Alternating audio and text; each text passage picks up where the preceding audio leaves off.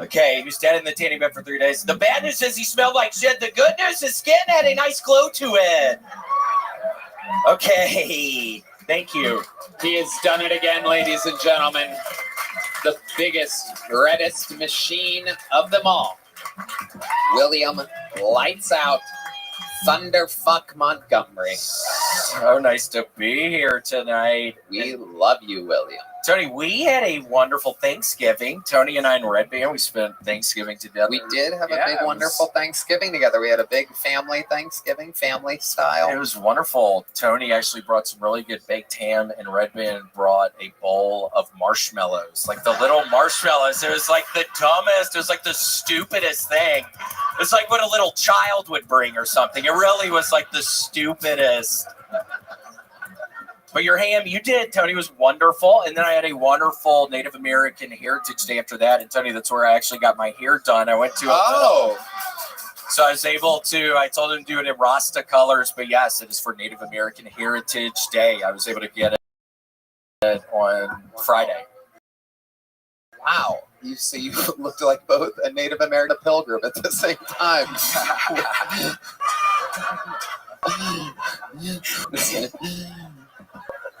Oh, fun. But yeah, it was fun. And then I've gotten to, you're not going to want to hear this, Tony. I've gotten to Prestige number 7 in Call of Duty. We just experienced, which Tony is a pretty big deal. Most people I'm playing with in these game rooms are, I don't know, Prestige. Look at this body. I'm at Prestige 7 right now. So, wow. Wow. Do you know about Call of Duty? You're more of a Madden guy, right? Yes, sir. But Call of Duty, do you know about that at all? Oh, yeah, I don't play it, but I do know that. So Prestige 7 is pretty good, right? It's pretty impressive. Yeah. Along with that hairline.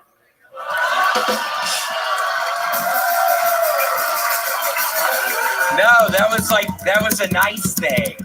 That was a nice thing. Sketch is ready. People are trying to start sketch chants out there in the crowd. His first time in front of a live audience, has bullets in the chamber, ready to go. Absolutely ready to Sketch, that was nice though, right? It was awesome. Yeah. What was nice? No, you were being nice saying they were at the hairline. Like, that was like a nice thing, right? Oh, I like it. A Thank little Ken Frank.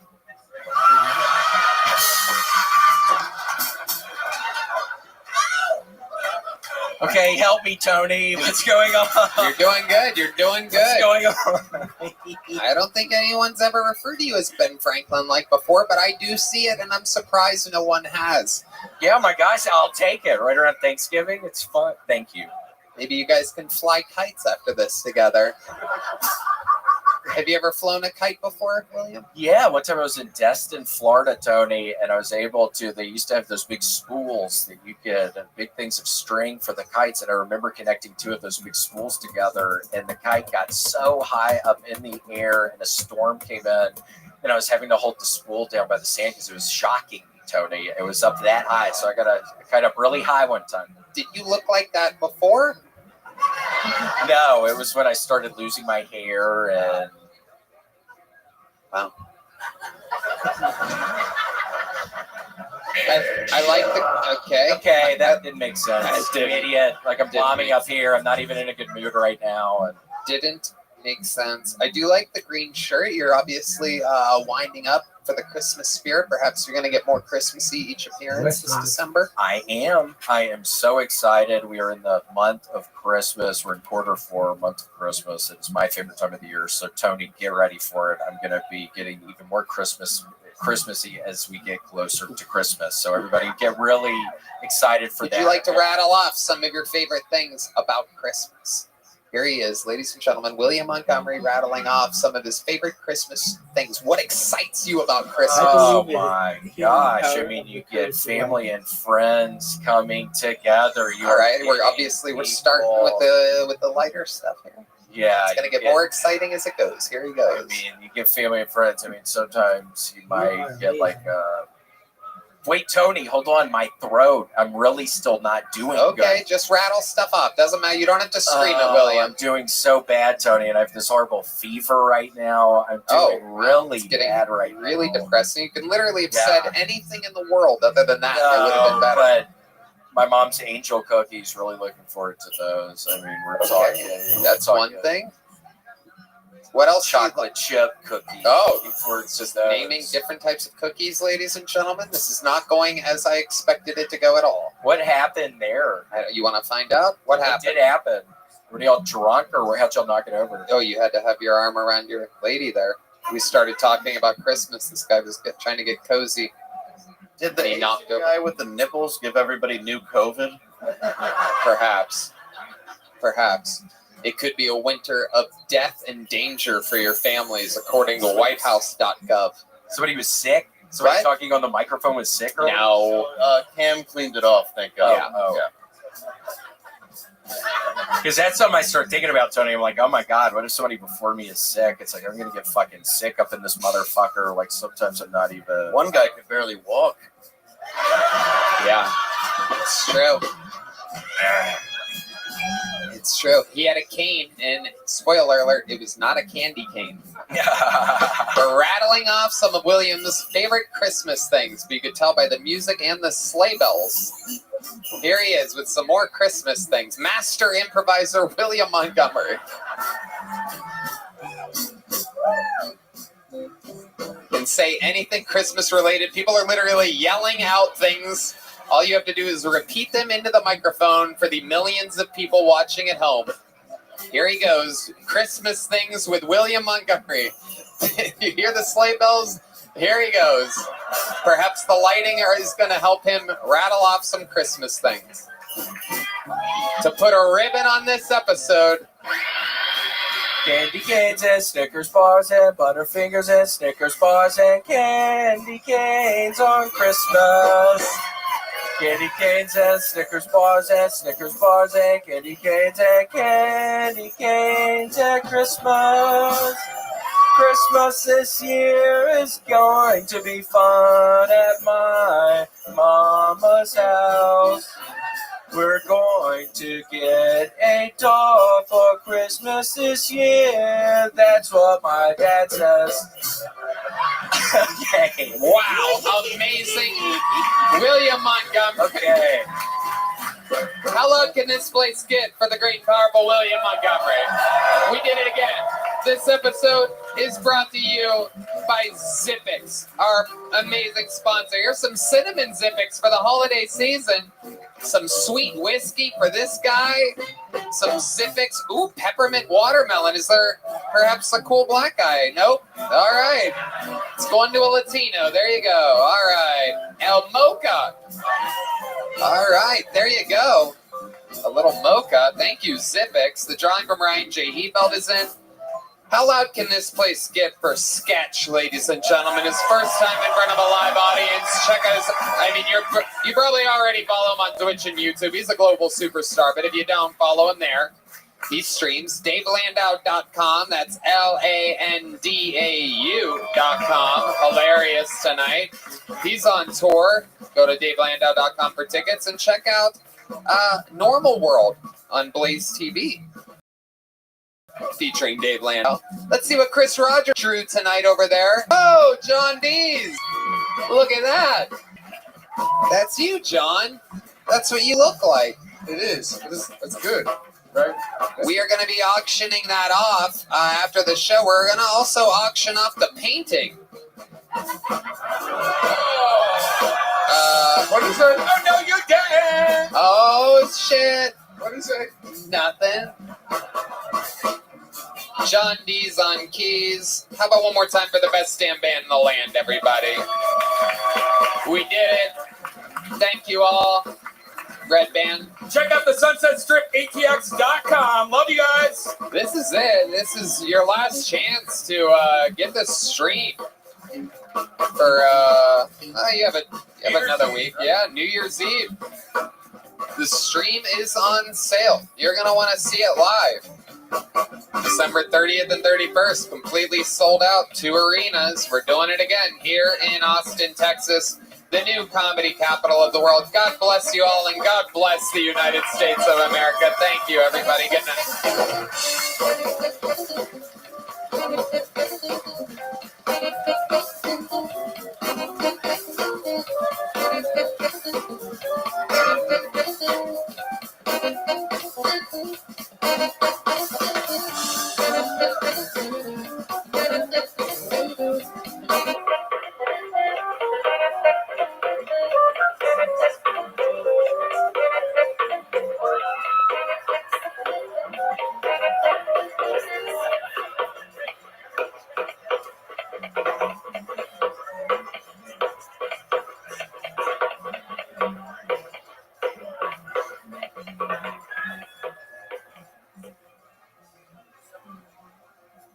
the uncensored live stream of 2 nights here from Austin, Texas, December 30th and 31st. You can snuggle up in the cold with your loved ones or all by yourself or with a bottle of tequila or whatever you're into in this crazy world. Snuggle up, stay warm, December 30th and 31st with a completely uncensored Kill Tony's live from the HEB Center in Austin, Texas. This is a new super annual, amazing event. It is our biggest 2-night event of the year, and we're super excited about it. It is on sale now. KillTonyLive.com. Get it for your loved ones. Get it for yourself. Love it or hate it.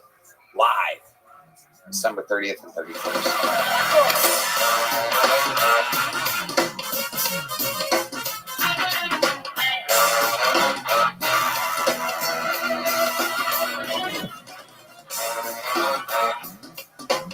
We are done.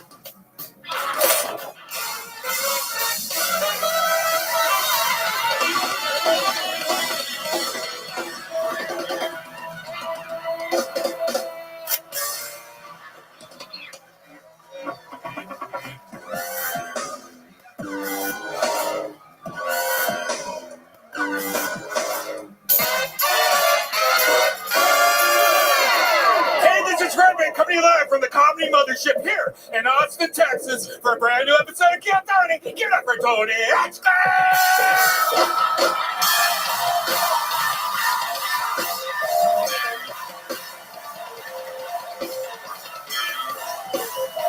Who's ready for the best fucking night of their lives, huh?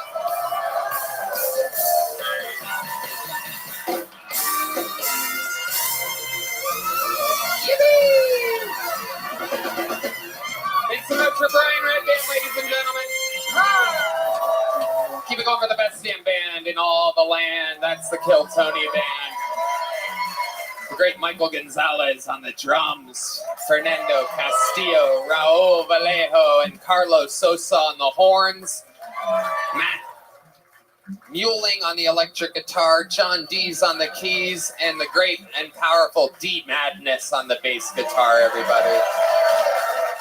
Having fun in here tonight. Feels electric. Before we get started, here's a little bit more from the amazing sponsors that made it all possible. The Sunset Strip Comedy Club in Austin, Texas is now open. Check out Red Band's secret show every Thursday. Go to sunsetstripatx.com for tickets.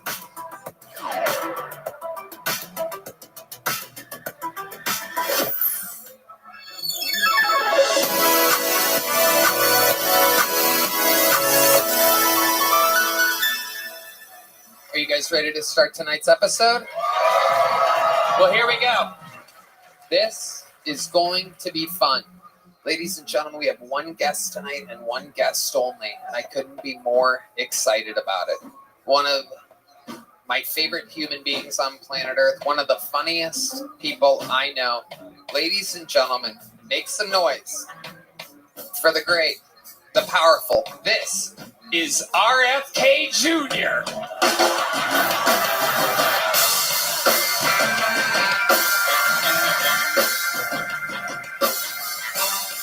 Wow, live in the flesh. Good to see you again. The great. Great to see you, Tony. I'm so glad you're here, RFK Jr. You're one of my favorite people. I should probably say that I can't stay too long. I have a German Shepherd slow roasting on my grill that I have to tend to. But I'll be here for most of the show. I'm very excited to have you. You've actually been on this show before at the LA Forum. You did a minute. Your wife Cheryl came out. How's Cheryl going? Who's that? Yeah. So you know how it works, and indeed there is a bucket. I don't know how many signups.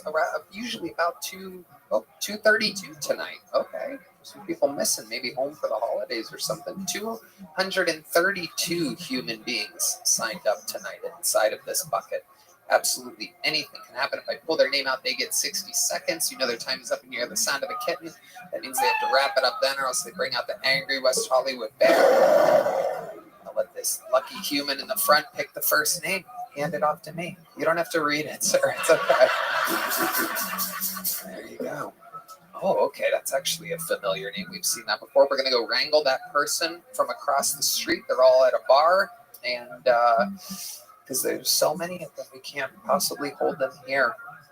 So they're going to go get him from across the street. While they're waiting, maybe I should apologize real quickly because I'm low on electrolytes and I'm going to be sipping this fermented owl urine throughout the show. And I want to apologize now for doing that.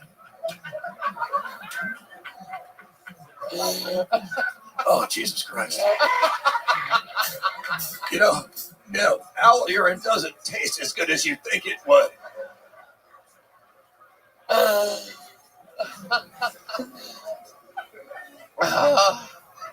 Oh, this is going to be epic. And it's going to start with an unbelievable bang, ladies and gentlemen. This is a very, very special episode. Every once in a while, I like to do things a little different. I like to keep the fans on their toes and, mix it up. So while we wrangle your first bucketful of the night, I would like to present to you your first comic of the night. He is a regular. He is a Hall of Famer. He is the record holder for all-time appearances on this show, all-time interviews on this show. Some people call him the Tyrant of Temecula, the Vermont Vascular Vagrant, the Vanilla Gorilla, the Memphis Strangler. This is the Big Red Machine. A brand new minute from the one and only William Montgomery.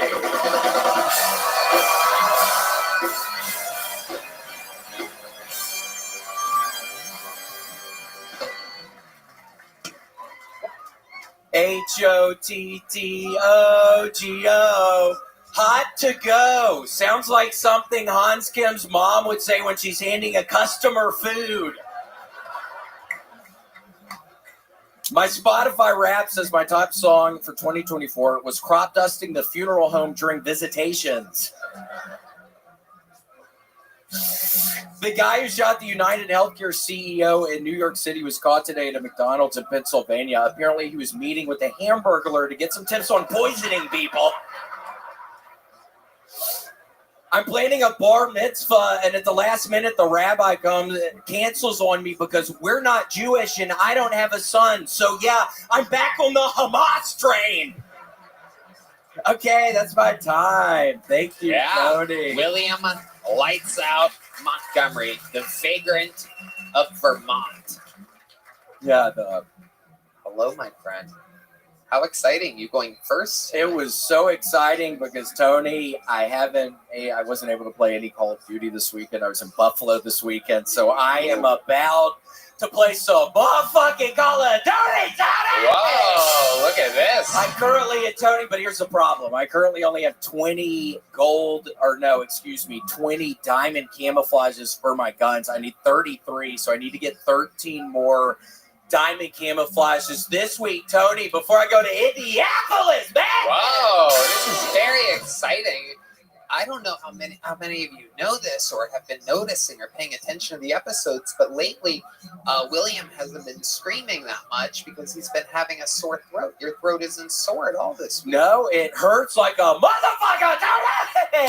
But I'm just so excited about Call of Duty tonight. I'm not even kidding. I'm about to play for 10 hours. I'm about to pop a little Adderall, drink some espressos. Really? I don't know. I mean, it is kind of late. It will be kind of late, but I might tomorrow. I probably will when I wake up tomorrow. But incredible. The great. Would you like to? You have any questions, or would you like to talk to the great RFK Jr. here live in the flesh? Yeah, RFK. So what is going to happen if there's another pandemic or something? Are y'all gonna force people to get the vaccinations? And what are y'all gonna do there?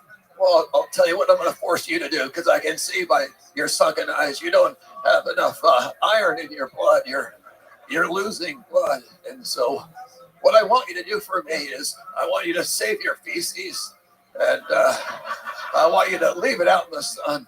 And then I want you to just sprinkle that on your oatmeal in the morning, and you'll thank me. You'll thank me for it. Trust me. And that's so weird you say that, because when I was in Buffalo this weekend, I ate a whole bunch of the egg rolls with pizza inside, and I had really bad shits today. I'm going to have to get on my all-brand buds. I'm going to have to do something, Tony. It's really bad. I've doo-dooed twice today, and it's always bad to doo-doo. And then when you get up off the toilet and you get in the shower to clean off, you got to doo-doo again. You know, normally I can get all the doo-doo out of me. But the two today, they were still inside of me when I got in the shower. How were your shows in Buffalo? How did they go? Went good. Yeah. Oh my gosh. Yeah. No, Tony. Oh my gosh. No, it was wonderful. It was the strangest thing. So I'm talking to this table of people. They're sitting very close to the front, and it's this guy and this girl, and I start kind of aggressively, what's that? It's owl. It's fermented owl urine. You know what's tough about it is the owls have what's called a colloquia, which is the vagina and the asshole are one thing. So it's more like a vast hole of sorts. And so what I have to do to get the urine is I have to filter out the feces, which you can never get all the feces out. Weirdly enough, that looks very similar to the antifreeze I was feeding to Red Band's fucking mom to keep her ass sick last year when I was living over at her house. Wow. Yup, I was giving her fucking dumbass antifreeze at night, dude. Whoa. And she'd get real sleepy then, Red Band. Wow, making yo mama sleepy. Here he is with a big retort coming. He's grabbed at the purple. So wait a minute, I got this report this weekend that you made a woman cry and she had to leave with her husband. Is this true? Is that what you it were was the getting at? strangest thing. And I was telling the guy he needs to divorce the woman. I mean, it was the craziest behavior. I was just kind of aggressively talking towards them. And then I look back after like 30 seconds and the woman has her hands in her face. And I'm like, bitch, are you crying? And she was fucking crying. And then I kind of went after her stupid fucking ass because it just seems like such weird behavior. And then they ended up leaving and they were trying to steal the drinks as well. They tried to leave without paying for their food. So they were weird. I don't know. It was very strange. You told the man, is this your bitch? And then she was crying. And then you said, you need to control your bitch. Yeah, it was fucking out of control, Tony. Yeah. He really did. And then they fucking leave. It was fun, though. It really was. And It then sounds like a good time. I mean, we've been getting these reports about these weekends you have, but this is 2 weekends in a row. I know, or somebody's crying, or there's a big disaster with somebody in the crowd. I know. Like my mom, you seem very mean to women. Are you gay or something, maybe? Are you a little gay boy? Wow, look at Red Band roasting. I wouldn't tell you. Whoa. Whoa, secret gay man. An in the closet Canadian. Wow. You keep that type of behavior up, you might get a Netflix special real fast, William. All right. Well, anything else we should know about your crazy weekend and your life and everything? Getting a little better at Tetris. I've been playing Tetris on the Game Boy and like the airports and stuff. I'm getting a little bit better. I started looking it up on YouTube. I'm looking up different techniques. I'm seeing how to play. I'm figuring out how to play. Wow. Absolutely incredible. I mean, what can I say that I haven't said about you 1,000 times before? You're a legend. We love you. The new minutes have piled up. You are the record holder. You are the backbone of the show. Red Band thinks you're gay. Yeah, I know. That's kind of weird. That is kind of weird. That's a new angle. That's a new angle coming from Red Band. Red Band has figured out that calling you gay is something. Did you color your beard, Red Band? You got a little color in that, don't you? Did you do some Just for Men, Joe? It looks a lot darker than normal. I gotta tell you, I did. Well, you look good. I put a little bit too much Just for Men. it looks so natural, no one can tell. Yeah. You wouldn't know anything about this. I wouldn't. No, I don't have a beard. I cannot grow a beard. There's not enough testosterone in the world for me to be able to grow a beard. I see these. I've been seeing these these people on like CNN, these trans correspondents, like these women that have turned into men. I saw one the other day had a full fucking beard. I'm like, this is bullshit. I'm like, how the fuck are the trans people getting more testosterone into their bloodstream than me? I'm truly jealous of these women becoming more men than I am. Like, I'm a man and I'm on testosterone and I have a penis and balls. And I still can't grow a full beard. One day. One day. One day. One day. One day. I'll keep my fingers and my legs crossed. Ladies and gentlemen, the show has begun with the stylings of the great and powerful William Montgomery. Where do we go from here? What a way to start. That's normally how you end. It's like a Tarantino film. It started with the ending. I did meet Tarantino, one of my new best friends. No big deal. Your first bucket pull is a legend, ladies and gentlemen. I remember this guy very clearly. Very interesting human being.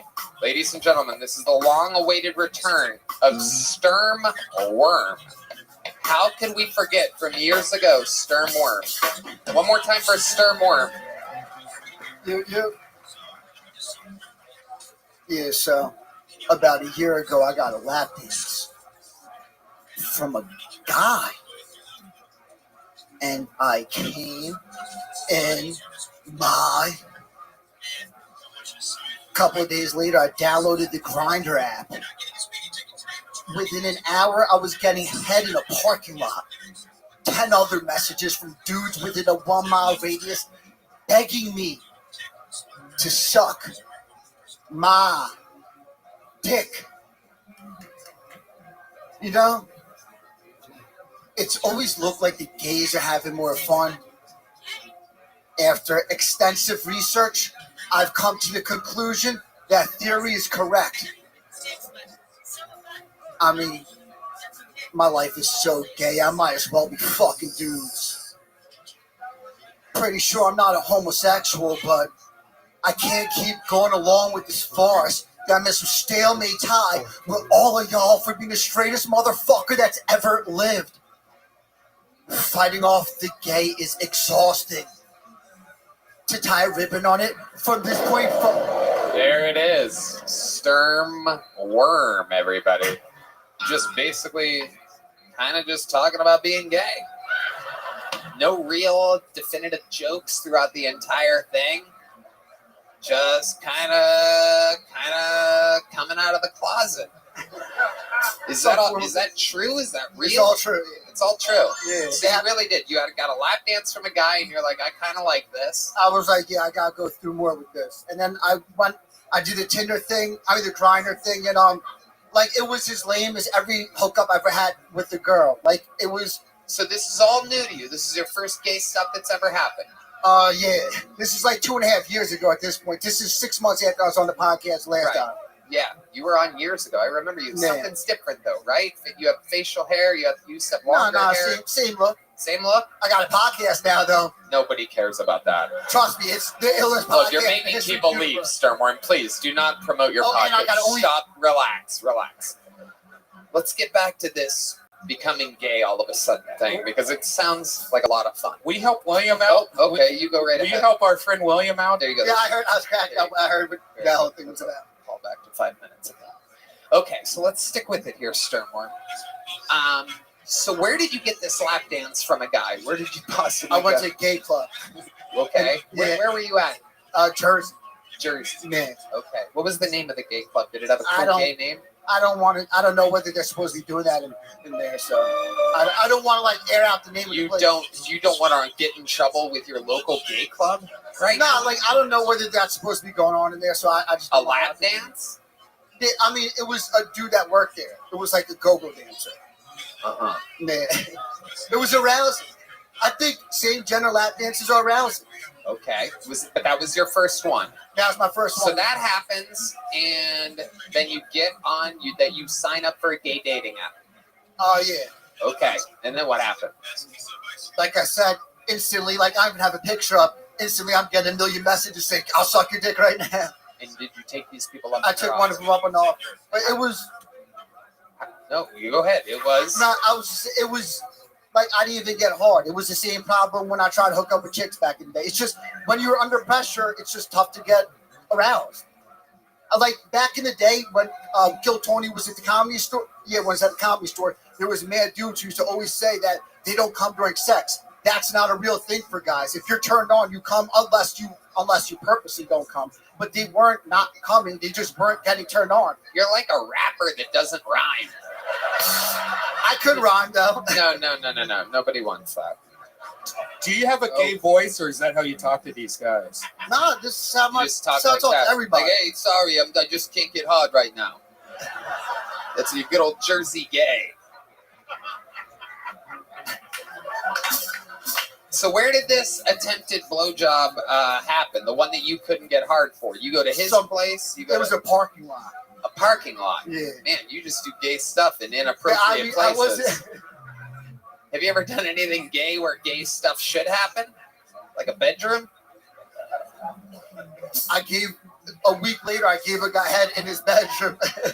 I don't fucking care. I'm out here, yo. Like, if you sexually suppressed, then you're less attractive to girls. Like, I think I don't like girls? Nah, I do think I like girls. But am I fucked up in the head sexually? Yeah, I've been fucked up in the head sexually for 20 years. I've been checked out of the game. I just tried to be a rapper. It didn't work out. So. RFK Jr. This is why we've got to stop with the goddamn vaccines.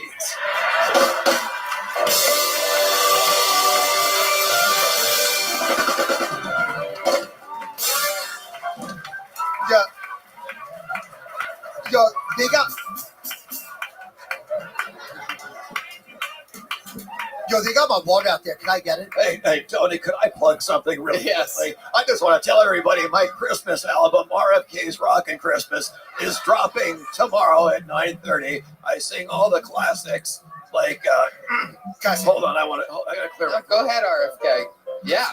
chestnuts roasting on an open fire. Jack Frost nipping at your nose, a son of a bitch. Come, they told me, pum pum pum pum, pum pum pum pum, pum pum pum pum. Sit back around the fire with your family and enjoy RFK Jr.'s Rockin' Christmas. Where can people find this? Where can people find RFK Jr.'s Rockin' Christmas? Silent night, holy night. God damn it. Probably, I don't know, Walmart or something. So, Sternworm, you were going to say something. two things. I got a water back there. Can I get it? Heidi was going to bring it to me. You need water right now? Yeah, my mouth can't dry. Okay, yes. Awesome, Okay. thanks. And then the other thing, thanks. And then the other thing is, I have an OnlyFans. It's a free OnlyFans. I started like 2 years ago. What are you doing on this OnlyFans? Who wants to sign up for an OnlyFans where the dude can't even get hard? No, like, I show Crazy. videos that I could actually get hard when I'm not feeling pressure, and I show videos when it's all shriveled up. I jerk off it. Okay, Sternworm, this is out of control. Have you written any comedy in the years that we haven't seen you? I've been working so hard on my podcast that I haven't been doing comedy, but I have a zillion comedy minutes. Like I have 15 free minutes. You have a zillion of them, and you came out tonight just talking about whatever the fuck that was. Yeah, I mean, to me, I think that shit's funny. I know it's not like joke funny, but like to me, like It's not like ha funny. I think it is, but I mean, I guess I have no sense of humor. I have a podcast episode called "I Have No Sense of Humor," but Okay, all right, Sternworm. Well, it's been a while since you've been on this show. You know, this cool company. I'm gonna give them a shout out called Ghost Patch Custom. That ghostpatchcustom.com sent us these. It's hard to describe, but it's like an iron missile, and it says "I bombed on Kill Tony." And I'm gonna throw this. You gonna catch it? Catch it with your eyes. There you go. There he goes, ladies and gentlemen. no And it chance. has begun. No chance I can rap. No chance I can Sternworm. rap. There he goes. I can't spit a verse. One verse, you cut me off. No, Sternworm, everybody. There he goes. Sternworm. Did you have one in mind or something? Did you plan for that? I mean, what's up? Did you prepare to rap or something? Yeah, of course I did. I'm a rapper. I mean, That's what you did years ago?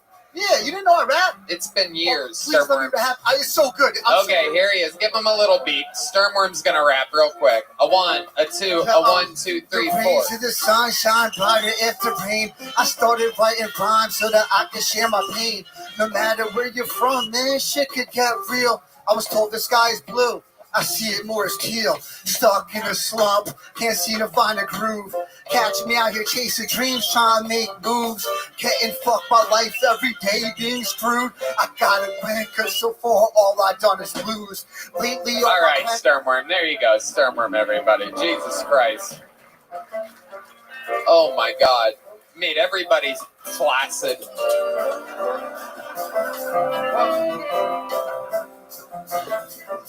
We got another bucket full. You guys ready for another comedian? 60 seconds uninterrupted going to Sam Henderson, everybody. This looks like a new name, Sam Henderson. I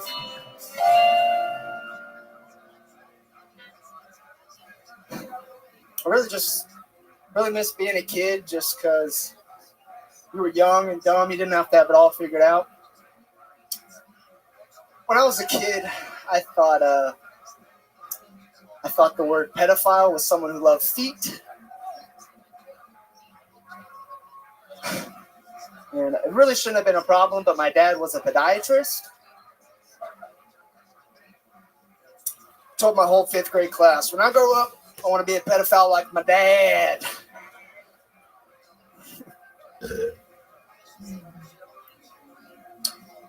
Cool, you guys like that? Cool.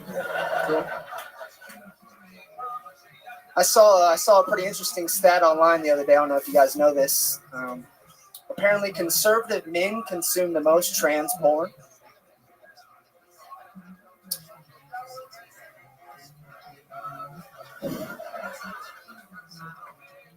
Thought it was an odd way to find out I'm a conservative.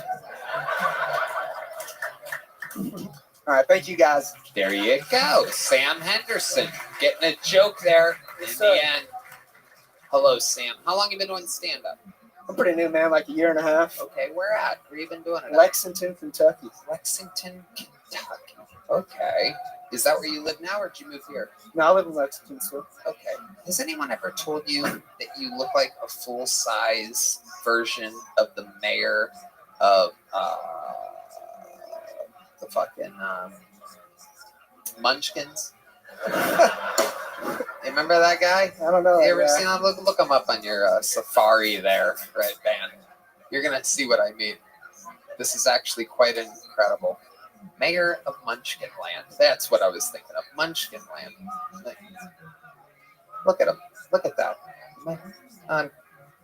Pretty spot on here. Anyway, doesn't matter. It's more of a big fan of Munchkin Land joke. I guess. All right. How old are you, Sam? 27. What do you do for work? I work for an ice company. Oh, yeah? What do you do for the ice company? I like drive a truck deliver ice. Okay. All right. The back is very cold. 17 degrees. Wow. Wow. How long have you been delivering ice for? About 8 years. Wow. Amazing.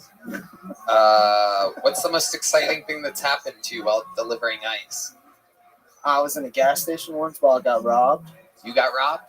I didn't get robbed, no. It got robbed. The Wawa got robbed in Philly. What? Amazing. You were in Philly? Yeah, I was working out of town in Philly. Okay. You were delivering ice in Philadelphia. Yeah, we have like a bunch of plants around the country, move around. And what happened? What were you doing? I was putting ice in the icebox. Did He's you fucking try to on my stop bed. the robbery? Did you open a bag and put it at the door so that they slip and fall or something? I've been watching all the Home Alones recently, and I'm thinking about pranking people. You didn't contribute or help at all with this? No, I sat down like a little bitch. There you go. So what type of childhood did you have in Lexington, Kentucky? I grew up in Jacksonville, Florida. I was a pastor's kid growing up. A what? Pastor's kid growing up. Pretty easy childhood. Played soccer. It's pretty standard, I'd say. Yeah. What's the most exciting thing about your life, Sam Henderson? Most exciting thing about my life, I speak Spanish. Wow. You might not That's a believe big it. deal in Lexington, Kentucky. You might be the only person in Kentucky that speaks Spanish. That's absolutely incredible. Can you give us a little example of your Spanish? Yeah. Can you say something that perhaps the band could understand? The horn players over there. Yeah.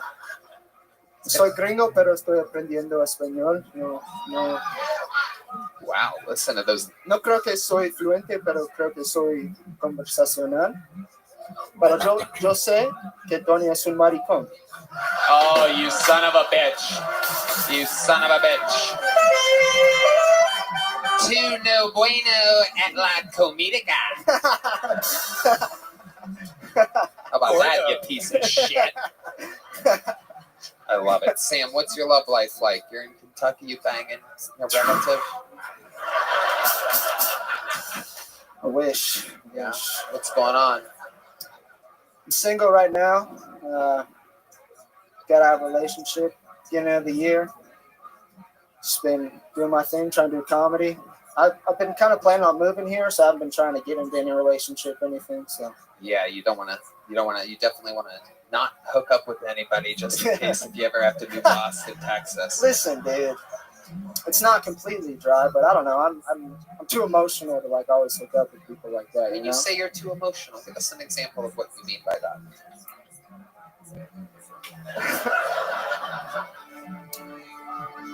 It's just like after I finish immediately, I just feel disgusting, I'm like,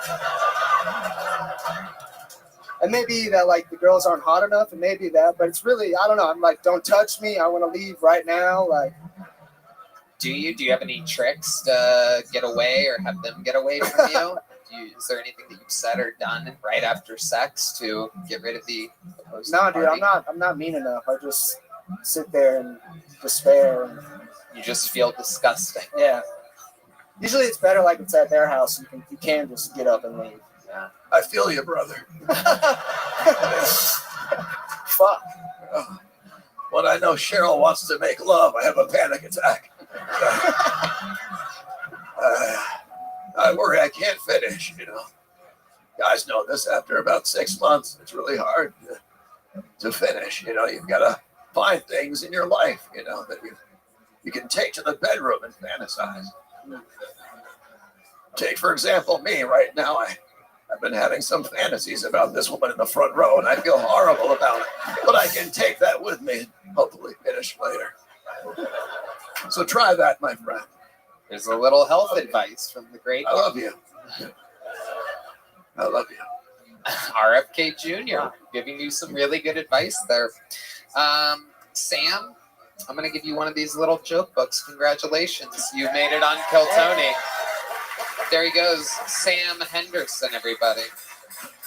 This is fun. You having fun, RFK? By the way, Yeah. Sorry, Tony. I have to apologize because I'm doing my amends and secrets keep us sick, and I want to apologize to this woman for sexualizing her like that. The whole time he was talking, I was having a fantasy, and it's just not right, and I apologize. She was laying on a bed in my mind, not clothed at all, and I was above her, and I just Louis C.K'd all over her, and I just want to say I'm sorry to you. It's beautiful. Beautiful. The new Director of Health. Is that the title? Director of Health? Unfortunately, the fantasy didn't stop there, Tony. I then brought her into a tub to clean off my mess, and I was massaging her breasts, of course, and I began to get aroused again. I thought, God damn it, RFK, this is someone's daughter, God damn it. But I couldn't help myself, and I apologize to you, miss. Wow. Oh, she says you're forgiven. Well, you may not when you hear about the rest of my fantasy. You see, no, please, just let me finish, and please don't laugh. I'm trying to make amends here, and secrets do keep us sick. Then what happened was, in my fantasy, of course, she had asked me to tuck my genitalia down under myself so I look like a lady in the front. And then she said that I looked like a pretty girl, which, of course, brought a tear to my eye because it was something I always wanted to hear. And then, of course, she came from behind me and kicked me in the nutsack, and I ejaculated immediately. But by the way, I'll be right back. I have to change. I'll be right back. RFK Jr., ladies and gentlemen, says he has to go change. That's very interesting. Gotta love it.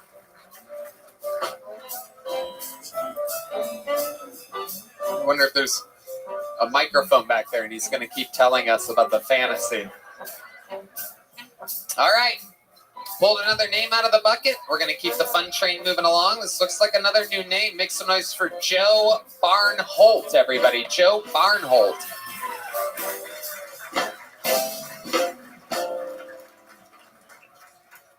Somebody outside told me I look like I play in a Weezer cover band, so that's cool.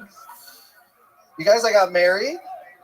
Oh, thank you so much. I appreciate that. Then I got divorced.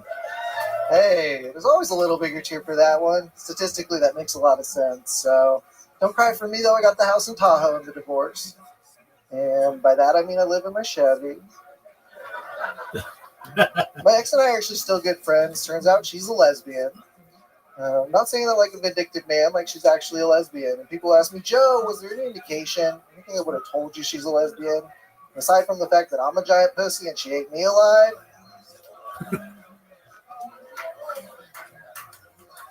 Cannot say that there was any indication. On a completely unrelated note, did you guys know that scissoring really hurts your balls? Like a lot. They can throw this You guys, I told that joke in Birmingham, Alabama, and a guy yelled out, "You're doing it wrong." Yeah. You are beautiful. Way more progressive down there than I was giving him credit for. Thank you guys. My name's Joe Barnholt. Joe Appreciate it. Barnholt. Wait a minute. Hi, Joe. Hey, how's it going? Good. Welcome. How long were you married? I'm married for 5 years. We actually signed our paper on our 5th year anniversary. You were surprised when you found out she was a lesbian? She started turning into a witch towards the end of our marriage. In what way? Self-identify, incense and moon water. Was and calling herself a witch. Yes. Wow. Yeah. Absolutely incredible. So, but to say I was shocked would be a little bit of an overstatement. You didn't think there was something lesbian-esque about her when she married a Rachel Maddow impressionist? You should see me when I'm clean shaven. Amazing. Very lesbian. Amazing. So how did she break the news to you that she was interested in women? She actually came clean to me because she was worried that a neighbor had seen her new partner coming through, and she wanted it to come from her rather than coming from a third-party source. Right. So she reached out to me and was like, "Hey, I need to confess I'm dating someone," and I went, "Oh, that's cool. It's a woman." And I went, "Oh, we never had a threesome. That's unfortunate." Yeah. Did you try to work it out and try to have that happen? Did you pitch that idea? No, we were kind of at the friend zone at that point in time. Our marriage had, become devolved into friendship. Right. So no kids. No kids. No. Kid free. Right. And she slowly became a witch. Yes. Did that bother you at all? It's a witch sound effect. great sound effect. The rarely used witch sound effect. Yeah, I'm Red sure Man has been lingering his finger over that button for 13 and a half years, just waiting for an opportunity. That's not the sound they make when you finger a witch. So that's a goblin laugh. I know a goblin laugh when I hear it. There you go. Okay. So what do you do for work? I do comedy and music full time. What kind of music do you do? Comedy music. And I'm in a band that does full band hip hop. In a band that does what? Full band hip hop. Full band hip hop? Yeah. What do you do in the band? I play guitar. I do rhythm and a little bit of vocals. A little bit of vocals? Yes. You do comedy hip hop. No, so my comedy songs are all over the place. I do a song about Jesus. I just wrote a song about fucking Santa. Okay, so can we hear some of your fucking Santa song? You gonna tell the band what to do? Sure. Yeah. They're actual Yeah, professional absolutely. musicians. So if you just tell them, So it's man, what's the style? It's just starts on G, the 1, the 4, the 5, and then God, you're turning us all into lesbians right now. This is so incredible. It's a slow song. Yeah, if you got a guitar, I can play it for you. Who's that? Yeah. Oh, we do have the guest guitar. There's the lovely Heidi Man, I literally with a guitar. We're gonna plug it on in. You got to put it on. It's incredible. Reminds me of Colt. Colt, this is like you. Colt, come up here. Stand next to this guy. Take your hoodie and your hat off real quick. We're gonna do a little experiment.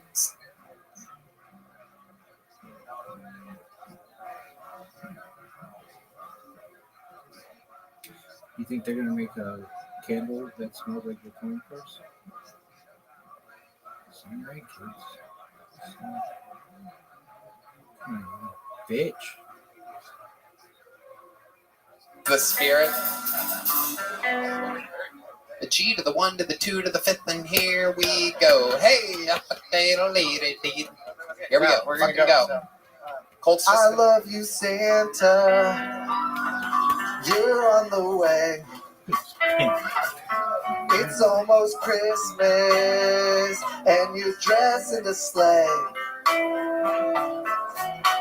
Put me on the nice list, you're a good little boy. But we could be naughty if you bring me toys. Oh, Santa, come fill me with joy.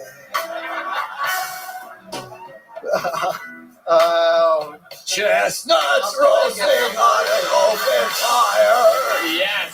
Back from RFK Jr.'s Rockin' Christmas. Oh my God. Available now. Lincoln, some kids want presents, I just want your sack.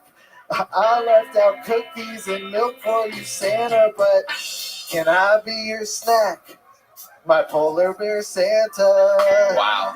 Amazing. You give me pause. Santa, the shepherd boy to the might. What'd you say, RFK Jr.? Shave your Pursuing beard, shepherd Santa. boy. Go ahead. Let's do a duet. Keep going. Let's do a duet. My voice blends well with other voices, so let's try this. There's Santa. You're a polar bear. You fucking queer. Go ahead. I'll follow the changes. I'll try, big boy. I'm not prepared for this. This is your big break. Do it. Oh my God. Show us what you got. You can do it, Rachel. Perfect. Shave your beard, Santa. Yeah, shave your beard, you son of a Her bitch. name's Mrs. Claus. Yeah, ugly old whore. Slide down my chimney, it's my fantasy. Oh no, step Santa, I'm stuck in the tree. Santa, come bring it to me, yeah. Get RFK's Rockin' Christmas tomorrow afternoon. Joe Barnhole with a little music, with the lovely Colt backing him up. His twin brother. Thank you, Colt. And amazing harmonies by the great RFK Jr. Amazing stuff. Drinking fermented owl piss. I forgot. I thought it was Mountain Dew, and you really got to prepare before you put owl urine in your mouth.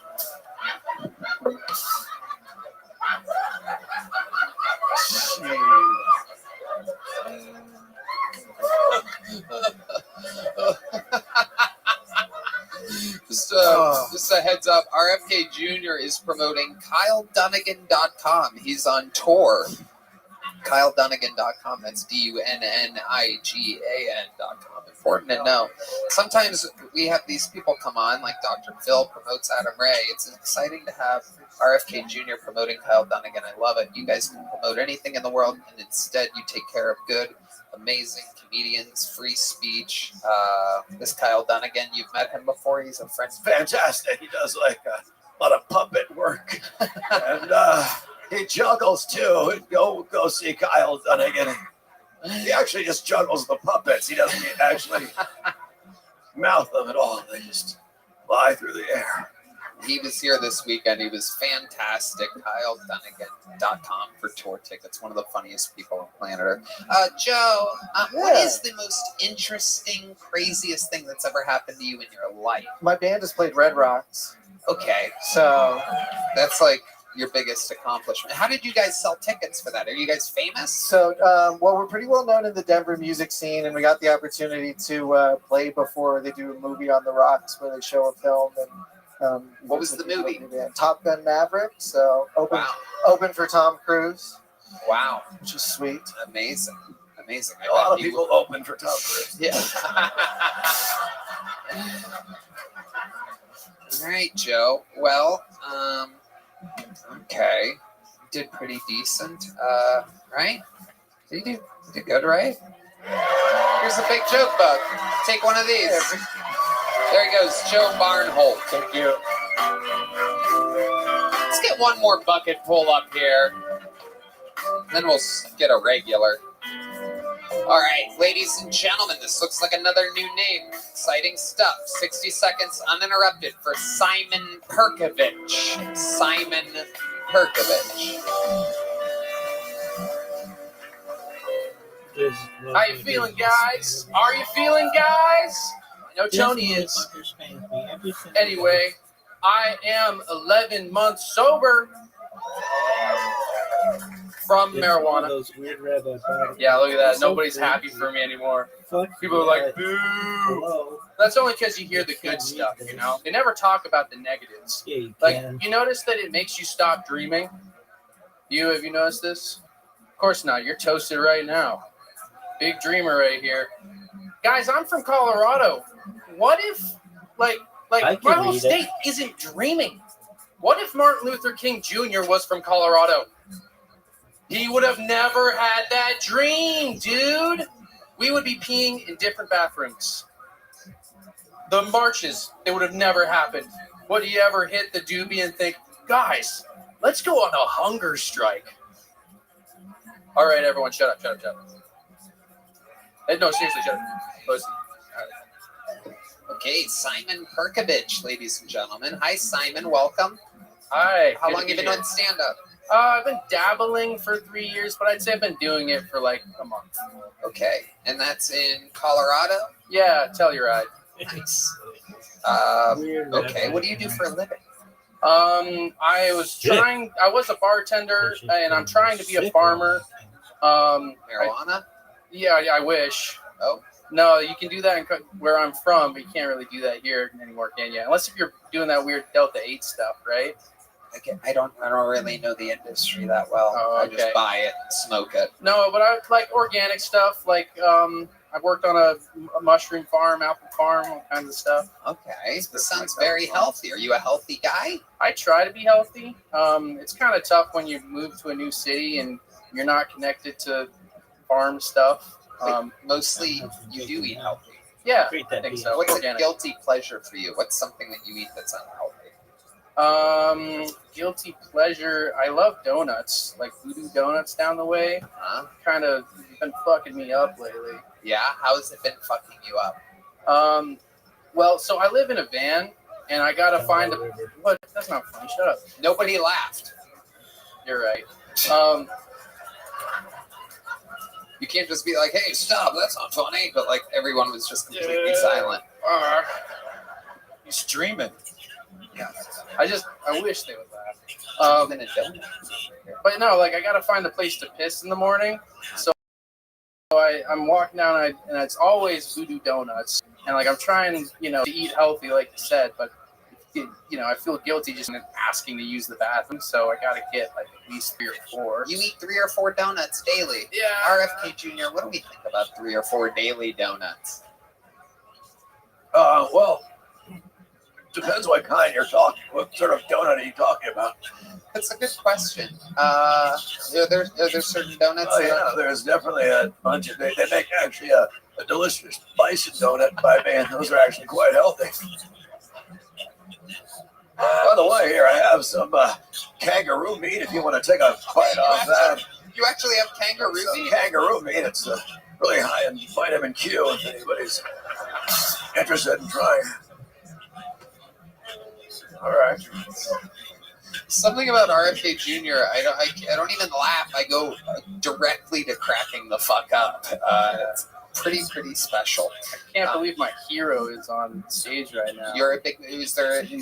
I've never been vaccinated, and like my mom. You're like my mom's biggest hero too. All right, I like to hear that. Have you tried any owl urine? No, this cures measles, mumps, and I'm hoping herpes. Please God, herpes. Oh, take away the itch. Holy shit. So Simon, what do you do for fun? What's a guy that out in Telluride do for fun? Well, in Telluride, it's skiing, snowboarding, whitewater rafting. Is that what you do? Yeah, I do all these things. Okay. But here, I've been two-stepping. Oh, really? Yeah. You just never see blacks. Right? I mean, when do you? They come for one festival in Telluride. It's called Blues and Brews, and they're all on stage, and we're just staring at them.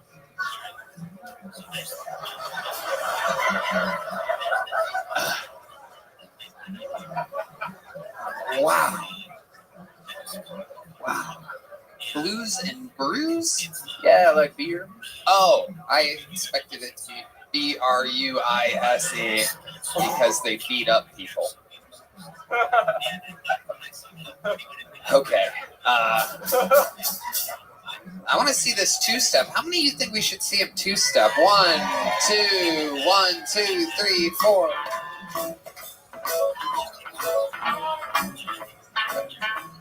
Wow, it's a giant woman you're dancing with.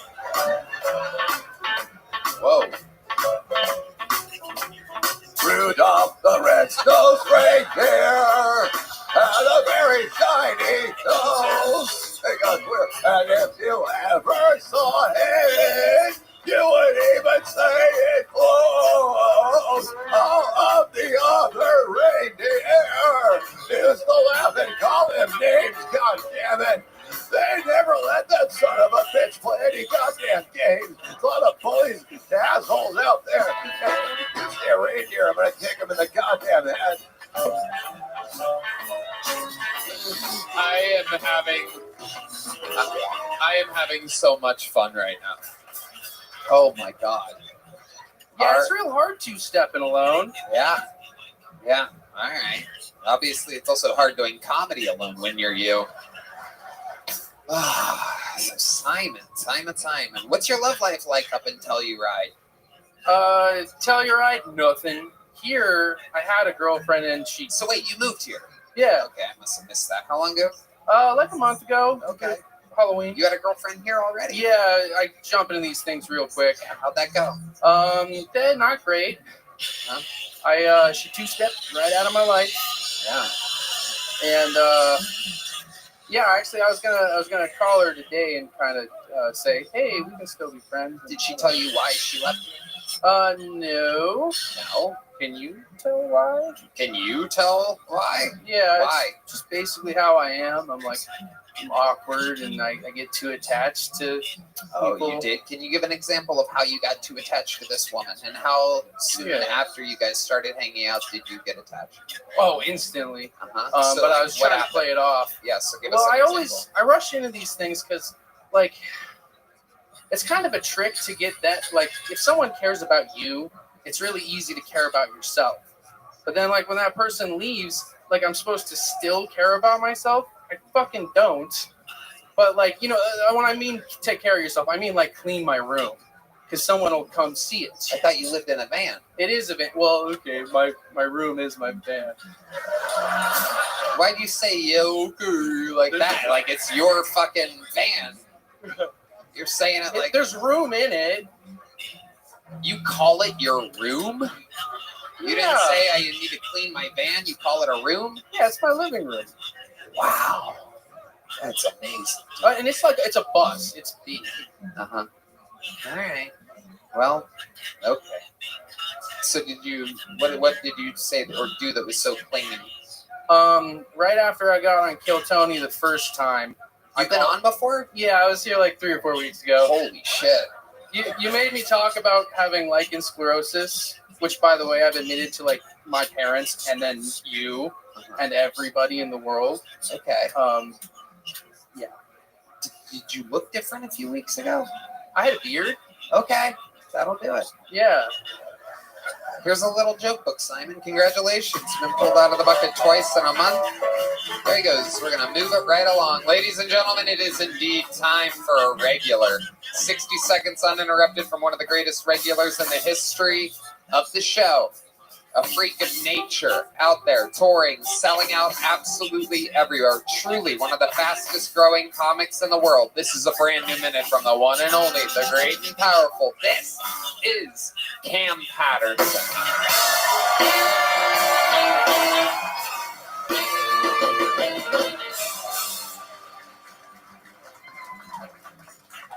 So I'm still trying to do like the acting thing or whatnot, and I had like an audition for a role a couple weeks ago, and it was for a drug dealer, so right on time, right? So I thought I had it in the bag, and then I got there, and there was a lady with a camera and the gay dude, right? Who was reading our lines and shit, and he was reading the with me, but he was reading the lines as my girlfriend. That's crazy, right? So I'm saying my lines and whatnot. I'm like, hey, bitch, here go the drugs, and then his line is, oh my gosh, I love you so much. And every time he said that, I laughed, because that's funny, right? Like, what the fuck? And he'll be like, you gotta be more serious. I'm like, no problem. He said, yeah, and I laughed again. And I'm gonna tell you something. I should get that role, man, because that was fucking great acting, dog. He had no idea I was homophobic. You know what I'm saying? And if you think I'm dead ass, I'm not homophobic. I have no problem with gay people. I have gays in my family. I don't talk to them, but they in my family, I tell you that much. That's my time. There it go. Yeah. There it is. Exactly a minute. RFK Jr. Tony, I haven't looked to my right yet. Is it a black guy? It is. It's a y'all. Oh my God. Oh, that would be so racist. Who you thought it was? I don't know. I just wanted to make sure. You the dude with the health shit? You be doing health and shit? Do the health shit. Hell yeah, it's good. That is his official title. The health shit. The health shit. Hell yeah. Yeah. That's hard, man.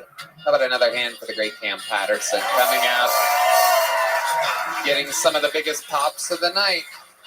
Big pops of laughter. It was fun, man. Hell yeah, it's all happening. Hell yeah. You really went on an audition for that? Yeah, no, not well. Yeah, I did. Yeah, I was already in LA doing shit. Yeah, you know what I'm saying? And so yeah, but it was funny. I'm not gonna get the part at all, but it was funny. Yeah, I got a joke out of it. Yeah, you did. That's all that matters. See? Well worth it. And you still might get the role. Hopefully. Does it feel like a big thing? Yeah, it's pretty big. Yeah. A rising star. What's that under your hat today?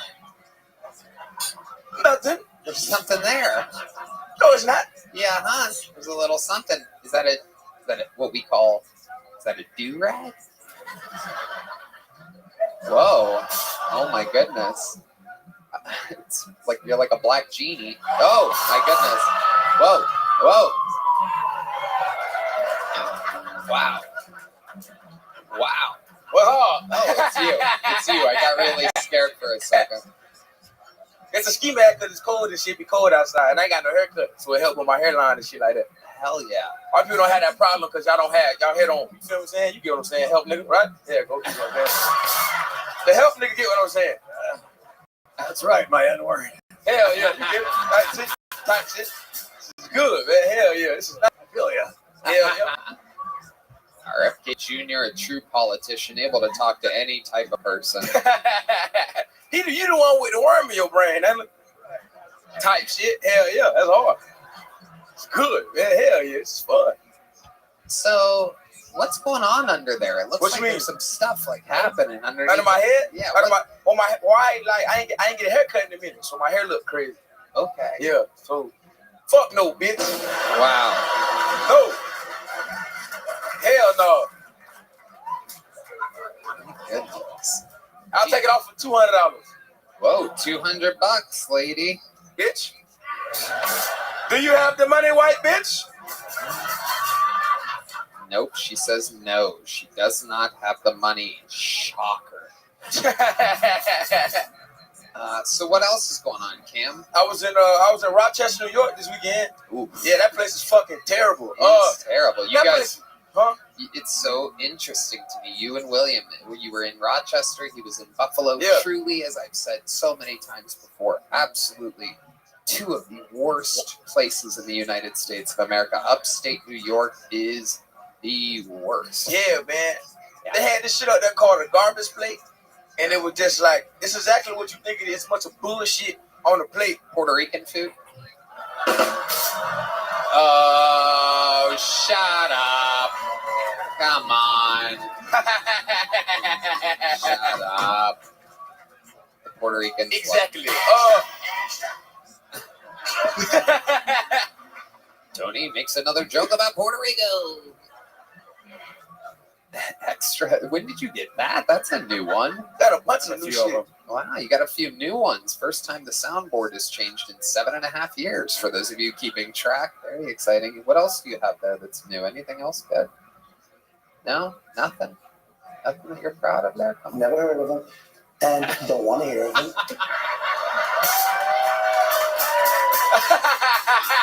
Oh, I just got it. I just understood what that was. That's funny. That is so funny. Fuck, you get glasses from? He always had glasses. Oh, sorry, I was distracted. I was sending a dick pic to a journalist. Yeah, it's a little. I love it. So Cam, what were we talking about? Rochester? Garbage plate. Yo, yeah, garbage plate. Ass, nigga, it's terrible. It made me mad because they really stood by that bullshit. And it was me, Jolly, and my other homeboy Jar, who was all there. My cameraman is white. I got a white cameraman. Yeah, reparations, you know what I'm saying? White people out of shit like that. I'm a good person. You know what I'm saying? One of the good ones. Whoa, what? What?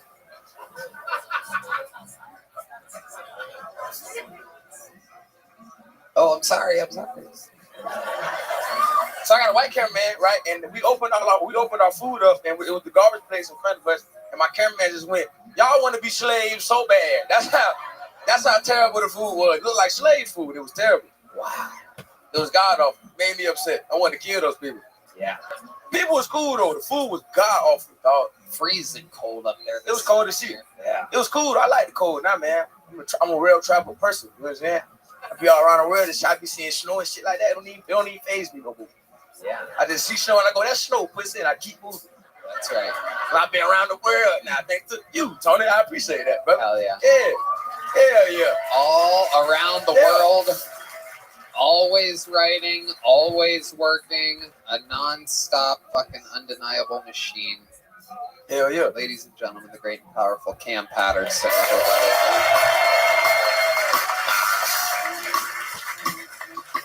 Another new minute.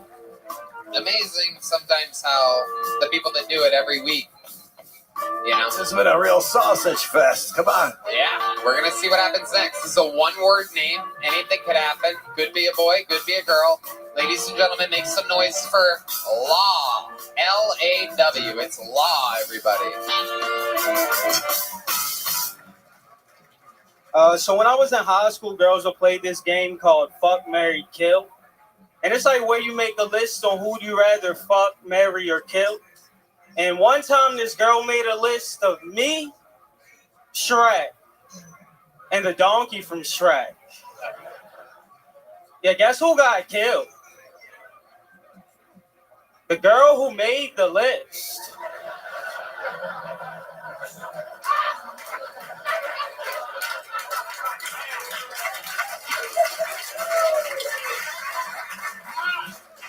Yeah, so my cousin just came out as gay on Facebook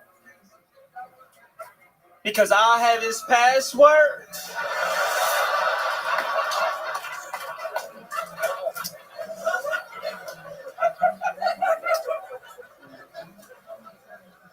I remember one time my girlfriend and I were having sex, and she kept saying, "Is it in yet?"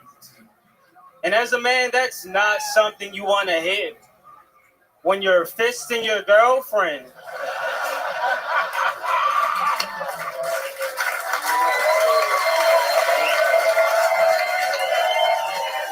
Appreciate you. Law, ladies and gentlemen. What up, The what up? Kill Tony debut of Law. What's good, brother? Wow. Very impressive. Appreciate Welcome. Thanks for having me, man. It's the first time I've seen your stand-up, but I have seen you around here. You work here at the mothership now. I do. Yep. Amazing stuff. Yeah, Adam appreciate knows you, how to bro. pick them. Amazing. Do you sign up for the show often? I mean, yeah, when I'm working, Yeah. I'll be chilling. I love it. I love it. How long you been doing stand-up? 4 years. 4 years. Where at? Baltimore, Maryland. And you moved here how long ago? Like 6 months ago. 6 months ago. Yeah. You love it here? Oh, it's great, man. Yeah. So many white bitches. Yeah. There's a lot of them. You know? I ain't like them at first, but now I do. Yeah. Why didn't you like them at first? What do you prefer? What's the pluses and minuses of the white bitches? Racism. White bitches. The pros. It's just a cultural thing, you know. Baltimore, all the white bitches do heroin. So, yeah, out here, it's just like ecstasy and chill. So, yeah, it's pretty chill. The cons, yeah, their dads hate me. Right. Yeah. So that makes sense. I feel like I'm a lovable guy. You are. Appreciate it. Yeah, I could see that. You're extremely likable. Your delivery is incredible. Writing, execution, fucking everything amazing. Thanks, man. What have you been doing for work up until this point? I was a middle school special education teacher. Whoa. Yeah. Aw. You could hear all the white women going, aw, yes. all at once. They really all hit that note. Yes, sir. Amazing. What was that like for you? Oh, it sucked. Yeah. It was terrible. I mean, I did it it was in Baltimore, so it was just chaos. Yeah. You know, it's hard to teach a kid after he called you a nigga. You know? Right. It's pretty difficult. Yeah. But I had to do it. Yeah. You know? I taught that kid about slavery and everything. Yeah. They're allowed to call you that in that type of school, right? Unfortunately, yes. Yeah. Yes. It's really unprecedented and parallel. Well, but you Unprecedented Yeah. and parallel. we can restrain them though. So like I had to like learn different holds to restrain a kid. Yeah. What is this? So like I bullshit? did get a couple of licks in. Hell yeah. Absolutely. Were there any special ones that stood out to you? Oh man. Oh yeah. Yeah. I mean I'm not gonna say his name, I guess. Right. Yeah, his name was Wayne. And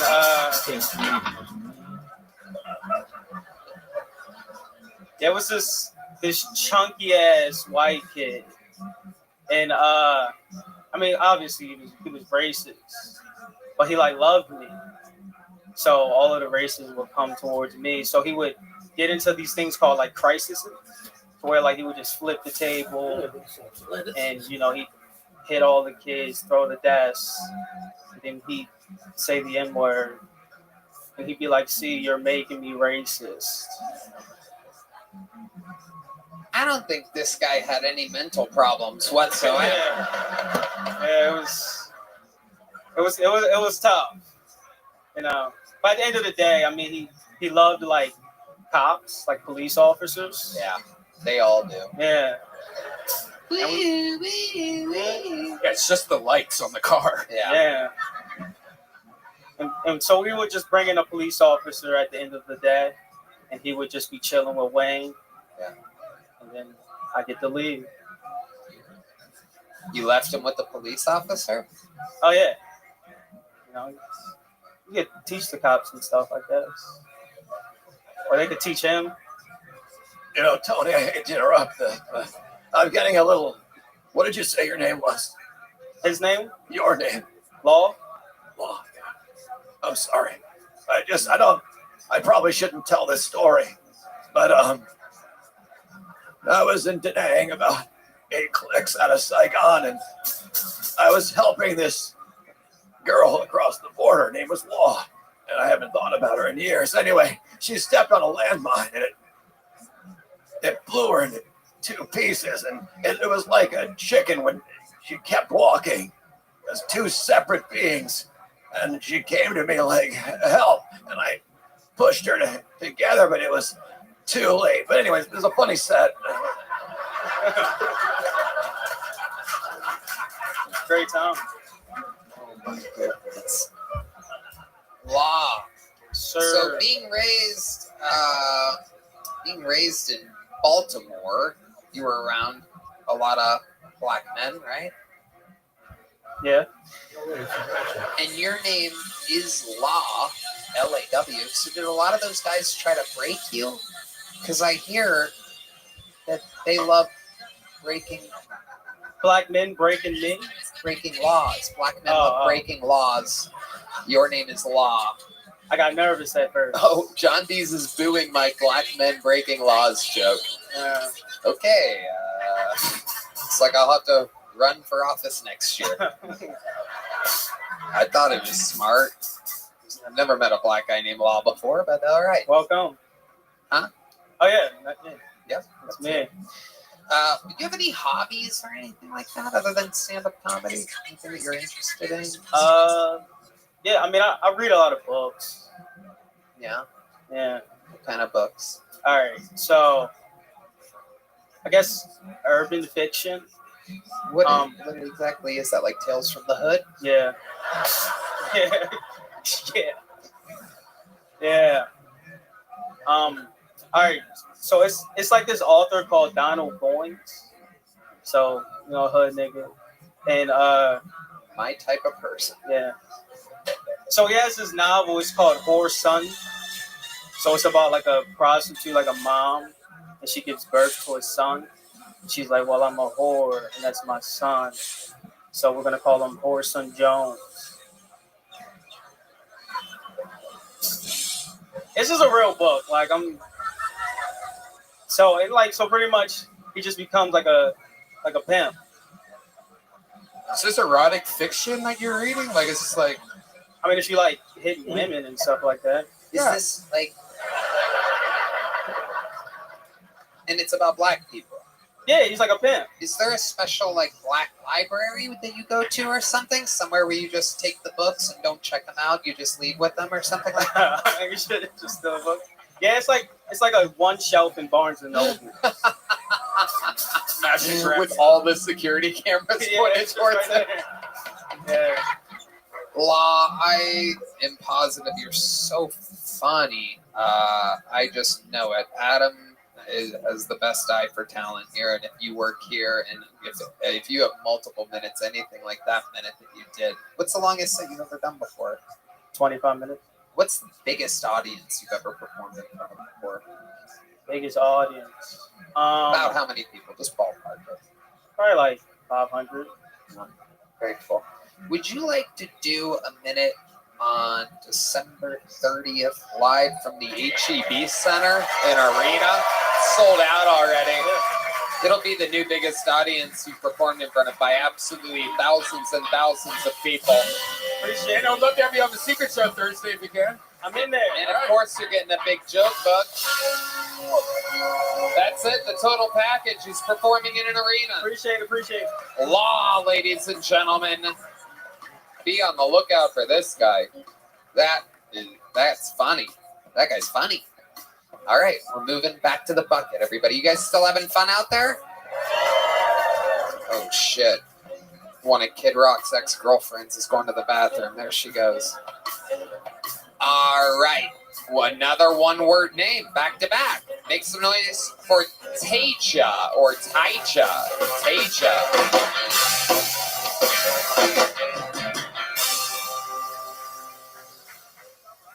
How y'all doing? How the rest of y'all doing? Good. Now y'all look good, man. It's a very diverse room of white people. All right. Now white people make some noise. All right, black people make some noise. Don't make no more noise, bitch. That shit was crazy, nigga. Nah, look, okay. Let me get into it, man. I just went bowling with my grandfather, man. 70 years old. We can give it up for that. We can give it up for that. Yeah. He whooped my ass though. Beat the shit out of me. After he beat me, he got in my face. He said, "That's how you bowl, nigga." My granddad's white, by the way. Like that, like my racist granddad, man. He looked like you, nigga. I ain't gonna. Nah, man, I am biracial though. I grew up with a white dad, and it's crazy. He used to make me do yard work all the time. Some shit just don't feel right. You know what I'm saying? No, he used to say, "No, you need to make sure that yard look nice so people don't think we white trash." I was like, "We? They gonna think I'm a slave, boy." You gotta. All right, that's my time. Thank y'all. My name's Okay. Taija. Am I saying that right? Tajay. Taija. Taija. That's a tough one. Everybody mispronounces that one, right? Oh, God. I knew a girl, and never mind. Oh, I want to know. Oh, come on. Don't hold back now. Not as tame as the last story. Well. I know. The one where you put a person split in two back together? It's worse than that one, and I'd rather not say it, all right, Tony? It's a comedy show.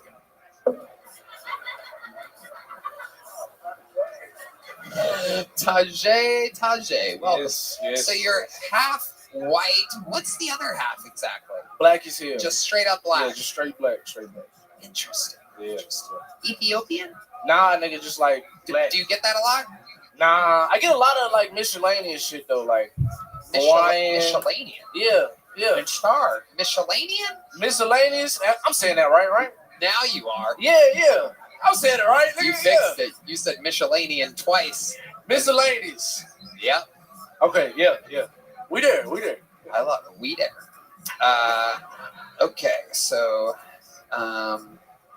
just regular black and white. Dad's white. Yeah. Mom's black. Are they still together? Hell no. Why not? My mama crazy, bro. She just a crazy bitch, but she crazy. I love her, but she crazy. I love it. Tell me more about your crazy black mother. She got multiple sclerosis.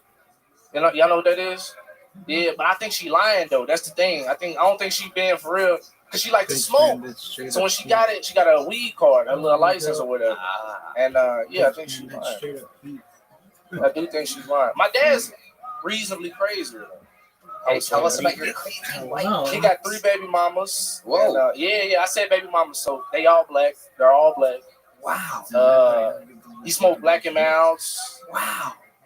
This is a white guy? Yeah. Really white. He kind of looked like Red Band, just a little bit. Whoa. I swear to God, y'all think I'm bullshit, nigga. No cap on God, nigga. Bet. What's his name? Like Roger or something? Does he have a white Harley. name? Harley? Like what's it? Oh, what is that? It's amazing. Yeah, Incredible. What does he do for a living? He a realtor. Really? He sells real estate? Yeah. And he's got 3 black baby mamas. Yeah. Wow. This is absolutely incredible. RFK. Who is the one with MS? Who's that? My mama. All right, I want you to do something because I can cure this. All right, listen. No, I want you to give her this. It looks like a lifesaver, but it's not. This is dehydrated bat cum. It's all you needed. Just have it. She'll be as good as gold in the morning. Real nigga. All right. Yep. So, what do you do for a living? I'm an electrician, but I ain't working right now. Really? Mm-hmm. You know how to elect trash? Yeah, I do. I know how to do that shit. Yeah. You know. Where'd you learn that at? School? Trade school. Trade school, yeah. What do you do for fun? Or some hobbies other than stand-up comedy? Yeah. I've been eating a lot of pussy with my shoes on. Okay, that makes sense. You look like Brittany Griner, so that makes sense. Eating pussy with your shoes on. Is there a reason why you leave your shoes on? Nigga, because if it tastes bad, I can walk right out of that motherfucker. I ain't bullshit, nigga. Right. And if it smells bad, it's definitely not your feet. Yeah. I guess, yeah.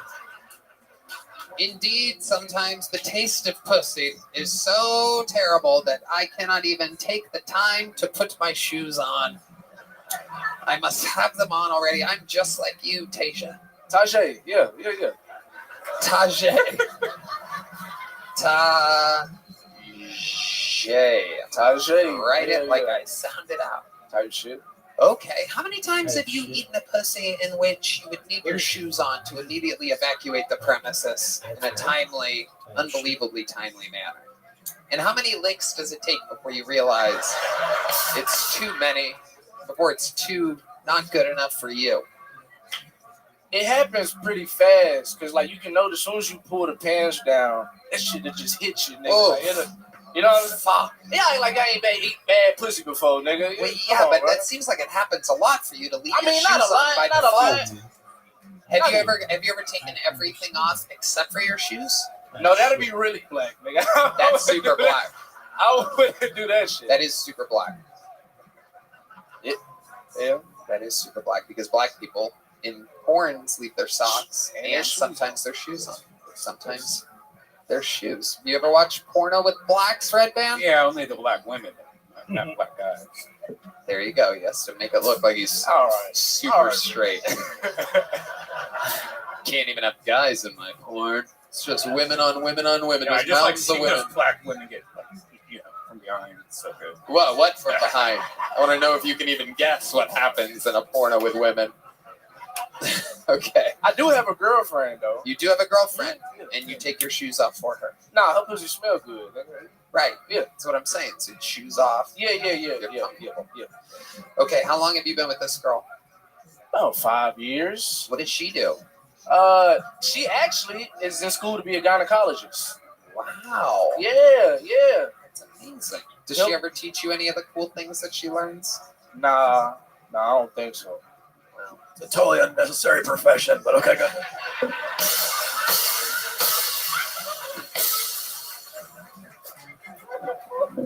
You just need to eat wheatgrass, ladies. Just have wheatgrass every 3 days. You're fine.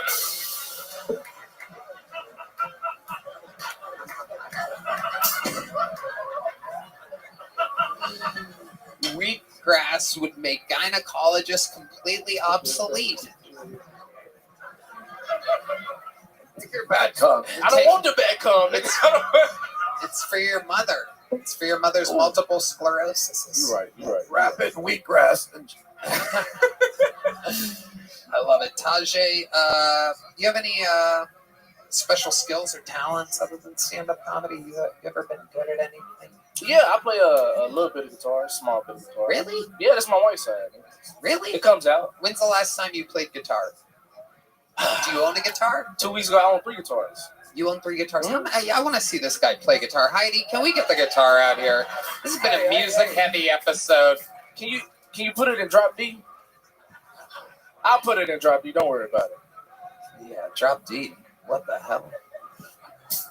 Jesus Christ, Cheryl who, right? Right.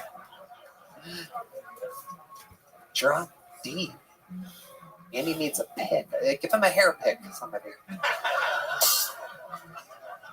How does that not get a bigger? You guys have any black friends out there? Can I get a pick, a hair pick? Nothing from these people. Like, why would he need a hair pick, Tony?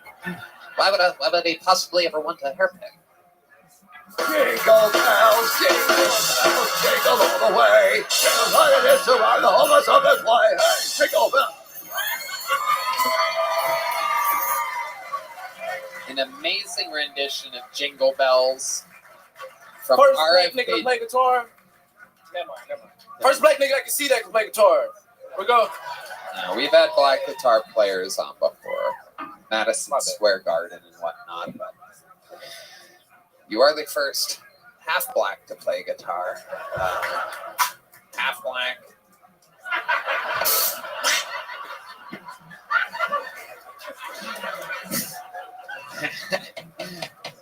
Like my I forgot to tell you, my girlfriend is Puerto Rican, Tony. Oh, okay. Yeah. All right. Yeah, Did she vote this election? No. But she heard about the incident. Yeah. What did she have to say? She wasn't even mad, nigga. She wasn't mad at all. Seems she's dating a comedian. He's called you the N-word like 5 times. No. Yeah, I think we're probably You want me to good. do something about it? No. All right. Just give me the word, Tony. I'll take care of it. She wasn't mad. She's got a good sense of humor. Yeah, she said she loves gay guys. Nigga, she loves them. Very good. You know who? Watch it, pal.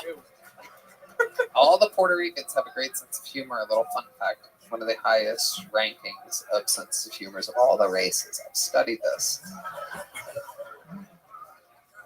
She has a good sense of humor, right? Yeah, she's a good girl. She got a good gynecologist. Yeah. Seeing dirty pussy all day, you gotta be able to keep your spirits high. Nigga. She keeps her shoes on the whole time, right? Here and there. All right, Tasha.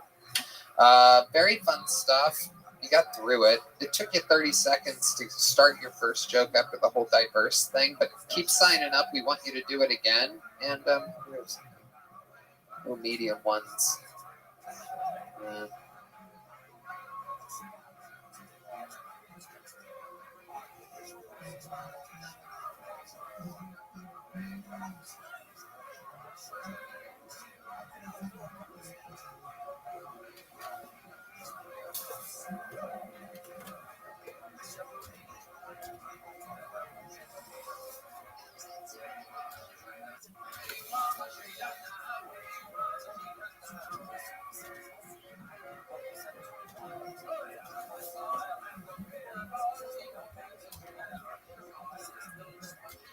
Look at this athleticism, folks. It's really unprecedented. We have unprecedented athleticism. Unprecedented athleticism. Hold on, Rick. Hold on a second. There is chaos amongst us. Ladies and gentlemen, Kill Tony legend. Let the bodies hit the floor. One of the biggest legends in the history of the show. We haven't seen him since Skankfest. This is Ari Shaffir, everybody. Oh my God. Oh, he has arrived. More evil than ever. Holy shit. Holy shit. Holy shit. Shut the fuck up! No, I was in the back for a while, and I was just see ethnic comic after ethnic comic, and wherever the fuck you are, probably it's another one. There's a single goddamn Jew on this show, Tony. It's been 16 months since that fateful day on October 7th, and they still haven't brought the hostages home, and you guys aren't doing a goddamn thing about it. You're looking at RFK Jr. right now. Robbie, what's your plan? Good to see you. Yeah, it's good to see you too. What are you gonna do about fentanyl, buddy? I'm really worried about it. Nah, it's not a big deal. It's overblown.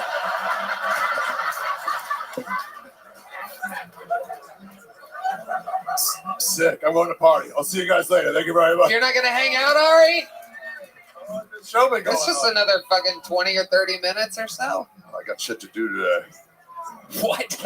Today it's 10 p.m., Ari. I mean, you're wearing the perfect shirt.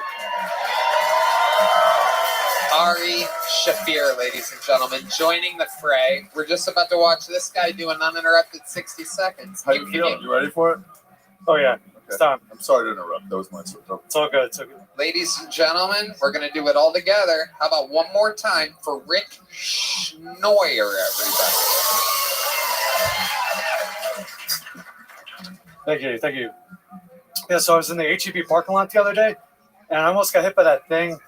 I forget what it's called, but it's kind of like the human centipede, except for shopping carts. Oh, the train shopping carts. Yeah, I'm just minding my own business, and almost had a train ran on me. Pain in my ass, you know? I don't know, a train would be a lot. Give me a threesome, though, any day. Specifically one with two girls. I feel like a threesome with a dude, it's kind of like going to a diner and you order a sandwich and you get a big pickle on the side with it.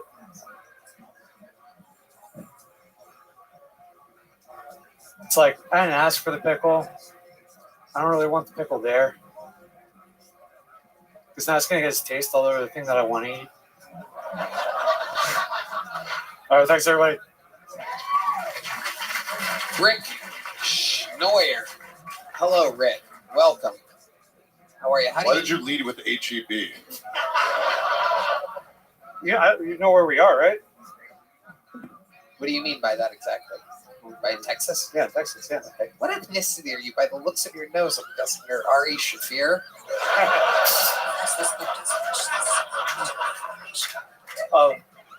I'm actually German and Croatian. Oh wow, that is the opposite of what I would have guessed. Look at you though, amazing. How long have you been doing stand-up? Like off and on 4 years. When you say off and on, mostly off, I'm guessing. Off, yeah. By the way that minute went, why off so much? I just have other stuff to do. No, I don't know. And I don't know what other stuff you would do. When I did this, I threw myself in 7 days a week, absolutely obsessed every single night, forever, for years. So I don't know. What do you mean by that other stuff you do? Well, I would go to like open mics maybe once a month. So why would you? So what? So it's like practicing guitar once a month. Sure. Okay. So do you love it? Like, well, why? It's something that I was very passionate about. That you are very passionate about? What, not committing to something? Your true passion is failure? Yeah. I'm looking forward to the part where I'm just like I quit. I'm kind of confused. I'm trying to understand. Why would you only do it once a month if you're passionate about it? Oh, it was just always like a dream of mine. I would have loved to got like an hour special or something like that. It was a cool thing to do. You thought you were going to get an hour special just out of nowhere? How do you? No, that was like my optimistic take on it, or my goal. I guess this doesn't make any sense at all. All right. What do you do for work? I actually didn't want to talk about work because I don't want to get fired. Okay. All right. You didn't want to do comedy? You don't want to do an interview? No, I'll talk to you about anything else. What field of work do you live in? Biology. Are you good at it? I'm actually biological myself. So. What does that mean? Oh, God. You a child predator? Still waiting. Wow. Okay. Can you tell us anything interesting about your entire life before I get you out of here in a record-setting length interview? Yeah, sure. So I'm from Pennsylvania originally, but Unbelievable. Amazing. Wow. That's pretty cool. That's pretty cool. Yeah. You and really crushing it right now. Yeah. But I spent. I didn't think you had it in you, but you really stepped it up. Incredible. You and the comeback story of the year with that Pennsylvania story. Man, I fucking dug down deep. You're a real Doug Flutie. Yeah, exactly. I ask anything interesting about you, you have a quick answer. Yes, I'm one of the 9 million people from Pennsylvania. Oh, well, I wanted to say that I spent maybe 3 years living out on the West Coast. So that was like California, Oregon, like living out of my car and stuff. What were you doing during that? I did some seasonal jobs. And like what? Like what kind of seasonal jobs were you doing? So I worked in the Stanislaus National Forest.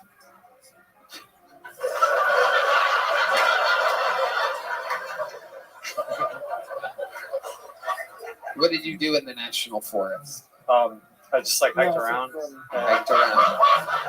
Amazing. I got to tell you, you might be one of truly the most boring fucking human beings that's ever signed up for the show. Absolutely incredible. I wish you the best of luck in the world of biology. Well, you do work in biology. Do you have any questions for RFK Jr.? He's written many, many books. About science and whatnot, medical biology, perhaps biology, one could even say. What do you think was the hardest dichotomous key that you had to use? Can you say that? I didn't understand a goddamn word that your mouth. I would like to introduce you all, though, to my cricket. These are very good pets. If anybody, they have the most protein pound per pound of any animal. This is a little Marilyn Monroe, I call her. Because if you stroke her enough, she squirts. Anyway, I'm not hurting her. I just got her right here. She's all right. She's all right.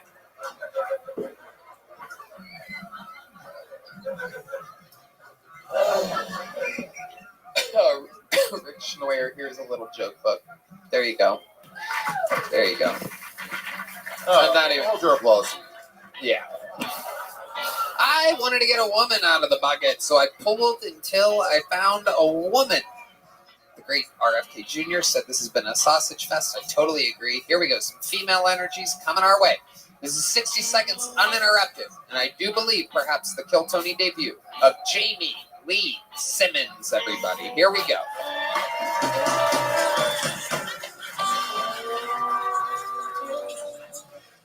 What's up?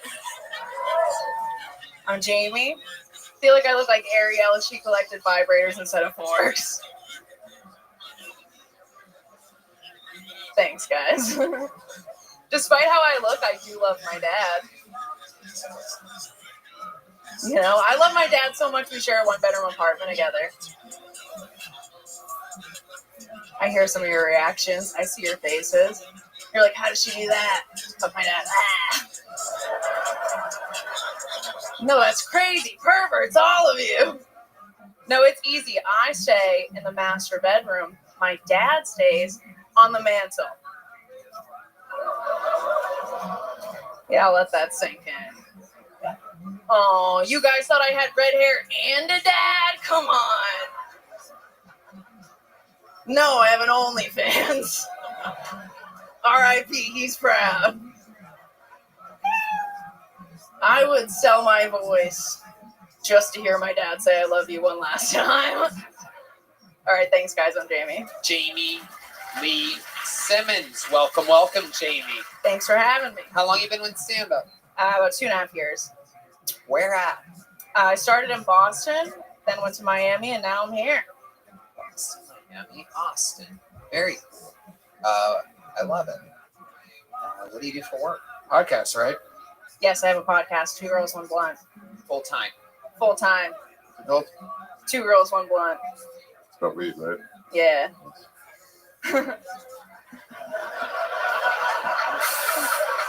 Good observation. Ari Shafir, taking note. I love it, Jamie. How's Austin been treating you? I love it here. It's great. What do you love about Austin? I love the music. I love how nice everybody is. We are nice here. Yeah. It is incredible. Love the dating scene.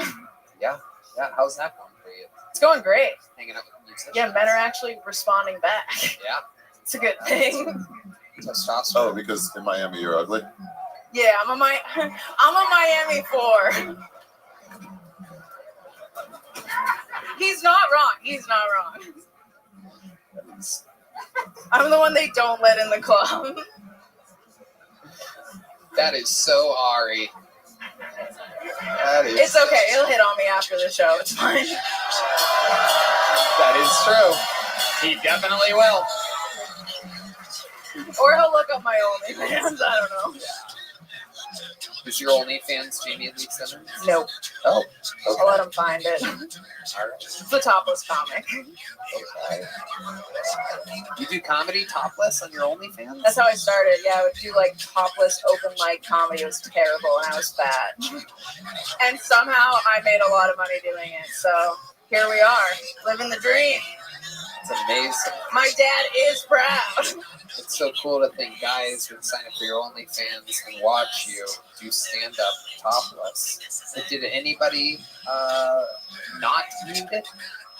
You know, I didn't ask. I love it. Jamie, what are you afraid of? What scares you? Sometimes I ask people, what scares them?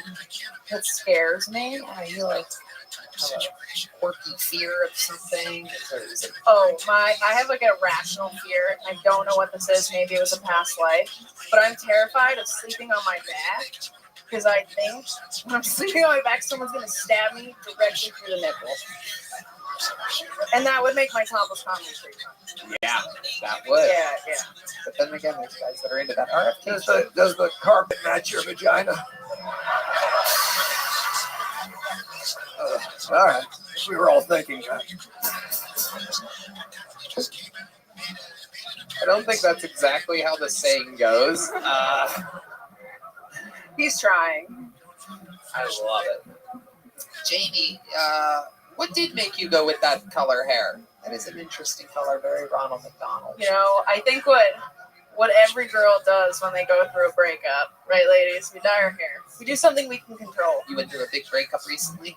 No, this was like in 2020. Oh, just I went through a breakup that night, started OnlyFans, dyed my hair. I was feeling a lot of things. Yeah. Okay. How long were you with that guy for? Not long. I didn't say I was mentally well, guys, okay? You could have got that from the comedy. That makes sense. What are you into, like, hobby-wise, when you're not doing stand-up or something like that? Anything else wild? Yeah, I just stay home with my 4 cats.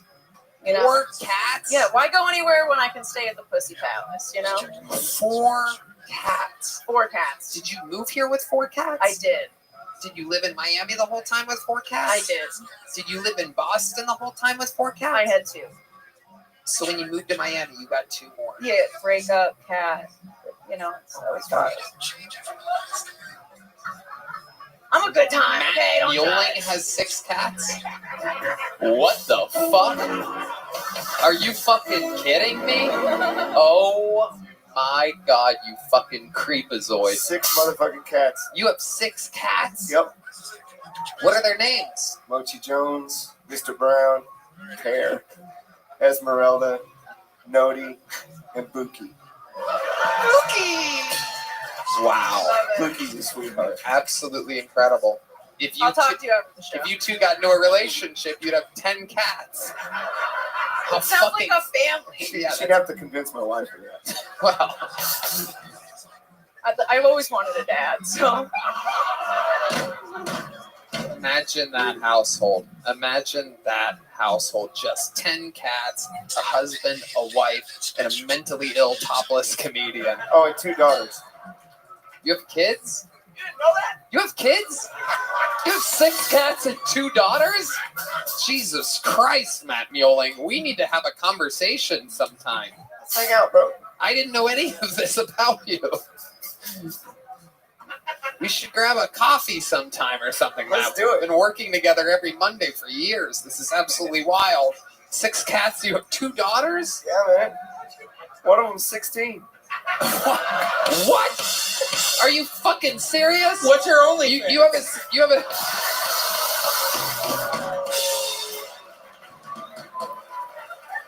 Where's your sound effect? Red man. Where's your victory sound? There it is.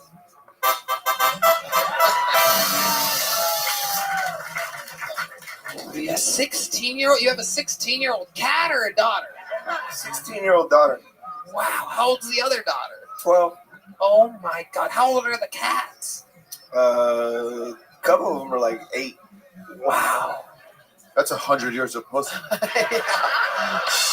Incredible. You have a century's worth of leave your shoes on pussy at your house. Amazing. Jamie Lee Simmons. So you've been sexually active while here in Austin, Texas. Not really. Oh. No, I've just been going on dates. Okay. I need those papers. What's the most fun? Wait, what kind of papers do you need? The STD ones. Oh, You know? I see. Yeah. Make sure that they're clean. Make sure they're good. Okay. Wait, how do you tell a guy? What do you? So on a date. Yeah, I go, you want to fuck? Get tested. It's really easy. Right. And if they're like into you, they'll get tested. And then they hit you up like a week later, like, hey, what's up? Oh, Jesus Christ, I really need to fucking come. Oh my God, I'm freaking out. I'm calling for an off. Jesus. Okay, Yeah. herpes free at the bottom of this glass.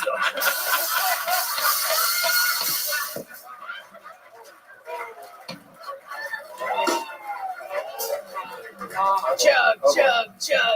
RFK Jr. might be one of the greatest guests in the history of this show. Oh, he chugged it. Oh my God, he's ready. USA, USA, USA. Oh my God, this is incredible. I've actually got an allergy to cats, and I don't know what to do about it. And if anyone has any Suck advice, it up. You have an allergy to cats, Yeah, and you also have full-blown herpes. This is quite the conundrum. Yeah. What? This will never work between us. So sometimes guys, like, they go get tested, and, like, a week later, they're whatever, they hit you up, and they're like, hey, I'm clean. Well, it's somebody I've been, like, going out with for a while, like, on multiple dates. Now we're at that point. So you check the papers. Yes. And then you have unprotected sex with them. I mean, that would be crazy to make them wear a condom at that point, right? Yeah. Okay. You're good, we're all good. So let me ask you this. They show you the papers, then you have sex with them, right? And then after that, you'll basically have sex with them anytime they want, right? Or do you have them retest before every... Well, I'm like, yeah, hopefully I'm fucking someone I trust. And then they're like, hey, I hooked up with someone, I'm going to get tested before we sleep together. That's the right thing to do. Why is that foreign? You still trust guys after buying 4 cats and... Yeah, I trust men. You know, there's a you can download a template online though for like you just fill in your name. It looks like you have a positive or negative.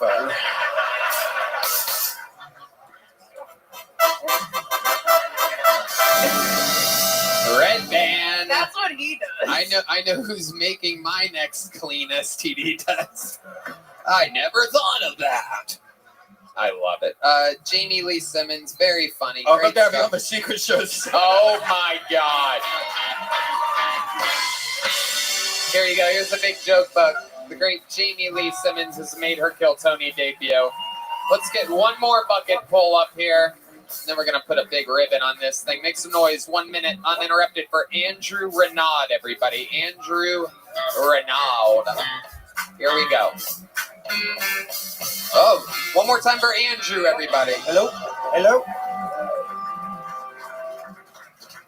Thank you for having me. It's my birthday today, if you can believe that. So I was going to try to grease the wheels a little bit and tell everybody it was my birthday when I signed up, but I had to let karma work its way out. I can't believe I'm the last bucketful for tonight. I only have one joke prepared. It's about Michael Lehrer. We can all just bow our heads for me. I'm ugly Jesus. So it'll be about a year since Michael passed soon. Actually, the first time I ever signed up was on the night that he was supposed to do assisted suicide. That was Halloween 2 years ago, I think. And then he didn't do it. And I blame him because this is the joke that I had prepared. In honor of Michael Lehrer's life, I want to take all of his performances and I want to press them to vinyl. And if you want the authentic experience, you just listen to him at 33 speed, that super long drone. And if you want to hear him tell his jokes at a regular cadence, just play it at 78. That's my joke. Okay, well, in honor of Michael Lehrer, there was a long moment of silence at your what should have been. There was no way this was going to go well. It's okay. How are you, Andrew? This is your first time doing stand-up? It is. Hell yeah. Yes. How old are you? 51 today. 51 today. Happy birthday, my friend. Hold on. We're pretty much the same age, and you look like shit. Yeah, what's been going on? What have you been doing these 51 years? I did a full career in the Navy. Okay. That's where this comes from. So a lot of time in submarines? No, surface ships. Okay. Why do you look like Old Navy? I am Old Navy. You do. When you had the hat on, you look like both Curious George and the owner. It is hot in here, so. It is hot here. Would you like me to put the havoc on? Sure. I think it creates a little bit more likability. Yes. There you go. Yeah, I know. I come across as a jerk, and that's what I know is going to make this super hard for me. Okay. You're like if somebody mushed Jack Black and Kyle Gass together and took out all the comedy. Okay. What's the funniest thing you think you've ever done before? Funniest thing? You ever like pull a prank on the other Navy guys or something? Well, it's a super long story, so if you really... let's save it. Here's a big joke book just because it's your birthday. Congratulations. Yeah. There he goes. Andrew Renaud. I love that you paid tribute to Michael Lehrer. That's cool. The first ever member of the Kill Tony Hall of Fame, the late, great Michael Lehrer. We love him and always will. One of my old, great best friends. Thank you. There he goes. Michael Renaud, everybody. And now, with that said, It's time to get back to comedy, ladies and gentlemen. And with a show that started with William Montgomery, I think there's only one way to end an episode like this. Ladies and gentlemen, I'm glad that there is one of the members of the new presidential administration on this panel, because this young man, RFK, this young man is a guy who I'm really hoping we can speed up the citizenship process for. We need this guy to become an American. But right now, he is simply an Estonian assassin. Ladies and gentlemen, this is a new minute from the great Ari Nati.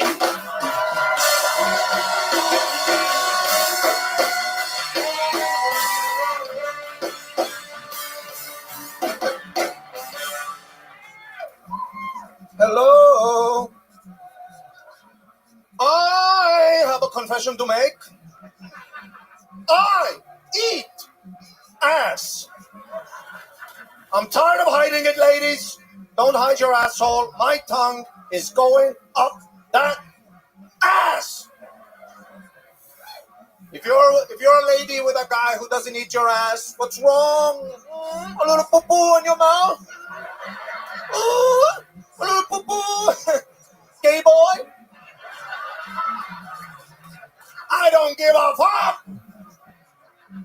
I remember when the research came out, they were like, it's official, squirt this piss. I was at home like, I guess I'm a toilet. I don't give a fuck. Every liquid you ladies make, I want in my mouth as soon as possible. Anybody on their period, save the tampon. I want to make some tea later.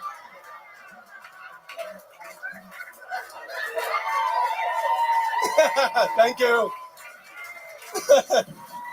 Ari Matty has done it again.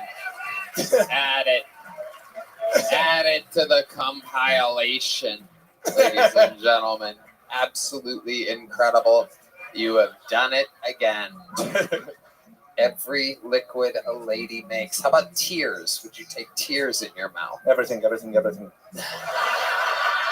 Tony, when I die, it's my will. When I die, mummify me in used panties.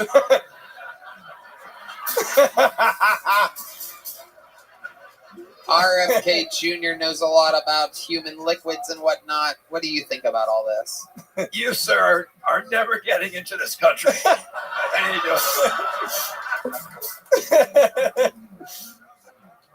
Doesn't eating ass have some kind of vitamin or A lot of vitamins. nutrients or something? I mean, you do bring up a pretty good point there, Tony, but the way he's eating ass, I can tell by how he's doing it all wrong.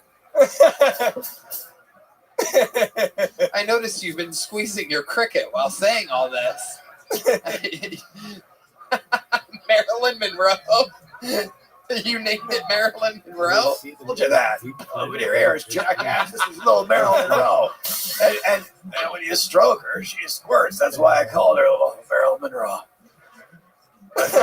My father, the story my father told me. Anyway.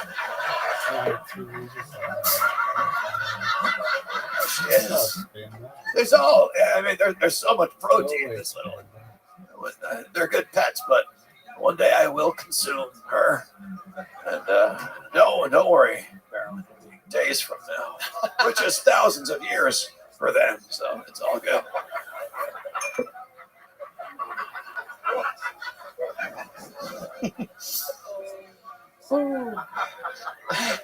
Oh, Ari, how's life been? What have you been up to? Amazing. I've been chilling. I did the Adam Ray show. I was so nervous before it, but turns out, Tony fans, they love me. Yeah, they really do. I did the next night. He was in San Diego. You were in Phoenix, Arizona. Yeah, nobody had a fight during my set. Yeah, it was perhaps the dumbest thing I've ever witnessed in my entire life. I was in San Diego complimenting how great burritos are in San Diego. I don't know what's going on. I just cannot stay away from trouble lately. I talk about how great the burritos are in San Francisco. At the same time, I also say that the Mexican food overall is better in Texas. And they start booing. I go, I've lived there for 4 years, and I lived here in California for about 20 years. I know what the fuck I'm talking about. They just keep booing based on principle. I tell them, you people have never left San Diego. Your parents live here. You were raised here. They all laughed because that's true. And then one guy in the front goes, this little guy, he's like, excuse me, like this, because it's California. And me and Adam wanted to hear what he had, Dr. Phil wanted to hear what he had to say. And so he goes, actually, the burrito was invented in San Francisco in 1975, which is like the dumbest, gayest thing ever humanly possible. And the crowd was just in a ruckus. There was something about this guy saying San Francisco invented the burrito, me saying that Texas has better Mexican food. All the Latinos were having so much fun. There was one angry, fat, white woman, as always, right on cue.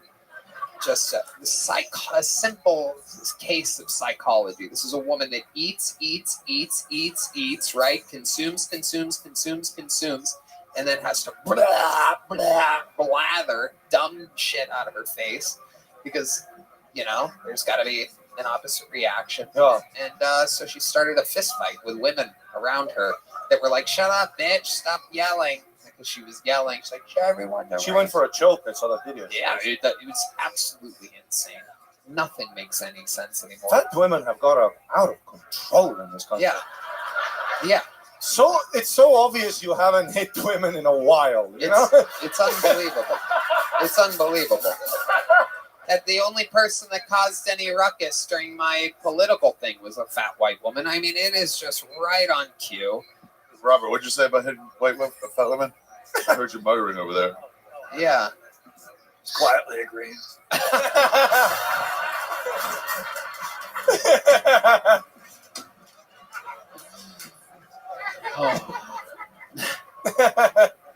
Anything else going on, Ari? Also in that video, she grabbed the girl's throat and the guy stood there. I think isn't that a reason to, if you grab my girl's throat, it's over.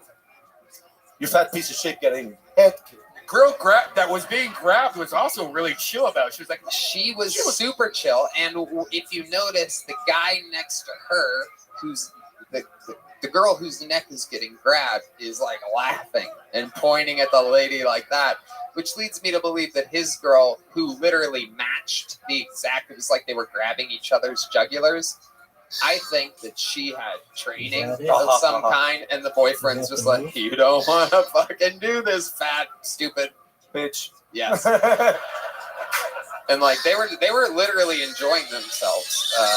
It was absolutely incredible. They had a great old time. There was no victim other than the fucking whiny lady that was mad about everything. The pig, as Red Band just signified by that snorting sound effect. I'm just acknowledging the animal that he was doing an impression of. I was just yawning. Ari, Maddie, another unbelievable set. That's how you fucking do it. The regulars tonight, absolutely incredible. Future American citizen Ari, Maddie. I gotta tell you guys, for the love of God, KyleDunnigan.com. Get fucking tickets. See this guy on tour. Absolutely just destroyed all weekend. This is the plug that RFK Jr. was interested in. He's a big Kyle Dunnigan fan. How loud can this place get for the great RFK Jr.? I mean, wow. I don't know about you guys. I don't know. If it translated to your homes halfway as hard as it made me laugh, I was fucking dying tonight. He was just muttering. I would venture to say without a doubt he's in the running for guest of the year. Ari Shafir. He was just muttering in character the whole time off mic, just going. It's hysterical. Very hard to host this type of show where I literally just want to fall back in my chair laughing the whole time. I have to somehow keep it together. Ari Shafir, what's going on? You're in town all week, huh? In town all week. Just hang out in Austin. Oh, we're gonna have so much fun. It's a cool town. I saw some good honky tonks today. Yeah. Slide guitar. Yeah. I'm so excited. I got a new special coming out January 14th. Hell yeah, January 14th. What's it called? It's called America's Sweetheart because that's what I am.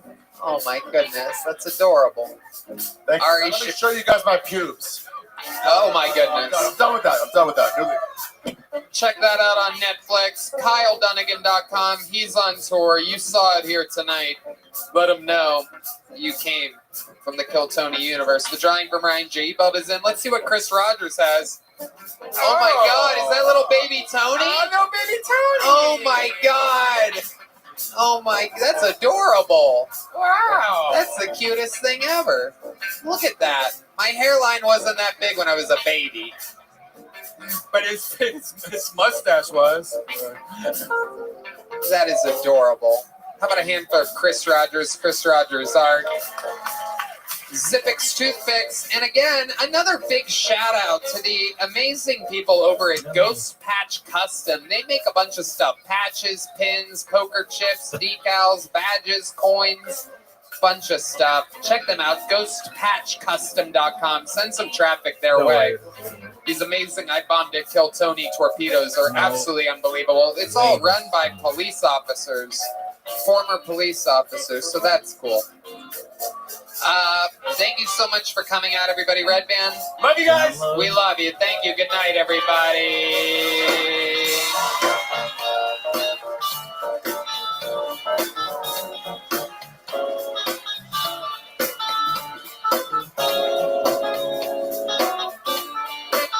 Close this.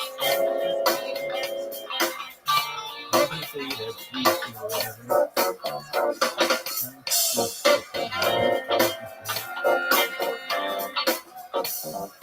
Hilarious. So funny.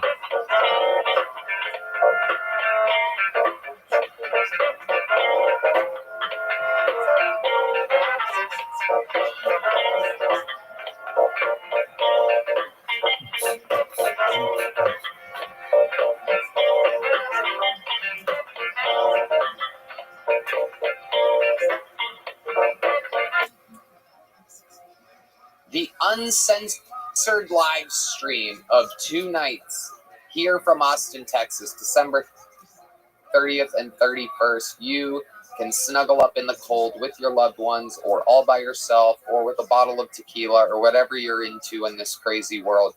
Snuggle up, stay warm December 30th and 31st with a completely uncensored Kill Tony's live from the HEB Center in Austin, Texas. This is a new super annual amazing event. It is our biggest 2-night event of the year, and we're super excited about it. It is on sale now. KillTonyLive.com. Get it for your loved ones. Get it for yourself. Love it or hate it. Live. December 30th and 31st.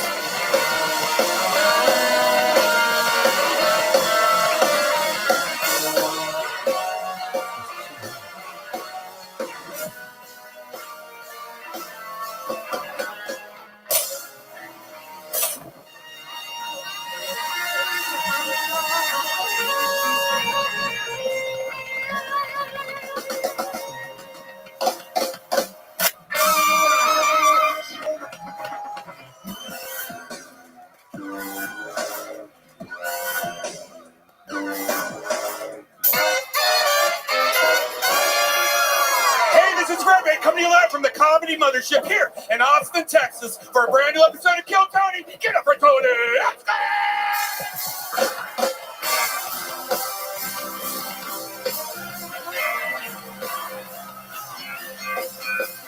Who's ready for the best fucking night of your lives, huh?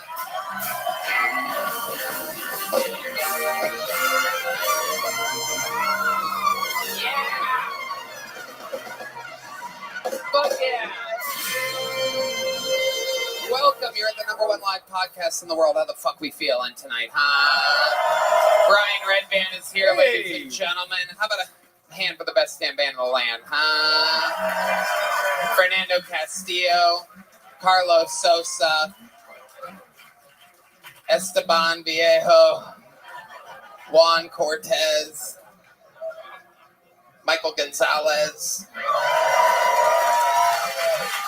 Matt Muelling on the electric, John D's on the keys, and Deep Madness on the bass guitar. The whole family is here, everyone. Very, very excited about tonight's episode. Before we get started, here's a little bit more from the amazing sponsors that made it all possible. The Sunset Strip Comedy Club in Austin, Texas is now open. Check out Red Band's secret show every Thursday. Go to sunsetstripatx.com for tickets.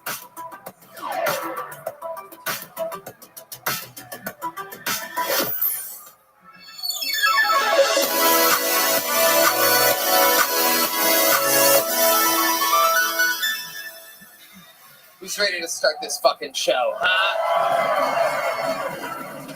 Well.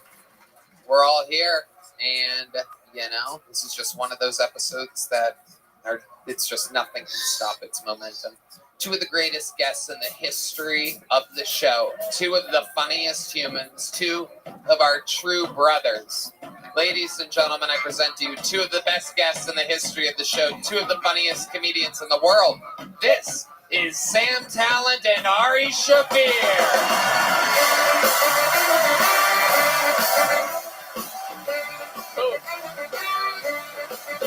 The greatest, powerful Ari Shafir. One of the goats of guests.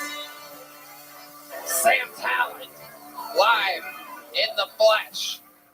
Ari Shafir, fully clothed tonight. You gotta love it.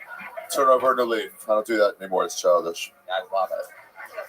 I love it. We've been through a lot together.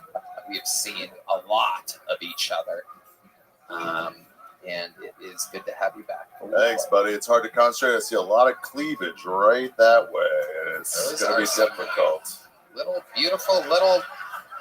Good eye, Ari. It's right there. Absolutely fantastic. Wagga. Front row. Right in the front. Wait, I got to tie my shoe real quick. Okay, got it. Oh, her laces are untied too, Ari. You might have to go tie her shoes. They're right there, huh? Right. They're going to be there all night long. I can throw a little joke book right in there right now. No doubt about it. I could probably throw a big joke book in there. Oh, she's fixing it. She's no fun. She must be visiting from LA or something. I know exactly. I'm being fucking objectified in the 6th Street in Texas by fucking comedians at the front row of a dirty comedy show. Stop fixing it, you hoe. What's your OnlyFans? No? Yeah. Don't worry, fellas. I got it.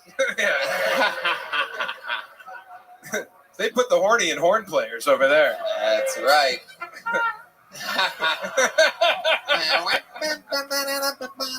226 human souls signed up for the opportunity to get pulled out of this bucket here tonight. You know what I'm going to do?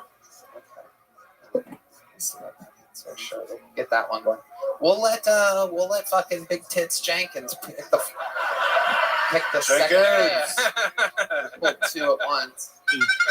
Oh, there they go, bouncing around. Oh, look at that. It's a woman to start. It's a woman to start. So we'll do that one first and the one that fell out second. Go wrangle them. What are the odds? Did you see the boyfriend? Don't worry, we'll do something you like next week. Yeah. Have fun sitting through 3.5 hours of Wicked, you Oh, you're fucked. Safe space. It was the Wizard of Oz. Oh, you're so fucked. And you're going to have to do it with your dick halfway out, too. If it's truly even Stevens, that shaft is going to be blasting with popcorn butter all over it. If she has to be here with her tits half out, you have to watch Wicked with your shaft out. Yeah. That is but no tip. Just shaft. Yes. Because there's no nipples over here. Yes, exactly. It's called the quality, brother. Exactly. And then maybe there'll be some women that walk by like, wow, look at that money maker. You know what I mean? Just like what happened here. Nature is healing. We're going to have some fucking fun tonight. And I'm warning you right now, it shall start with a goddamn bang of inconceivable proportions. As you guys know, as fans of the show, everybody does 60 seconds. You know their time is up when you hear the sound of a kitten.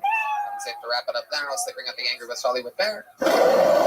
And tonight we start with a regular who needs no introduction at all. Yet I will still give him one. Some people call him the Victor of Van Nuys. Some people call him the educator of Edinburgh. Some people call him the Memphis Strangler, the Vanilla Gorilla. To start tonight's episode, ladies and gentlemen, I present to you the Hall of Famer with more appearances than any comedian in history. The most interviews in Kill Tony history. This is the Big Red Machine, William Montgomery.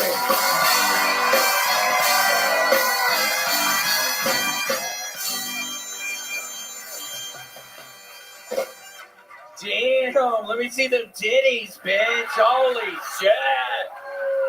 No, seriously.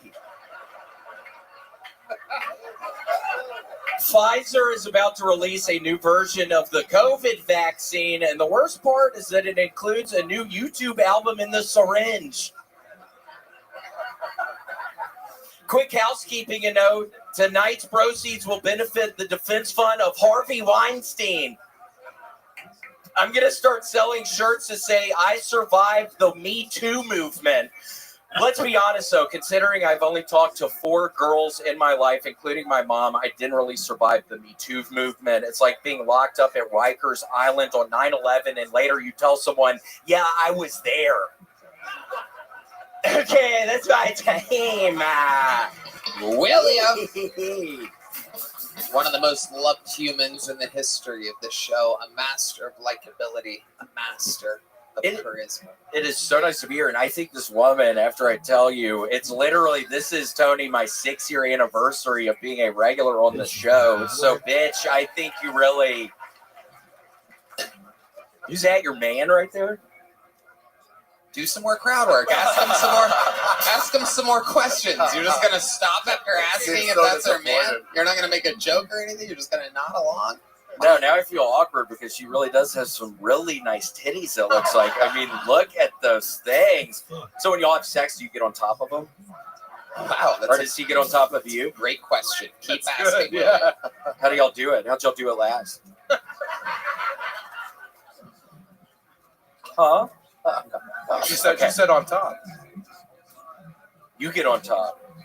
Oh, I bet your titties are really bouncing them. Yikes. I wondered what you were getting at there. That's Me too, Tony. Me too, me too. Yeah, hashtag me too. I know, hashtag me too. Yeah. My goodness. What an amazing legend of the game. You guys have seen William many times before. Sam used to hang out with him in the mean streets of Colorado together. You were there that fateful night at the Squire Lounge. They were doing an open mic there, and it's when I was drinking a lot, and I would put my backpack behind me, and I had a notebook in there filled with jokes, and a homeless person stole my backpack that night. Uh-huh. That homeless person was on Skim.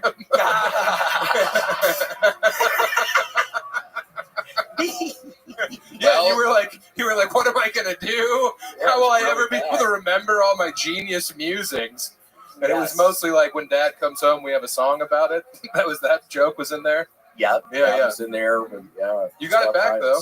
Yeah, I did not get it back. Well, we have a special thing that's happening. I can't believe you organically brought this up. We have 2 special sacks for you. I got 2 special sacks. Oh, well, you really just stepped on the whole thing I was doing there. Thank you, Ari. I'm sorry. It was basically getting back to her fat tits, but you had to make it about your balls. I clearly had nothing I was getting to there as the host of the show, but very good. Ari, everybody knows that. Everybody, Ari has 2 ball sacks. More educational than it is comedy. You may not know it is an anatomical anomaly, they call it. It's 2 sacks, but it's still also just 2 testicles. Yeah. They live separately. Yeah, no, I was doing another She Has Tits joke. Yeah, We're going to have to give her like 50 grand at the end of this episode to say that she enjoyed herself. It's going to be great. It's what she makes monthly. Yeah. Yeah.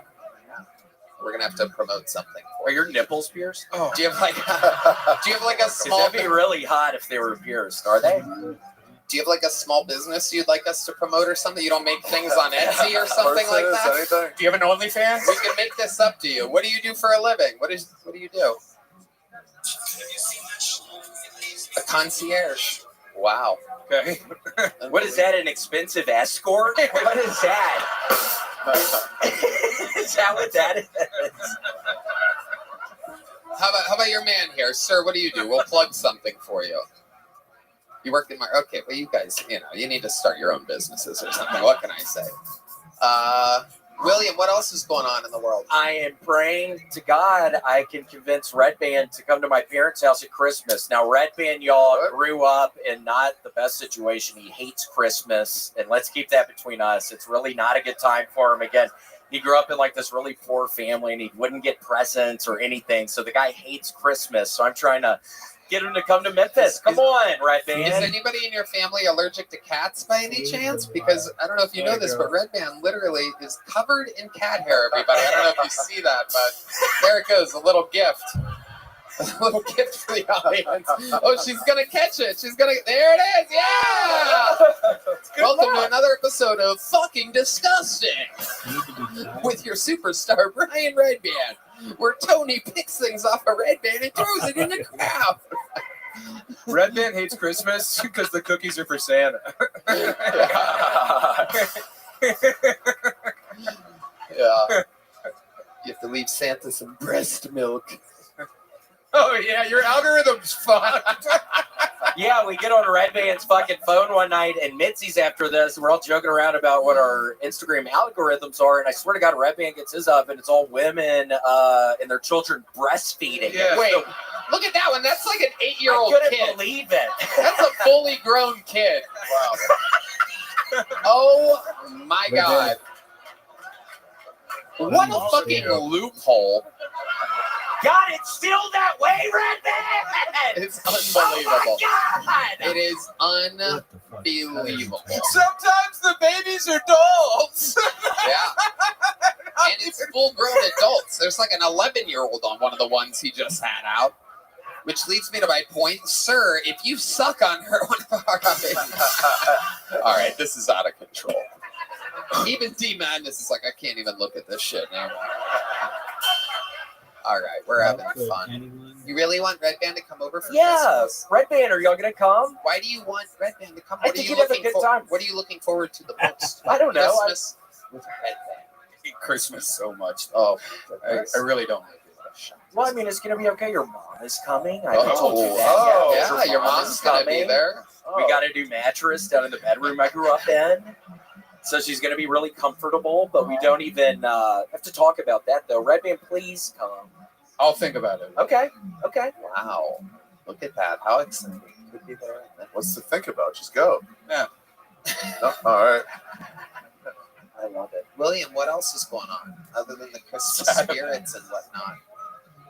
Not a lot. Well, Tony, you're not going to want to hear this, but I actually, now on Call of Duty, I started playing. Nobody wants to hear this, but now on Call of Duty, it's been a big part of my life the past week. Now on Call of Duty, I'm playing the zombies thing, and I realized that I'm really close to getting opal camouflage on my AK-47. When you say no one's Which is like a big deal, Tony. I swear, it's a lot of time I've been putting into it. I'm not really good at the game, so don't ever look me up on there, but I put a lot of time in. People can look you up? They could. I'm not going to do my name out right now because I was trying to play with my brother the other night, and these random people kept on getting on. Because at one point when I was drinking and doing a bunch of cocaine, I would get on just to talk shit, and I was befriending people. So now when I logged back on, it was all these kind of probably some nice people, but it was people I don't remember talking to, so I don't want to talk to them now. I'll go on there. What's your name on there? I'll find you on there. What's your name? I mean, I'm not saying my name. Oh, okay. I'll be your emotional support human. Yeah, it's fine. William, we love you. What else is going on? Did you eat anything good this week? You're a little healthy boy. You have a good appetite. I had a Philly cheesesteak in Indiana. That was not good. I ate some egg rolls. Those were not good. Wow. It's been a really bad week for me with the food. You saw me eat a piece of white bread last night. Yeah, you were dabbing your head with white bread. You were going up to everybody saying you were really hot. You dab your head with the bread. It was hilarious. It was hilarious. I took it out of my coat pocket, acting like it was a pocket square. And then your brother fucking stonewalled me, so I did it to him, and then I ate the piece of bread afterward. He was like, "Oh, hell!" remember. Good Lord, covered in sorghum. That's a fucking funny bit. I know. He loved it. I loved it too. It was funny. He is something else. Selden Montgomery, truly one of the funniest human beings just rolling around here. Not doing stand-up comedy surprises me. It's like a super talent that blatantly could do it.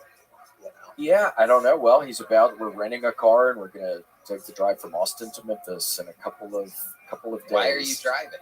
I like to drive. I, unlike Red Band, have very nice memories of Christmas, so I am really looking forward to going back to my parents' house on Christmas. How long of a drive is that? 9.5 hours. Why Yeah, bro. did you fly? 7 hours if I take Adderall, and I might take some Adderall, and so we'll see. Then I don't have to stop and I drive really fast. But if I smoke weed or something, then I drive slow. So if I just take Adderall, I get in the zone. Auto zone. Yeah. It's 8.5 hours or one Montgomery family sing-along. Yep, we have really long sing-alongs.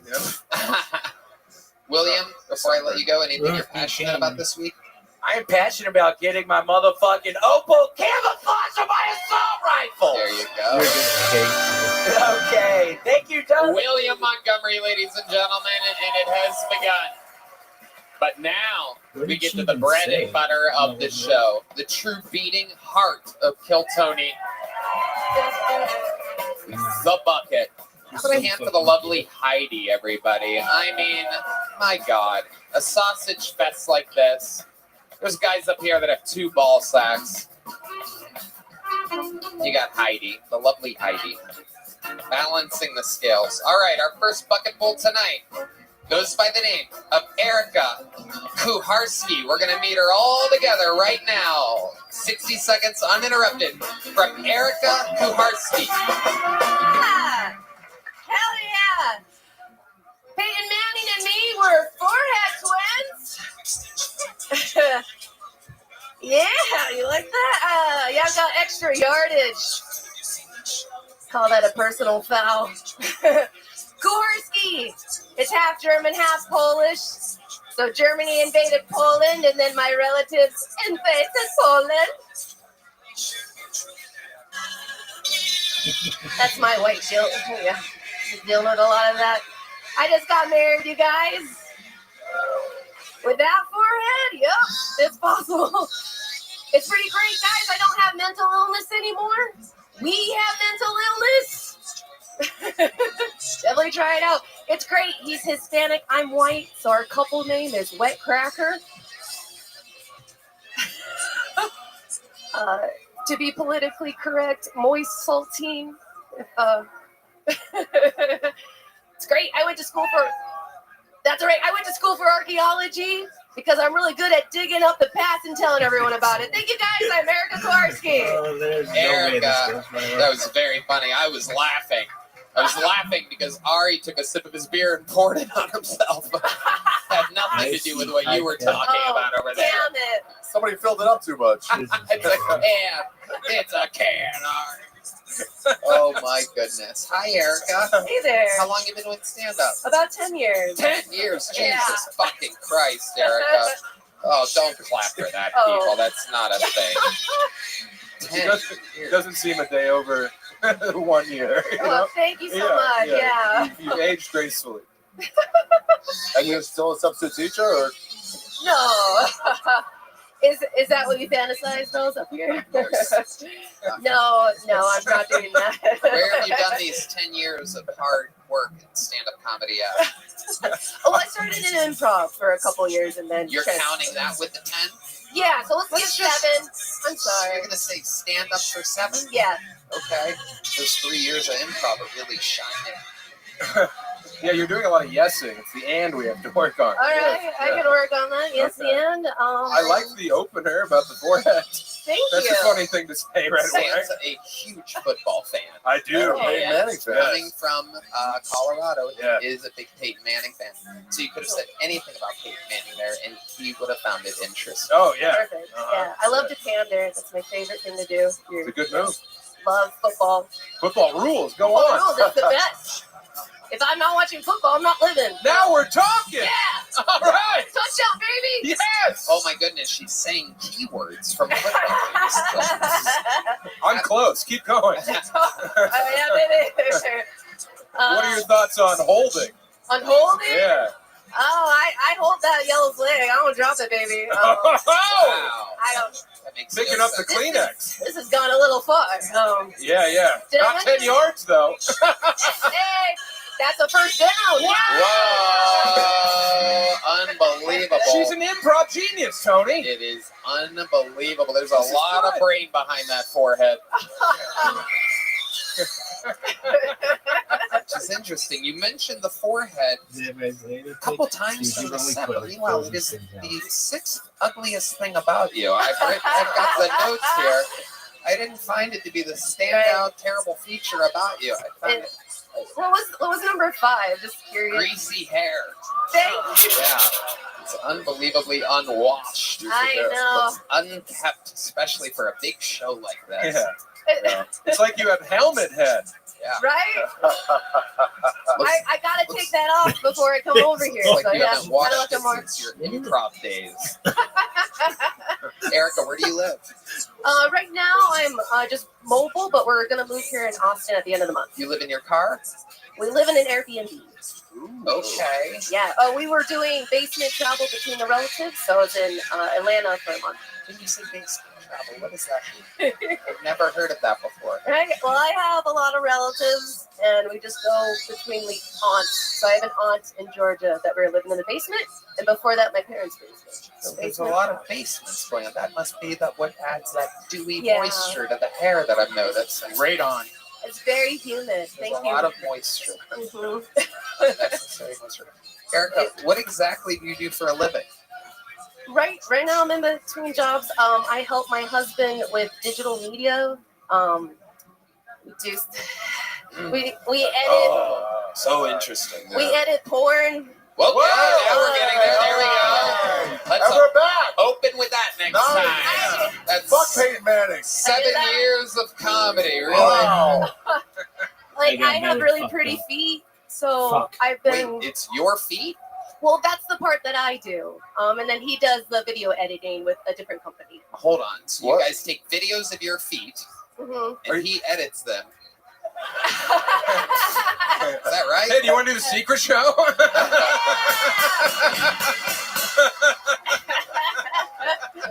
What's to edit for feet? Yeah, what's going on there? Is he putting in like special effects or something? Is there like little Ewoks fighting in between your toes or something? Cotton. Sometimes, are you into that? It's a giantess porn.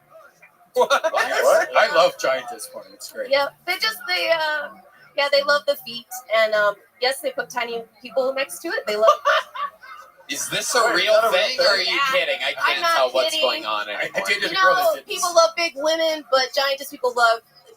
Where would people find your work? Where would people find I'm your work? Reck and Becca. Reck and Becca. On what? Basementfeet.com? Or how do we find? Feet. Relatives are us. No. Wow. Oops.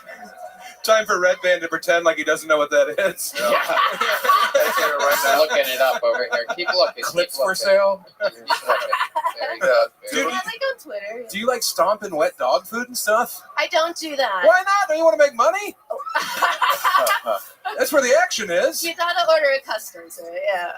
Okay. No, it's like special effects stomping stuff. Like So stomping Reck and sticks. Becca is on. How would people find it? You can find it on Twitter. Okay, there you go. So you look on Twitter. That's a video. You ever It's a video on breastfeed with YouTube. your That feet? would not be the best. I'll look into it. That's a Okay. good idea. Okay. Yeah. Hey, I'm all about the money. If you could get some, get some. What makes your feet so sexually exceptional? They're big. They're size 10. Whoa, fucking disgusting. Disgusting. Holy shit. Yeah. Brutal. Yeah, pretty good. Can we see one? No. Show us the bad one. There's. I'll give you $8 if I can see one. Whoa. You can just. Is this your sock removal? This is Reck and Becca? Yeah, that's Wow. me. Oh Isn't my that goodness. sexy? Whoa, you're really stretching out that sock. Well, there it goes. It's like watching reverse birth. Wow, this is incredible. You Guys, I wish you could see this because you'd be incredibly not turned on or off. It is.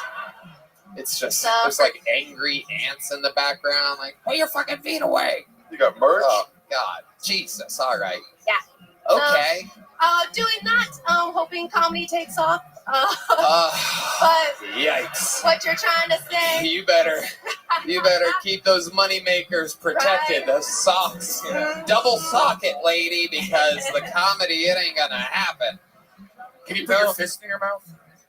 No. Very good, Red Band. Put the mic down. Very good. Great stuff. Great stuff, Red Band. Comedy from Red Band. All right. Anything else crazy about your life we should know about? Life's just been kind of crazy. I got married in October. So just kind of getting back to the swing of things and trying to figure out where we're living and everything after we plan a wedding. So congratulations. Oh God, I know. Thank you. Thank you so much. Where'd you get married at? In Las Vegas. Yep. And then, so you guys just have been Airbnb-ing since then? Yep, in the basements, of course. We've been hitting the open mics. Oh, he does comedy too? He does, oh, yeah. Terrible. That's I'm gonna right. let you out of here. I'm gonna show you some mercy. I got an idea for you for a video. There's a room in the Holocaust Memorial, Washington D.C., with just a bunch of shoes. Oh, really? Yeah. Here's a little joke, but there she goes, everybody. Erica Kuharski, Those everyone. boots are made for walking. Right there.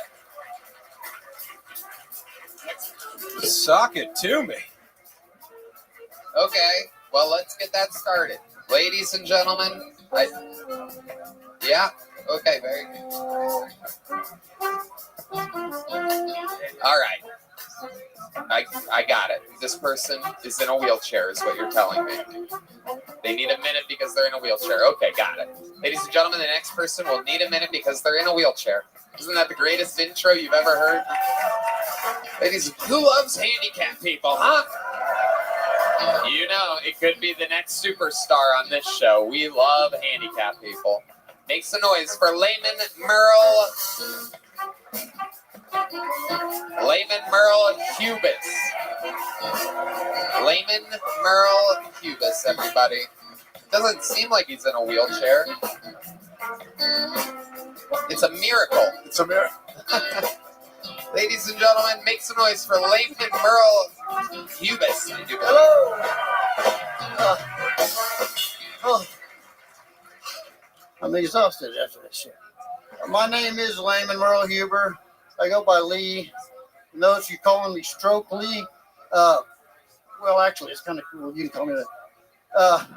I am divorced, and there's a lot of reasons for that divorce, but I guess the best one was that I had problems in the bedroom. Yeah. Every time we'd make love, I'd start laughing uncontrollably. I'd make crazy faces, and she didn't like it. So I went to the doctor, found out I'm suffering from immature ejaculation. But while I was there, he said, you know, prostate ejaculation is good for your prostate. You should tell your wife that. This shit, she don't believe that shit. You're gonna have to write me a prescription. So I go home. Hey, babe, remember that lecture you gave me the other day about following doctor's orders and shit? Well, here, and she looked at the prescription and said, that's awesome. Why don't you take it to the pharmacy and get it filled? So that fucker at CVS hadn't stopped calling me for refills. I guess that's my time. Layman Merle Huber. Welcome to the show, Layman. How are you, buddy? How's it going, my man? Wonderful. I'm so exhausted from walking up the stairs. I love it. Fantastic. What is your condition exactly? I had a stroke on my birthday of this year. Happy birthday. Yeah. Oh, yeah. Yeah, it was. Were you doing some kind of special celebrating or something like that made the stroke happen? Were you drinking? Were you eating cake? What happened? No, everybody thought I was drunk because I started losing my balance. And then, you know, next thing you know, I sit down and I can't get out of the chair. But God damn it. Hey, it's not all bad, you know. It's not? What? No. Oh. I mean, consider that everything that I do, I can say I did single-handedly. Yeah. Reminds me of my honeymoon. Well, besides plus I have the Kung Fu grip that I always wanted with my G.I. Joe. Oh, yeah. Oh yeah, your GI Joe. G.I. Joe Kung Fu grip, remember that? What does that have to do with you? Not 70s, I'm an old guy. How old are you? 58, almost 59. Be in March, yeah. You look great. Thank you. Yeah. I feel okay. Yeah. What do you do for a living? I'm a video producer, live stream producer, and comedian. But I used to own a comedy club in Arlington. Oh, wow. Hyenas Comedy Club. Okay. And did comedy for a while, and then I taken a 10 or 12 year hiatus, but I'm back. Oh, yeah. Got divorced, and now I can do whatever the fuck I want. Damn right. Yeah. Absolutely. Except for clap your hands. Right. Yeah. Well. Okay. All right. Hey, challenge my ass. Good old jokes. I can still slap a bit, you know.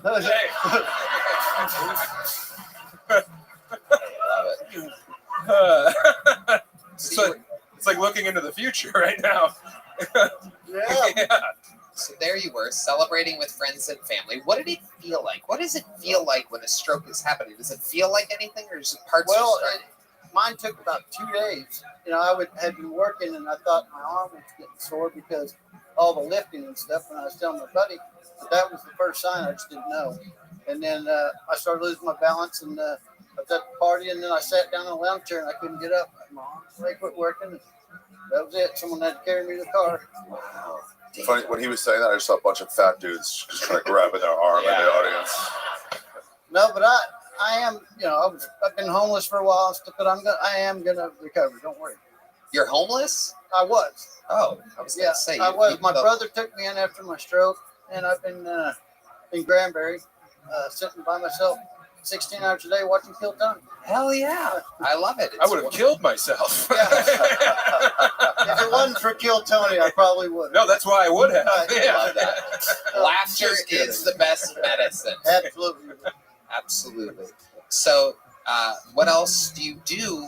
Well, I haven't been able to do much, but thanks for asking. You know, I like to do a lot of stuff I like to do a lot of two-handed shit, play pool, play guitar, you know, things like that I can't do. So.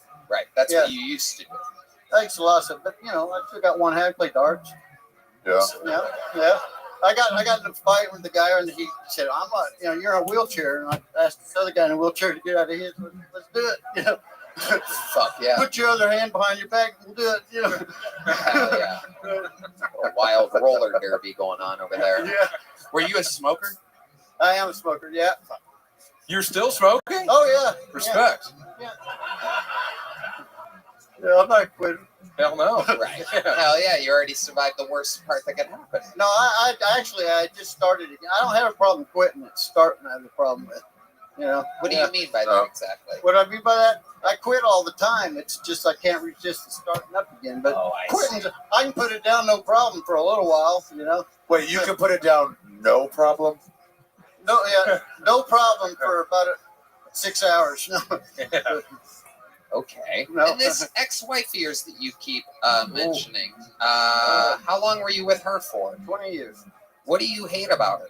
I don't hate her. I'm still madly in love with her, but I just know that I could never be married to her again the way she treated me. So. How did she treat you? Let's talk about you know, just the when someone that tells you you're the most important person to them in your life, and then all of a sudden they ghost you and treat you like you don't exist. You know, it's kind of a painful thing. But she made me sleep on the porch one time. But what? Yeah, on the back porch in the heat. It's because you didn't have a ramp to get in. No, this is pre-stroke. This is pre-stroke. Oh, she probably caused the damn stroke. Yeah, probably had a lot to do with it. Yeah. I ended up losing my house, all my money, and ended up. I had a career issue. I lost my career, and then I ended up being homeless. I bought an RV and it got stolen. How did they steal your RV? Long story, but I had met a person that lived in a nice kind of mansion in Dallas and said, not mansion, but it was a nice place. Yeah. 3-story. And they said I could park it out back, and then anyway, it got stolen from the back. They stole all my property, and I had to stay with my sister, and then my car broke down, and I couldn't find a job.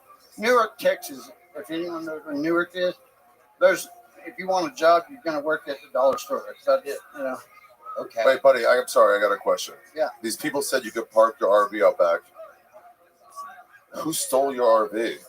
Well, The one-armed man. the guy that It was insurance fraud. The guy that owned the house was mentally retarded, but he's kind of Did you famous. say he was mentally retarded? Yeah, but Was he actually mentally retarded? Yeah, absolutely. He's like 72 years How old. does a 72-year-old mentally retarded guy own a 3-story house? His parents were rich and had a trust fund.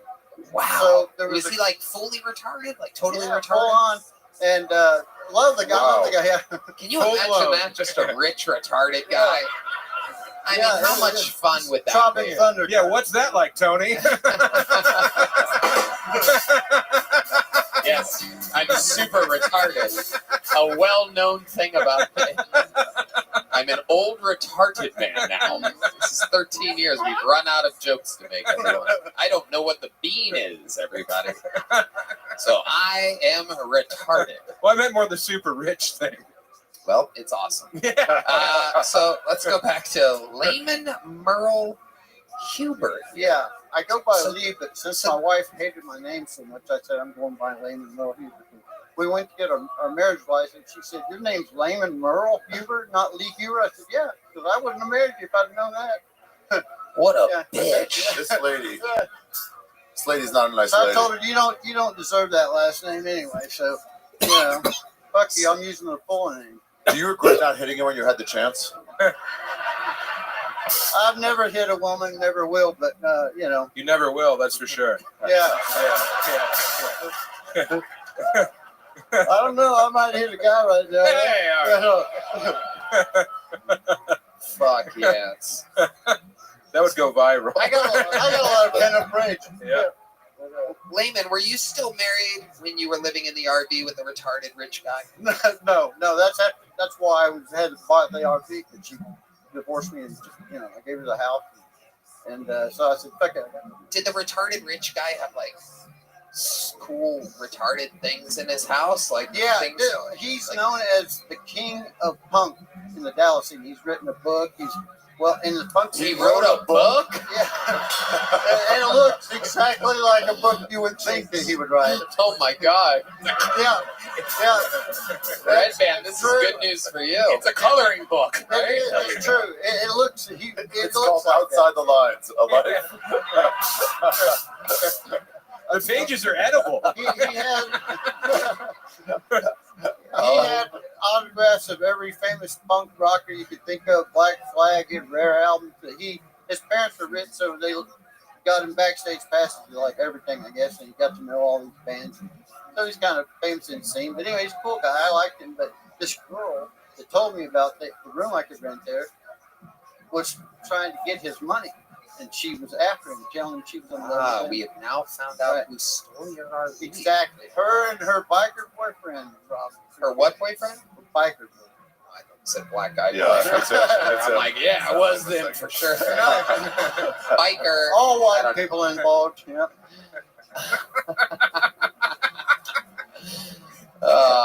Has anything good ever happened?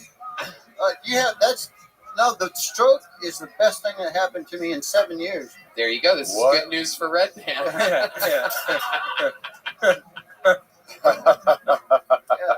That was that. Prior to that, life sucked even worse. But finally I got some attention. Got to lay in the bed and get fed. Shit. When you're homeless, it's like it's a move on up. No, but the real reason was that it brought my son and I. We hadn't had a relationship in a few years, and he came to see me, and it brought us back together. So now you guys can play catch. Yeah.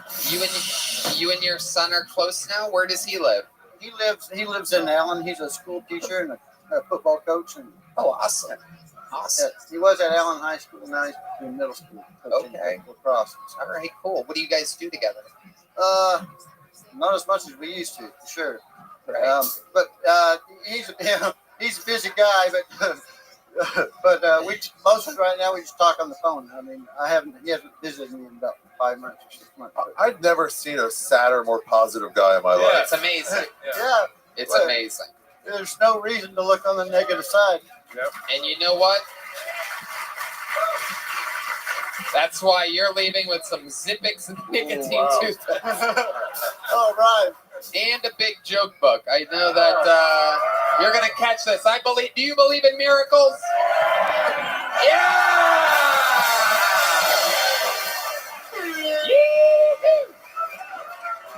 All right, carry this fucking guy out of here. We gotta keep the show moving. How about one more time for Layman Merle Huber, everybody? Oh, everybody's leaving all of a sudden. Oh my God. Not wrong. Jesus Christ. What a bunch of geniuses. Let's all go pee at the same time. Suplex! How about a hand for Zach, our security guy who's butt fucking poor Layman. You're witnessing a live male rape, everybody, by one of the most homophobic security guards at the club. I know for a fact he'd rather eat a homeless woman's pussy than lick a dude's butthole once. What would you do? I would lick the dude's butthole once. Oh yeah, there's a specific homeless woman that we're talking about that hangs around this. So you have to see it. You would pick the dude's butt. Trust me, one swipe of the tongue. Look, Red Band's with you, dude. Red Band's with you. He would eat the pussy. I've been there. It's all right. You've licked a dude's ass before? No, I do massage girls. All right, very good. Way to recover. Ladies and gentlemen, your next bucket full was on the inside. We know this guy. Ladies and gentlemen, one of the best magicians in the world has signed up for the show. This is Wes Barker, ladies and gentlemen. A real, famous, legit magician. Wes Barker. He's on the inside. Here he comes. It's one of you representing the audience here tonight. How about a hand for the amazing staff here at the mothership? How exciting.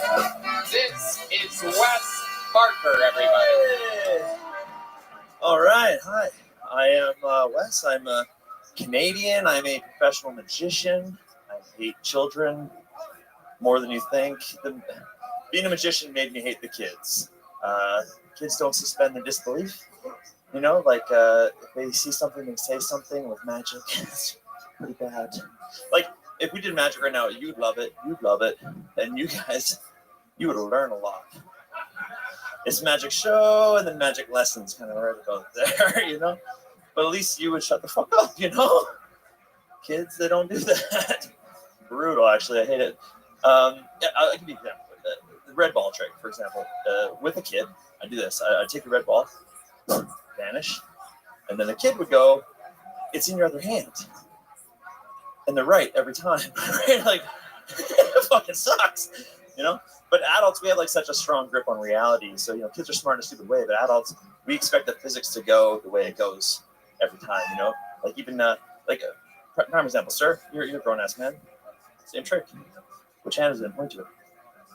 I wasn't going to risk it with you, honestly. Both hands. That's my time. Thanks, everybody. Wes Barker, a real professional magician. We know him. You hang out a lot. You're part of this, you hang out in Austin, right? Yeah. And he entertains the fuck out of us sometimes on after the show a lot. Yeah. Wes, do you have a favorite fabric? I love that you thought you had to tell us that you were Canadian. It's amazing. I started wearing this recently, and I thought it really suited me. Now I'm wondering if it does. Oh, yeah. Felt good. Thank you. I appreciate it. You're going down Jay Leno's path so fast, you might have an eye patch and a bruised skull in a week. This is incredible. 3 different types of denim. Yeah. Jesus Christ, bro. Canadian tuxedo, baby. It is something else. It is something else. So, Wes, how's everything been going? Yeah, things are good. I kind of about 6 months ago moved here, but part-time because my wife lives in Toronto, so I'm back and forth all the time. And I've probably signed up 35 times, so it's fun And this to get is your first time getting picked. Yeah. Amazing.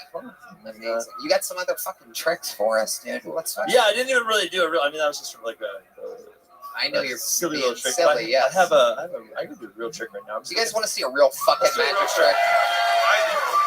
So I'll give you the inside scoop. I need sometimes him. What do you need? No, I need some of the purse. But I'll find that in a second. You keep talking. Well, just somebody give him the fucking purse. There. It's just we love magic. We need a huge purse. We love magic here. Nice. And oh, he's going through the purse. It's very exciting. Okay. There's no denim in there. Anyway, we get trashed, and we have him and any other magician that's around do magic tricks while we drink fucking whiskey, and it's a lot of fun. This is a pretty good time. I always say that at the end of the day, up in heaven, when all the entertainers are together, if that's really how heaven works, it's everyone just watching magicians. That's how I picture it. Doesn't get much better than good magic. Tony, do you have any money on you? I know you always have money on you. I actually have zero cash. Don't. No, last night was the Christmas party here. And, whoa, look at new money over here. What's it like being a rich retard? Jesus fucking Christ, this fucking guy over here. Hey. Whoa, good luck getting that 100 back. Yeah. That's illegal. Ari Shabir signs it mine now. Okay. No, you ruined it. There it is. So Ari described himself on here, and you'd recognize this anywhere, right? Okay. You'd recognize this $100 bill anywhere. You've written on it and everything. So some magicians will fold 100 really small, and they'll turn it into a dove. Yeah, I don't do that, but if you ever get a chance, it's pretty cool. You should check it out. I do more like that. Is gone. Now, Whoa. Sam, left pocket. Where the fuck is the money, man? Check. Sam, no, check your left pocket. Down. No one's moving. Left pocket? Yeah. There's no nothing, way. There's nothing in there. I'm just fucking. Oh. I just want to see if you believed in me. Here we go. All right. So, that's why I got this purse. This is like a little, insurance policy. You can find something here that's worth $100. Okay. You're missing $100. Sure am. Whoa. Oh, is there, in case your husband wants to have sex with you later? Wow. Keeping that one, all right. A magnifying glass. What the hell? Whoa. Some mini tongs. Oh. This lady's Where do you live? Wow, the security. Pflugerville or Riverside? Okay. The security here is so busy butt fucking handicapped men that they're letting people with knives into the venue. That is Zach, famous. If you're wondering what his name is, it's Zach, the security guy. I don't even butt know. fucking handicapped men instead I'm not of. even sure where that is. Wait, what did I miss here? Oh, that is. It's a Hitachi. Wow. Red Band, our senior dildo analyst, knows exactly what it is. A lemon. This is what we need. Can I have the knife back, please? Please. Okay, so if you ever misplace your money, you got to check. You got to check the fruit. Sometimes inside lemons. That is a real lemon. Yeah. It's dripping. You can see. Oh my God! No way. There's no way. If only we had some tongs. Pull it out. Now, wait. Now put it on the vibrator.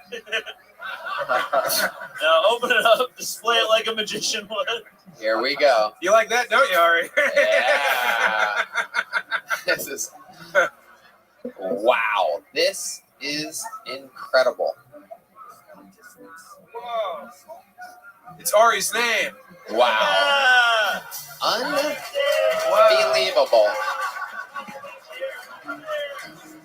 Wait. Sam's money, Ari's signature, my juices. What a night. So amazing. Congratulations. That was a fun trick, wasn't it, Sam? Yeah, it's my favorite trick ever.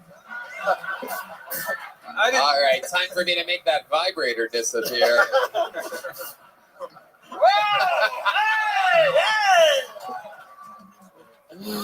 Whoa! Wait, who put this cum in my pants? All right, we're having fun. Oh, and a fart noise on top of it all from Red Band. Oh, you made T Madness reappear too. Absolutely incredible. He's wondering why the underside of his hat smells like lemon right now. Yeah, you missed all of the sound.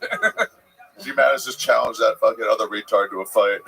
Beat the shit out of him. He's not retarded, Ari. Oh, well, whatever he's got. Black.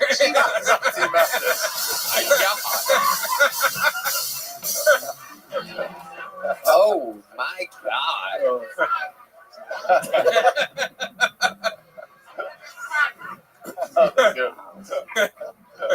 Amazing. Well, Wes, there's been a lot of rumors of Canada becoming the 51st state of the United States of America. Have you thought about this? Dude, I've had so much. I always, every 3 years, I have to get a new visa to work down here. This O1 visa, it's expensive, it's a pain in the ass. So, like, it would kind of annoy me because I have a visa right now and all my friends don't. But, you know, I mean, it'd be way nicer to work down here. It's a way better spot. Well, It's the entertainment, you know. You capital could be world. an American, so all you have to do is never wear that outfit again. What? And you You could like- be an American. You don't like this? It's unbelievable. You're fucking wrong, man. Okay, if I'm wrong, then I don't want to be right.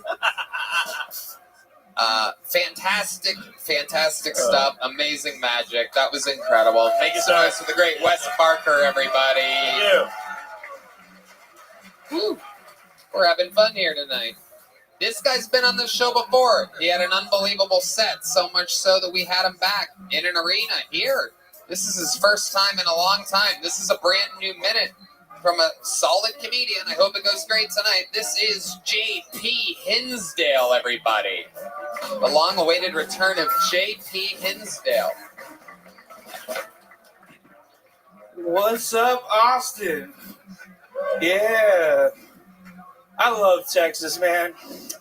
You know what I love? I love guns. Yeah. Guns are a permanent solution to a temporary problem. Mostly my medical bills.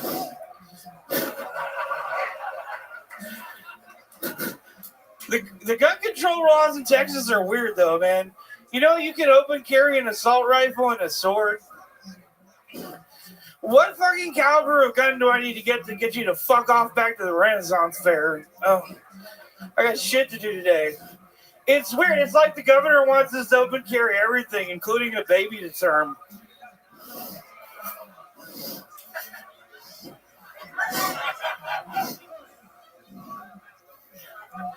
Listen, I'm not dumb enough to think I should have an opinion on abortion. I do think it's funny that a guy in a wheelchair doesn't believe in accidents. Because my mom does. Okay, J.P. Hinsdale, strong eye contact. Hello, JP. How are you? How's it going, buddy? Fantastic. Unbelievable. You look great. No, I don't. I feel like my organs are dying. Let's be honest with each other. You should talk to that stroke guy from earlier. Yeah. Yeah. Oh, we've exchanged numbers. That's good. What numbers? Your weight? Yeah. JP, how's life going? It's going okay, man. It's interesting. Yeah. It's been a weird ride. Tell us about it. I don't know, man. This is the first year I was openly bisexual. Oh, you're bisexual now. What a big twist. Yeah, we talked about it. Unbelievable. That's okay. Went from tie-dye to try-buy. I know. Look at you. But you gotta try before you buy. Okay, so what's the analysis? I've been wondering for 40 years what that would be like. Tell us. I didn't really understand like how that was gonna go for me. But it's mostly like a lot of dudes come up with their girlfriend asking if they can hug me, and then whispering in my ear that they'll blow me in the bathroom. Do they? Do they blow you in the Sometimes they just, they just want to say it. But I'm looking at the shape of everything. I know it's not. Is it just? Is there? Do you see? Hey, they obviously see something I can't, like physically. Right. Yeah. And no matter who's blowing you, it's just a mystery. Yeah, I mean, you literally just muffled underneath the belly fat, you know. Because I mean, where is your dick exactly there? Because I see a bump. I know where it is. Hey, you know. Yes. If you're willing to fund the expedition, it's in this general region. I don't think right so. there. I think it's underneath that. all of it. It's nice and warm though, isn't it? It is nice and warm. Yeah, yeah. And it's important because winter is coming. Oh yeah. No birds are gonna come steal it off you. No. I mean, who are you? Who's sucking that dick? I live in the dark corners of the world. How would you even get into it? And I mean, I'm literally curious where it is. What's that bulge down there? I don't know. Well, man. when you go like that, it disappears. You see that next to his left eye? It's kernels. Is that your dick? I'm not saying it's out of lust, but definitely curiosity is what drives them. Were you gay before, or were you into women? I'm into both, but like I just, I had a rough run of it, so things are a little complicated for me in my brain. You had a rough run of dating? I had a rough run of everything, really. Yeah. How do I pee? Carefully. Okay, very good question, John Dees. Yeah. Let's go back to you fucking anything that moves. Oh, yeah. Let's kind of stick on this subject here. So what exactly, like what's actually going on here? I want to know what life is like for Jabba the Slut. Definitely plenty of sci-fi conventions, I'm big on that, the You're big on everything. Yeah. Yeah. Are you fucking people? Sometimes. You have the body of someone who's going to launch children into a lake. I don't want to pay child support. I don't know what to say. Okay, is that what you're worried about, getting someone pregnant? Sure, why not? Yeah, that's my biggest worry, Tony. That's why he's fucking It's guys like, now. Yeah, it's like I got bigger fish to fry, like gravity. Right. You look like you have been indeed frying a lot of fish. Do you regret? Go ahead. Do you regret eating Wonka's blueberry? It is incredible. I mean, the snozberries did taste like snozberries, so. What do you do for a living, JP? Remind us what you do for work. Honestly, this. What do you do for? How do you make money to survive? I don't. So how do you survive? I do okay. Remember, I had a relative that died, and I've been kind of like living pretty modestly on that. Okay. Yeah. How much was left? How much was your actual inheritance? Like, I don't know, man. It's not like you definitely know. It's not a crazy amount. It's enough for me to maybe live a couple years and just focus on this. What's the amount? Well, yeah. What's the amount? I'm around $45,000. Something like that. Yeah. How much of that is spent on food and crops? I mean, you want to check my Uber Eats account? Like we can trace that. What do you eat? What do you eat when you're at home? What don't you eat? What's left at home? What's your go-to? You get like a loaf of bread and some noodles. I know it's late night Thai food is the death of me, literally. What is it? It's like what is the reason I can't feel my foot? Can you not feel your foot? Sometimes, but also I have the fucked up legs, so it's like hard to gauge. Is this diabetes or just nature? Right. Got the old gay leg. Yeah. Okay. So what do you eat at night? I mean Thai food usually. Thai food. Yes, Thai food. That's like your go-to. any Thai food I can get. Like. Well, you can't tie a belt. No, I can't. And Velcro doesn't work either. Thai food's kind of healthy though. Yeah. How much? Our senior health correspondent Brian Redband, everybody. Thai food, as in pad Thai, straight noodles, straight gluten. I'm glad late at night, and it's being analyzed as healthy. I'm glad my nutritionist finally chimed in. So.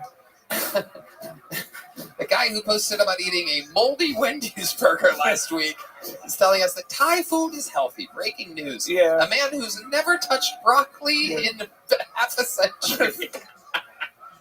Oh, you're offended about my you've never touched broccoli line. Okay. JP, what's the most disgusting thing that you ever ate to where you're like, God damn, I'm disgusted? I had chicken fried bacon dipped in maple syrup. Yeah. How was it?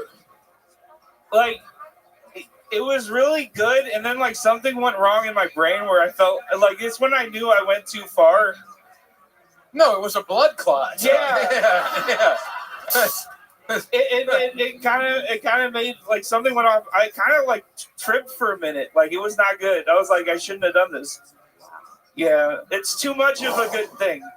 It's like it's like Texas. It all cancels. It's too much, and then it cancels itself out, and then you die. And then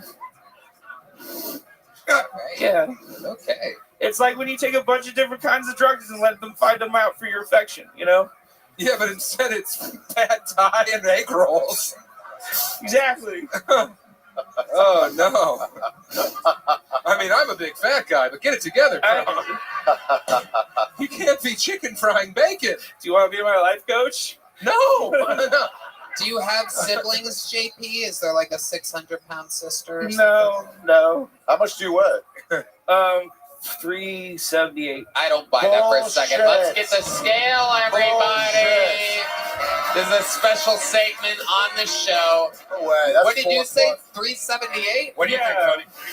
What did he say? Hey, oh no! Hold on. Time out, everybody. What did he say? 378? Hey, and that was the last time I had a scale that wasn't broken, so I'm just... That was 378 That's is what I've been sticking with, so I don't put a gun in my mouth. Well, we got. You would we just also, eat it. We also have a gun here, everybody. So What it's do you very think? exciting. What's your number, Tony? I'm guessing 412. 412 was actually what my initial guess was going to be. Hey, should I go, we're going prices right? I'm gonna should I go shoes on or shoes up? That's the fat guy move. I was going to ask you. Todd's really gonna throw over the top.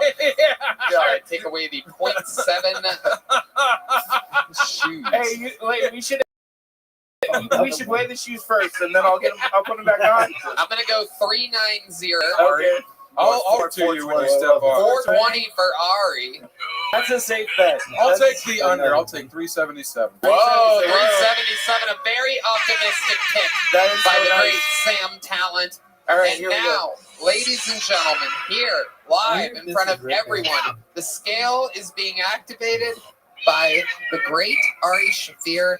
Yoni has brought an iPhone close to the stage. Ari at And 196. this is one of those moments we will never forget. As JP Hinsdale, the scale is oh my Take your god. shoes off. Oh my god. Take your shoes Oh, off. The scale is freaking my out. god. The scale just Ladies freaked out. and gentlemen, 437 pounds.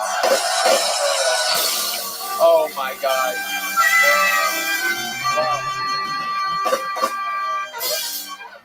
Ari should explain some things. This explains a few things. Yeah. JP, please, Just a couple of things it I explains. beg of you to wait like at least a couple months before killing yourself. Okay. Don't do it like the night that No. this episode I comes mean, out. I'm so far along. Let's just let nature take its course. Just take note that everybody underbid, including Ari's extremely bold 420. You are about. It was flaring on every inhale and exhale. It was going up between about 435 and 442. But I probably lost 10 just coming up here, so Well, It was going up and out I'll the scale. take the win, you know. At some point, the scale said, "What the fuck, man?" yeah. It said humans only. Yeah. Oh, My God. You should have taken your hat and glasses I off. know, that. Yeah. Have you ever waded nude? Yes. Yeah, that's fucked. I've done Yeah, that. but it makes me sad for other reasons. Yeah.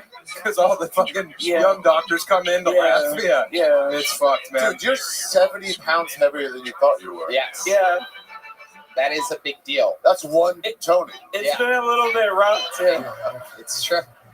It's been a little bit rough on the therapy end. It's you know, it happens. It's been rough on the bones and joints, too. Yeah. Yeah. Okay, so I'm not a doctor. My wife is. I'm just going to tell you should avoid wicker furniture. Yeah. Yeah. Honestly, fuck it. It should avoid me. If it was sentient, it Yeah. would. Yeah. Well, then that's that fucking problem, you know. Yeah, no patio parties for you. No Exactly. hammocks. No hammocks for sure. No. Is there something that is there some type of physical activity that you think you could get into Breathing if heavy? someone like helped you or something? If you had some kind of support, is there something? Perhaps Michael Gonzalez works out every day at On It Gym. How would you like to have a little buddy, Michael? You want to take a buddy to On It with you? Would you like to take me on as an anchor to your progress? How does that sound? You want to take him working out? Yeah, let's fucking There do you it. go. You're working out with Michael Gonzalez. Here's the big joke, though. You know, I'd love to have you on the secret show, though. Whoa. Someone wants to fucking eat some Thai food with you. I think you're saying Thai people, by the way. It's a lot of stuff. Well, he is into both ladies and boys. So He's got charisma, this guy, though. He's a lot of pretty charisma. fun. Yeah.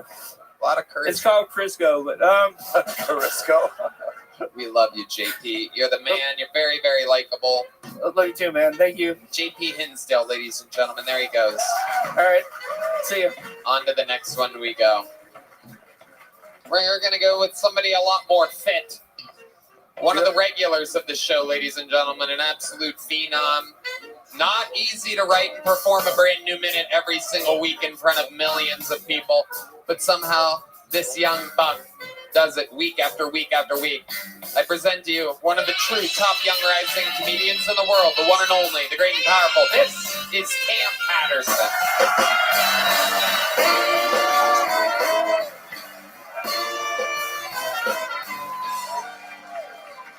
Yeah, man. Smile, bitch, please. Goddamn. Bitch look evil in the front row. That's evil as fuck. I just changed my profession. I am now a magician. Somebody give me a purse. Somebody please give me a purse. I'm magic now, nigga. I do magic shit. That was easy as fuck. I do magic, give me a purse. That was easy as fuck. That guy was fat as hell. Back to this minute, that's not gonna work. Here we go. You know, I went to the Black History Museum in DC. What's so fucking funny? That's not funny. I went there, I saw a lot of history and it was dope. I liked it a lot. My favorite part about the whole museum was I met this thick ass white bitch and she was crying at the Emmett Till exhibit. So I whistled at her, cause times have changed. If you so sad for the nigga, bitch, make it up to me. That's my time. Jesus Christ. Fuck yes, Cam What's Patterson. up, man? It was amazing. I didn't realize until you acknowledged it how many women offered up their purse to a white Canadian guy wearing nothing but denim. So fast. Every woman was like, I have a purse. Huh, hey, take mine, huh? All of the same women put theirs under their chair when you came out. It's incredible. I never had a purse, nigga. Please, please go back behind that curtain, nigga. It's good, man. Very fun. Did you really go to the Black History Museum? Hell yeah. What's that like? It was dope, man. My little cousin. What that? I fucking hate you, Red, man. That's some bullshit. Nah, you know what's bad about it? It was really bad. They had so the whole thing was dope. It was cool as shit to see all of it. But the worst part is that after my whole family was there, my mom's birthday was this week, and my grandma came, my little cousin came. And were you guys part of the exhibit, or were you just going there to check things out? My grandma was, but my grandma was like, I knew that So bitch. you know if you eat this, you're gonna be shitting all day. It's old, but nah, it was dope. The worst part about it, though, the worst part is that there's like a cafeteria there, and all they sold was fried chicken and collard greens, and I thought that was some bullshit. Yeah. I did not like that at all, but the rest of it was pretty cool, man. So is it mostly black people going there? Like, man, I can't believe they did this to us. No, it was white people. It's white people going, God, I'm glad I'm white. It was white as fuck. It was a lot of white people in there. I about told you, a thick ass white bitch in there. She was thick as hell, bro. Now, did they have the same stuff as like a normal building? Is it like fire sprinklers, or do they just have big hoses and stuff? Like, what exactly is... Black History Museum jokes, ladies and gentlemen. A rare treat on this show. Nigga, that's hilarious. Thank you. That's funny as fuck. Thank you. Deep Madness is looking down. I can't get a read on it. Who put it again with these hats? Yeah. No, what do you mean? That's a beautiful hat. That's a Gucci hat he's wearing. He don't know what he got on. That's what I'm upset about. He don't know. What is it?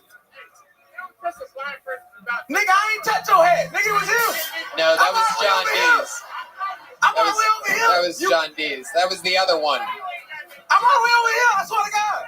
It was the other one. It's like we're at the museum. Oh, shit. Oh, shit. Wait, it was John D's, man. Wait. Now it was John D's, Wait, man. even D Madness. What are you gonna say? Even D Madness can't tell them apart. It's true. It's true. All their hands smell the same.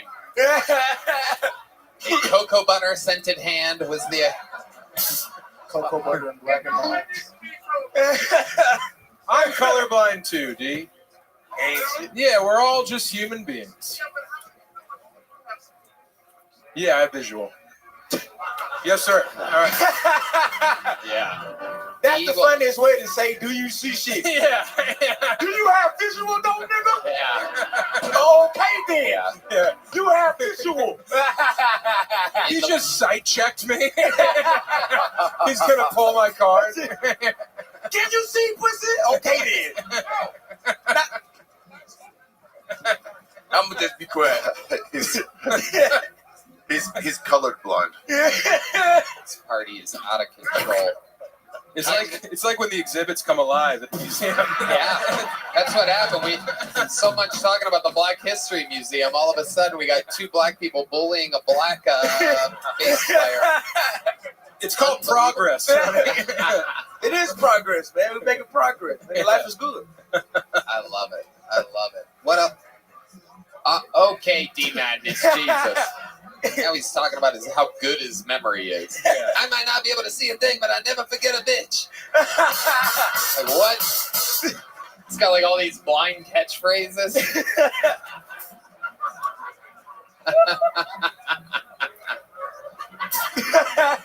God bless D Madness. And God bless the United States of America. So Cam, the road's been good. DC was fun. Hell yeah. Black History Museum. There's a lot there. Yeah, it was dope. My little cousin, they took out of school so she can come see it when my grandma is sick, and she didn't give a fuck about none of them. She's 6. Like I was talking, like, look, that's Harriet Tubman. She's like, Harriet Tubman, and then walked away. Yeah. She don't give a fuck about none of that shit. But she had the funniest shit, I be doing vlogs and shit on the road. Yeah. And my auntie is like, it's like she a thug. It's like my best friend. And she called me, and she was like, that's her daughter. She was like, you see my daughter? And I want to tell you something. Put that bitch on camera, she a star. Usually when people call about their kid, they go, don't put my kid on camera. My auntie like, put that bitch on camera, she a star. Hell yeah. And we didn't. I'm the only star in this family, nigga. Damn right. Damn right. And it continues. The great and powerful Cam Patterson, ladies and gentlemen, has done it again. Make some goddamn noise for Cam Patterson. All right, back to the bucket we go. This is another new name. Make some noise for Peter Grant, everybody. We're going to meet them all together now. Peter Grant.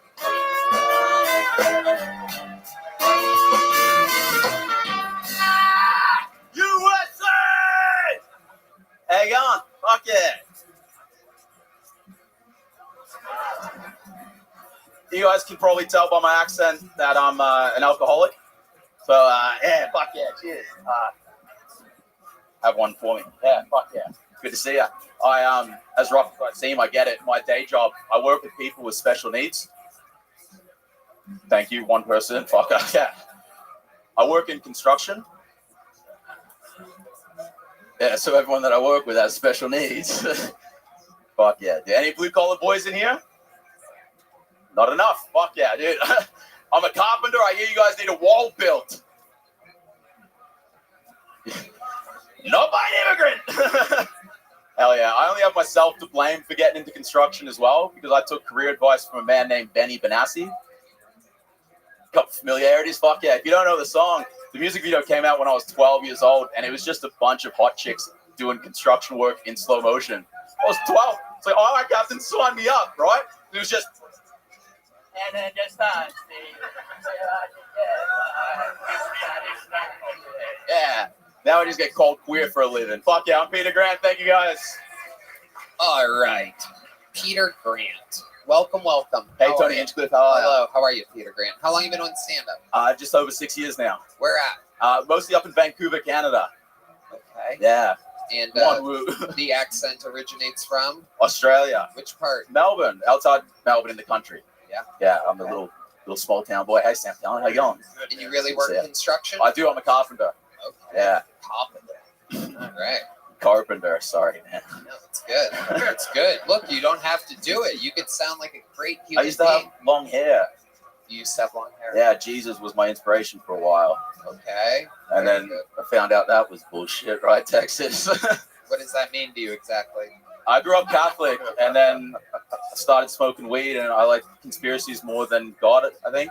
Now you believe in conspiracies and you don't believe in God? Yeah. What do you think created the universe? The Anunnaki.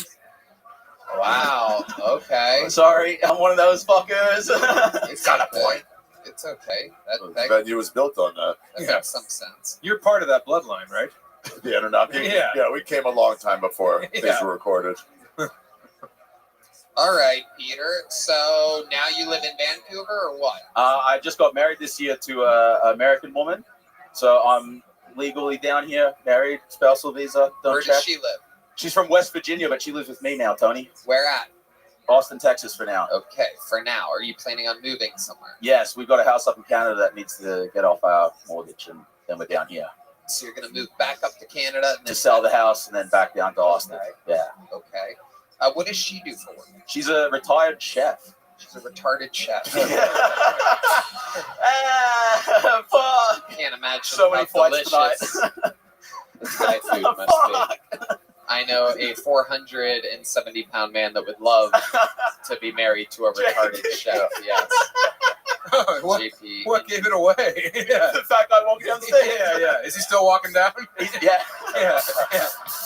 Do the stairs still exist? Him and the stroke guy are in a race right now. Yeah. It has been a true freak show here today. What's the freakiest thing about you, Peter Grant? I love cigarettes. Oh, yeah. That's such an freaky. Australian answer. I like the romanticization of it, though. Uh-huh. What does that Thank mean? you, Red Band. Just look at What do you mean exactly? Just look at Brian right now. I don't need to look at Brian. I've worked with him for over a decade. Why don't you describe using your artistic capabilities exactly what you mean? I only have two heroes in life. One is Melania Trump, and I've already accomplished that. And my second guy is I'm married. What do you mean you've already accomplished that? I'm married to get into the country. Oh, Jesus. What? It's not Morning. My wife's American. Sorry. Man. You were doing really well for a minute. No, we're deeply in love. Like, I love my wife. That's not a question. I wasn't asking that. Yeah. No, I feel like I have to retort what I said before. Sure. Okay, the most interesting thing about your entire life, Peter, you seem kind of like you have like construction guy vibes that just like it's not really hilarious. You seem like a normal guy that's like trying it out, kind of. Maybe you're nervous or something. A little bit nervous, I'd say, for sure, Tony. Absolutely. So give us something crazy. Tell us something nuts. You ever almost die or save? Yeah, I was the first responder on a guy that jumped off the bridge a couple of years ago. Did he land on JP? He wouldn't be the first responder then. He'd be fine, yeah. No, I held a man while he was dying, and What did you say to him? You're gonna be okay. You're gonna be just fine. I know you can tell by my accent that they don't mind the didgeridoo. I just have a little Australian gas. As you can tell by my accent, I'm an alcoholic. Looks like you need some special needs that I cannot take care of. What did you say to him? I'm sorry, mate. It's not looking so good. You jumped off a fucking bridge. He already had the hospital tag on, so he already still had hospital. Oh wow, ready to go. Yeah, so escaped out of a mental institution. I believe so, and then jumped off the bridge, and then I was just telling him to keep breathing because I didn't know what else to say. Good work, bro. Yeah, That's excellent work. Wow. Could someone say that to me now? Keep breathing. All right. This country's lucky to have you. Thank you, Sam Town. I appreciate it. Your wife for a living is a retired chef? Chef. Yeah, she picks and chooses her job. She doesn't really work full on anymore. She does expedition chef all around the world, so she gets to pick and choose where she goes now. Retired has a different meaning in this country. She's a part-time chef. Part-time. There you go. Yeah. She's a chef who's on smoke up. That's good for me. I get it. I get it. Yes, I like it. What do you miss most about Australia?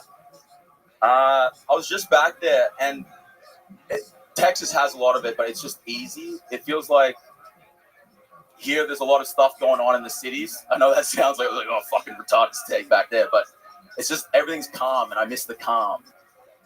It's a lot more here. I'm from a small country town. I'm not used to the cities. So, been living in Vancouver. It's not much of a city What do compared. you hate most about Australia? Ooh, the people. What do you miss most about Canada? Not much. What do you hate the most about Canada? Oh, Trudeau, probably. Okay. I've lived there and watched him. What do run the you country. love most about America? I love your amendments.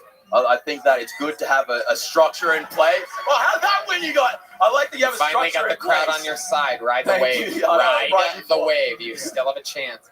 Final question. What do you hate most about America? Well, how hard it was to get in, but I guess that's a good thing. I think we need stronger fucking, what's the word? Borders. Yes, thank you, Red Ben. Red Ben helping me for a change. Look at this. What's happening here? Little joke book. There he goes. Thank you, Peter guys. Grant. All right. Peter Grant. Peter Grant. It's a normal guy. All right, everybody. All right. We having fun out there still? All right. Make some noise for your next bucket pool. We're going to meet them all together. It's Lino Rodriguez. 60 seconds uninterrupted for Lino Rodriguez. He's been on this show before. Here we go. All right, guys. Lately I've been trying to be a good boy because I've been a nasty boy. I've been a nasty boy. I'm trying to be sober. I'm trying to smoke cigarettes and drink coffee and the occasional cocaine and prostitute. I call it New York sober. New York sober. Yeah. No, I'm just joshing, guys. I fucking hate coffee. Cigarettes are cool. I'd rather be bored. I'd rather die early than be bored for 7 minutes. Everyone thinks they look cool when they smoke a cigarette. I think you have to look cool before the cigarette ever enters the equation. Yeah, some people look like James Bond, 007. But when I smoke a cigarette, I look like I belong outside of a Waffle House. They call me double eggs over easy. I don't know, guys. Lately, I've been listening to house music in my studio apartment because I'm optimistic,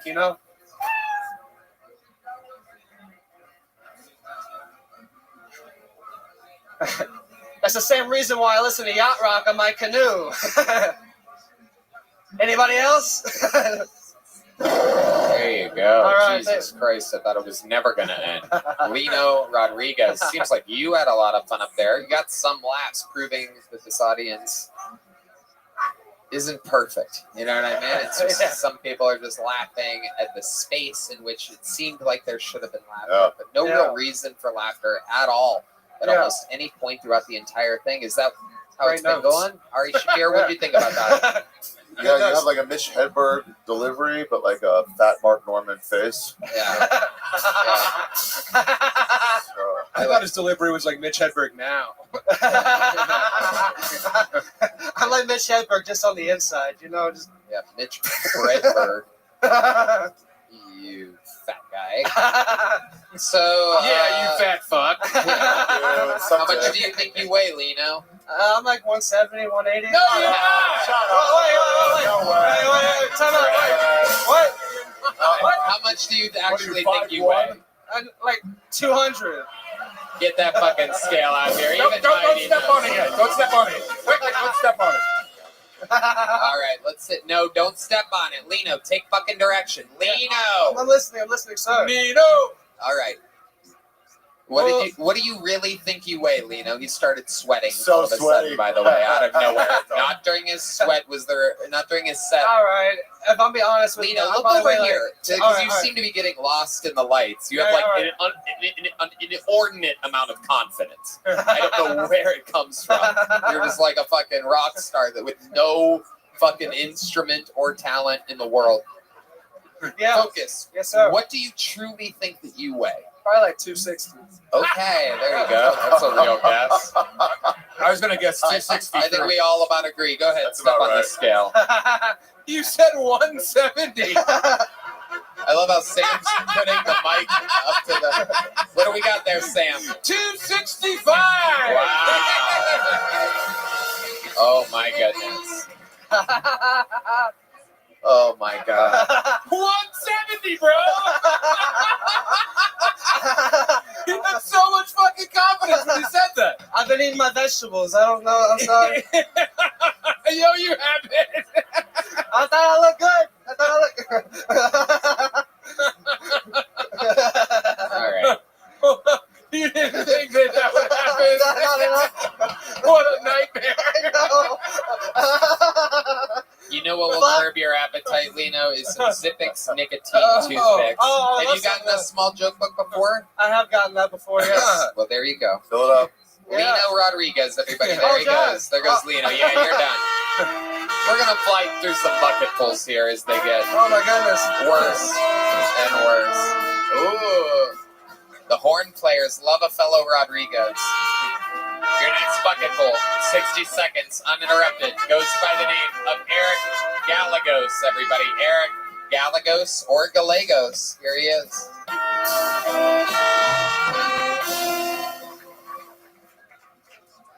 You guys, I recently matched with a girl on Tinder, and her bio said fun and down to earth. Yeah, I wish I knew that was code for living in a tent. Dude, I was walking down 6th Street earlier, and I saw someone with a shirt that said "End Alzheimer's." It's like with what? A shotgun? Dude, y'all ever notice how potholes and crackheads are really similar? Yeah, you know, it's like they both spend all their time in the street. All they do is annoy people. And when you run one over, you're like, ugh. I blame the city.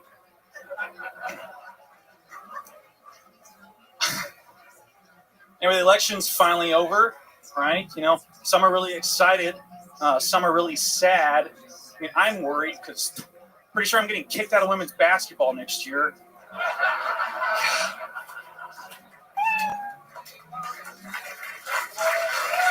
Hell yeah, that's my time, guys. Thank you. A solid set. That was That's good. how it's done.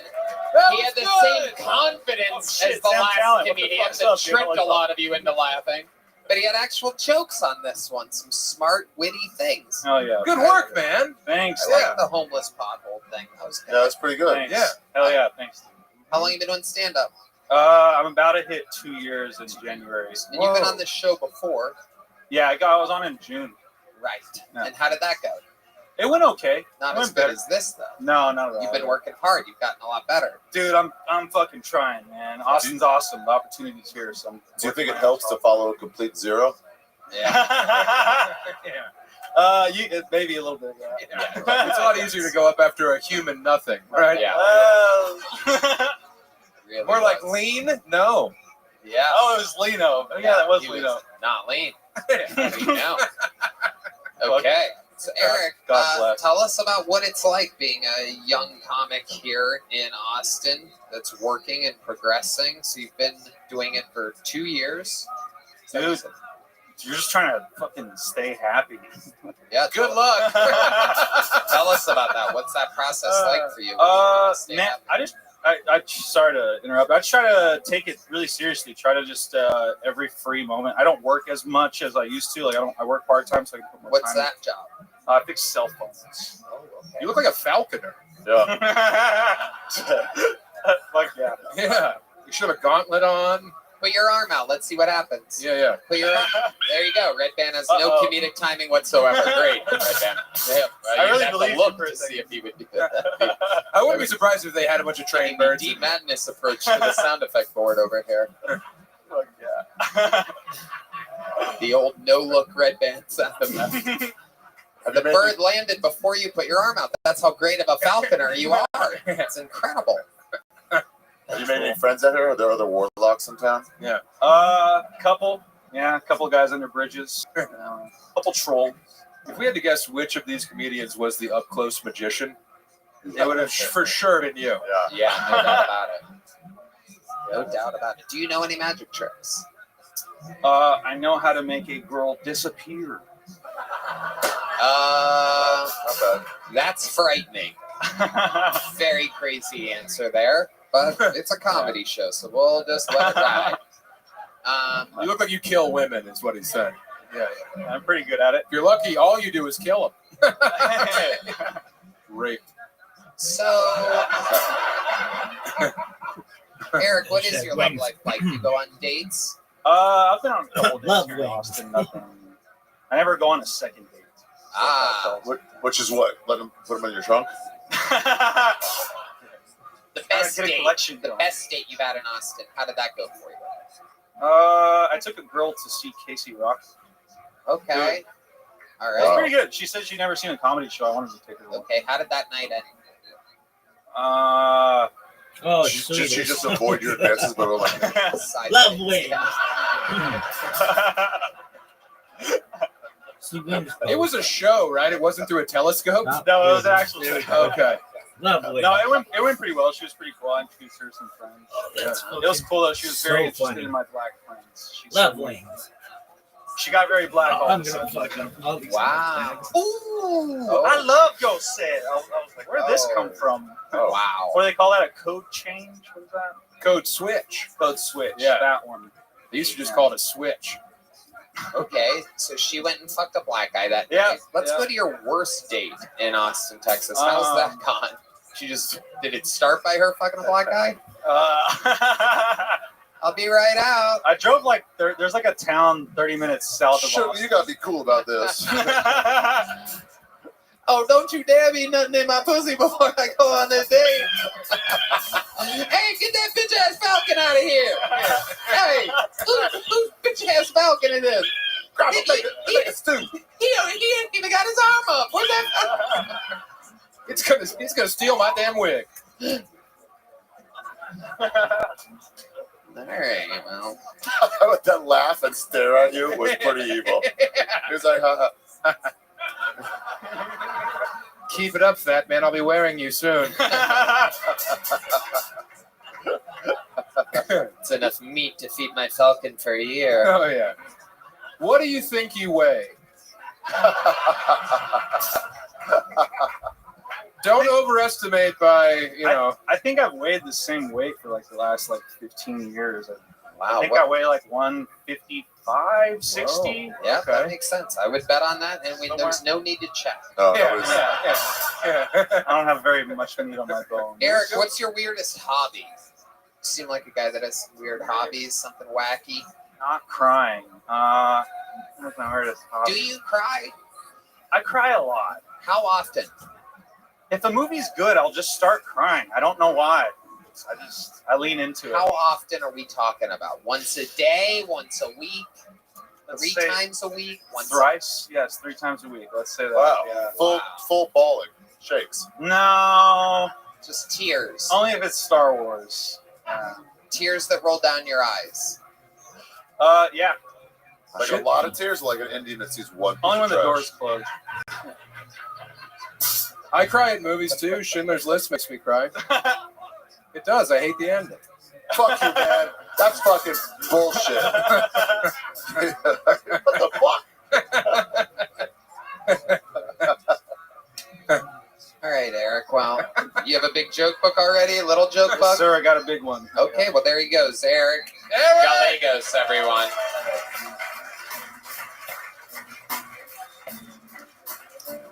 All right. Another bucket full. Ladies and gentlemen, this looks like a new name. Make some noise for Judah Z. Judah Z. What's going on, Austin? Doing good. I'm feeling pretty good. I'm having my birthday come up soon. I'm turning 41.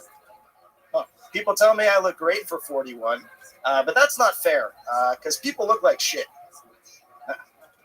Getting in my middle age is not all that bad, like all middle-aged men. I always know the 7-day AccuWeather forecast. That's right, I always know the weather, but that's because I'm Jewish. And it's easy to know it when you control it. All right? I'm actually in an interfaith marriage. I'm Jewish. My wife's anti-Semitic. Can't blame, it's how we raise the kids, Growing up Jewish, I actually always thought I was going to marry a Jewish girl. But then I decided to marry an attractive one instead. My sister hates that joke. Yeah, her and her ugly kids. People think That's it. All right. Thank you, guys. I'm Judah Z. Okay. Abrupt ending there. Normally, a true Jew would make the most of their time. I thought I'd cut it a little short. Give you that was a Jewish minute, 56 seconds. Nice. Yeah, wait till you get paid, then go the whole time. So Judah. What? Judah Day. I saw the name and I'm like, oh, fuck.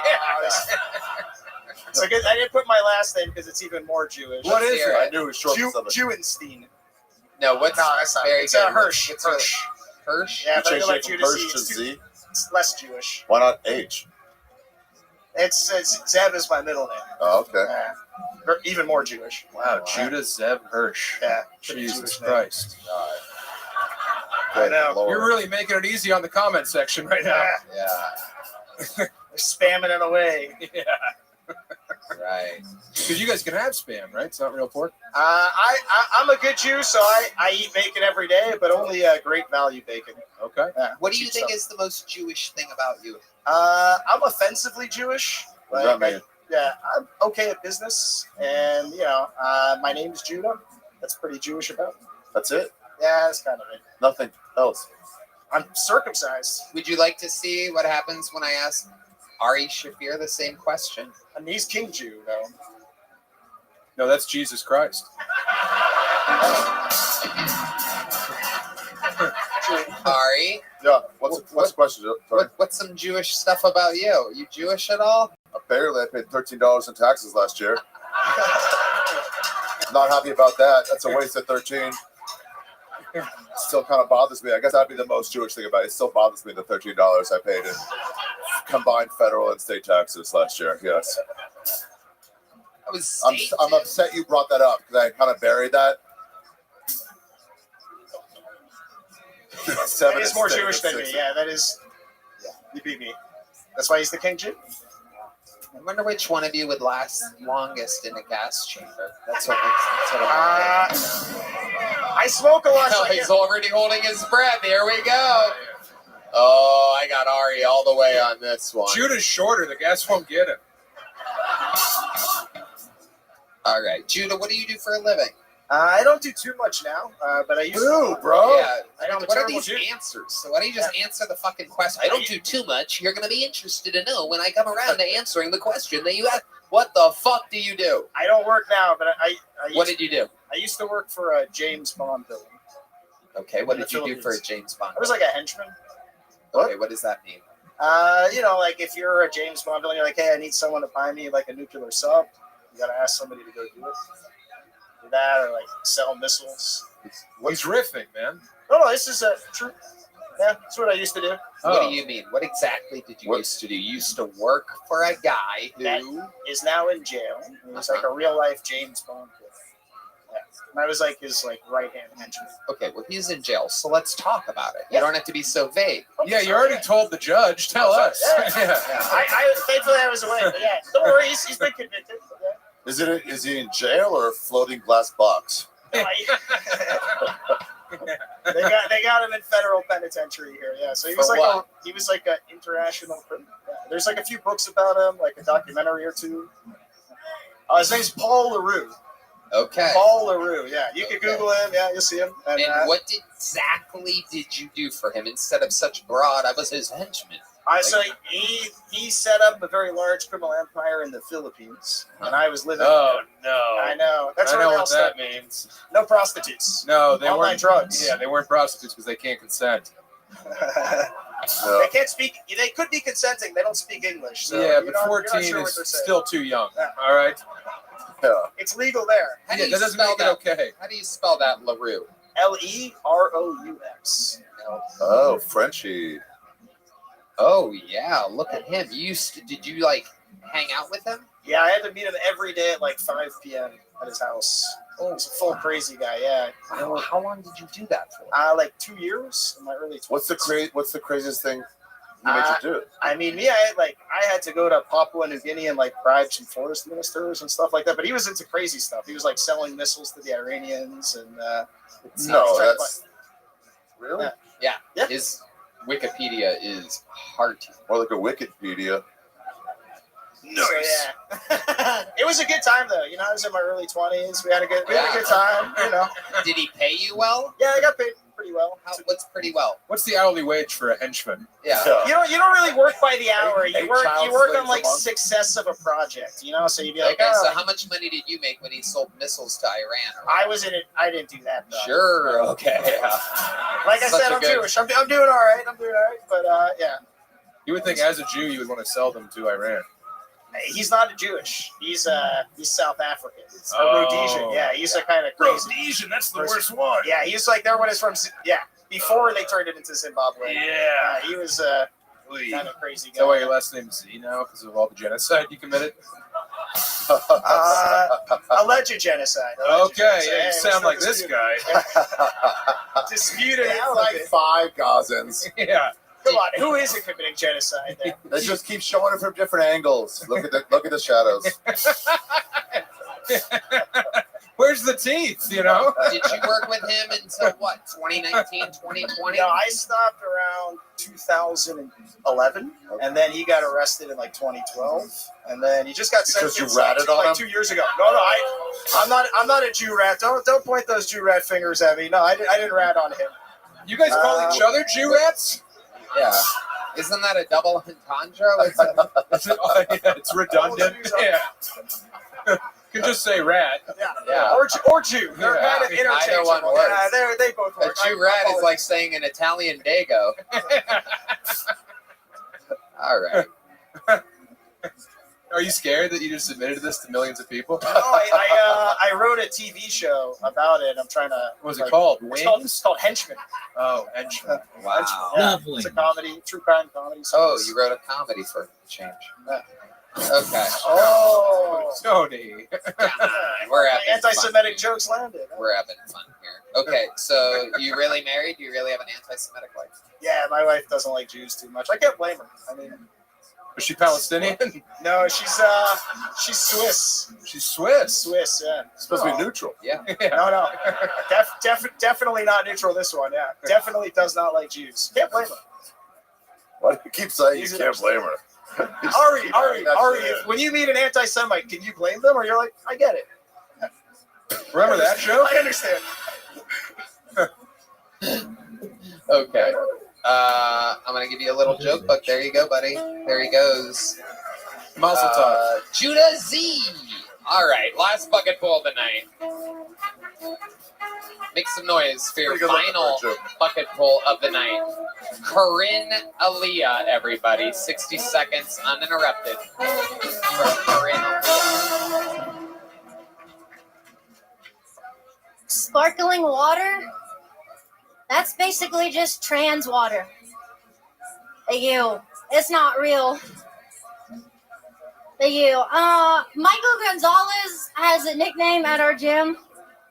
Yeah, they call him Big Mike.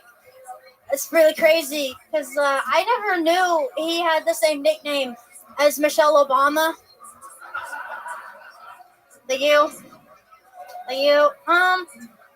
People are getting upset that they're putting the 10 Commandments up in all the classrooms in Louisiana.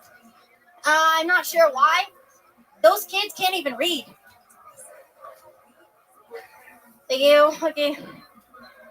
Okay. My boyfriend has been training jiu-jitsu lately.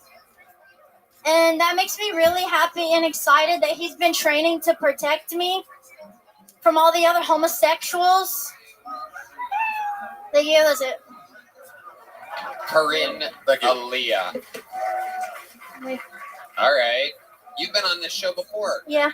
Welcome back. You have a new thing where you say thank you all the time. After like every joke. Is that working for you in open mics or something like that? Yeah. It is. Yeah. How do you think that would play in like an hour-long set if people paid to see you saying thank you 158 times? I like it. They would like it. I like it. I think it works. You like it? Yeah. You think it works? I can't wait to see which direction this goes. Thank you. You're welcome. You're very welcome. It is. It plays well in a minute. What time do you have to be back in the home? Oh, yeah. What's that mean? Thank you. It works. It works. What ethnicity are you again? Kyrgyzstani. That's right. Yep. Explain to Ari Shafir what that is. Yeah, let him know if he. What is it, Dagestani? No, so I'm half Cajun. My mom is from Louisiana, and my dad is Pakistani. Kyrgyzstani. Yeah. Yeah. I got nothing, fellas. That means you can't read and you're not allowed to read.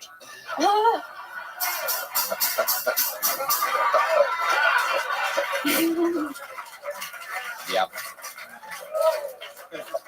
Yeah. Hey, Ari, thank you. Amazing. Is it true that you go to the same gym as Michael Gonzalez? Yeah. This was a big, big reveal. Did they really call him Big Mike? I think, yeah. Wow. Yeah, I saw his name. He signed up for something. I was like, who the hell is this? And it was like Michael Gonzalez. Like, oh, wow. You signed up for something as Big Mike? Oh. Oh. My goodness. Wow. I can't believe you're signing up for things as Big Mike. This is amazing. Is the gym just for petite brown people?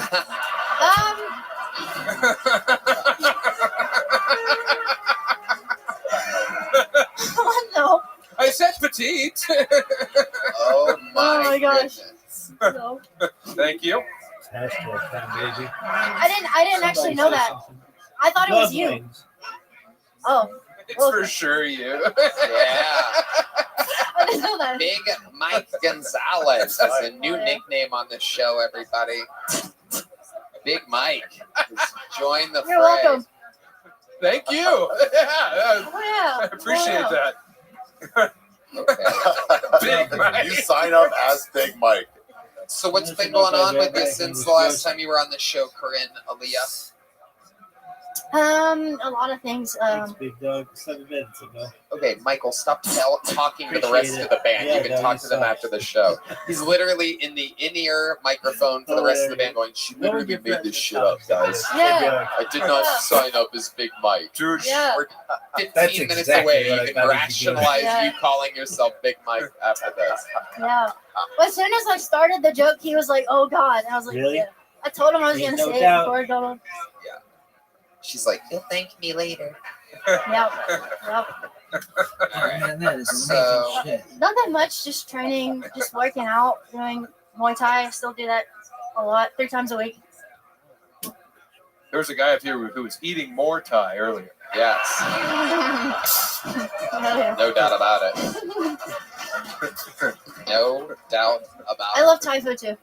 Yeah. We are the same. And you really have a boyfriend that you work out with? Yes. And Yes. and you guys all work out at the same gym Yes. as Big Mike over here? Yes. Yeah. Who's stronger, your boyfriend or Big Mike? Oh shit! Oh shit! Oh shit! Oh my Tell God. the truth now, Big Mike says. Big Mike, Big Mike, Big Mike, Big Mike. Oh, he loves it. He loves this new nickname. Oh my God. I think we know the answer. I think we know the answer.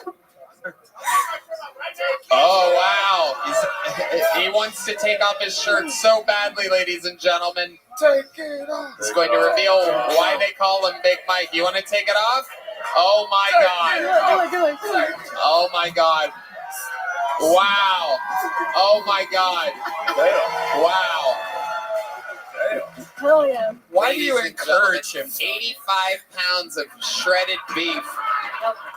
Absolutely crazy. Wow. Hey, Big Mike, thank you. Oh my goodness. Going. Wow. That is one of the most ripped quesadillas I've ever seen in my entire life. You see his cum gutters? Those are pretty nice. Yeah. There you go. That's a crunch wrap right there. Hell yeah. Absolutely unbelievable. What's your boyfriend do for fun?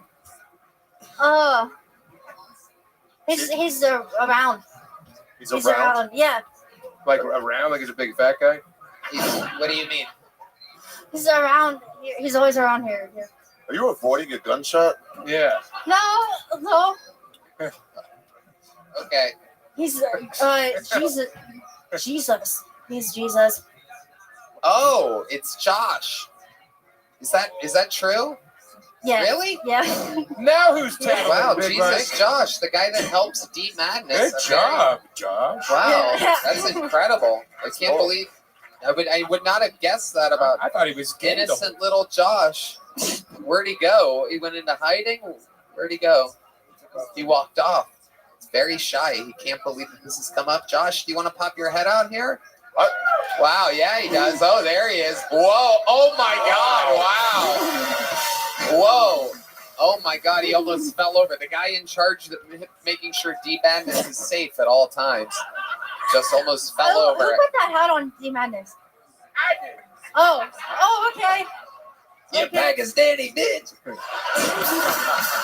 I love it when D gets a little mad. He gets defensive sometimes. And this guy drinks all evening long from the time the sound check starts. His norms. That's different A from lot his of people norms. don't know that D Madness, as well as being a great musician and famously homophobic, loves having a few cocktails at night. Towards the end of the show, he could get a little wild. Hell yeah. That was your boyfriend? Yeah. Have you always been attracted to much older men? Yeah. Yeah? Yeah. Yeah. Okie dokie. Yeah. Did you get a big joke book last time you were on? I got a big one and a little one. There you I have go. both. There she goes. Corinne Aaliyah, everybody. On to the next one we go. Your final comedian of the night. You got to ask yourself, a show that starts with William Montgomery, well, how can you possibly end it? Well, there's only one way to end a show that starts with William Montgomery, and that is with the future American citizen. Yes, indeed. It is the Estonian assassin, Ari Matti.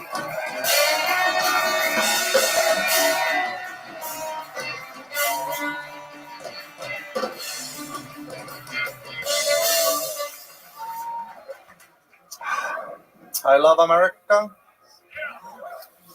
Life is so good in America that you guys create your own problems. That's how cancel culture started. Bitches with blue hair with nothing to do. Can you believe what Tony Hinchcliffe said? Kill yourself, you miserable bitch.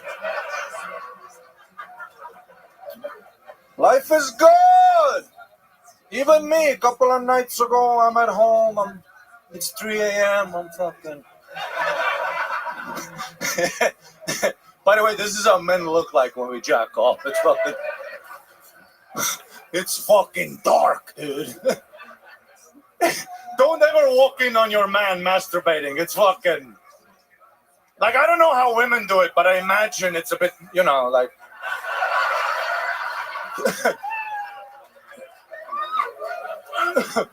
It's a bit more feng shui, Maybe there's a candle or something. Atmosphere. Dudes are just fucking on the shitter, pants by our ankles. Fucking. Must get the poison out. I have to make rational decisions. Holy fuck, I almost bought a BMW.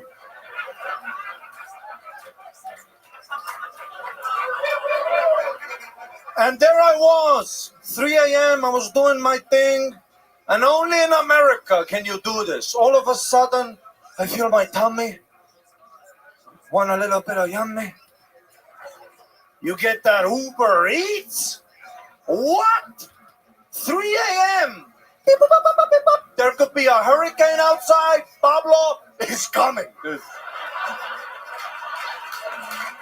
On a bicycle with my burger. I pay $5 extra. Pablo will parachute in. Fucking 3:25. I had a belly full of burger, belly button full of cum. What a country! Absolutely ridiculously amazing. 2 minutes and 30 seconds. Thank you.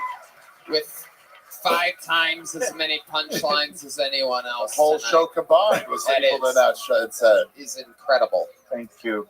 Absolutely amazing. My big fat ticket to America. I love him. Shabbat shalom.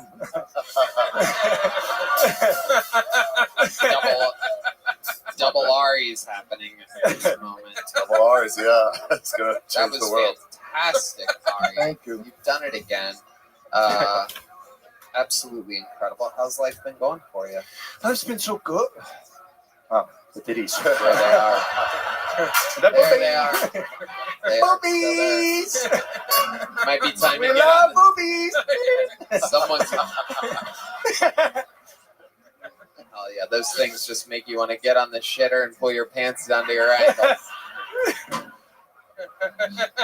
Yes. You can't even look back at it. I love it. Look at Them that. fucking corn-fed titties, you know what I'm saying? They really are. In Estonia, we have them all malnourished. You know? When we just have the nipple, we're like, oh my God! I found one with a bump. Calling your friends over.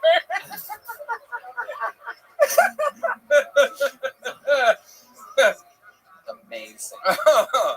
We had a little Christmas party here last night. Christmas party was great. Every chick here was in a relationship. Amazing. Yeah. That's always a fun party. It was. Everyone had a +1 with them. It was a real fucking look but don't touch type of. I have been actually, speaking of masturbating,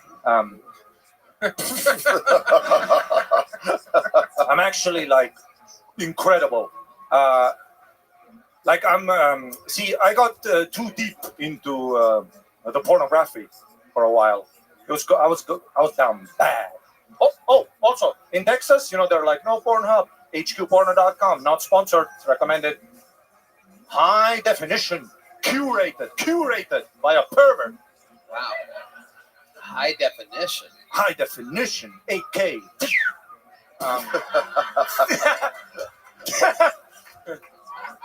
You see the bad childhood.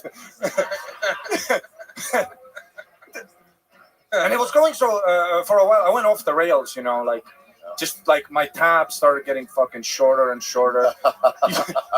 You know when you go so deep that there's no more words, it's just fucking scribbles.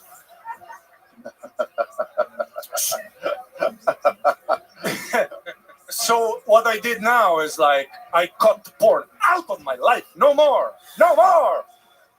And now I just do it, dude. Sam, today in the shower from memory, bro. You thought of me? Like fuck, not. He was trying to not come fast. Yeah. Titties. Sam. No, I like did it in the literally in the shower, eyes closed, dude. Like fucking, like I'm Neo, dude. I'm so fucking powerful, dude.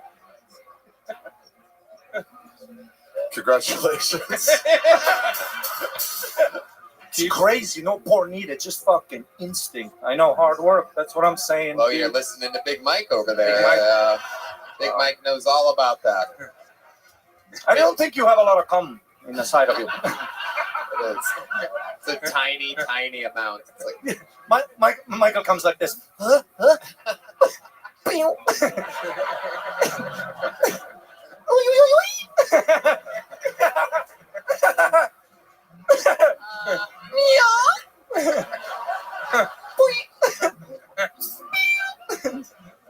Old Big Mike make little loads over there. Yeah. This is how you get Mike's cum. They're like this. Mini Gonzalez. Oh my goodness. Ari, you're so fucking funny, man. Yeah, you're the man. Thank you, Ari. Thank you. You're so All nice. the time, too. Yeah. This fucking guy thank on you. airplanes, on restaurants, backstage, at the bar, all the time. Always. It's Hey, Ari, unbelievable. I've never done this before, but in the show I've been on at least a dozen times, probably more. But how would you like to open for me in San Antonio in February? Let's do it. Yes. Boom. Look at that. Somebody hook me up. There you that's off the book money. So don't worry. Oh, I love off the book money. Fuck Palestine. We just added a show. The good news is he's going to pay you what he paid in all of taxes last year. Imagine. Ari, you are the absolute fucking man. Thank you so much. Thank you, You're Tony. watching Bye. a shooting Thank star in real time with the stylings of the future American Ari Matti. And we did it. How about a hand for our fucking amazing guests, Ari Shaffir and Sam Talent. They're on tour. Buy their tickets. You know where to find them. The drawing from Ryan J. Ebelt is in. Ari Shaffir has a brand new special on Netflix, January 14th, everybody. Do you believe in miracles? Pretty much did it. Yeah. Tony just yelled at the Netflix guys. What the fuck's wrong with you? I'm Yeah. like, all right. Yeah. Me and Joe did. We had dinner with the Netflix executives and we said, don't be gay. That's all you have to tell them. Sometimes you got to tell these fuckers what's up. Hell yeah. Lady made $100 tonight in the audience. Wow. How about one more time for the great Sam Talent with 2 L's, huh? Thank you. 2 of the best guests to ever do it. The drawing from Ryan J. Ebelt is in. It's incredible. Let's see what Chris Rogers drew tonight. Is that Baby Red Band? Oh my God. Baby Red Band with a Tony haircut. Look at that. Oh my God. He already had fat tits all the way back then, folks. How about one more time for the best damn band in the land, huh? Red Band. Check out the Sunset Strip, ATX.com. Love you guys. There you go. We love you guys. Thank you, everybody. Did you guys have a good time tonight? God bless you all. And God bless the United States of America. Thank you. Good night, everybody.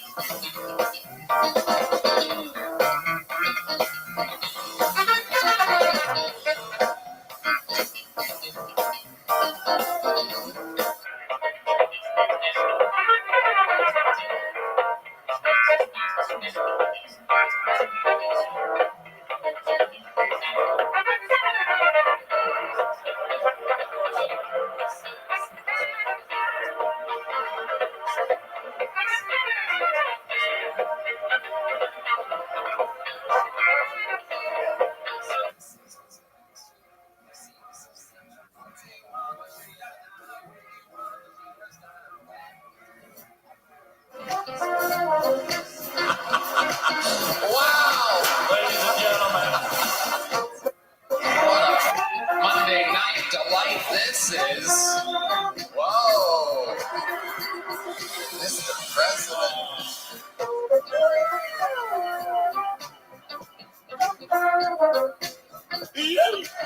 This is New Year's Eve at the HEB Center.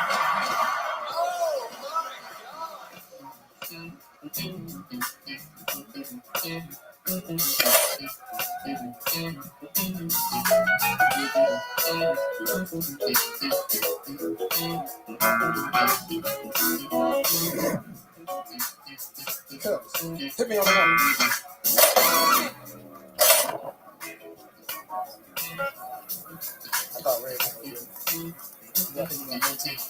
Right. Hit me on the run.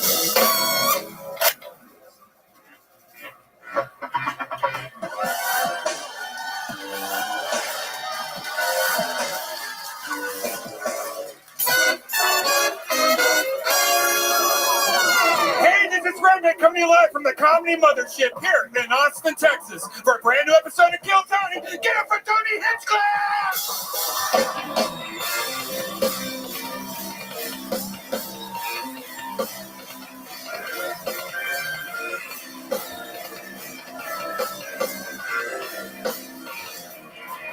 Who's ready for the best fucking night of their lives, huh?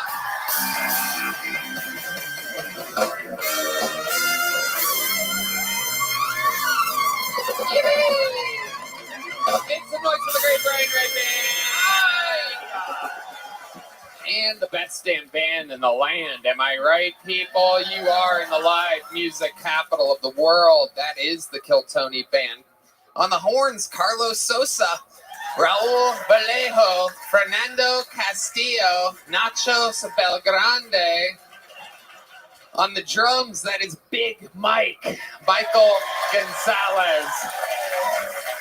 He is here. Matt Muling on the electric guitar, John Dees on the keys, and that is indeed the one and only D Madness on the bass guitar.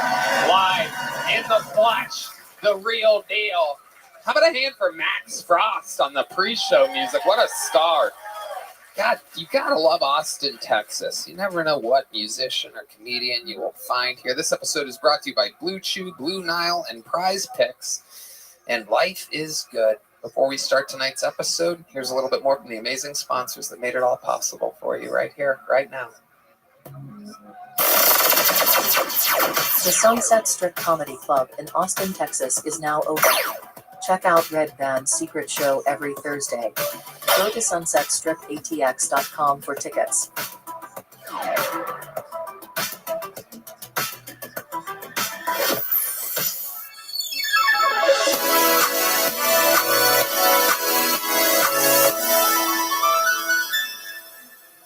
Are you guys ready to start tonight's episode?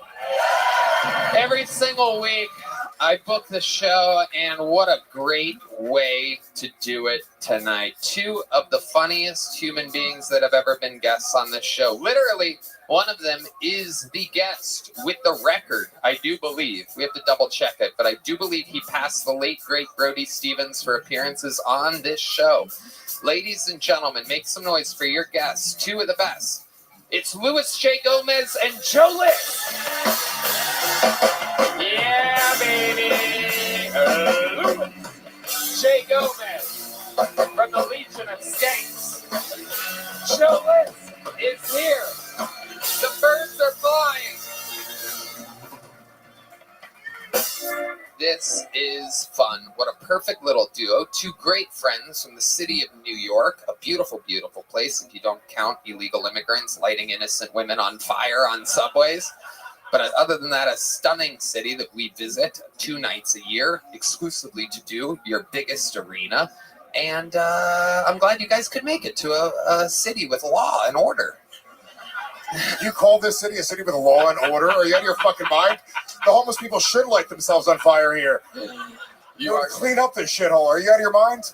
I've never been here and not run from a homeless person on the street. Well, in their defense, you do look like their perfect prey, Joe Liss. I mean, I'm not even homeless, and I want to chase you sometimes when I see you. I really, last time I was sprinting away from 2 homeless people screaming at me, and as I was running away, 2 like hipsters in skinny jeans and fedoras were walking the opposite direction, and it was the most humiliating experience of my life. That is Austin, Texas. That was a Austin parade. That's our annual parade. The homeless go one way, hipsters go the other way. It's true chaos. You guys have done this show before. You know how it works. A lot of the open micers are out of town. A record for the least signups we've had since being here at the mothership. 185 people are across the street, stacked on top of one another in a bar called Poor Choices. And if I pull their name out of this bucket, they get 60 seconds uninterrupted. You know their time is up and you hear the sound of a kitten. That means they have to wrap it up then, or else they bring out the angry West Hollywood bear, which brutally interrupts their set. And then I conduct an interview. We laugh about what could possibly have happened during their set, or what else they could possibly talk about, or what else is interesting in their lives. My friend with the Kiltony hat, I'm going to let you do the honor of picking the first name. The Bucket of Destiny has spoken. And that is indeed a legible written name. And that person will be wrangled, and they will be the first bucket pull of the night. But while we wrangle that person, we're going to get a golden ticket winner up here who is fun to watch. And you know what I like about this guy? This isn't one of our big blast out superstars. What I like about this guy is that the plan is to hopefully watch him grow in real time over a long period of time on this show. He has gone through traumatic brain injury, ladies and gentlemen. He has the record for most appearances on one episode of a show. This is a brand new minute from the one and only Drew Nickens.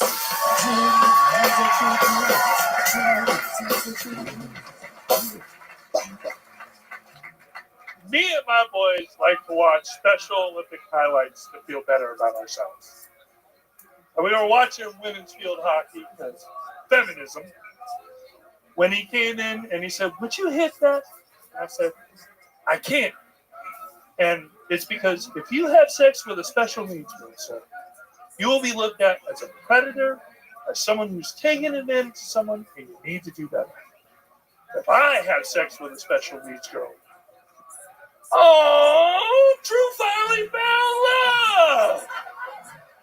And I deserve to be canceled because I drive a car and I pay my bills. I shouldn't be on a date with someone who needs a chaperone. And my boy said, "Drew, you're terrible with women. You're like a shitty bowler. You need to use the fucking bumpers. Because you may not be cool using bumpers, but at least you hit something. I am one grilled cheese sandwich combo and a Wiggles Wiggles concert away from getting the best sloppy toppy of my life." Thank y'all so much. Drew Nickens. I don't know if I mentioned this before his set, but he suffered from a traumatic brain injury before. How you doing, Drew? I'm great. How are you, Mr. Tony? Hell yeah, you got a lot of energy. How did that feel for you? It felt okay. I felt a little tongue-tied at the end, but I'm getting my pacing down. I'm not just yelling Reddit.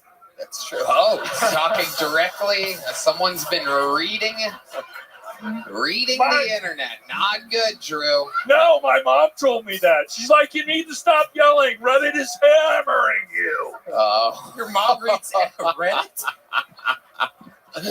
Your mom told you that the internet is hammering you? Yes! That is hilarious. Where's mom at? She's in Washington? Washington State. Yep, absolutely. What does she do? She is an elementary school teacher. Wow.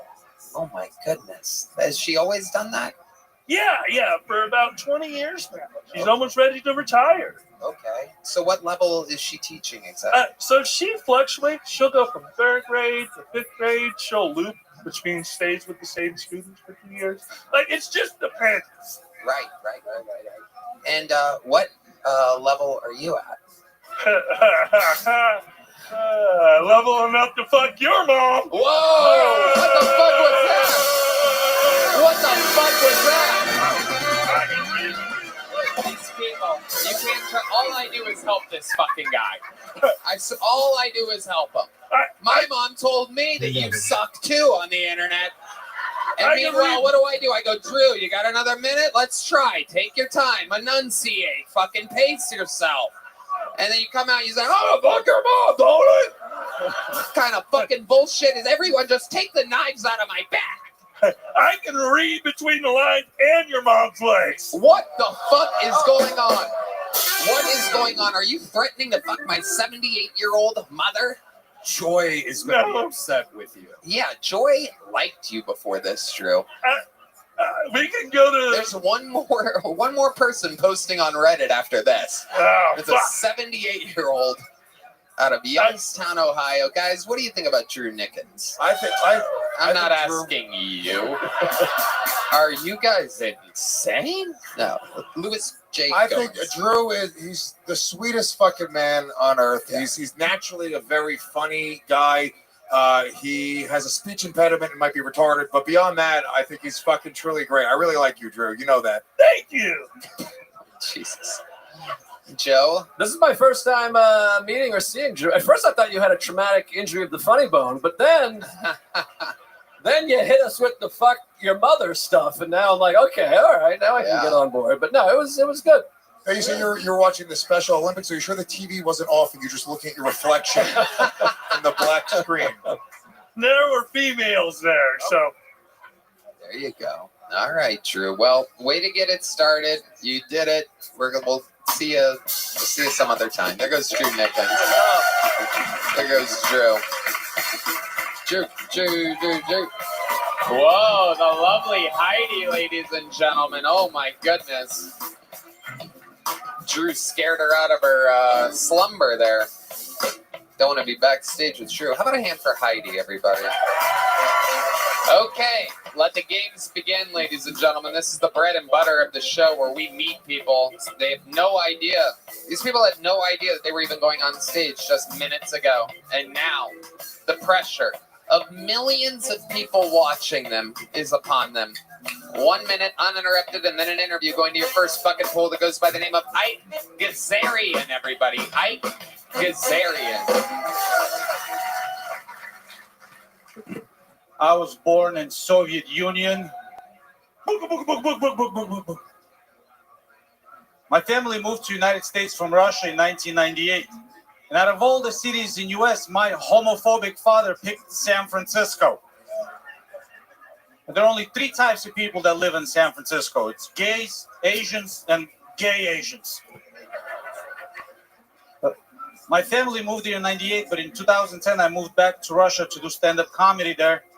But moving from United States to Russia to do comedy is a lot like moving from Canada to Afghanistan to play hockey.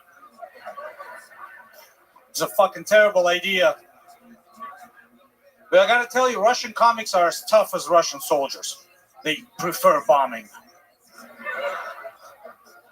American comedy and Russian comedy are very different, but we do have one thing in common.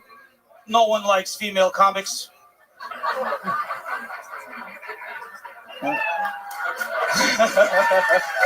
Thank you guys so much. My name is Ike Gazarian. Ike Gazarian. Welcome. Thank you for having me, guys.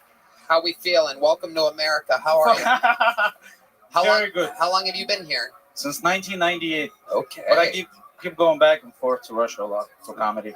Why'd you say for comedy like that? I was suspicious there. You go there specifically to do comedy? To help Russia fight Ukraine. Yeah, that's what it felt like. I voted for Trump. I have a reason. You did vote for Trump? Fuck yeah. That is so interesting. I love it. Okay. Are we letting them vote? I guess so. I'm from California. I voted twice the same day. Fuck yeah. Absolutely. Thank you, guys. How old are you, Ike? I'm 41. 41. How long you been doing stand-up? Started doing Russian comedy in 2010. Moved back in 13. I own a Russian restaurant in San Diego. Business is not doing very well after the war started.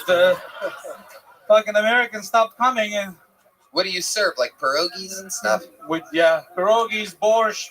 You guys come over to Pushkin. I'll take care of you. Got an applause break for pierogies from Brian Redband. Pierogies, man. Nobody loves dough filled with shit more than dough filled with shit. Unbelievable. Incredible. So what's the name of your Russian restaurant in San Diego? It's called Pushkin. Pushkin. Almost like Putin, but yeah, it's close. It's close. Yeah. What else is going on there? You got like hot Russian waitresses or anything? Oh my God. My wife hires all the most beautiful girls to work there. It's really tough. It's tough for to fuck you. somebody. Yeah. It's Hell yeah. The business is not doing so well after the war, and my Ukrainian employees hung a huge Ukrainian flag on the window, and the Russians stopped coming also. So I need some more customers, goddammit. Is it a hookah bar also at like a restaurant? Yeah, it's hookah bar allowed. That's yeah. a problem, man. I had to make it into a hookah bar because people stopped coming in. I think Russian hookah bar is fair because smoking is also bad for your health, just like Russia. I'm starting to think that he's not a comic and he's just trying to advertise this restaurant. Yeah, I think so. Come to Pushkin, please. Come to Pushkin. It's got great reviews. Yeah, wow, it really does. You're sitting at a 4.3 with 1,109 reviews. 9 years, baby. Let's read, 9 fucking years. Find me one of the 1-star reviews. There's a lot of 5 stars, but I like to read the 1 stars. Yeah, the Ukrainians that's what leave I a 1-star review. strategically go for. The worst customer service, very rude workers, not a welcoming environment, would not recommend. We're Russians. And What the fuck do you want? And then Ike G responded, I'm sorry, but your review is a lie. Fuck yeah, all of that! You were smoking same hookah for 3 hours. There was nothing left in it. My hookah chef asked you if you'd like a refill. You refused. You know, coals can't save a hookah that's been smoked for hours. I'm sorry you feel this way, but you should learn how hookah work. You can't smoke ashes. Wow. This is incredible. Let's read another review of Pushkin. Please, let's do it. Came here to smoke hookah. Worst customer service from the hookah server. Not friendly at all.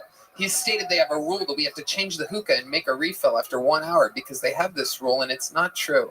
He would not change the charcoal for us, and when he did, he only added 1 charcoal. I would not recommend anyone to come here. You feel very unwelcome. I will never come back again. Ike G responded. I'm sorry, but your review is lie.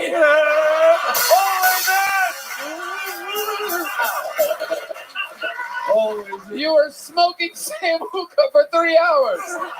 There was nothing left in it. My hookah chef asked if you'd like a refill. You refused. You know, coals can't save a hookah. That's my copy paste. My copy paste. I'm sorry you feel this way, but you should learn how hookah works. You can't smoke ashes. I swear to God. I'm not kidding, by the way. It would be funny for me to just read the same response. I swear to God. You could check these reviews. Hold on. Don't scroll. Let me just. You're doing good review or something. I'm losing customers here, man. Okay, 1 year review. 1 year ago. I and husband's experience here was absolutely awful with 2 exclamation points. We came to this place looking at their Yelp reviews as we were in San Diego for celebrating our anniversary. The pictures and the reviews are also deceiving. I wonder how they got all these nice reviews.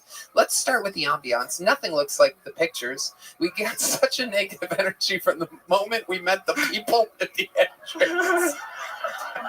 They were not welcoming at all. Still, we went in. Because again, the Yelp reviews looked so good. I went upstairs and got seated. The entire time we were there, it literally felt like people. All these people were here for a different reason. You know what I mean? Felt super uncomfortable. The vibe was absolutely dead, and the music selection is awful. Still, out of courtesy, we ordered 2 drinks and wanted a water with it. Well, guess what? You have to buy your water. Yeah, it's California. IG responded. Everything you wrote here is a lie! Including prices for water. Managers do not yell. This looks like an ad for werewolf. You wrote that? Fuck yeah!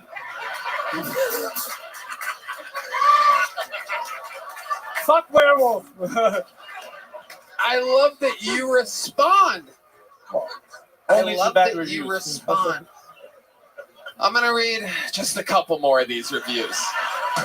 Even though it looks like I could go, don't stop scrolling.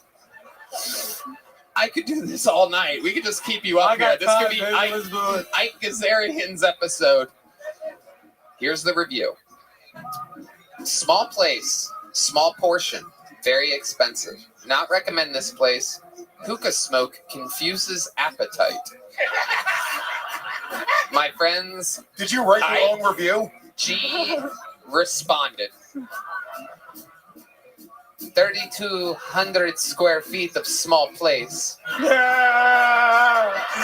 Large portion. Hookah confuses at hookah lounge? Very interesting.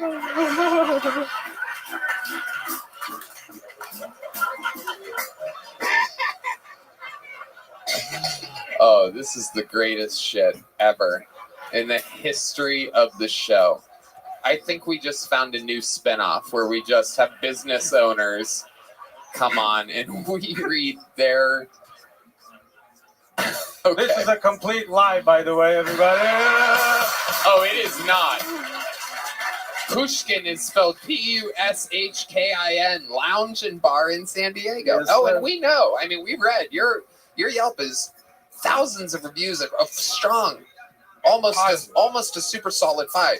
It was very hard to find the ones. There's very few ones, and your responses are unbelievable. Thank you, Mr. Tony. So, one last one. 7 months ago, 1 star.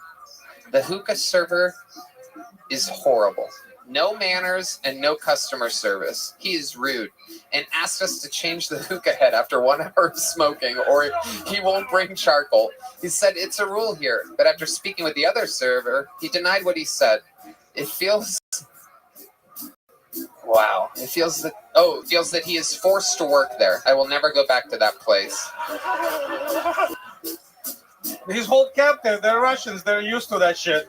Ike G responded. I'm sorry, you and your friend felt the need to leave 2 reviews. You were smoking the same hookah for 3 hours. There was nothing left in it. My hookah chef asked if you like refill, you refuse. You know, coals can't save a hookah that's been smoked for hours. I'm sorry you feel this way, but you should learn how hookah works. You can't smoke ashes. You can't smoke ashes!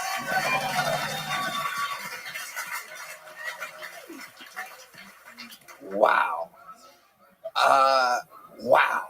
I mean, so interesting. A wildly successful restaurant, it seems. Yes. I do stand-up comedy, you know. And you lit the stage on fire. Thank you, sir. To the point to where we might need to change the charcoals, but being told we're not allowed for another hour. And unfortunately, we can't smoke ashes. Do you ever smoke Ukrainian ashes? Only before I go to sleep. I love it. Ike, what else do you do for fun? What else about you? You seem like a naturally very funny guy. I love writing a lot. Is this your wife? Yes. Wow, she's right here on my t-shirt. Oh my God! Look at you, represent. Hell yeah, she doesn't want you getting any pussy. Look at that. Babe, you wear a hoodie with my face on it? That's how I get the pussy, by the way. Oh, okay. No, honey, of course not. Oh, hell yeah. You got 99 problems, but abortion ain't one. I love it. I toured doing Russian comedy, American comedy. I own the restaurant, and I just try to do as many mics, as many shows as possibly can, and I do fucking well. I mean, yeah. And I'm lucky to be here. Thank you so much for this opportunity. This is amazing. No doubt about it, Ike. And I'll tell you, you're getting a big joke book. Congratulations. You did it. There's nothing in it you have to write in it. I don't know what you're looking for. It's blank pages. It's for you to write jokes in. I appreciate that, Tony. Did you think there was Yelp reviews in there? I thought I have to write my name in it or something. Ike, you did it. That's what the show's all about. Different people, different shapes and sizes and accents and everything. And you were very fun. Congratulations and thank you. Thank you guys so much. and everybody. Thank you guys so much. Pushkin. Go to Pushkin in San Diego. Show your support. Eat pierogi, smoke hookah. Don't stay too long, or else it will burn out. This podcast is sponsored by ExpressVPN. You know what's not fair? The fact that all those streaming services hide thousands of shows and movies from you based on your location and has the nerve to just keep increasing their prices on you. Now, you could just cancel your subscription in protest, or you could be smart about it and make sure you're getting your full money's worth, like we do, by using ExpressVPN. They hide their content from you based on your location, but ExpressVPN lets you change your online location so you can control where you want Netflix, Hulu, or any of the other ones to think you're located. They have servers in over 100 countries, so you can gain access to thousands of new shows and never run out of stuff to watch. This works with many other streaming services too, Disney+, BBC iPlayer, and more. Red Band. Tony, ExpressVPN is the best. It's so easy to use. Just fire up the app and click one button to change locations. It works on all my devices, phones, laptops, tablets, and smart TVs, and more. Plus, it has blazing fast speeds. I can stream in HD with zero buffering. I just watched Sherlock and The Cycle, which are not available currently in the US. All I had to do is open up ExpressVPN, select England, tap one button to connect, refresh, and boom, there it was. Wow, Sherlock and The Cycle. Yeah, Wow. you know me. So be smart. Stop paying full price for streaming services and only getting access to a fraction of their content. Get your money's worth at expressvpn.com/killtony. Don't forget to use our link at expressvpn.com/killtony to get an extra 3 months of ExpressVPN for free.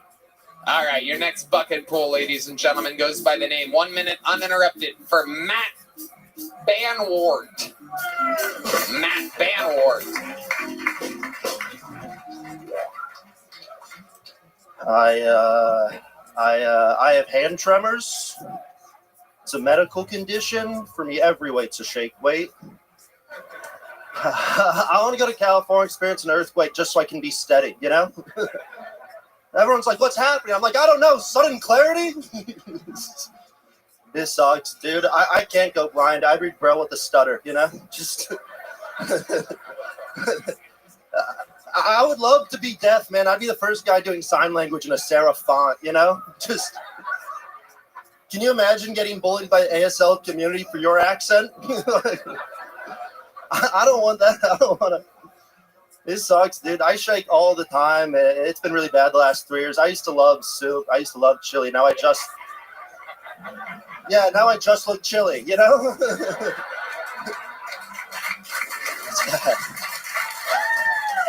Thank you. Yeah, man, I don't know. I hate shaking, but my ex loved it. All right. Thank you, guys. That's my time. Matt Banwart. Am I saying that right? Banwart? You're nailing it, dude. Absolutely. I was wondering because you kind of had bad handwriting. Yeah, and now I see why. It makes perfect sense. Yeah, it's like a third grader with palsy. It's bad. Yeah. When you've always had that? I noticed it like junior year in high school, and it's just gotten kind of worse the last 3 years. It's gotten pretty bad. So maybe you should stop doing really nerve-wracking activities like performing in front of large groups of people. You know, I think that's contributing factor. I think that is a part of it. But yeah, I shake all the time. It's rough. Soup, sushi, my big two enemies. Yeah, hard to operate chopsticks is what you're saying. I just got sushi the other day. I was doing them with both hands, and just getting bullied by the staff was embarrassing. Yeah. I was like, give me a fork, I don't care. Right. What did they say? I couldn't understand them. Right. You disrespect us. You chopstick right. I was just thrilled to be there. All right. Were you on a date or something? No, I was out with my friends. Right. Yeah, I don't know. Okay. My love life's not exciting. Really? A little bit. I don't know. Huh. Interesting. All right. Edward vibrator hands. I thought it would be good. I thought you'd be like Michael J. Fucks or something. You know what I mean? No, I got a quick. Well, I was seeing this girl. We went on like 4 or 5 dates. We weren't exclusive yet. She was like, you should come see me at this bar. She texted me. I was like, I'll be there in 5 minutes. She goes, all right. See you soon. I walk in and she's like making out with another guy. And I was like, it's okay. I'm fine. And I took a photo of it and I sent it to her. And I was like, well, I think you're good.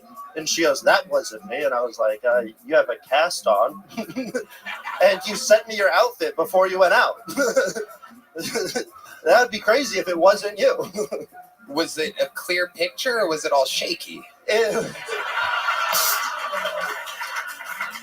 You make a great point. Yeah. I'd imagine you're one of the worst photographers in the history of human civilization. What else? Lewis? We should have him go fight the Ukrainians in Russia. You never know when I'm going to throw one, you know? It's kind of... Oh, hell yeah. All right. Swing and a miss. Yeah, absolutely. So what else do you do? I just stand-up comedy. That's what you do for a living? It is, yeah. Okay. How long you been doing it? Today is actually my 9-year anniversary. Today is my 9 years today. Where have you been doing it at for 9 years? The first 4 were in Iowa. My first open mic was in Cedar Rapids, Iowa, and then Chicago for like 4 years, and here for the last year. Okay. When you were in Chicago, did you ever visit the Bean? Tony, how could I not know about the Bean? Oh, yeah. Okay. Honestly, it's unbelievable. Yeah. I know. Tony, it's a phenomenal landmark, dude. Huge fan of the Bean. Okie dokie. All right there, shaky hands, Jenkins. Let's just keep this interview going. What did you do for work before being able to depend completely on stand-up comedy? Yeah, I did. You made martinis at a bar or something like that? Spoiler alert, not stirred. No, I briefly did digital marketing. I did digital marketing. You did that on a keyboard with a computer? It goes XR, T, T, T, T, T, L, L, L, L, L. Fuck. This job fucking sucks. Dude, I have to. I use voice to text people, and it fucking sucks. I can't swear. It's just 4. It's like I'll be like fuck, and it's just 4 star. Yeah.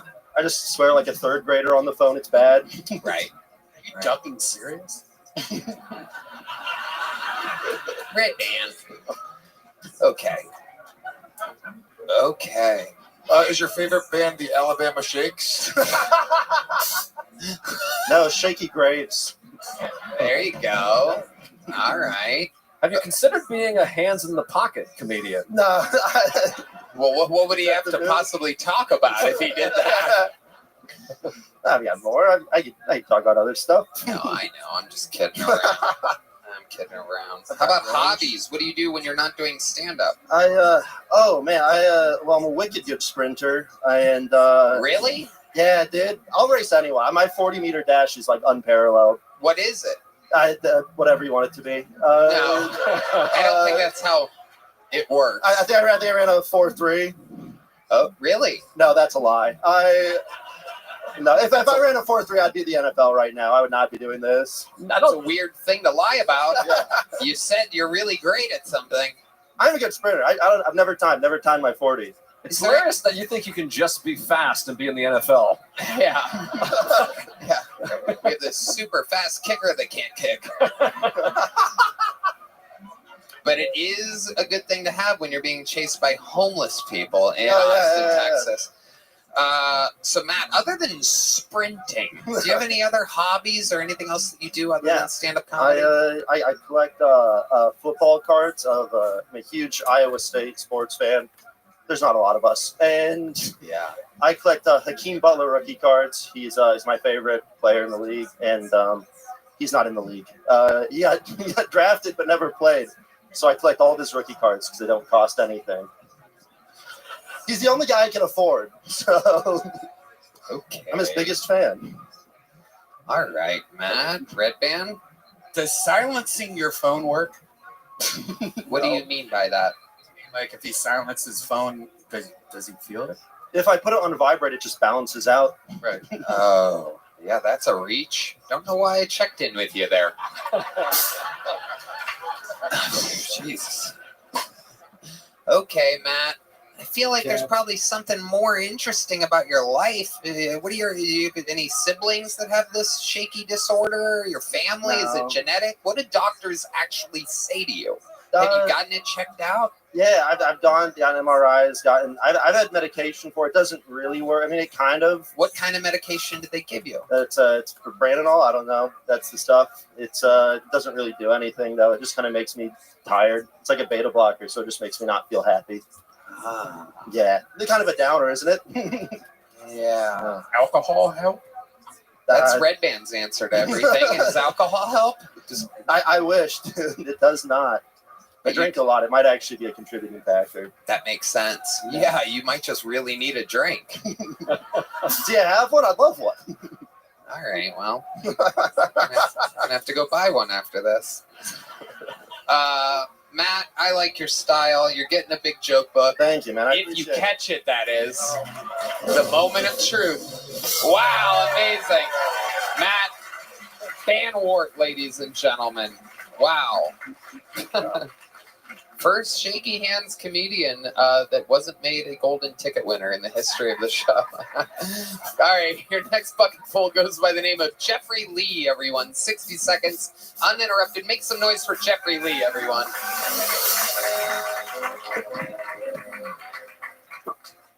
Yeah, I'm doing van life, ladies and gentlemen, and it's going pretty good.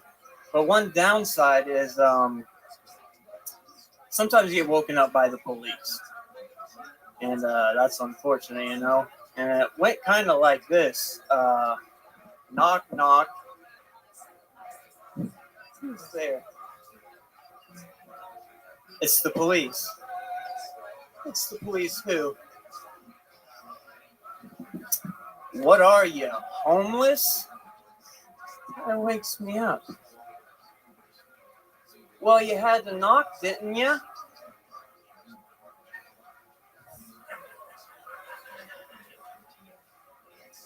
That's my one defense in not being homeless, ladies and gentlemen.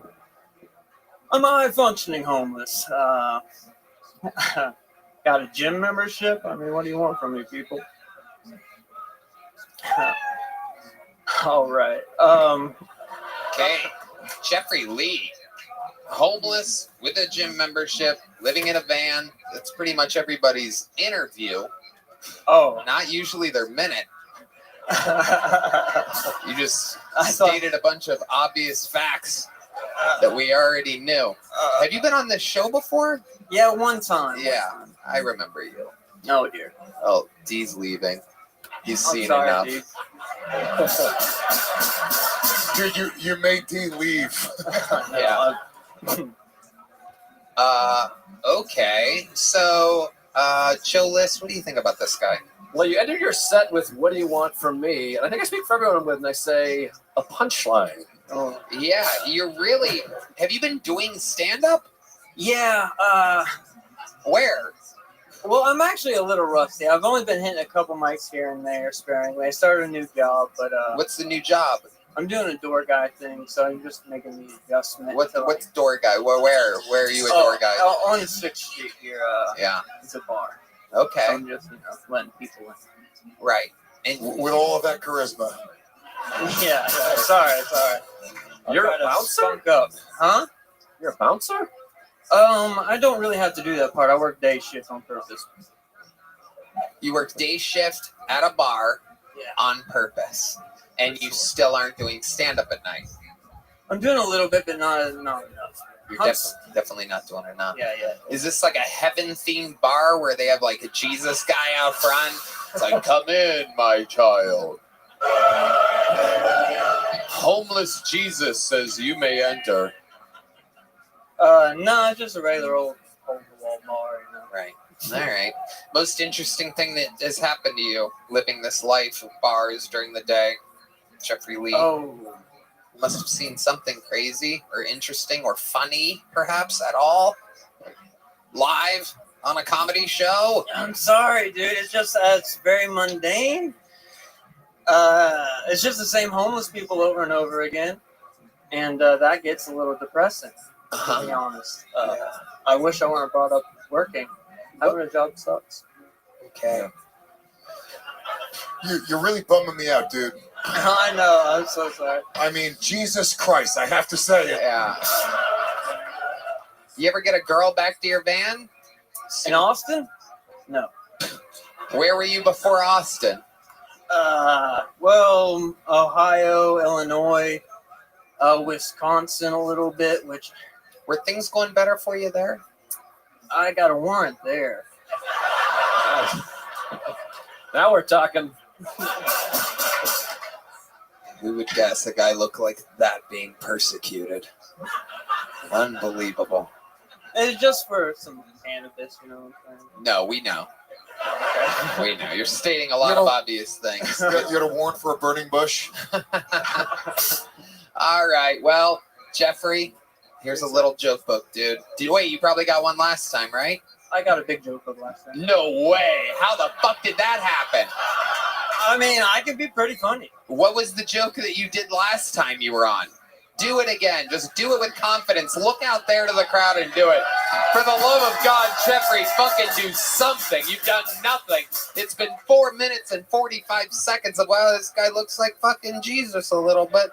Just fucking do it, Jeffrey. For the love of goddamn God. Your father. For the love of your father. Well, folks, to get a little personal, I suffer from extreme ED.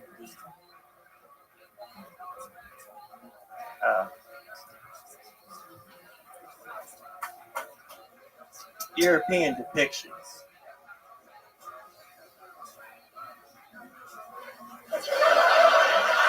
Is that it? Are you waiting? Are you like pausing? Are you thinking? Are you writing it right now? What is happening? What did you do before this? You see, you gotta give him a little time, Tony. Oh, didn't mean to break up your brilliant comedic pacing. I'm watching people put guns in their mouths in the crowd. Little did we know the punchline is right around the corner. How silly of me to think that you ran out of gas there. I was pulling something out. Here we go. Are you still at it? Show. No. Okay, there he goes, everybody. Jeffrey Lee. Jesus fucking Christ. All right. Here, put that mic stand back on the X. Thank you. There he goes, Jeffrey Lee. There he goes. Oh, Jesus Christ Almighty. Did he get a big choke book? Oh, no idea. I must have been in a hell of a good mood that night. Hello there. This podcast is sponsored by ZipRecruiter. Guys, it's a new year, and I need to hire a few new roles. I need a new producer, sound editor, sales director, and co-host. And if you need to hire for your business and want an easier way to find qualified candidates, head to ZipRecruiter. And right now you can try it for free at ZipRecruiter.com/KillTony. And Tony, I love ZipRecruiter. It's the best hiring site out there. Did you know ZipRecruiter is the hiring site employers prefer most based on G2? ZipRecruiter's powerful matching technology works fast to find top talent so you don't waste time or money. Wow, you did that so good. You know what? I'm not going to hire a new co-host now. Here's to a new year of hiring made easier with ZipRecruiter. 4 out of 5 employers who post on ZipRecruiter get a quality candidate within the first day. See for yourself. Go to this exclusive web address and try ZipRecruiter for free. ZipRecruiter.com/KillTony. Again, that's ZipRecruiter.com/KILLTONY. ZipRecruiter, the smartest way to hire. All right, your next bucket pull has been on this show numerous times before. This is the return of Ali Musa, everybody. Ali Musa is back. Hell yeah. So I love downtown Austin, you guys. It's amazing. I see the most wild shit. Like the other week, I saw a homeless boy band, you guys. I'm serious. You know, it was a group of homeless dudes all singing a song together like a boy band, like really fucking well. So I walked up to him and I was like, holy shit, it's the Fentanyl 5. Kick ass. Then one of them corrected me. He was like, actually, we're the Crack Street Boys. I was like, fair enough. And he started heating up a spoon to exactly 98 degrees. I was like, what the fuck? Then I got flashed by the same homeless lady 3 times in the same night. At first, it was funny, but by the 3rd time, I was pissed off because we locked eyes and she just starts laughing at me. She kind of sounded like Beavis. She's like, yeah, got him again. Something about her laugh just triggered me, so I saw a cop and I waved him over. And I was like, excuse me, officer, you see that lady right there? She won't stop flashing me. And I swear to God, you guys, he just looks at me and goes, yeah, that's Denise. And then he walked away. All right, thank you. Ali Musa, solid set. Laughs the whole way through. Almost made us completely forget about Jeffrey Lee, who was just up here minutes ago. It's incredible. We went from Jesus to the devil that fast. Yep. Here he is, everybody. 100%. The Dark Lord Lucifer has arrived. Yep. Speaking of darkness, D Madness is back. All right, on cue. You are what you see. Pure darkness. The great D Madness. Ali, that was a great set for you, especially for what we've seen before, I feel like, right? Feel like that was your best set? Yeah, it was one of the best sets. This is like my 6th time on You've been working hard? Yeah, I get up almost every night. You look like it. Yeah. You look like you're exhausted. Yeah. You're a very funny looking guy. You're aware of Oh, this. yeah. Incredible. How's life been going? It's been good, interesting. Just trying to work my way up the ranks of Austin comedies. Definitely Tell not us what boring. tell us what that's like. Give us an example for the people watching at home. I mean, How many years you been doing it? 13 years. And how many years here in Austin? 3 years. Right. So go ahead. I mean, there's stage time everywhere. You can go to any open mic. I've done the Mothership mic numerous times. Sunset Strip I do all the time. Red Vans Club is amazing. Yeah. I do that punchline at the Pole show all the time. I probably get on stage 8 to 12 times a week. Travel back to Arizona, headline some bars, and here we are. And that's where you're from, Arizona. I'm from Arizona, yeah. Absolutely. Yeah. And your ethnicity. Remind us again exactly what you have to have running through your veins to have a face like that. Yeah. Libyan. Ah. Yeah. Libyan. Cue the Gaddafi jokes, the Back to the Future terrorists, all that good shit. We've already done all that. Yeah. This is your 6th time on the Yes. show. So what's changed in your life recently, Ali? Anything different since the last time you were on? No, it's just literally I'm boring as shit. I do stand up every single day, just trying to make it in this business. That's about it, Yeah. I know you wish I had some wild story, but What time do you wake up? like 10 or 11. And what do you do when you first wake up? I do Uber Eats delivery. Okay. Yeah. All right. So that's all I do is stand up and Uber Eats and barely get by. Yeah. But you love it. I do love it, yeah. You're very happy. I don't know about that, but let's take it easy there. Lewis? I feel like the issue today is that everyone here is so unlikable and their families didn't want them home for the holidays. That's what's happening. So everyone back there is just some fucking boring fucking asshole. We're like, all right, dude, another person we don't want to spend time with. Yeah. I feel like your family doesn't celebrate Christmas, though. More like 9/11. Am I correct? 100%. Well, I'm actually half white, so I was raised Muslim because of my father, so we would secretly celebrate Christmas. How would you do it in secret? Like my dad would hide the Christmas tree when the Muslim family would come over. They can only sing Silent Night. Yeah. Wow. Yeah. So it was interesting. All right. What's your love life like, Ali Musa? I was seeing a girl for a while, but she lived all the way in Big Spring, so it was too far of a commute to do all the time. Okay. I met her at a comedy show. I headlined a Mexican restaurant where I bombed, and she was the only person enjoying it in the crowd, so we connected that way, and then here we are. So tell us about that night. You bomb in a Mexican restaurant. Yes. She's laughing the whole time. How do you Yes. get to say hello to her? Do you go right up to her and go, Jesus, thank you for laughing? Yeah, well, I was doing the crowd work shit, just talking to her the whole time, fuck everyone else, it's just me and you here, and then we exchanged numbers, started talking, started hanging out. She's come to Austin a few times. I've gone No there. wonder you bombed. You did a date Yeah. on stage. Yeah. Incredible. 100%. I said, fuck the show. Let's do this. What's your living situation being an Uber Eats delivery driver? I'm proud to say I actually live by myself, which is shocking for comedians. Yeah. They all have 17 roommates. I live in a real fucked up apartment complex. We talked about that before. Yeah. Where I've almost been shot by the police there. It's almost burnt down twice. That makes sense. Yeah, it's pretty wild. All right. Well, Ali, you've been on the show numerous You know what? times I'd love before. to have you back at the secret show. Oh, hell yeah. There you go. Much Thank like you. Christmas, Appreciate you're on a you. secret show. There goes Ali Musa, everybody. Let's get some new names out here. Let's see what happens here. Maybe, I don't know if this is new or not. Make some noise a minute uninterrupted for Anthony Walton, everybody. Anthony Walton. We've seen Anthony Walton. Howdy. I don't have any kids, so to make sure that happens, I like to practice extra safe sex. That's when I pull out and come in a dude.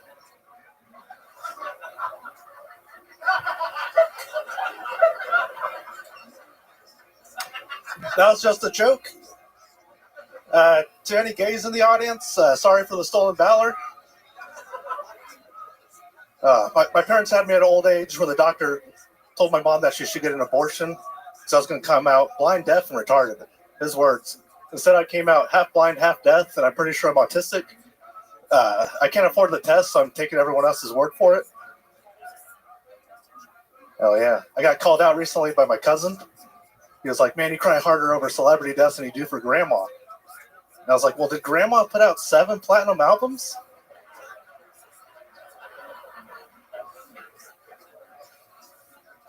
I don't think so. Grandma just called me gay. Anthony Walton, been on this show before. It seemed like a good set for you. Yeah, it was pretty fun. It was great. Yeah. How long you been on stand-up? 7 years. Wow. And thanks to you, man. Why? Thanks to me. You're the first headliner I saw at like 2019 in Dallas Hyenas. Yep. And he gave me like the best advice when I asked, like, I wanted to start stand-up comedy, and they're just like, just go out and do a mic. Just go do it. And that's the advice I give like everyone else who does that. Wow. So look at you. It's been fucking chill. One of the funniest Mexican chipmunks I've ever seen. Joe List. Well, now I'm mad at Tony from getting this guy into stand-up. Yeah. But, Yeah, just kidding. It's what I do. It happens. It happens. I tell everybody the same thing. Go do it. It's pretty easy. The fact that open mics are free is an unbelievable blessing that no other industry has. Louis J. Gomez. He said, go do an open mic. That's not like good advice. That's just like, get out of my face. Yeah. Yeah. I was like, go do an open mic right now. Yeah. Right. You're annoying me. Stop talking to me. Yeah. Nah, you smoked me and my friends out, and that was like cool. I did. I was so nice in 2019. You remember those days? I was like a real human being. Okay. That's fun. Oh yeah, near the staircase there at the Hyenas. Yeah. I know what you're talking about. I used to do that. There's really nowhere else to go. They don't have an actual green room at that Hyenas, or else you never would have met me. Yeah. One of the only comedy clubs in the country without a green room. They have one now, I was informed. I don't know. They built one. But yeah, the owner told me when I was at a theater in Dallas just a few months ago. Tony, did you just have a stroke? What was that? No, I blanked out. I forgot Randy's name. Randy is the owner of the Hyenas in Dallas. So do you still live in Dallas, or you live here? Nah, I moved down here in May. What do you love about Austin, Texas? The fucking comedy scene, man. It's fucking beautiful. I love it. What's something crazy that's happened to you here in Austin? Wild town. It's very alive. Doing the open mic in the small room, but like the homeless are pretty crazy out here too. That's just at a lady. Seems to be a theme here tonight, where I'm asking people what's crazy about their lives. They go, just doing comedy. And there's homeless people. Well, she like a lady it's like, popped is there up. anything else other than tonight? Like what you saw outside, homeless and comedy inside? Nah, some lady taking a shit in the street. But I guess okay. That's normal. Still pretty much the same thing. Yeah. All right. Anthony. What do you do for fun? Oh man, I love going to like concerts, like wrestling shows. Okay. You've done that recently here? Yeah, there was like a metal show I went called like Animals as Leaders. So like, Michael, you know about animals as Big Mike knows about animals as leaders. Big Mike, as of last week, is his new name. All right. You ever do any music yourself? Oh man, I tried to I play decent guitar and I tried to do like metal vocals. Like I wanted to be a vocalist. You do? Well, great. Let's play some metal music. Let's hear some vocals. Anthony Walton. 1, 2, 1, 2, 3, 4. Rise from the comedy mothership! That's it! Kill Tony!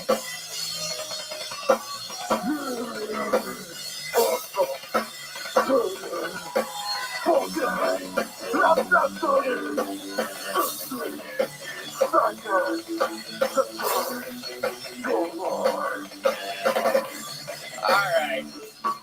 I swear to God, if this show doesn't pick up, I'm going to bring Ike Gazarian back here. We're going to read Yelp reviews for the rest of the fucking night. There he goes. Did you get a big joke book before? Never before? There you go, buddy. Congratulations. There he goes. Anthony Walton. I'm barely kidding, by the way. I swear to God, 2 more bad comedians in a row. Go track down Ike Gazarian. Have him on deck.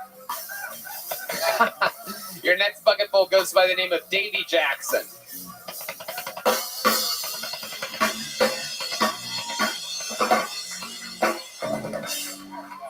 What's up, y'all? It's good to be here looking like a disgraced youth pastor. I'm happy to be here. I just got back from Atlanta, y'all. Weird place, a lot of black people. Yeah, I did find out that all the black men in Atlanta are gay, which was weird. Yeah, but also all the white people are on drugs in Atlanta. So it's like this weird racist Freaky Friday. Like, what the fuck did Tyler Perry do to that town is what I want to know.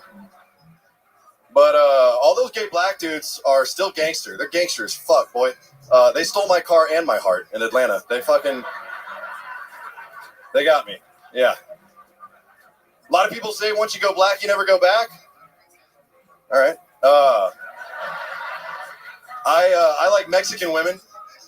Yeah. I like to say once you go Mexican, you never rest again.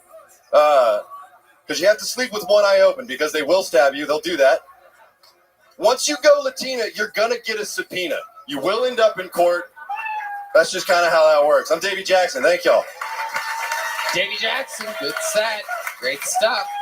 We know for a fact from your appearances on this show before that you indeed have been stabbed by a Mexican woman. I have, yeah. I've also gone black before. Yeah. How did that go for you? I got gonorrhea, so that was pretty fucking cool. Wow. Yeah. Was that her name, or you ever hook up with good old Chlamydia Jenkins? Yeah, there we go. I believe she plays for one of the WNBA teams. That's a man, baby. There you go. Davey Jackson, welcome back to the show. What's been going on? So much. I actually just met Kyle Rittenhouse. Okay. That was pretty cool. Yeah. Actually, a really sweet guy. Yeah. Damn right. Such a nice dude. Where'd you meet him at? I met him at a party. I was talking about having a breeding. Was it a Republican party? Yeah. A lot of guns and skateboards involved. Pretty fucking cool. Yeah. Yeah. Really? Yeah. That seems safe. Yep. I mean, there's less safe ways to meet Kyle Rittenhouse from what I've heard. Yeah, you fuck with his town. That's right. Yeah, it was pretty cool though. He apparently also has a breeding kink, so that was fun. We just talked about coming in ladies, so that was really. Cool. Yeah, it was cool. Yeah, he was a nice guy. Tell us more about that. How does a conversation like that start and go down?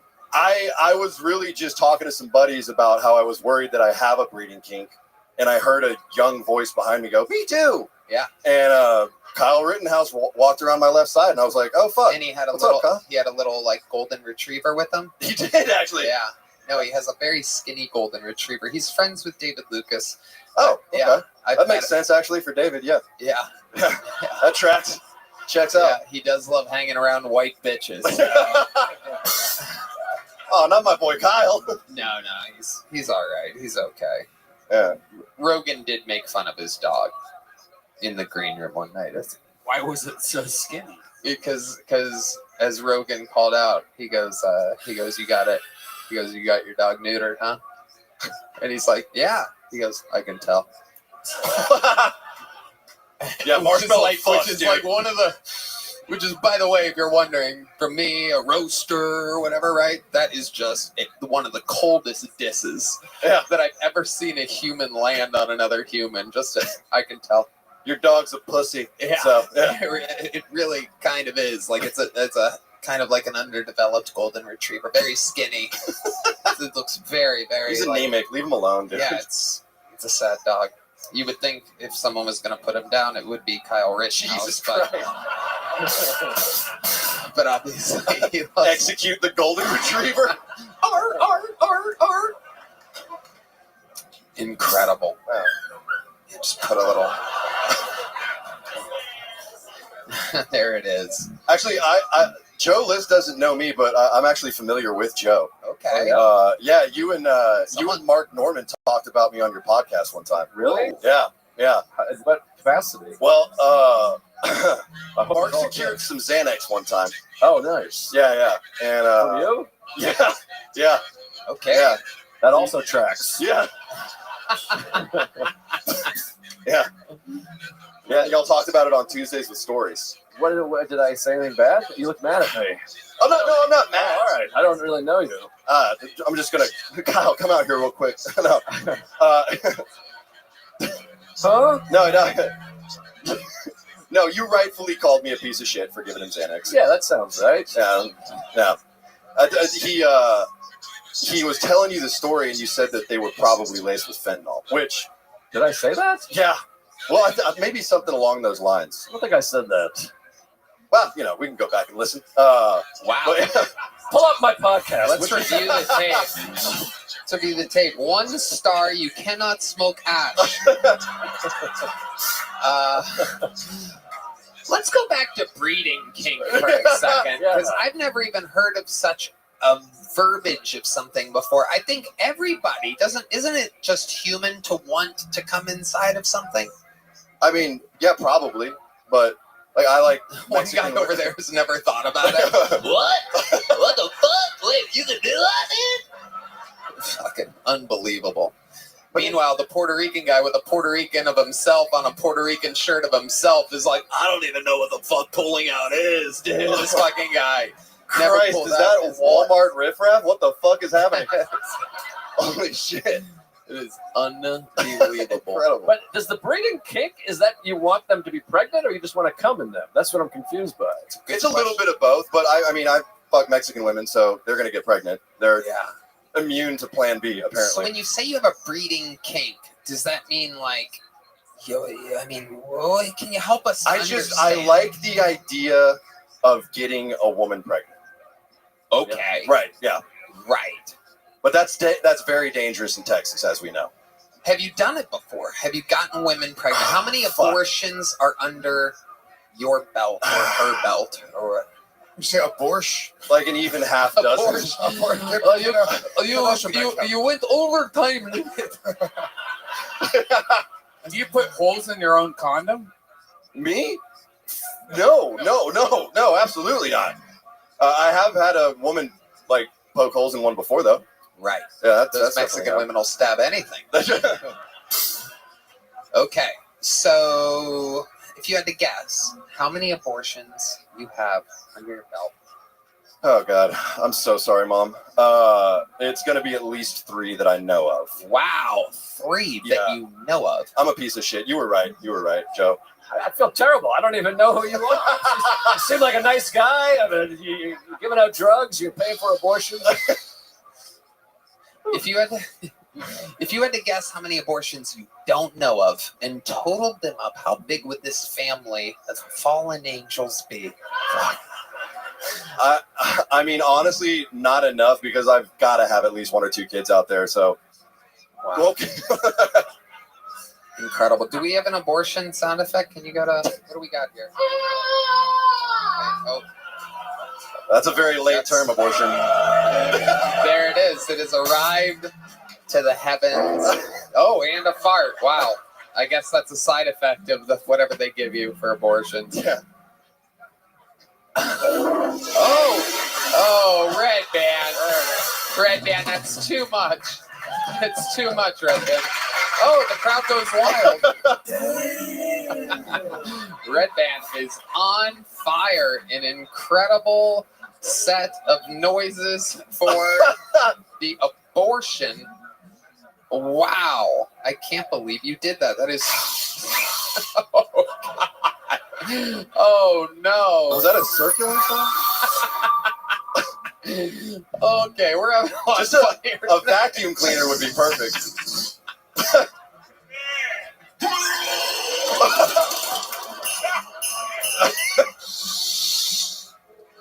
Okay, where's your victory thing? You deserve it. You deserve it after that. Red Band on the soundboard. There it is, right here. Right here. Hey, Red Band! Whew. Wow. Red Band is a natural Beethoven on this iPad. It is absolutely incredible.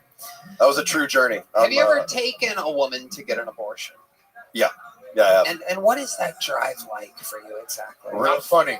Well, yeah, it's very quiet, typically speaking. Yeah. Yeah. It's not a fun time. I mean, it's a great time. Internally, I'm celebrating, obviously, but externally, you have to look sad. Like, you just have to kind of maintain that. Yeah, you have to play it cool, right? Absolutely. So do any moments stand out to you, pre or post abortion? One of them happened literally right after I had a threesome. Yeah. You got a double abortion. Oh no! Oh fuck! That would have been so expensive. Holy shit! Well, No. it would have been twice as expensive as one abortion. Yeah, but it was kind of like a high moment for me, and then a really low moment right after. So it was just a roller coaster, an emotional roller coaster. If you would have put the girl on a roller coaster, she would need an abortion. That's so true. That's You're right about true. that. In retrospect, I should have just. That is a good point. So you had a threesome and you came inside of one of the girls? Right, yeah. And would you have come inside of the other girl if you would have been inside of her at the time? Oh. No, she didn't seem like mom material, if I'm being real. So, okay, now we're getting somewhere. This is what I look for every episode, is a moment of an interview where it's like, finally, some fresh meat, something new.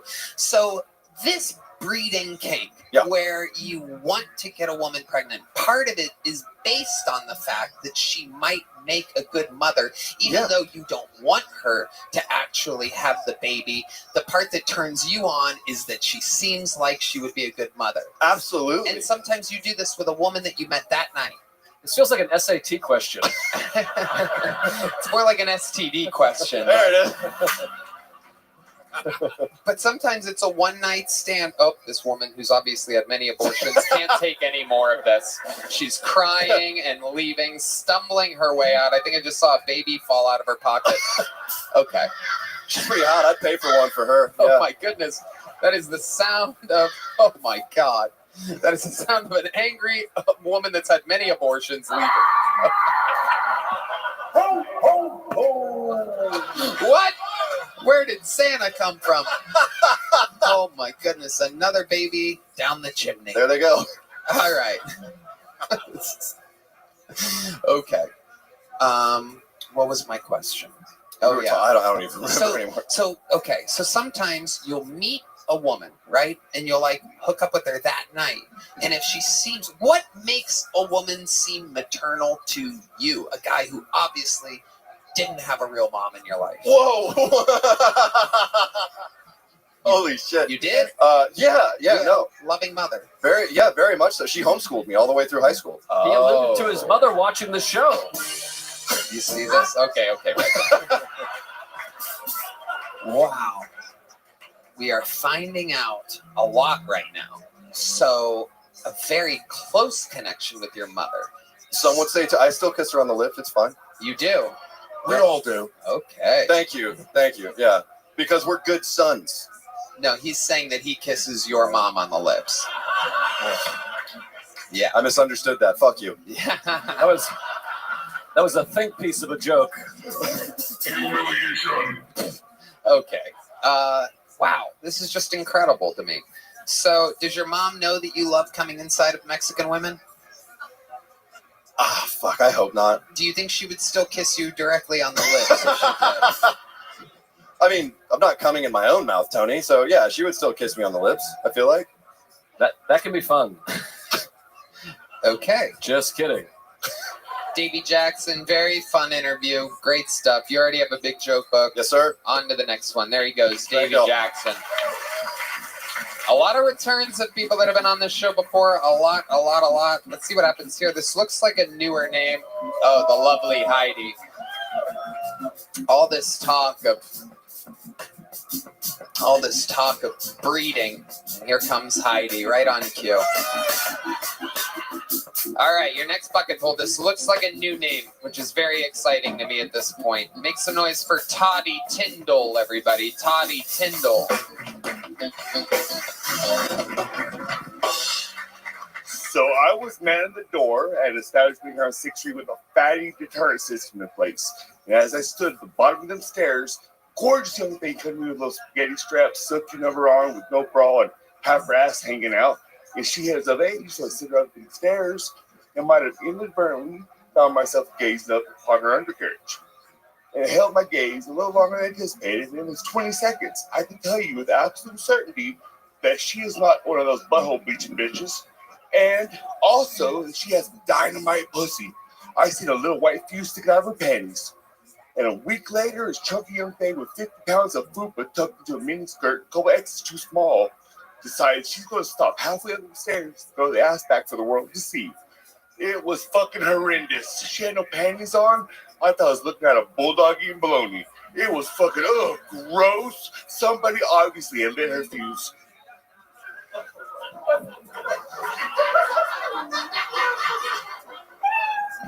Oh, you were looking at me. You were done. I'm directing things, making the whole show happen. Toddy Tyndall, everybody. Okay. Well, let's just jump right into it. Joe List. Did you eat a bee's nest right before you came out?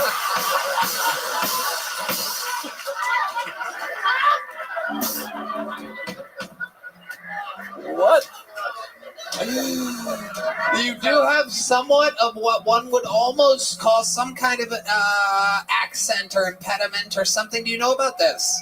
I need a drink. You need it. Your mouth is dry. Yes, sir. I haven't drank this one yet. No, give him a little sip of that water there. Thank you. This guy's mouth is... Wow. Absolutely incredible. So you were working a door at a bar and a woman went up the stairs with no underwear on and had a big vagina. Oh, That's basically what you were saying. It was ugly. Yes, sir. Wow, you sound totally fine now. Amazing. Okay, so let's get right into it, Toddy. How long have you been attempting stand-up comedy? 3 months. 3 months. All of it here in Austin, Texas? Yes, sir. Is this where you're from? All on 6th Street. No, sir. I moved from Carlsbad, New Mexico. You moved from Carlsbad, New Mexico. How long ago did you move? September, Labor Day. Okay. So you came to Austin to start stand-up. Yes, sir. And how's that? How old are you?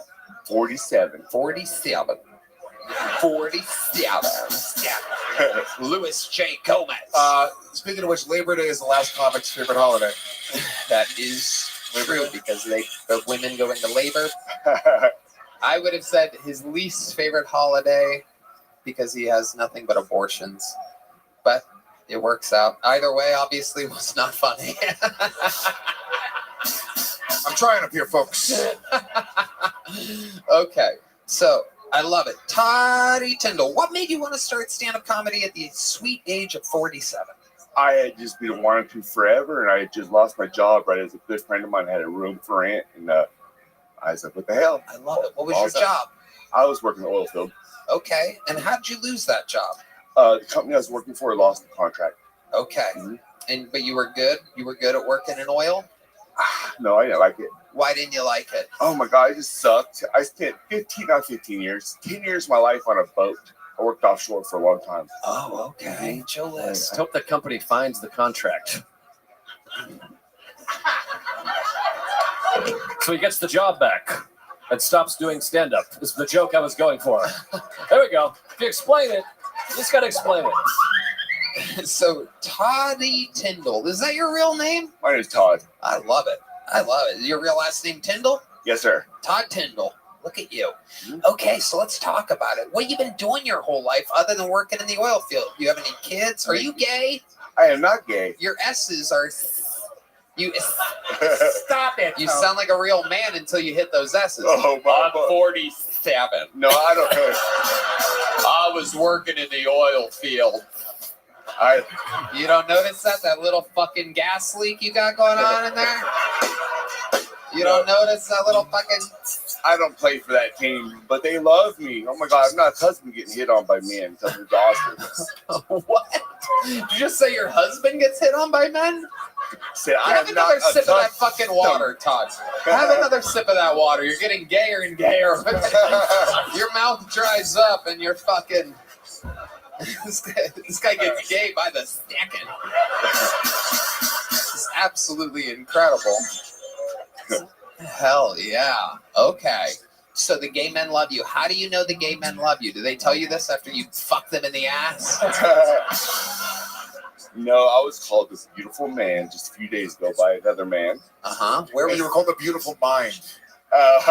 Where was this at? Where did this guy call you a beautiful? I presently work the door of Four Choices. Oh, wow. So you work the door at the bar in which people sign up and are stationed for this show. My fucking night off, and there I was again. There it is. Yep. Tonight was your night off, and you're inside of Poor Choices. Get my balls busted on Kill Tony. Yep. I bet you wish they would. Just out here getting my balls buzzed.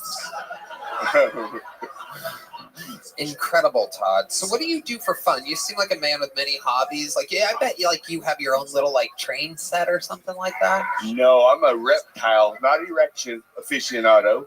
You're a what? A reptile. I like reptiles. Okay. I kept and bred pythons for a decade. I sold my reptile business to move here. You had a reptile business. I did.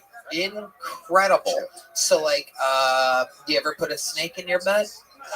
Oh yeah, plenty of times. No, but seriously. No, not like that. No. Right. What's the craziest thing that's happened to you with these reptiles? Getting bit by big snakes and screaming like a little girl with skin knee. Yeah.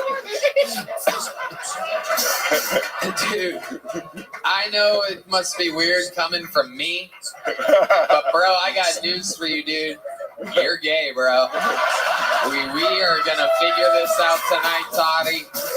I got news for you, dude. This is a very special talent that I have. Your gaydar is strong. It is unbelievable. I have to be on the defense at all times. I cannot drop my keys or anything around people like you. You just said that you got bit, boss. I mean, it is just blatant. It is blatant. Have you ever tried being with a man? No, I have not. Chill list. Have you ever dealt with a reptile dysfunction? That's not a new one, buddy. I've heard that many times. Oh, okay. Yeah, I bet you've heard all the reptile jokes. Why don't you do some for us? Oh, no, just that one. Oh, okay. That's about it. Thought you'd have more in the tank, or no? I do not. No. All right. So I have 5 kids from 4 different women. Whoa! All right, David Lucas, slow down. So I am not gay. I am not. You have 5 kids from 4 different women. You have a breeding kink. This is a breeding kink themed show. All of a sudden, there are dudes just blasting, just raw dogging it. Wow. My pullout game is trash. Incredible. So, okay. All these kids are in Arizona? Oh no, I've never lived in Arizona. I'm from New Mexico. Oh, that's what I meant. Yeah, it's all the same. Yes, sir. State of Colorado. Right. Okay. So they're all there. No, sir. I have 3 in Louisiana, 1 in Texas, 1 in New Mexico. Wow. Oh my goodness. It's like a game of Risk. Yeah. Absolutely incredible. And how about now? What are you doing nowadays? What do you? I'm playing the field. I'm single for the first time in a decade, and I'm trying to be a fucking coxman out here on 6th Street. How's that working out for you? Fucking with us. My standards are on a sliding scale, and at the moment I'm kind of broke, so I'm. You said he's fucking with us? Fucking with us. You think he's gay too? Yeah. He just said he's like I'm 6th Street coxinger or whatever the fuck he's fucking sucking cock on 6th Street, whatever he's doing.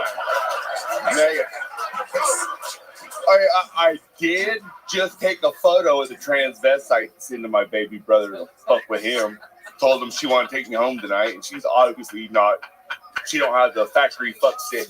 I'm sorry, factory fuck hole rather. Oh, wait a second. The flag on the play.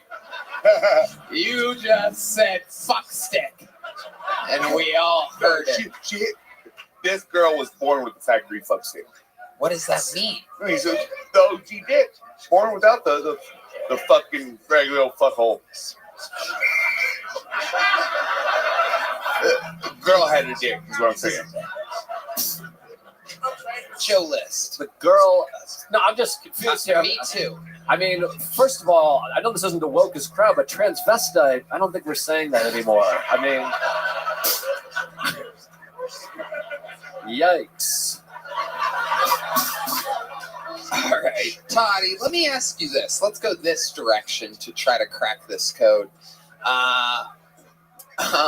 What is the gayest thing you've ever done in your life? Oh, you got a quick answer here. That finger went right up.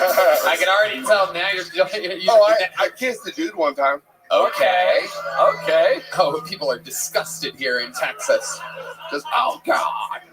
Where was this at? Where did you kiss this dude? Where on his body did you kiss him? Dirty bastard. Friend, Bobby, hold on, wait, let's check in with Gay Red Band over here. What's on this dirty asshole? I played that for him. He should have paid me. And then I threw him in a tank filled with snakes.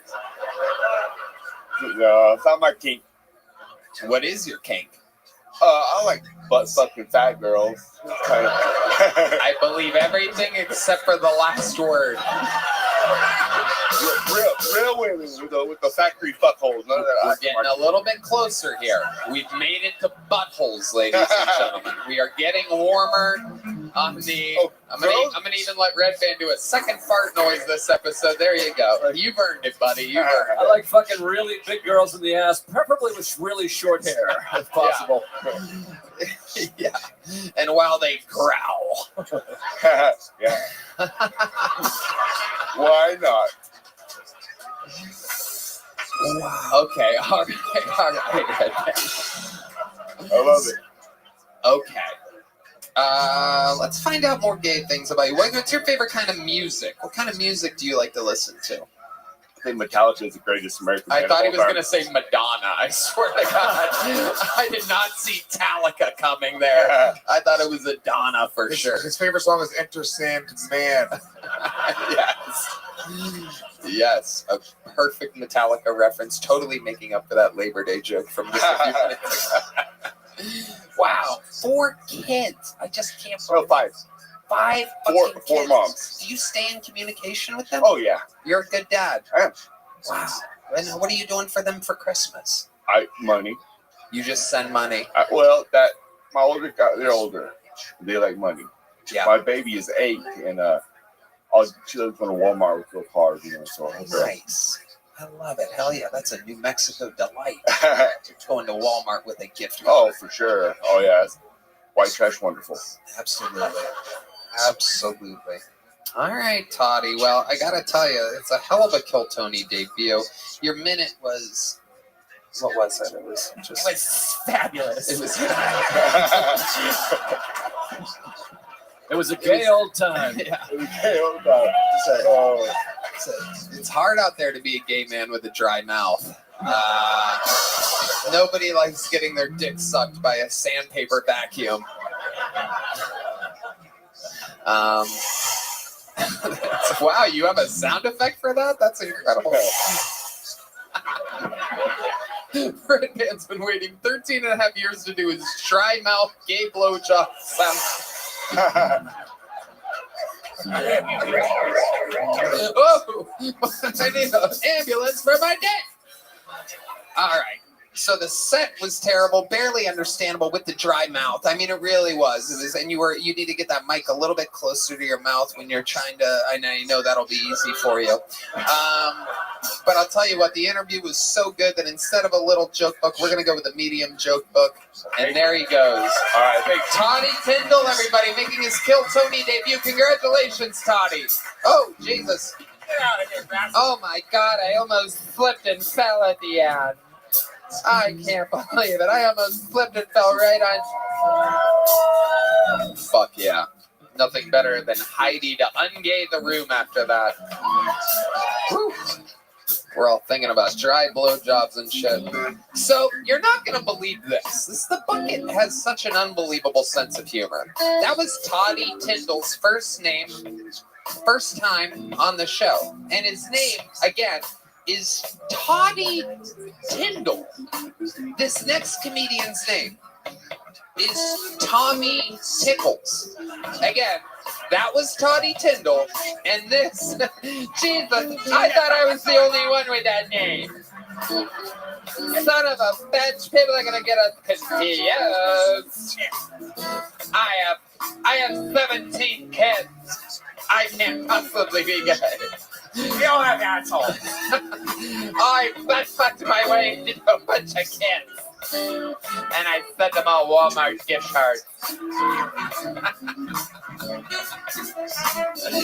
So, ladies and gentlemen, I'm introducing, after Toddy Tyndall, this is Tommy Tickles, everybody.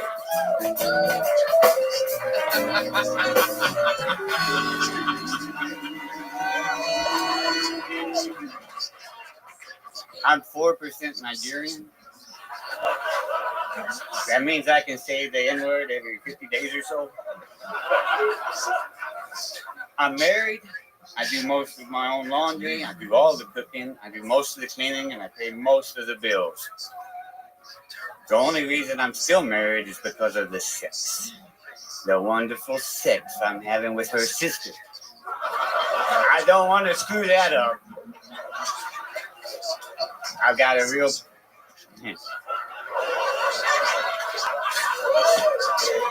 She's not even that hot.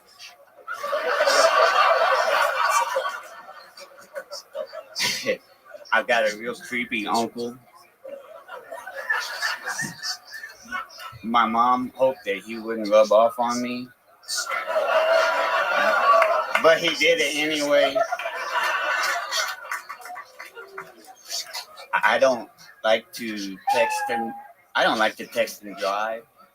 It makes it way too difficult to watch porn and masturbate. You will never catch me drinking and driving because I'm that fucking fast. There he is. You cannot make it up. Tommy Tickles following Toddy Tyndall. Both of them look ridiculously straight. And then they begin to talk. And in a stunning turn of events, again, the odds of this happening in the history of the show that a Toddy Tyndall would look like a real man on from the oil field. And then this guy comes out, literally, me and Red Band joked because we both thought the same thing. As soon as he walks out, we go, oh, straightest guy ever. Yeah, straight guy. And then all of a sudden, you're like, I had sex with my sister. Sex with my wife's sister.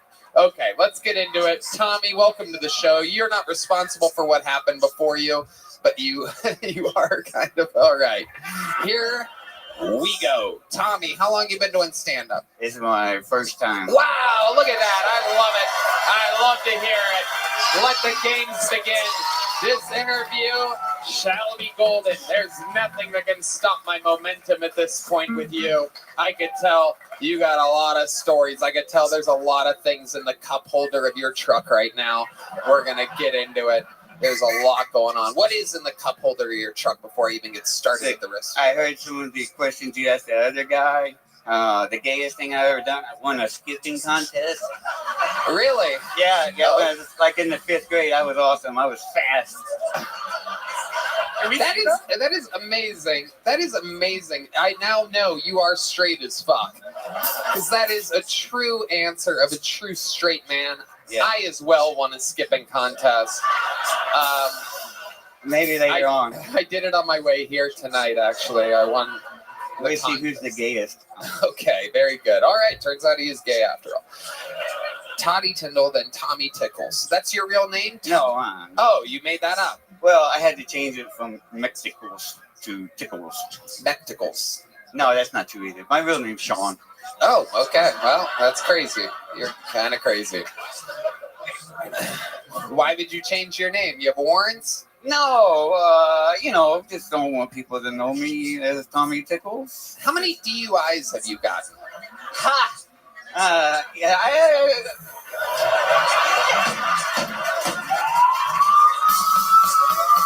Never been caught. I have never been caught. Never. You pled not guilty. No contest. Absolutely. Okay, so how old are you, Tommy? What is going on here tonight? Some of these drones are shooting gay lasers wherever the mic stand is right now. I'm 50. I just turned 50. You just turned 50. Wait, the crowd is absolutely shocked. You are the same exact age as Brian Red Band. Hey. Incredible. What has happened in your life to where you look like you fought in every war that America's had? I've seen a lot of shit, yeah. Yeah, what have you seen? Oh, I've been everywhere. I've been all over the world. You see it all. Yeah, I've been on 6th Street. Shit, some lady tried to sell me a scooter for like $50. That sounds like a pretty good deal, honestly. I know, that's what I said. I couldn't figure out how to put the gas in the motherfucker, but I've got a scooter now. So you bought it? Yeah. Amazing. I'm from the country. Yeah, where? Outside of Fredericksburg, about 2.5 hours from here. Okay. Out in the middle of nowhere. All right. That's where you were born and raised. Yeah, I was raised there. Okay. My dad was in the Navy. I was born on a Corpus Christi Naval base, and then after all that, I ended up out on the farm and ranch out in Fredericksburg. Okay. And then you were a farmer for many years. Is that what you're saying? That's what I'm doing right now. I'm a farmer, rancher, and construction manager. Okay. Yeah. And what exactly does that job entail exactly? It's What like 16, 20 fucking hours a day milking goats and sheep and fucking cows getting in the neighbor's pasture. And then you do all that during the nighttime, farming, plowing fields and planting oats. And then in the daytime, I go build fence and fucking barns and honest question here. Yeah, that was honest. Honest answer I'm looking for, Tommy. You ready for it? Let's go. What is the most sexual thing you've ever done with any of those farm animals? You ever just... Like I'm some kind of sheep fucker. No, I'm just curious. Maybe you patted a cow on the butt or something, like good game or something like that. Everybody knows that goats wiggle around more and have bigger tits.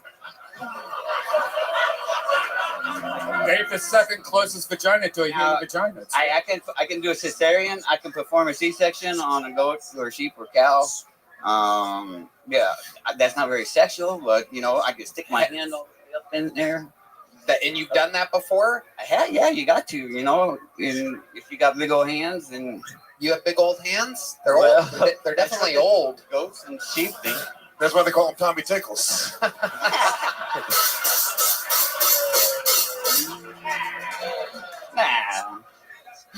Okay, so Tommy, let's talk about your love life a little bit. What have you have kids? Have you been married? Kids. What have you been married. doing out there? I've been married for 13 years. That's right. Yep. What does she do for a living? It's his name. Okay, Redman, relax. She cleans bed and breakfasts. She's housekeeper, and then also she takes care of the ranch. I mean, it's a full-time job. We have 12 bottle babies right now, little tiny goats and sheep, and she has to bottle feed them 3 times a day. So it's busy. Is it profitable? No, no. No, you gotta love it. I love it. You love it. Well, kind of. I'd rather make some money, but you wake up to like what wakes you up? Like chickens or something like that? Chickens and geese, and we got about 15 guinea hens that live above our house. So it's like a Italian people. Yeah. What are they? Guinea Hey, what? wake up down there! Hey, it's time. Oh, Fuck. No, it's hard to fall asleep, and it's not hard to wake up. Okay. All right. What are you into? When you log on to the internet and you go to a porn website and your wife is out there bottle feeding goats and you have a couple minutes to yourself, what do you search for? Threesomes, with free use, gorgeous, What was that last one? Before gorgeous, what was the one? Free use. Free use? Yeah, you're just wandering around and there's some chick there and she's like, you can do whatever you want. Never heard of that. Sometimes I'm hosting this show and I have no idea what's going on. And I sometimes wonder, maybe I'm the only one that doesn't know what the fuck anything means or makes sense. And it gets scary. In everybody else's podcast, you're in a room, you can't fuck up the audio, everybody can hear what they're saying, you got headphones on. This show is so crazy. What the fuck are you talking about? Hey, it's your question. You wanted to ask it. Son of a bitch. I just got bodied. Is that free use? Red Man's looking up free use porn, and it's my ex-girlfriend. Even he's like, I gotta get this shit off my screen. With that, thank God for ExpressVPN. My goodness, Tommy.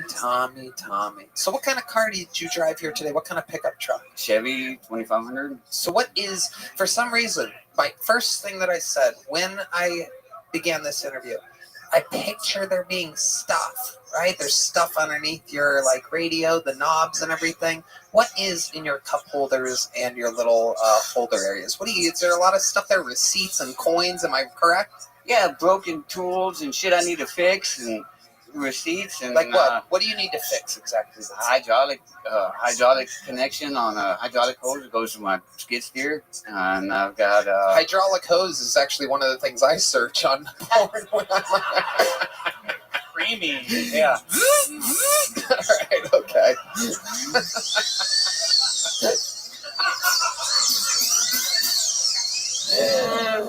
Red Band is killing on the soundboard tonight. Okay. Can I try roasting? Wait, what do you mean? What do you mean? What's going on here? Who do you want to roast? You trying to roast me? Oh, you son of a bitch. Sure, try roasting. Hey, you've got a gorgeous face. You've got extremely big teeth. I bet horses love you. Maybe they don't love you. Maybe they're scared you're going to eat their corn. That is true. Your face should be at the end of a conveyor belt in the James Bond movie. Just like chomp, chomp, chomp, chomp, chomp, chomp. Yeah. These are all very good. Red Van, if I said right turn, Clyde, would you know what to do? Now, is that barnyard material? No, same generation from a Clint Eastwood movie. He'd go right turn, Clyde, and some chimpanzee would go blink, stick out his arm and knock somebody out. Okay. You have that on like VHS or something somewhere. Yeah. Probably. Do you have a VCR? No. Do you have a DVD player? Yes. And you use it? Oh yeah. Mm-hmm. I've got stacks of movies. There's nothing else, what to do. Right? Absolutely incredible. Do you have Wi-Fi on your farm? Yes. Okay. So you have actual Wi-Fi, not dial-up. Internet, smartphone, fucking smart TV nowadays. No moisturizer. Funny.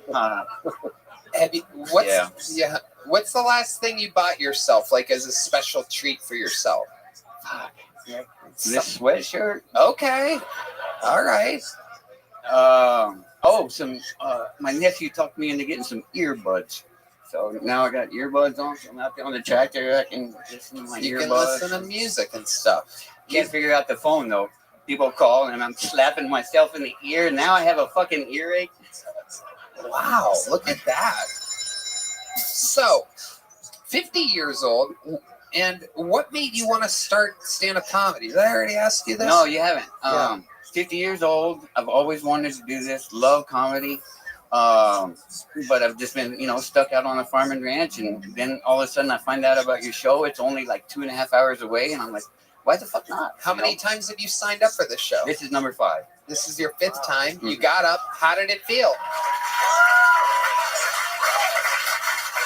I can't hardly see anybody, so I have fucking fine. I'm a little nervous. My legs are a little shaky, but, I got a few laughs. Yeah. That's what I wanted. Yeah. Laughs. And, yeah.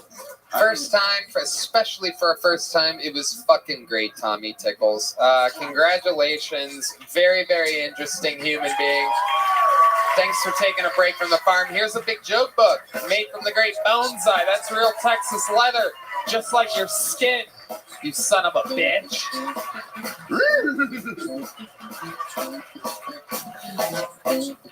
All right. This looks like a new name for sure. Let's see how this goes. Make some noise for A-Bomb, everybody. A-Bomb. Come on, make some noise for A-Bomb, everyone.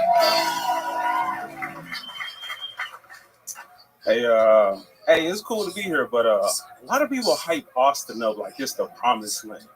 Like, as soon as you get out the highway, you run into packs of motherfuckers sleeping together, drugged out, begging for money. And them just the comedians. Don't get me started on the homeless people. I'm sure there are good people on both sides. This is Texas, all right? This should be a safe space. Is it just me or trans women getting a little too powerful? Hear me out. They're kicking women asses in sports and dating apps. In a short amount of time, we went from "it's ma'am" to "will you suck my lady penis?" Like, bro, maybe. But you see these trans women on these dating apps, and it's like what Elon Musk has been innovating trans technology. Where are the alphabet people hiding them? him, her, chicks, one of them. Should have put his ass on the vaccine. I probably would have got it. He has a good track record. But you see these, fuck it, bro. The Everybody. A-Bomb. Welcome to the show, A-Bomb. This is your first time here, correct? This is my first time here. This is my 5th time doing comedy. Okay. This shit's dope, bro. Yeah, it's a fun thing. Yes, sir. Absolutely. How old are you? I'm 31. What made you want to start stand-up comedy? Going through a rough time, man. I had to laugh, keep from crying. I love it. Tell us about it. Shit, a breakup. I don't want to get exactly into that. Like, no, you're good. Get into it. That's what's interesting. What's real is what's interesting. Nobody watches this. Yeah. This is a safe space. All right. So it's what people can relate to. It's what got almost everyone around you started in what we're doing. Yes, sir. That's how artists are made. Trauma and life creates art. So go ahead. Tell us about this terrible situation there. All right. So just between me and y'all, man, it was a while back. It was a long time ago now that I think about it. Back in Memphis, Tennessee, I met this girl, lovely girl, Christian girl, and I thought we'd be together forever. We moved out here seeking better opportunities and whatnot, and it was good. Totally hit. We made it through. But then I guess real shit happens because you know that all you had to do was work out. You know what I'm saying? It was affecting fat people more than the rest of us, so it wasn't as deadly as they say. I love fat people. I love to grab the fat. There's nothing wrong with that. But anyway, so we moved out here, you know what I'm saying, trying to work with animals. That's what we heard Texas was about, but all y'all had a horse and a dog, you know what I'm saying? It's not that at all. Y'all disappointed me. So then, man, we're just going through a lot of shit. No more than I think a lot of horse shit, you know what I'm saying? But we wiped our feet and we kept on going. You know what I'm saying? We held our nose. All right, you get it off in the mud. You walk through it long enough. You tread it. But yeah, so seeking jobs with animals, we found that. But I guess we didn't find the peace that we were looking for, and it was too much. It was too much for it. So I don't know what the sound was, but I'm sure it worked. So it became too much, and she went her own way. I didn't have to say so on what happened. I begged, I pleaded, baby, what you doing? What's going on? When you coming back to me? Turn them headlights around. She was like, fuck that. No. You mean nothing, bro. So that's what it was. So laugh to keep from crying, man. I was just like, I was in a bad place, you know. A person promised you, like, I'm gonna be with you forever. And then forever, you find out it's only like 365 days. Like, goddamn. To make a long story short, what? Okay. All right. So she left. I was in my head a lot. It was just me and the dogs. I train dogs. I love my animals. How many dogs do you have? I own 7 dogs. 7 dogs. Oh my goodness. With 4 different women.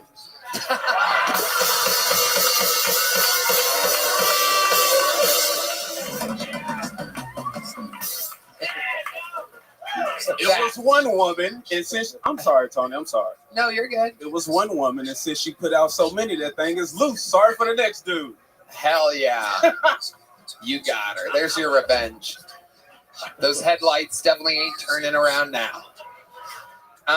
Incredible. She never gave you a reason on why she went back to Memphis and left you here in Austin with 7 dogs. Man, so the fucked up part, she didn't go back to Memphis. She has family here. I have no family here. Okay. And so that's why I said, all right, I'm stuck here alone. Like, she had a safety net. She had somewhere to go to. So I'm like, God brought me here for a reason, bro. This is nothing but opportunity. This is wild that this has happened. Yeah. So it's like, since I moved here, like, my favorite, like, pop culture YouTubers, they're in Texas. I got to meet up with them. Kill Tony, a homie of mine, a YouTube homie, put me onto the show. I knew about you guys, but I didn't know about the show for some reason. And 2 months ago, he showed me, and I was like, bro, I fucking love this shit. So I binged it. I'm watching it nonstop. And I was like, oh, you were in Austin. He's like, bro, that's a fucking hour away. I live in San Antonio. I don't know if I said that. And I was like, bro, I can get here. I can do it. And bro, here we are. Here we are. Crazy. Thank you, God. Thank you, God. That's true. Thank you. No doubt about it. We are your dogs now. And you know what, my friend? All dogs go to heaven. So you do dog fighting is what really happens. Am I correct? This is what I've heard about your people. That's what some of us do. Is John asleep? Oh my God. You were asleep. A fun fact, sometimes John Dees falls asleep, and that's why he wears sunglasses. He smokes so much weed, and he raises multiple children. All right. He was asleep. You were dead asleep just then.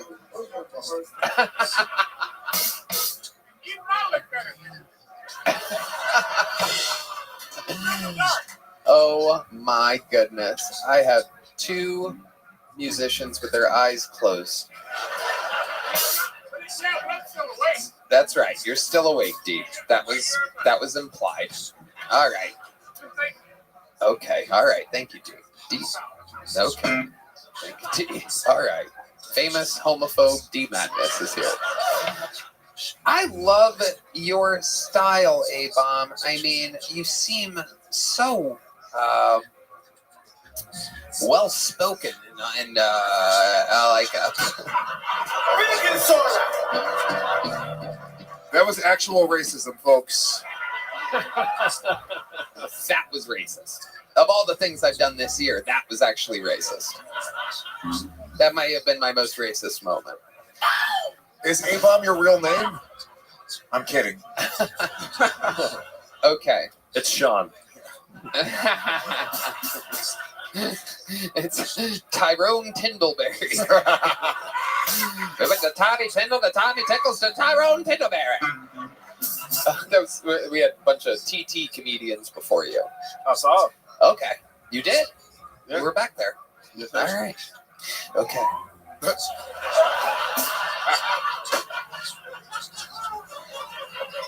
So, A-Bomb, what else about your life? Do you work with those dogs for a living? Is that how you make money? Yeah, so we started a business, the Pariah Pack. Okay. That's my business. I had shouted out to you guys. It's relevant. It's all good. So that was me and her business. And I guess it just became a lot that added to like the mental stress. Right. So what exactly is the business? What is Pariah Pack? I train dogs. I was boarding dogs.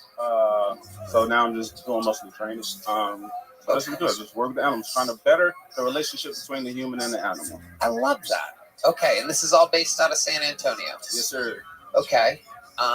Do people Yelp review your business at all? How do you spell Pariah Pack? THEPARIAHPACK. Wait. Slow down, eh? Obbity. You got me there. So what is it? How do you spell it? The THE. Pariah. PARIAH. Yep. Pack. PACK. Okay. Red Band typed it in all one word there. The Pariah Pack. Okay, no, there are no Yelp reviews, which is good for you. We've been reading Yelp reviews of people's businesses today. No, there's no reviews on Google and like you see on Facebook. Okay, this guy's asking for it. Let's see what happens here. There are a few. There are 9 Google reviews. Go up there. Okay. Yep. We are so happy with the service. First time boarding here, and I recommend. The guy that runs the place, I think, stole my wallet. Oh, wait a second. No, I'm kidding. I made that one up. That was me. No, these are all good. It's all 5 stars all the way. Absolutely yes, incredible. Yes, sir.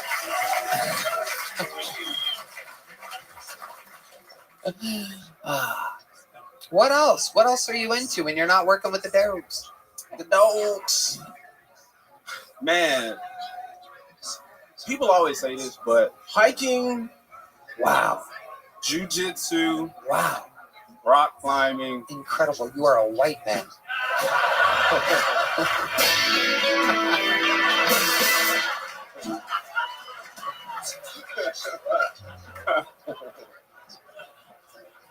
What else do you want in life, A-Bomb? What else do I want? Well, I'm a traditional artist. Mm-hmm. So I draw stuff like cartoons, illustration. Where can people find your work? Abomination AJ. So that's what A-bomb is. It's short for Abomination AJ, and that's like my YouTube, like internet. Okay, perfect. Find him at Abomination AJ. Here's a big joke book. I like your style. There he goes. A-bomb. All right. We didn't have a woman up tonight, so your final bucket pull of the night. I pulled until I found a woman, and ladies and gentlemen, here we go. Your final bucket pull of the night goes by the name of Jenny Rodriguez. Put your hands together one more time for Jenny Rodriguez. If you have a miscarriage when you're married, does that make it a Mrs. Carriage?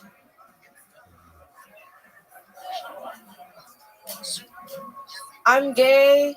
How gay are you? You guys want to do that? We'll do that. I'm gay.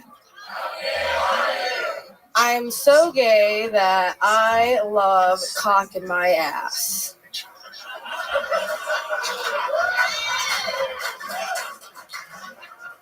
I am gay. I'm a bisexual woman. I celebrate my bisexuality the best way that I know how. That's, of course, by having a boyfriend. I love my boyfriend, but he hates me. The other night we were having sex, and it was getting pretty hot. So I was like, fuck me like a whore. And then he just kept fucking me the same exact way. Thank you. I'm Jenny Rodriguez. Jenny Rodriguez, welcome, welcome. Is this your first time on the show? Second time. Second time. Heck yeah, welcome back. You look different. A little different. My hair was split dye. Now it's this. Okay. Something crazy happened last time you were on, right? My boyfriend got picked first, and then I got picked second. It was all bucket draw. So. Were you like a lot funnier than him or something? I was a lot funnier than him. I'll say that. Yeah, absolutely. How bad was this guy? Jesus. Holy shit. He's the funniest guy that I know. Aw, how sweet. Absolutely adorable. Okay, Jenny. So how's life going? Good? What's been going on? So actually, he's not my boyfriend. He's not my fiance. Whoa.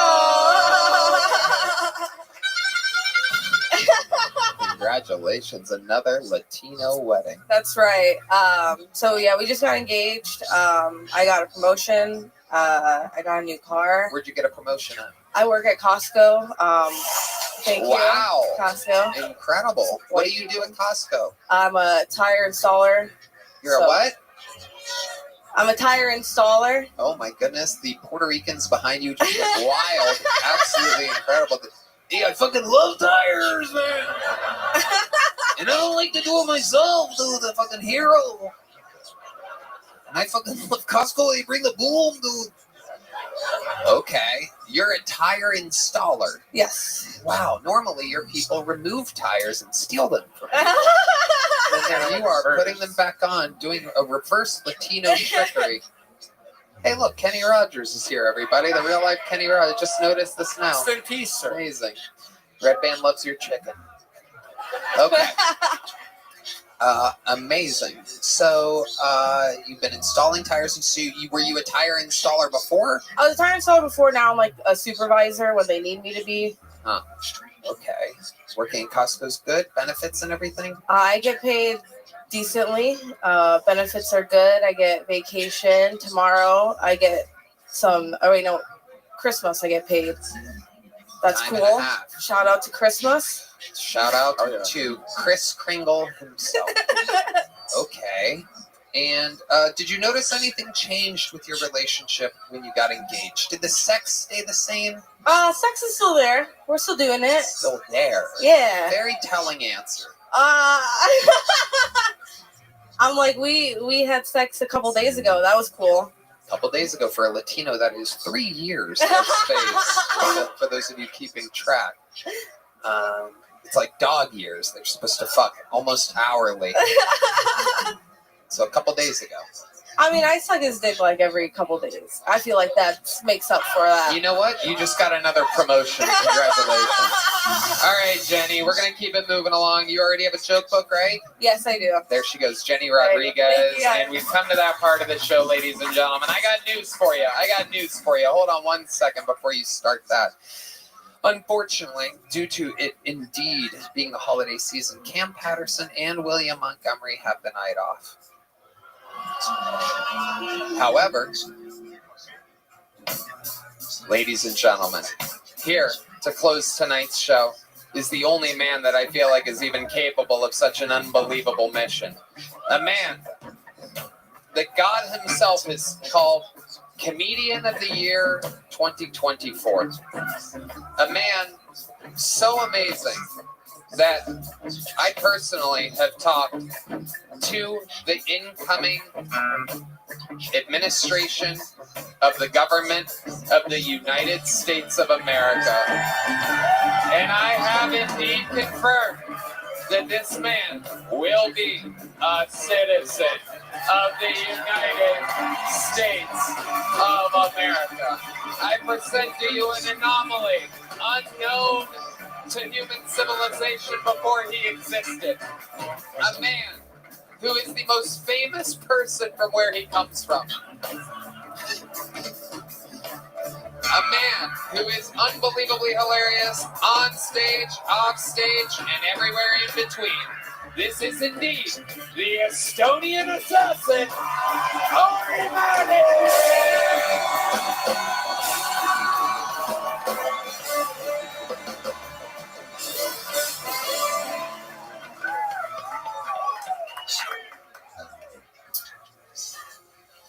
Hey, black guys. If you don't want me to say the N-word, can you stop making it the best part of the fucking song?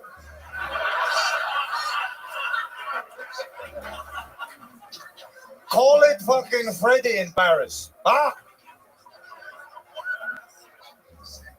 I mean, to be fair, I can feel the N-word coming back. I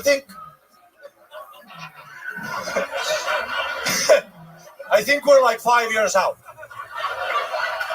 Hold on, brother. We're gonna get to have some fun again. I mean, cancel culture's over. You know, everything's coming back. Remember when we couldn't say fucking retard?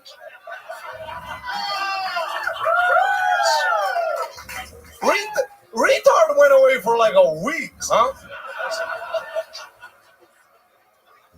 After that, we were like, fuck it. And also, let's be honest, the retard don't get upset. If he gets upset, give him a banana. His fucking happy. The gay guy gets upset, give him a banana too. He'll fucking.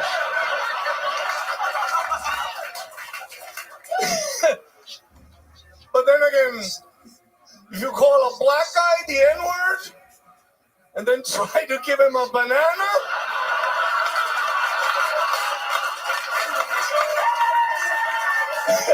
things will escalate. Thank you very much. Oh my God. Yeah. And that is a Kill Tony regular. Thank you. Here for the holidays. No rest for the wicked, the great and powerful Ari Mati. Yeah, everyone's dead in my family, so.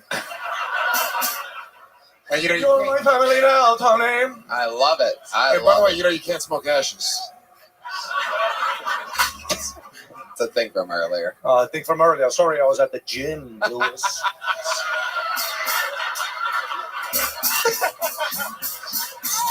Sorry, I was at the gym, Lewis. What kind of workout is that exactly? What do you think about this? This is what I do at the gym. This guy just preps for fucking. It's incredible.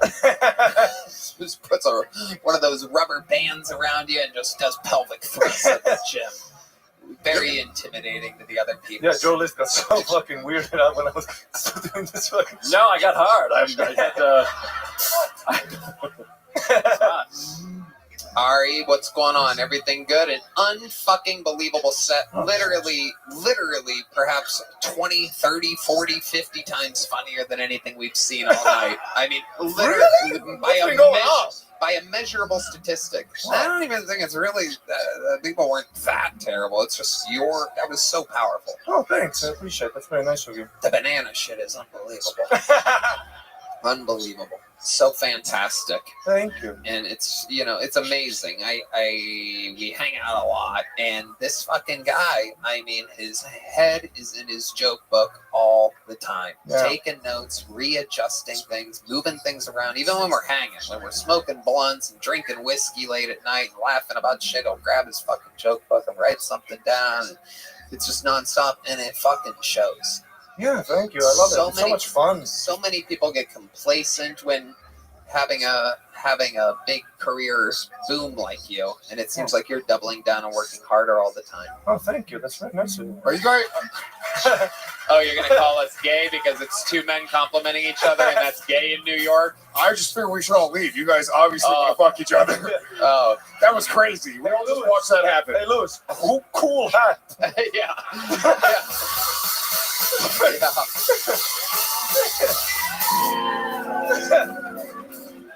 He just wants Toddy Tyndall to be able to find him later so he could play with his snake.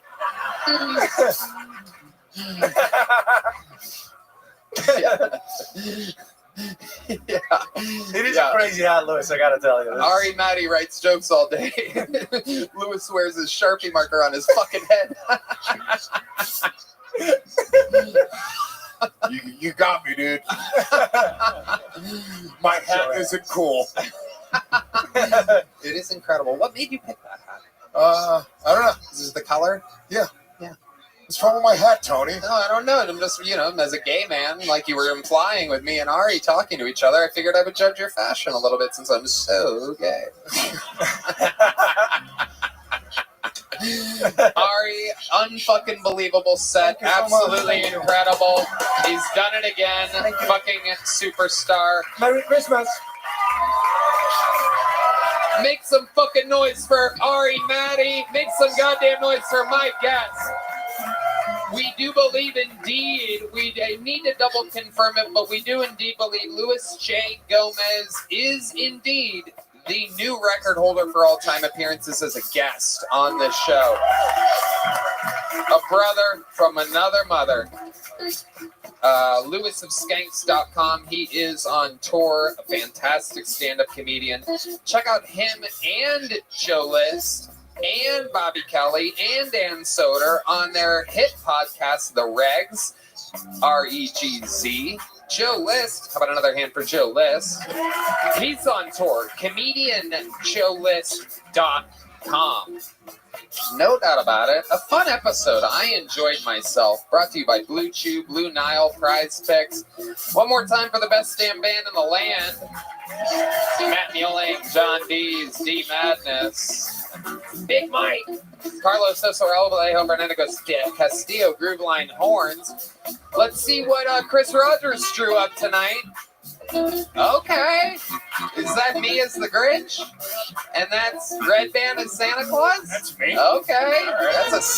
That's the healthiest I've ever seen Red Band look.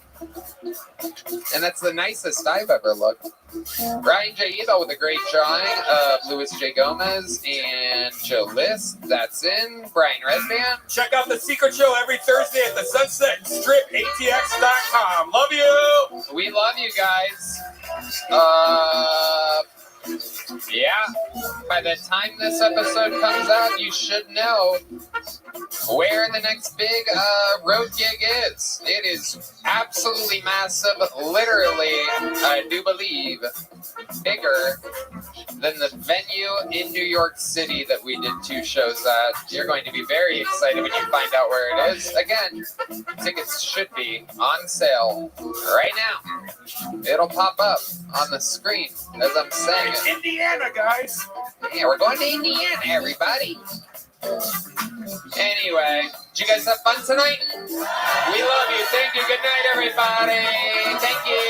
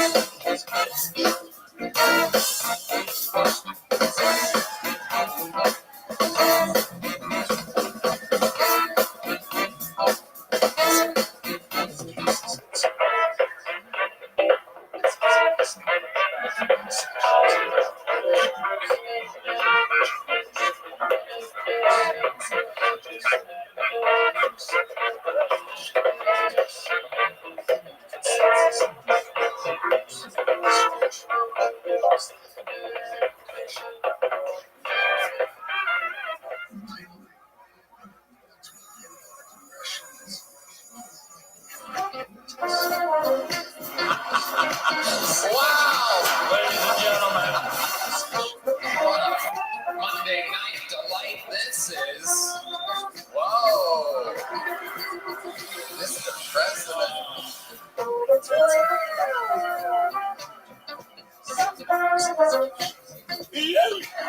This is New Year's Eve at the HEB Center.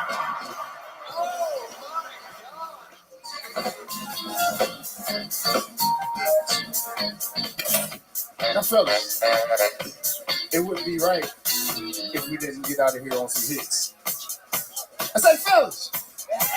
I say, people. I say, fellas. Can I get 10 hits? Hit me.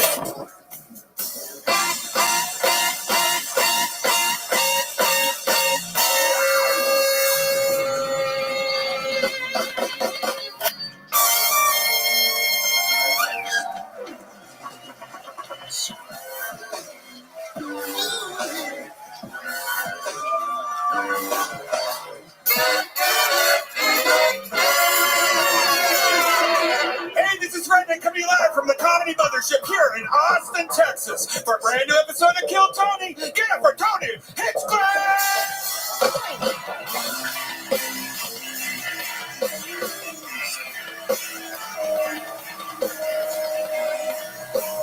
Who's ready for the best fucking night of their lives, huh?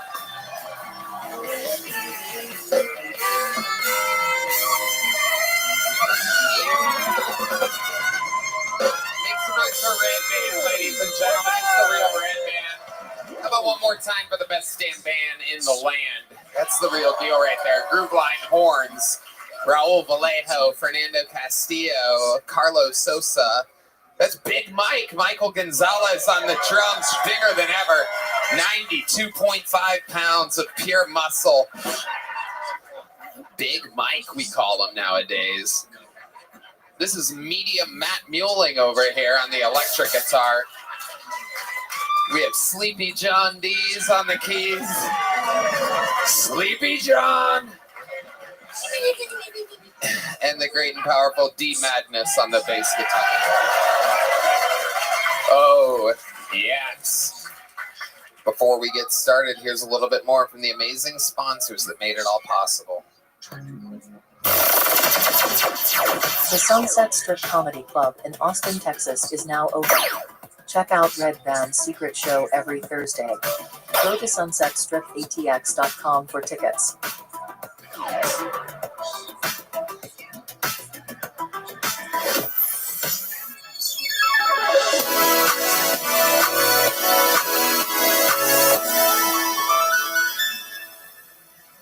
guys ready to start tonight's episode? Huh? You guys got to do better than that. Are you ready to start tonight's fucking show? Every single week, I book two of the funniest comedians on this show this week. Absolutely no different. Ladies and gentlemen, two of the best guests in the history of the show. The young man is a superstar from this episode. From this show. It's a juggernaut in real time. You got to watch him go from barely anybody knowing him to him being a global star. The woman on panel tonight, just fucking, well, on top of being one of the best comedians in the world, also just fucking lit New Year's Eve on fire this year. I present to you a perfect panel. This is Whitney Cummings and Cam Patterson. Oh, shit. Oh, yeah. Whitney Cummings, Cam Patterson in the flesh. The great Whitney. We're back. Let's have some fucking fun. It is a beautiful 69.1 degrees Fahrenheit, 35% precipitation in the room. Cam Patterson, welcome back to the table. What's up? You got a gold grill. Yeah. Look at this. Back in my final form. I'm gonna go sell some crack. Oh my goodness. I remember when you were first on the show, he was wearing sweatpants and flip-flops, and he said, I'm never gonna change. I'm always gonna stay this way. I'm still wearing the same thing. How much did that grill cost on Temu? That hurt my feelings. That hurt my feelings. I'm very sad right now. It was not that expensive. It was free, actually. It's one piece. It was, it's my real teeth. I got permanent now. It's permanent. How is it that you speak better with them? It's my final form. Whitney Cummings, fresh off of lighting CNN on fire. She pulled a Tony Hinchcliffe and got a little fucking little smoke, a little heat off a little something. Oops, I knew. I came off at CNN Live and the live CNN roast, and I got 3 text messages from people telling me it was great. And that's when I knew I was in trouble. Yeah. It was Mark Norman, Shane Gillis, and Tony Hinchcliffe. Yeah, that's how you know. If Mama, they think it's funny, I'm fucked. Yeah. Mama, we made it. That's what you got to do. You got to put yourself in position to do comedy where it doesn't really belong. And CNN is perfect for that. So is political rallies as well.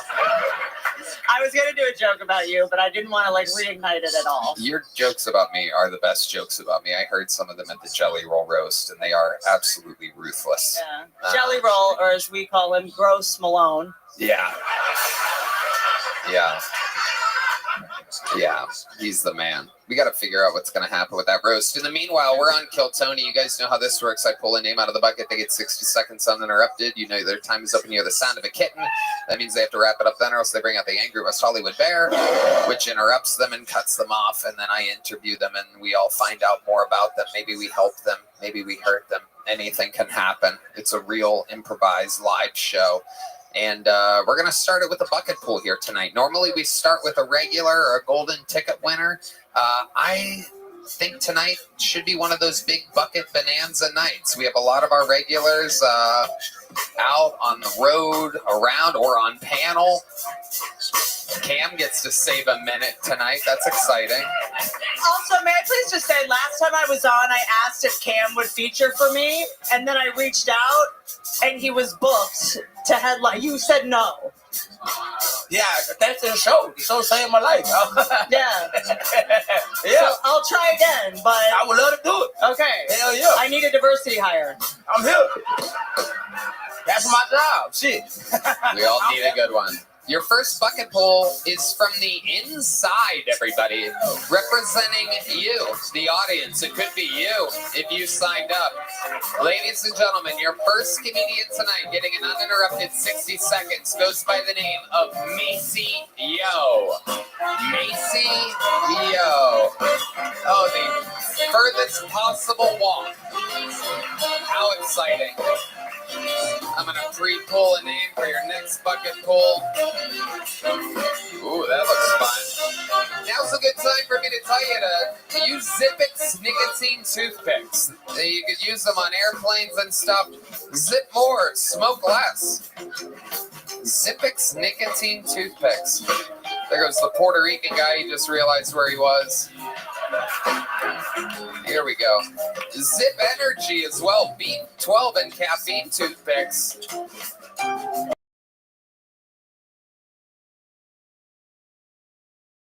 Are we ready to start the show? For one of your own. This is Macy Yo. What's up? I grew up in Alaska back in the 80s. Yeah, they used to tell us all the time that we were going to get nuked.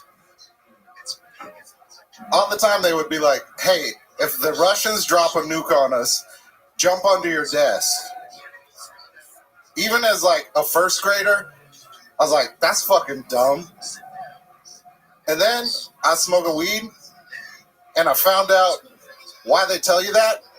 There's this Japanese dude and he had to go to work out of town and he had to go to Hiroshima and he saw a big flash and he was like, oh shit. And he jumped under his desk and he survived. And then like a couple days later, he had to go back home to his hometown in Nagasaki. Yeah, he saw it again. He's like, oh fuck, and jumped under his desk again. So I was all high and I was like, how come we don't just build big desks over our houses? All right. Macy Yo. Macy. Sorry, I was a little winded. I had to come from the farthest point. That's what you think the problem was? You think it was your cardio? How about the writing, the performing, the overall ideology of a joke having its punchline stacked 66 seconds in to the set? I get it. Yeah. Though. I get it. There's a lot of that. Macy, how long have you been attempting stand-up comedy for? About 3 years. 3 years? Yeah. And that's the minute you did on the biggest comedy show in the fucking world? That was, yeah. Okay, what made you pick that minute? How bad is everything else? Most of my jokes are kind of longer, so... Oh, sounds amazing. Where can we see these amazing, long-ass, punchline-less jokes? Tacoma, Washington. Okay. Like, why would that be the noise there? Just because you think that, like, any noise is good? Okay, Red Band. Red Band pulling a real Macy Yo to start the show. This is amazing. Let's just all bomb together, I guess. Whitney coming. His jokes are so long, we should call him Open Mike Birbiglia. Okay. That's just for you. I think, yeah, well, I prefer it be by Whitney. Okay.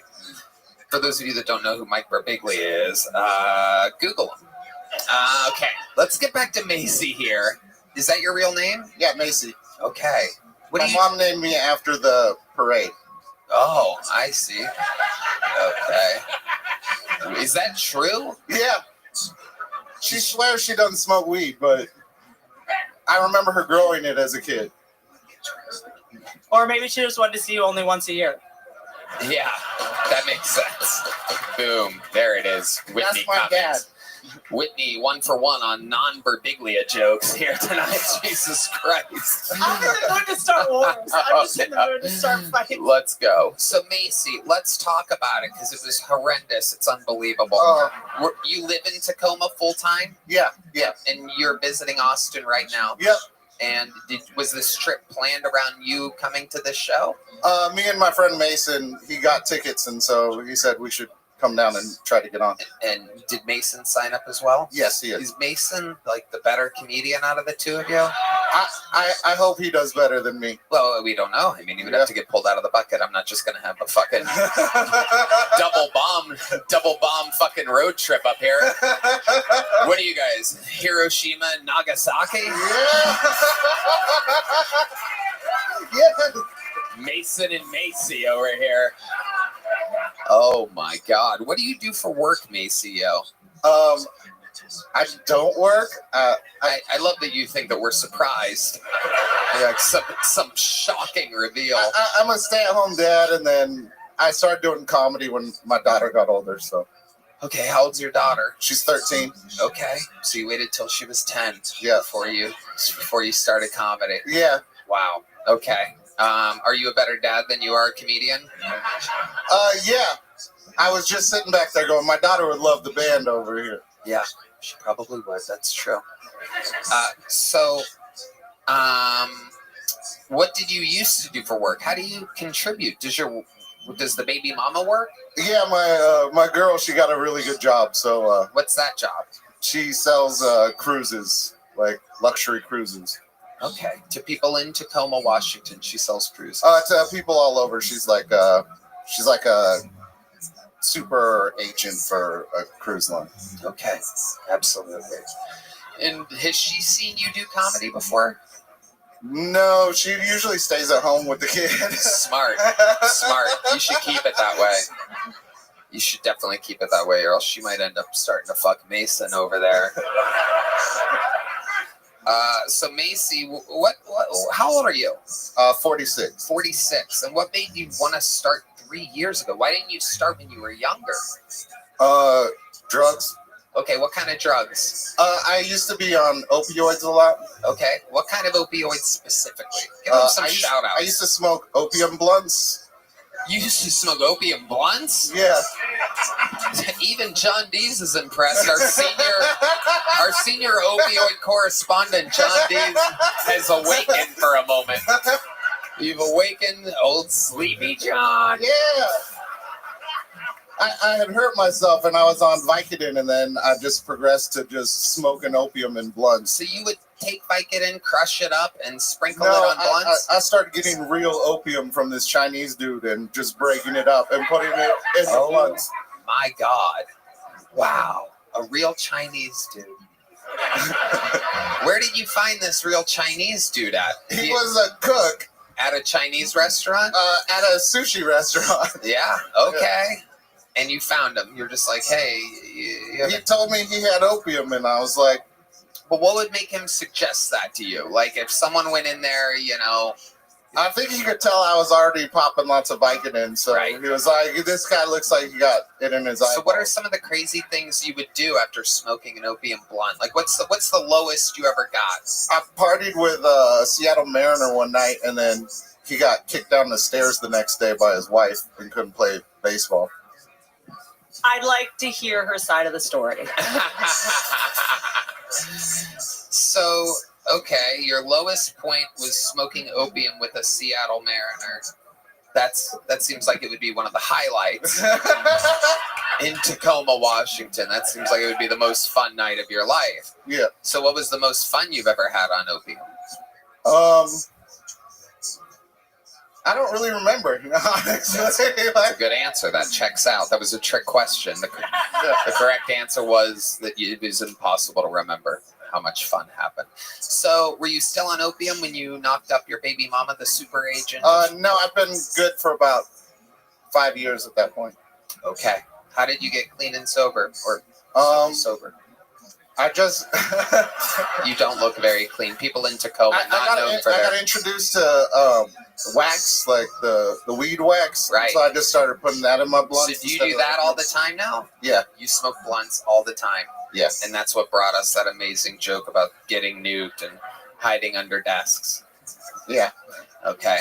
I got better jokes, I promise. Why don't you do one? Why don't you do a better joke? Why don't we hear one? Let's hear a better joke. Mason is standing up doing the let's fucking go. He really thinks that this is a chance for his boy Macy. It's going to be a long Spirit flight back to Tacoma. Oh, I can just feel it. I can just feel it. So here we go. Doing one of his better jokes. 3 years of experience, barely a laugh on the 65-second long setup for punchline for put desks under the thing. Here we go. My guess is it's going to have I smoked weed in the joke. That seems to be part of your vibe. Here he is with his best joke. This is Macy Young. So I'm from Tacoma, Washington, and Yep. Fuck yeah. That's right. Throw that shit up. They steal weird shit out of your car there, because I got in my car one day and I noticed somebody had rummaged through all my shit. And I wasn't really that upset because, you know, I didn't really have anything in there. And then I realized something else was missing. Those motherfuckers stole my floor mats. I was sitting there like, what kind of fucking maniac steals floor mats? What a psychopath. Then I went to the Subaru dealership to get some new floor mats for my Outback. Fucking $80 to get new floor mats. I was like, fuck this shit. I just went outside and stole somebody else's floor mats. That lesbian was probably like, what kind of maniac steals floor mats? Got it. Lesbians indeed like Subarus. My favorite part of this set was when you used the word rummaged. You said he rummaged through your car. Is it Camp Patterson? That's a real word. That's a real word. Rummage is a real word. I like it. Good job. It's only a word for people that have grills in their mouth. That's a real word, Tony. That's a real word. It's a real word. That's a real word. Rummage. It's very hard to talk when you think about look cool as fuck, though, man. I look so fucking cool, man. I love it. Indeed. So Macy, congratulations. We don't have any joke books here tonight, huh? Where's Boneseye at? Any word from Boneseye? What the fuck? Do you know? Huh? Nothing? Did we tell him? Did we tell him there's 2 tapings? No, he doesn't need a coaster. He's leaving with some. You could use these on that long flight home. Some Zippix toothpicks. Those are peppermint watermelon toothpicks, so you could share some with your boy Mason over there. Oh, shit. Mason's looking depressed, by the way. He's looking like he really wanted you to do better. Yeah. We'll see. Mason, you signed up? I'll be feeling for you. We'll see what happens. What ethnicity are you, by the way, Macy? I'm super mixed. I'm Japanese, white, native, Hawaiian, and black. How black are you? How black are you? Have you gotten a 23andMe? No. What makes you say that you're black? Who told you you're black? It's the rumor in the family. Oh. My grandpa's name is Jerome. Yeah, but what color is he? Very white. You'll see him. Like he's. No, I won't see him. I won't see him. Cam Patterson. Jerome? His name Jerome? Jerome. Jerome? Okay, Yeah. You're wrong. Well, never mind. Continue. Somebody said you're wrong. Well, that's an Asian nigga, man. That's not a real person, dog. No way, that's a real fucking person. Hell yeah. So you have a white grandpa named Jerome, so you tell people you're part black? That's what I was told. By who? By my cousin. Who's your cousin? What's his name? It's my girl cousin. Hold on. Musicians, stop for just a second. It's your what cousin? My girl cousin. Your girl cousin? What does that mean? You said it's a boy cousin. I said, no, it's a girl. So is it a first cousin? Yeah. You have her number? No. You don't have your first cousin's phone number? No, I'm shitty like that. So you... I don't even have my dad's phone number. You might be black after all. Ladies and gentlemen, there he goes, Macy to start the show. There he goes. All right. You don't need to give high fives to everybody. Macy has started the show. Oh, shit. The lovely Heidi has arrived, everybody. My goodness. How lovely.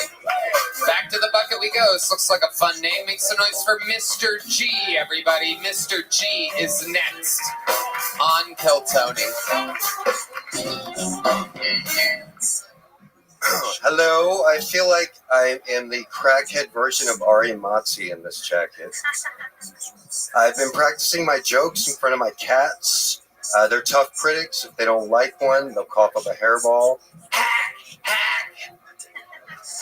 I'm ambidextrous. I jerk off with my left hand and I write with my right hand. Sometimes I jerk off with my right hand and it feels like somebody else is doing it. Like my mom! But give my mom some credit. She had schizophrenia. She probably thought I was her pimp.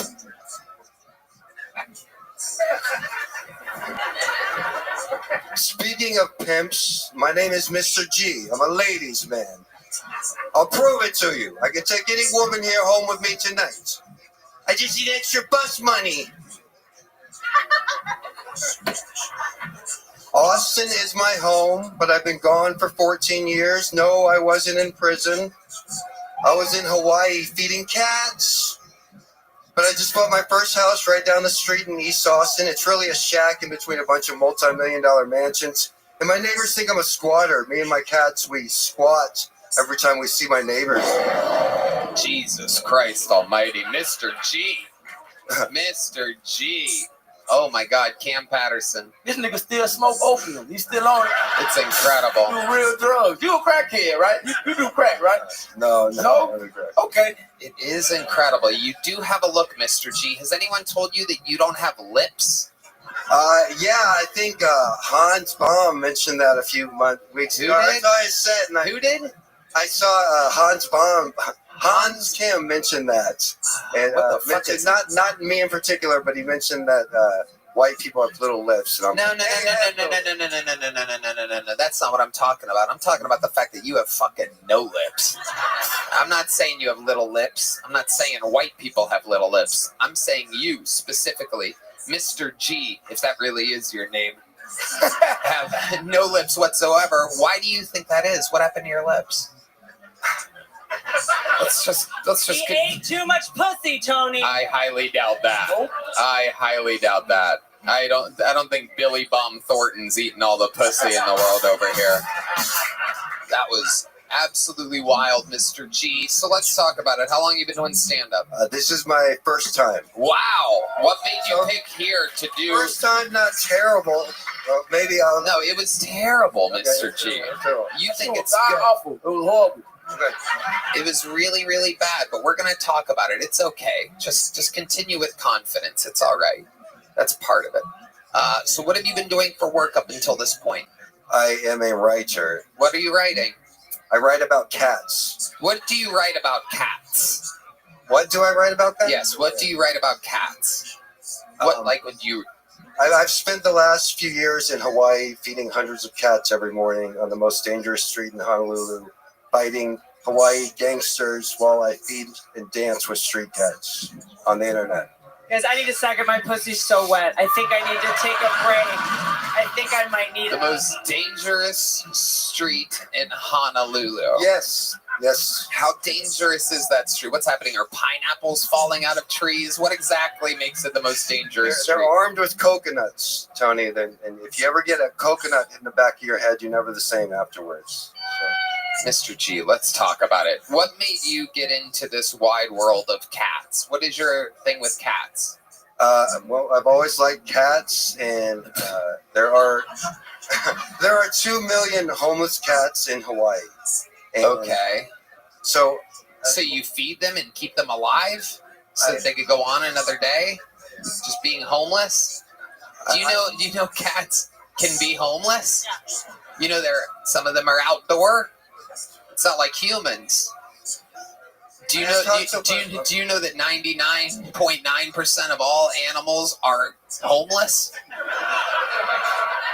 Are you aware of this? You know, monkeys are homeless, orangutans.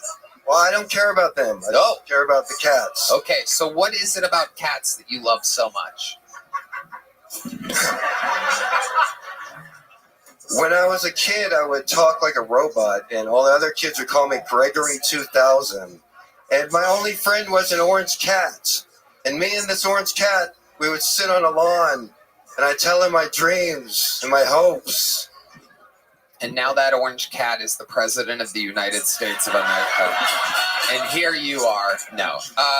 Is this true? Were you bullied for your love of cats? Yes, Tony. I moved from Hawaii. I was basically banished from the island. Why? Why were you banished from the island? This is a good part where if you tell the truth, it'll be really interesting. I didn't realize they had Megan's Law in Hawaii, too.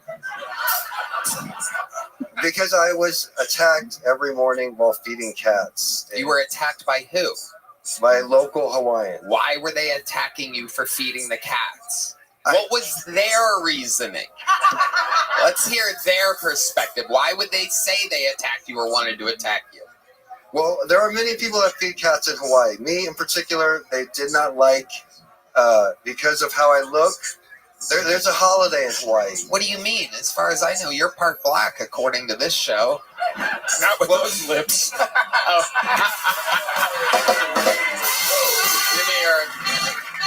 Give me that sound. Where is it? Where is it? Well, you gotta find it. Here it is. Red Band. The line. Not with those lips. Okay. So in Hawaii, there's an unofficial state holiday called Kill Haole Day. And do you know what a haole is? No. A white person, me. It was Kill Me Day. It was like the Purge, except all the victims were goofy-looking white guys trying to live in Hawaii. Okie dokie. Mr. G, do you have any kids or anything? Did you do anything?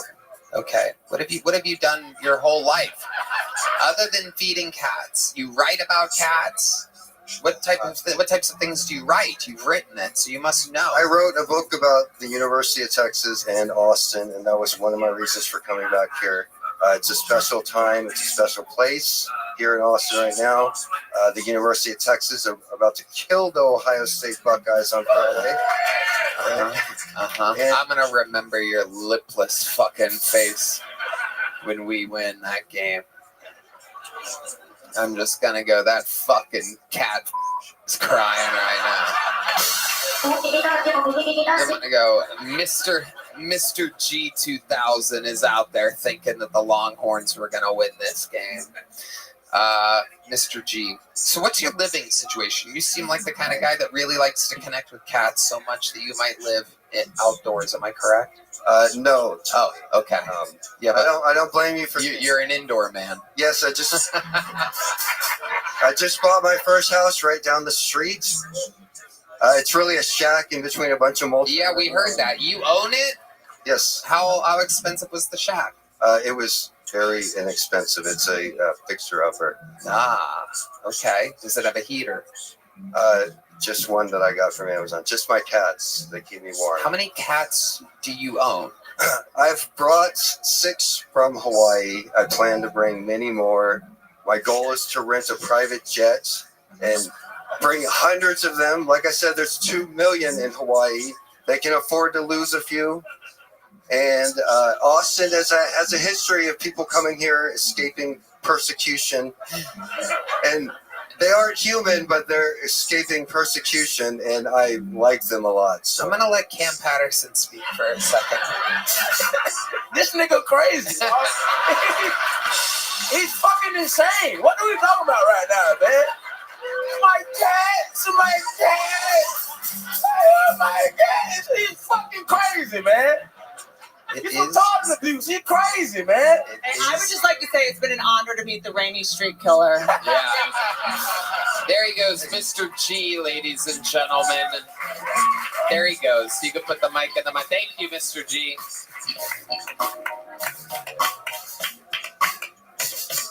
We love you, Mr. G. Thank you. Yeah, that's the old, please don't kill me, we love you.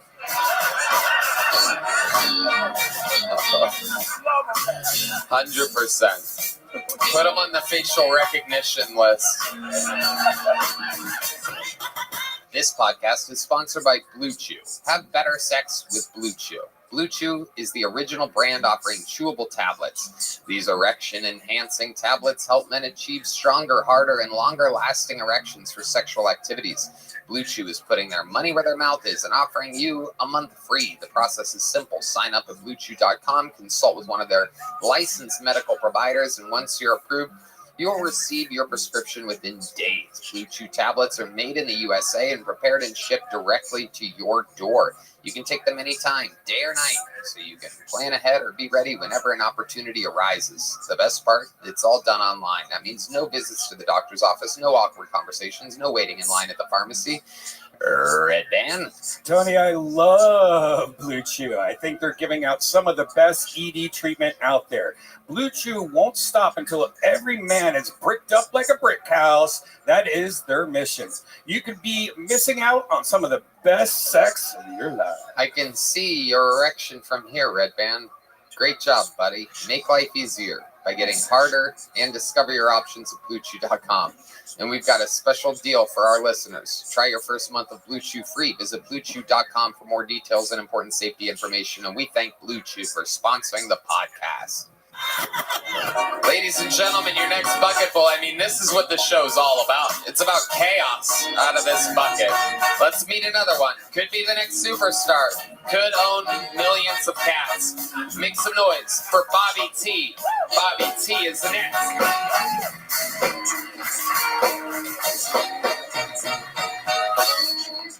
I drove 18 straight hours to get here tonight. I partied hard last night, went at it till wee hours of the morning. I still got the taste of regret in my mouth. That being said, do you know what an 80-year-old woman's pussy tastes like? Depends. My brother and I, we both come from the same small town, so he doesn't understand why I got upset when he bought my 8-year-old son a shotgun for his birthday without my permission. He explained the gift is from him, and my son can use the shotgun at my discretion. So, 2 months later, it's my nephew's birthday, his 16th. I bought him a present. He opened it in front of the whole family.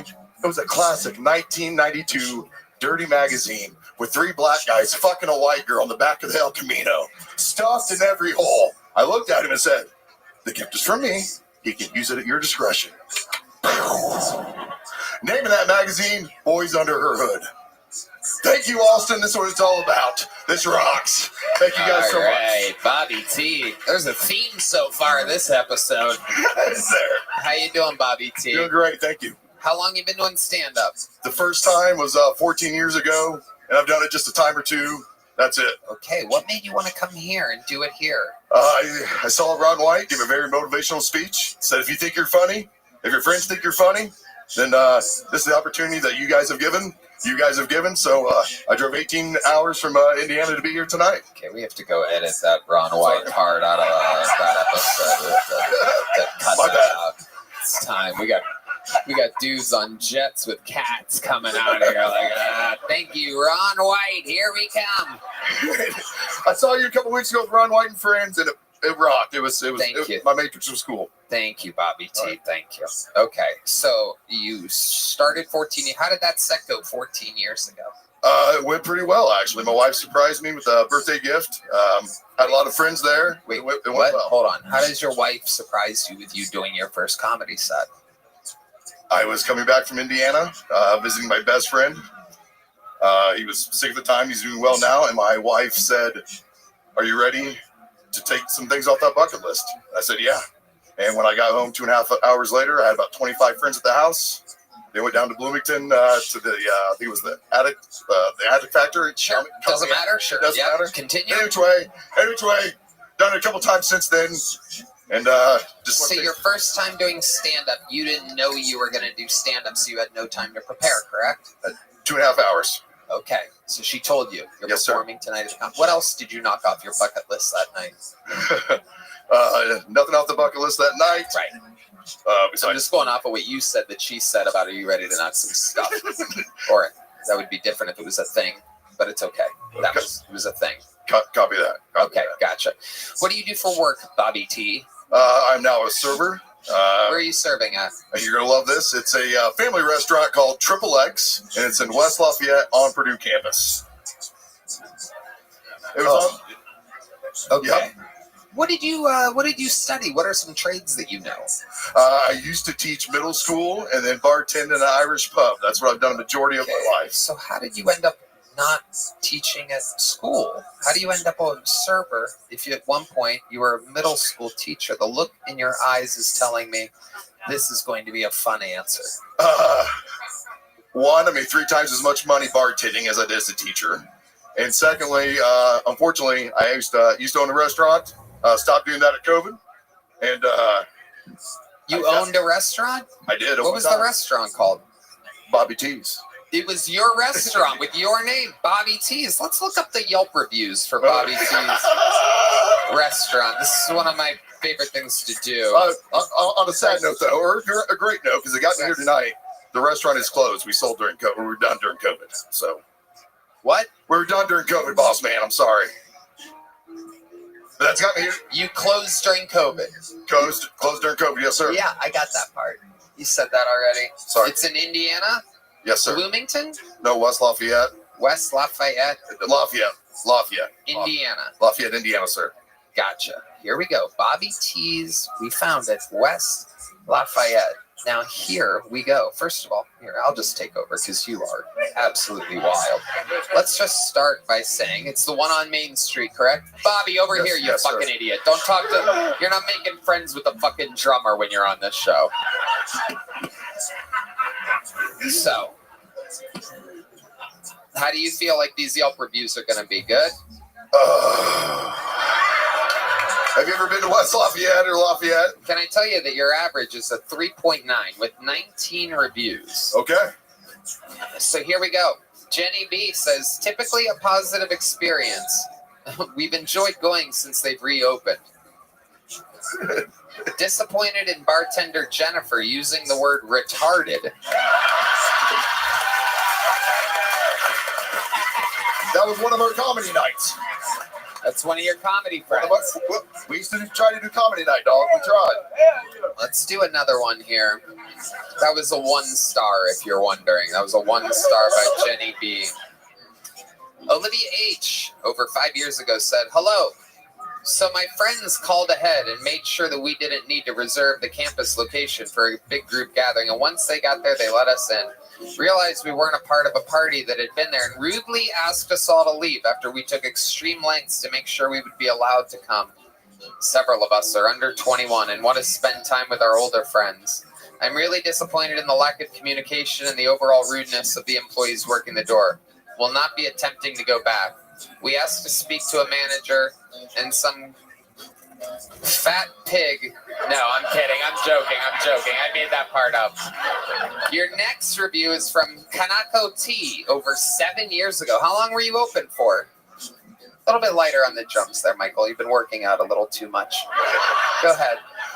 There was 2 different locations. There was a Bobby T's campus and Bobby T's downtown, and we were open up for about 4 years. You had 2 locations. I was trying to run 2 locations. I did not have 2 locations. Wow. It's a long story. You don't want to hear it all. Kanako T said, I ordered fried pickles.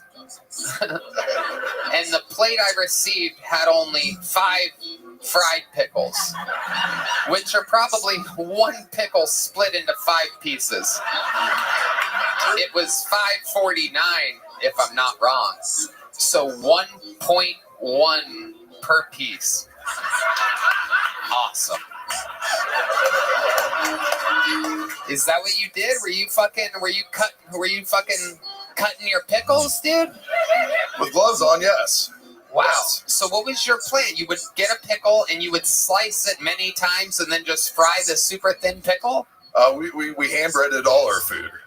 But we weren't known for our pickles. We weren't known for our pickles. You were going thin with the pickles. You were trying to really profit off these, but you were selling $5.49. We weren't profiting too much. Yeah, but I mean, $5.49 per pickle is unbelievable. With breading, a side sauce. Yes, it is a pricey pickle. How much do you think the side of sauce was worth? You're buying bulk, right? No, Scratch Kitchen. You made the sauce from scratch? You betcha. Wow. Scratch Kitchen. Okay, Scratch Kitchen. Yeah. My goodness. Do you have Jennifer's number? Jennifer uses the R word. I do not have Jennifer's number, but it's ironic that she's the one that said it.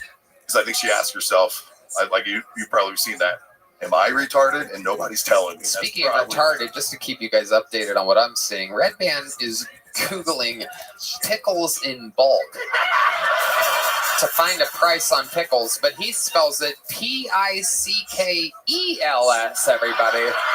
So if Jennifer was here right now, he'd be retarded, everybody. Let's go back to the Yelp reviews. That's how you spell it, Tony. That's how you spell it. All the way back. Remember through the internet? My review, 3 stars from Dale. My review is based on a short drinking and snack episode in a Thursday night at 2 a.m. Take it for what it's worth. We picked the place because they were open late and had food service. That's a plus. The facilities were clean. The barkeep was friendly and helpful. She recommended appetizers that the kitchen could make well at that hour. We ordered the fried pickles.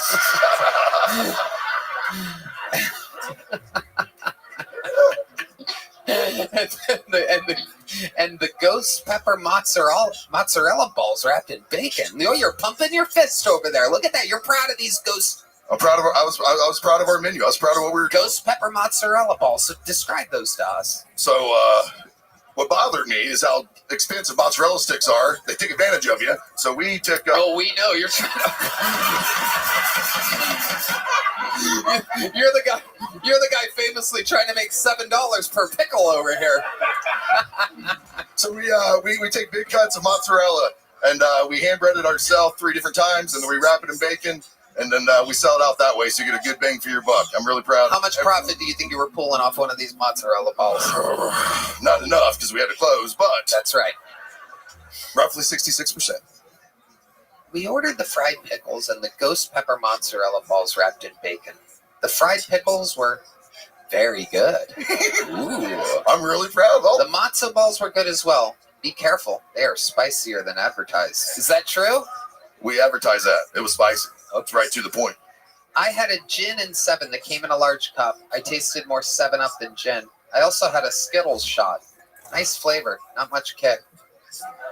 You did Skittle shots? So behind our bar, we had nothing but like infused vodkas and with candies and fruits and things like that. Our Skittle shots were #1 seller, but it was pure vodka with Skittles. I mean, all our alcohol was just infused, pure alcohol. It sounds like your bartender was a pedophile. This is Indiana, not Kentucky, but yes, possible.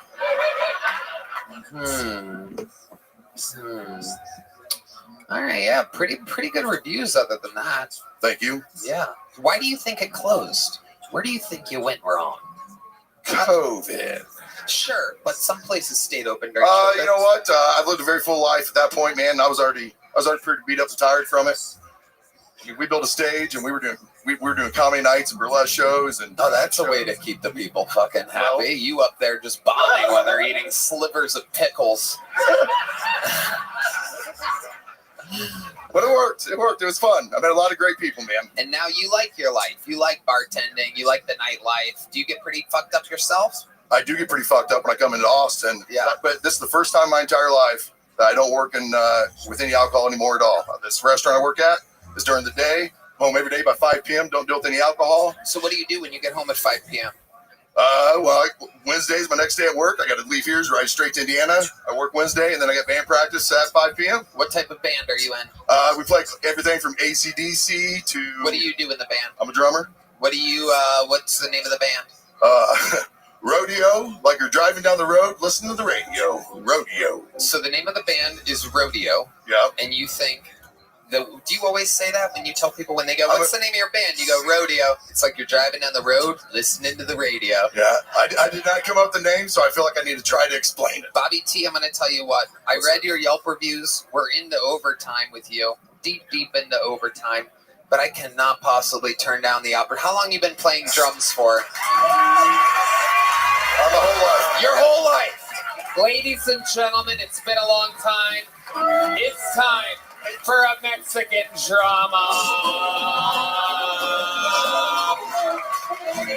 Ladies and gentlemen, Michael Gonzalez, get up out of that seat, dude. Come on. Oh my goodness. Bobby T taking off his jacket. The horn players are jamming. They know what to do. It is a true Mexican drama. Bobby, are you Mexican? Hold on, wait. You're not? Okay, well then it's a hold on, Bobby. Just wait. He's very excited. He's like a fucking pile of fried pickles over there, just ready to slice and dice and make a profit tonight. So let me remind you how this works. Some of you might not know. So I see some very pretty girls out here that were dragged here by your podcast-loving boyfriends. You might not know, but right now, Michael Gonzalez, Big Mike himself, his job is on the line. For Bobby T has a better drum solo than Michael Gonzalez, they have to basically switch lives. Bobby T becomes the full-time drummer on Kill Tony. Michael Gonzalez literally has to go drive to Indiana, bartend at a bar that is filled with mozzarella bomb bacon wraps and shit.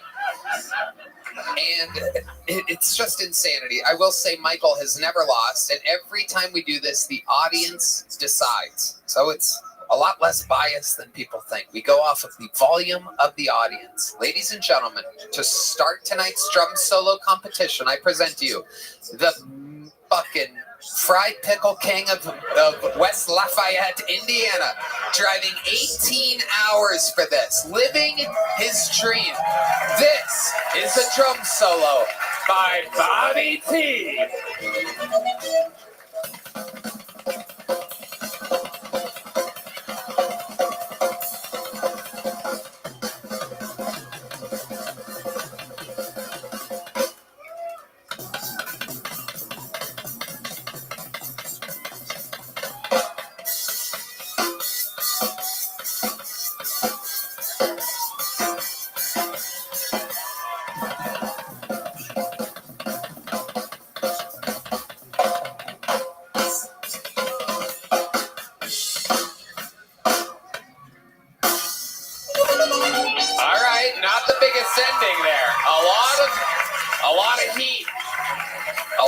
Down the front of the race. I think he lost some gas there at the end.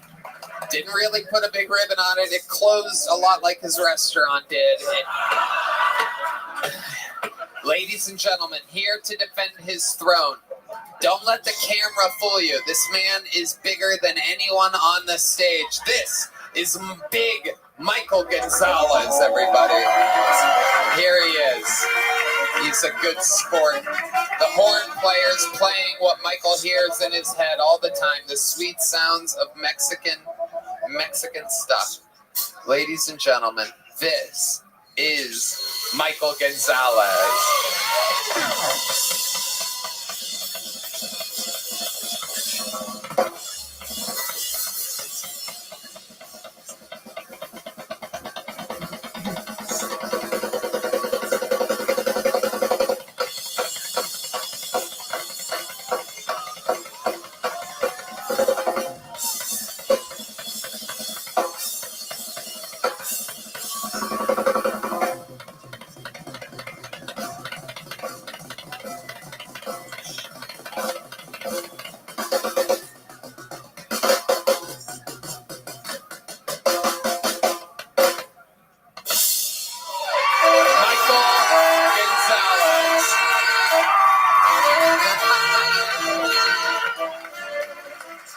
This is that time where we find out who is being sent home to West Lafayette, Indiana.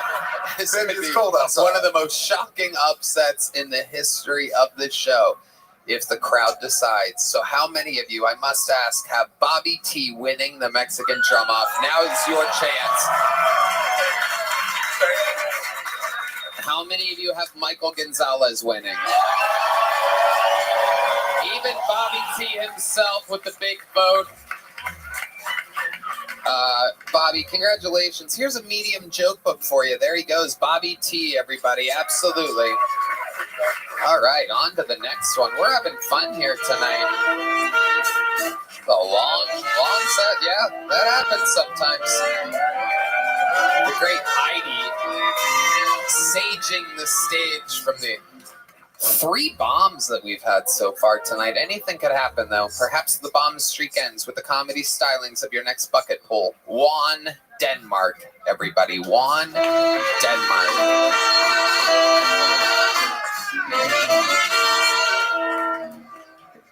Everybody has freak-offs. White people have freak-offs. They're called lifestyle parties. Mexican people have freak-offs too. They're called quinceañeras. 15 is not a woman, Pedro. Put your dick back in your pants, Pedro. You got 3 more fucking years in this country, Pedro. Pedro's trying to turn a quinceañera to a quinceañera. All right? Asian people got freak offs too, y'all. They're called sweatshops. I'm the type of dude that brings condoms to the freak off. I was on a date with a woman one time and she told me that she's allergic to condoms. I told her I'm allergic to chlamydia. She said the only way we can use a condom is if I go and get a lambskin condom. Lambskin condoms are easier to shoot through than Donald Trump's security. Fuck yeah, Juan Denmark. I like it. The first rock solid set of the night. Hell yeah. Oh, shit. Hell yeah, it's one of you.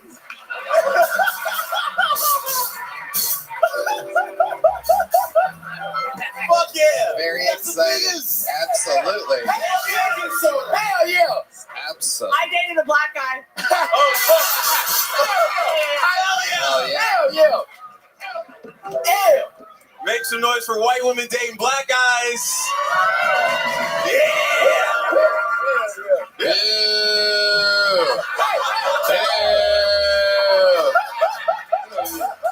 Welcome to the show, Juan. You are very, very funny. How long have you been doing stand-up? 3.5 years. Where at?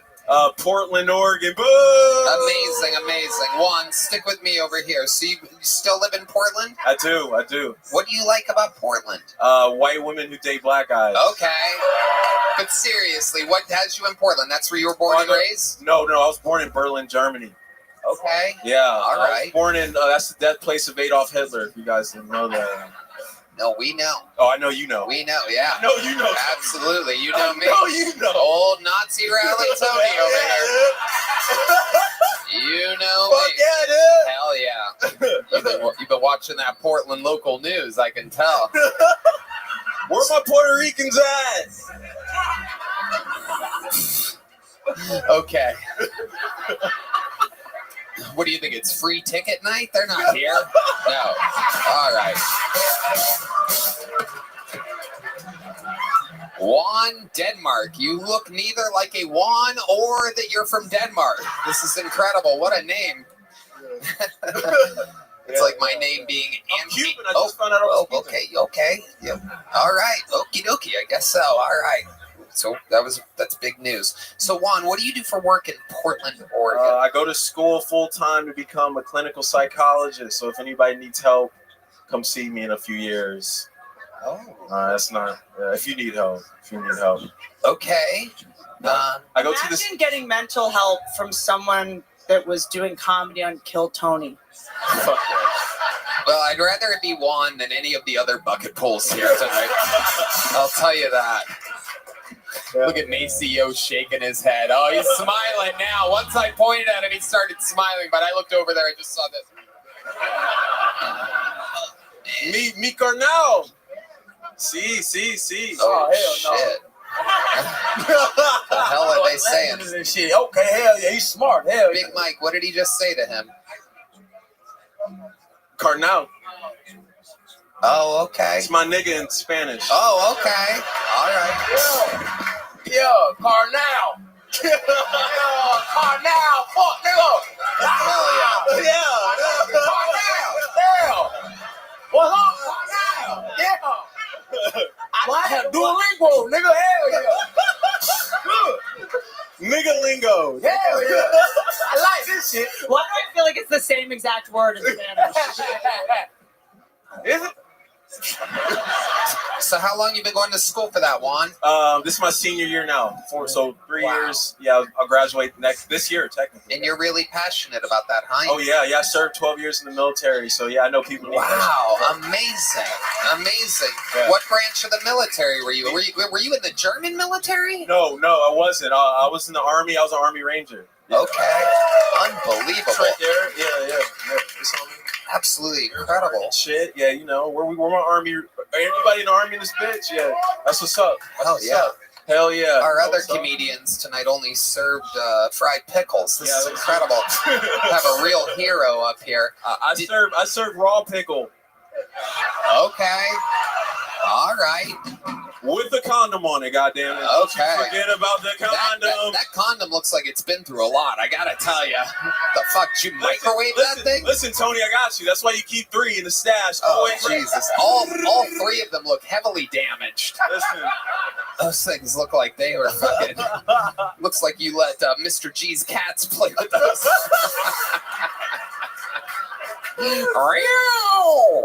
Yo, did you make fun of this nigga yet? It's the first thing I did when I came out. Holy shit! You. Oh yeah, that's fucking Scam Patterson right there. I did. That's my cousin, man. Yeah. Yo, that's my cousin. Holy shit! That's my Gemini twin, nigga. Real shit. So how long are you in Austin, Texas for, Juan? Until next Tuesday. Next Tuesday. Yep. Amazing stuff. How much time do you think you've how long of a set would you be comfortable doing that you think is good? Whatever anyone will pay me for. Well, that's not really comedy for how free it right works. now. That's a terrible answer. So shit, 30 minutes. I could do 30. Have you done 30 minutes I've done before? 50. I just did 50 2 weeks ago in Eugene, Oregon. Okay, and that went good the whole set through? It did. I was surprised. It was my first time pushing it that far. But usually between 20 to 30 is where I'm like, I make my money for sure. So I just fuck around with niggas like this. He's 10 minutes, Tony. This is 10 minutes. Oh, I know. It's amazing. This nigga's got a shirt with himself on it twice. Yeah. That's 5 minutes. My fan base is retarded. It's incredible. Juan, I think you're so funny. Since you're going to be here next Monday, I'm going to give you an automatic minute next Monday. How about that? You will have an automatic spot on the show. And I'm about to have you on the secret show Thursday. Boom! Juan, Denmark. Picking up gigs. Juan. Here's a big joke book. Juan, Denmark, everybody. Wow. It is possible that there are some good comedians in this bucket. Hey, y'all. This podcast is sponsored by Prize Picks. Prize Picks is the best place to get real money sports action. With over 10 million members and billions of dollars in awarded winnings, Prize Picks has made daily fantasy sports accessible to all. You just pick more or less on at least 2 players for a shot to win up to 1,000 times your cash. Run your game all season long on Prize Picks. Red Band? Tony, I love Prize Picks. It's the best sports betting site out there. This week on Prize Picks, I'm looking at the football board and selecting Travis Kelce. Yeah, that's for his more name. than Good job. 70 receiving yards, and Lamar Jackson for more than 250 passing yards. Hey, Red Band knows what he's talking about. Prize Picks is the best way to get in on the action in sports in more than 30 states, including California, Texas, Georgia, and Florida. Sign up today and get $50 instantly when you play $5. You don't even need to win to receive the $50 bonus. It's guaranteed. Prize Picks is the best way to win real money this football season. Which players are going off? Which ones aren't? Download the app today and use code TONY to get $50 instantly after you play your first $5 lineup. Again, download the app today and use code TONY to get $50 instantly after you play your first $5 lineup. Prize Picks. Run your game. This is a very, very exciting bucket pool, ladies and gentlemen. This guy, I mean, it's incredible. Literally, my first friend in stand-up comedy. I can't believe he signed up for the show. This is amazing. We've been doing stand-up together for 17, almost 18 years exactly. Door guys together at the Comedy Store. Former roommate of mine. I used to live in the living room 17 years ago, and he's here to do a minute. Make some noise for Matt Edgar, everybody. Comedy Store regular, Mothership regular. Must be bored on a Monday, signing up for Kill Tony. One more time for Matt Edgar, everybody. Thank you, everybody. Thank you. I just moved to Austin a year ago. Yeah, it's so gay. I mean, every weekend there's a march or a parade When I was a kid, gay was like an insult. Now it's a party. Give him an inch.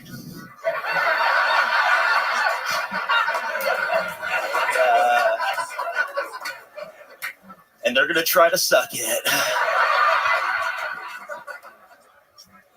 I'll tell you the gayest thing I've ever done. Tony was there.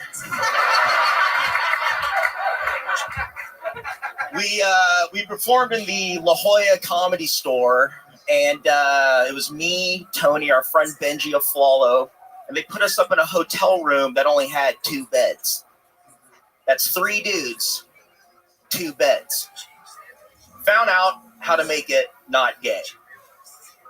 You just take the 2 beds, push them together.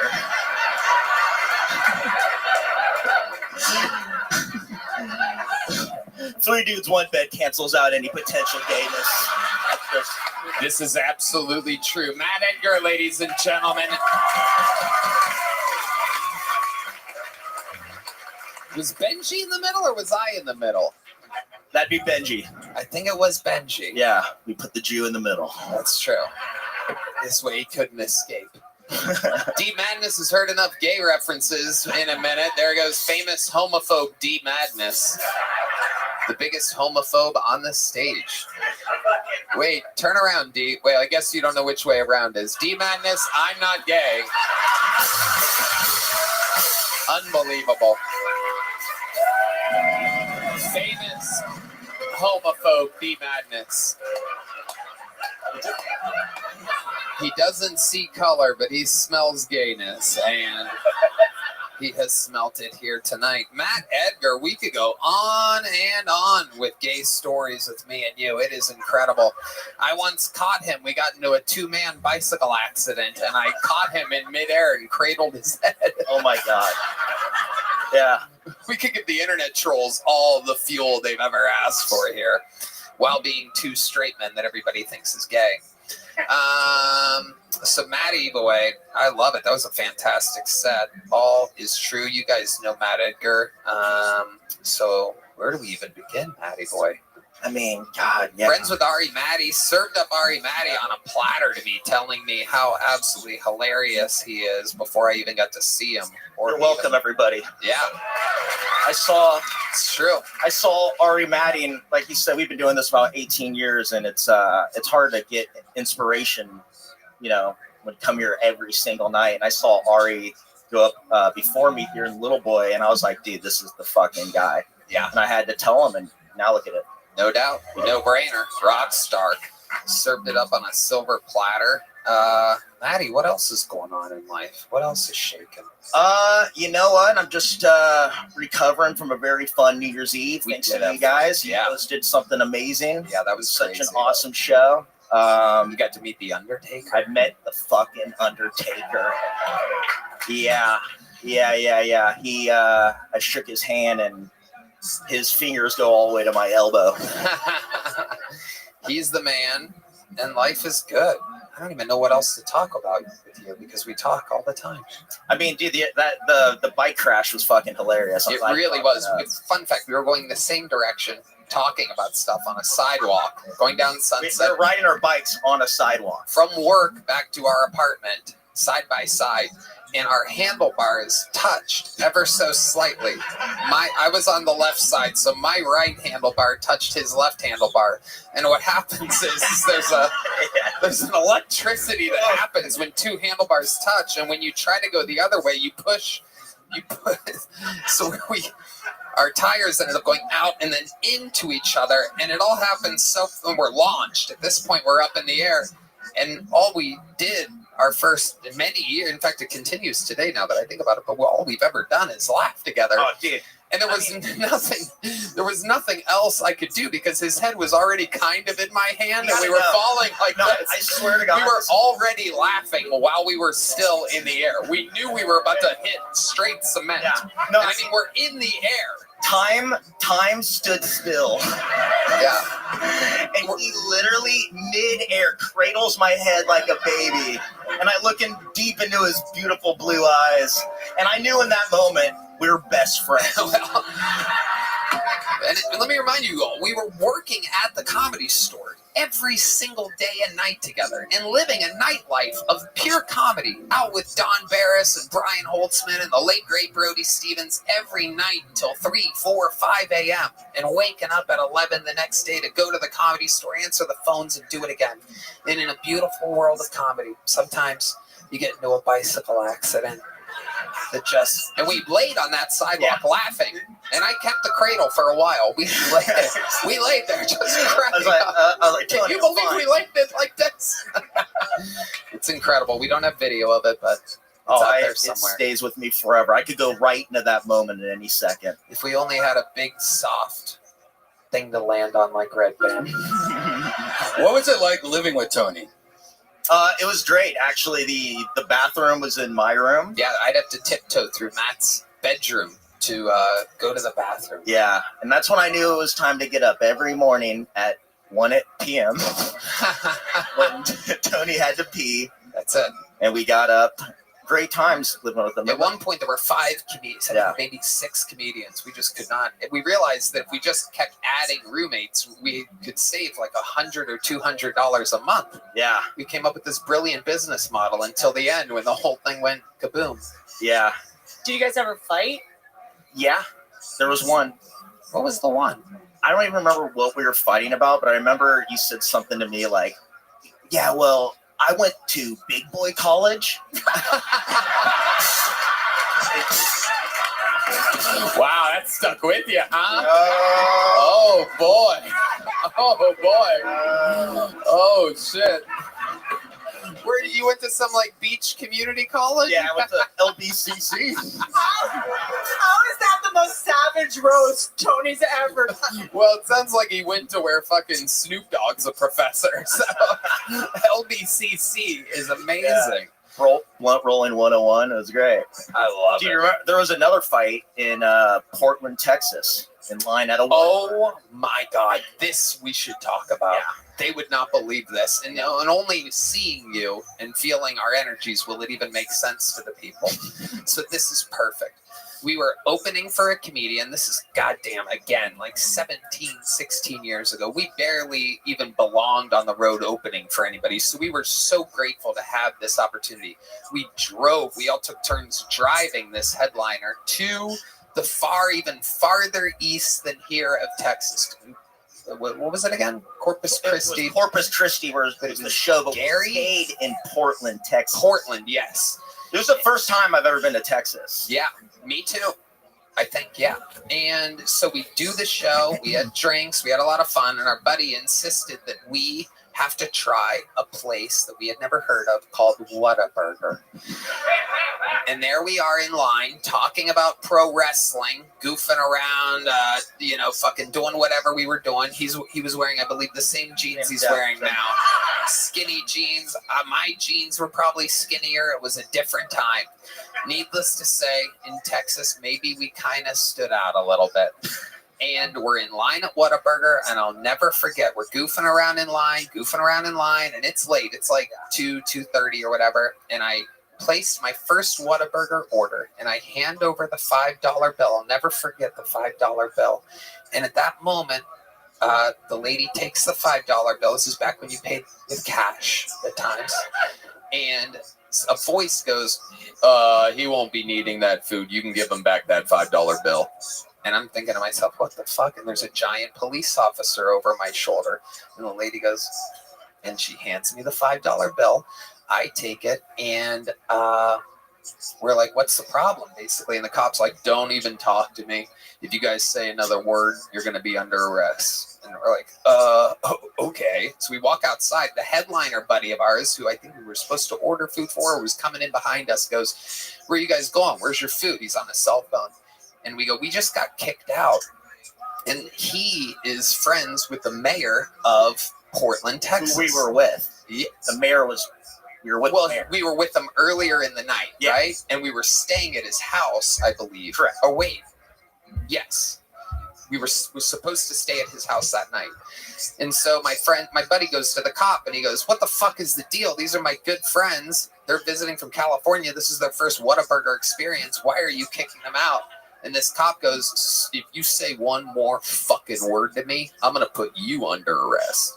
And he goes, well, fuck, you don't know who you're fucking with. And the cop's like, you're under fucking arrest. You're under arrest. You get over here. He cuffs him, puts him in the car.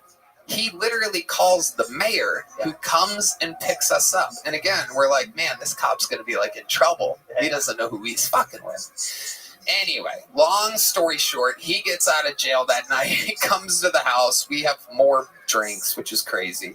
The next day, we have to go to Houston or something like that. We're driving to another city, hungover as fuck. And the headliner gets a phone call, and he goes, you guys shut up. We've just been giggling for 18 years together. So he goes, you guys shut up. This is the chief of police calling. I'm going to find out what the fuck really happened last night. And he goes, what's up, chief? And it's on speakerphone. And Sophia and Matt are in the backseat, like, here we go. And he goes, man, what the hell happened last night? Why did I get arrested? And the voice, the chief of police goes, well, yeah, I talked to the officer. He said there were a couple it's fighting at a Whataburger, rolling around at a Whataburger, and they were doing some kind of horseplay or something like that. He wasn't wrong. Yeah. Cut to me and Matt cracking up, and the headliner being like, "Stop, you're on speakerphone." We didn't even know what speakerphone was at the time because we were just children. D Madness is back. You say it 3 times. He pops back. Like homophobic Beetlejuice. So yeah, we could go on and on with our childhood stories. Maddie, so fun to have you. So good to be here. We'll do this more often. We'll get you on panel sometime soon. We'll jam. I'm so proud of you, Danny. Thank you. I love you, brother. Thank you. We love you. See you. Matt Edgar, ladies and gentlemen. Yeah. All right, here we go. Back to complete strangers. What a wild transition. Make some noise for your next comedian, Will Merrick, everybody. Will Merrick. What's up, guys? This is my impression of Italian Bill Cosby. Gabagool! Right. It's good to be here. Thank you, guys. Thank you so much. I stopped watching the news recently. I feel like they're not talking about the important stuff on the news. They're never talking about how Bill Cosby's out of prison, you know? Never talking about how he might be Italian. They're never talking about how Shel Silverstein would be like the perfect name for a Jewish turtle, you know? Don't worry, guys. I'm allowed to do that joke. My mom is actually a turtle, so it's fine. I've got the reptile pass. It's very good. It's very nice. I'm a confused man a lot of the time. I don't really know what's going on much. One of my friends the other day was trying to talk to me about Wyoming. I was like, pretty sure his name's pronounced Yao Ming. That's not even kind of close. Where's the W, sir? Explain where to P if Chang stops, sir. I'm not going to watch Yellowstone. That's ridiculous. I would never do that. All right, we'll call it there. Thank you so much. We'll call it there. Will Merrick, welcome, welcome, welcome. Some topical Shel Silverstein and Bill Cosby impressions. So, Will, how long have you been doing stand-up? Almost 4 years. Where at? 3 1/4 here. I started in Virginia, but like barely. Okay. Have you been on this show before? 3 years ago. Okay. Yeah. What did we find out then? What did we talk about? What was the interview portion like? I think you called me vitamin deficient. I'm still probably true. I'm from Charlottesville, Virginia. We talked a bit about the fun rally we had. Yeah. How the tides have turned. Yeah. Pretty much that, I think. So how's life changed in the 3 years since you've been on? Slightly less bad now. I still live here, still the same job at a restaurant. I play saxophone too. We talked about that. I didn't bring it last time. I didn't bring it this time either, but you guys have a much better player here. I do get to play saxophone for the Absolute show. It's a show that Lucas McCurry and Liz do at the Creek, so that's nice. fun. Yeah, that's fun. Okay. All right. What else do you do for fun when you're not playing sax or doing stand-up? I play basketball. like to get high and play chess and do very badly. It's kind of a fan. Okay. Make it harder on myself. All right. Yeah, go on walks, really exciting stuff, really super, buy weird sweatpants. I don't know. All right, Not Will. a lot. Mostly just the stand-up and saxophone, I guess. What's your love life like, Will? Lazy. I don't know. I don't try very hard as far as acquiring. Can you give us an example of a time in which you could have tried but you didn't? Where you're like, man, what's wrong with me? Why didn't I fucking... I don't... How about a time where you did try?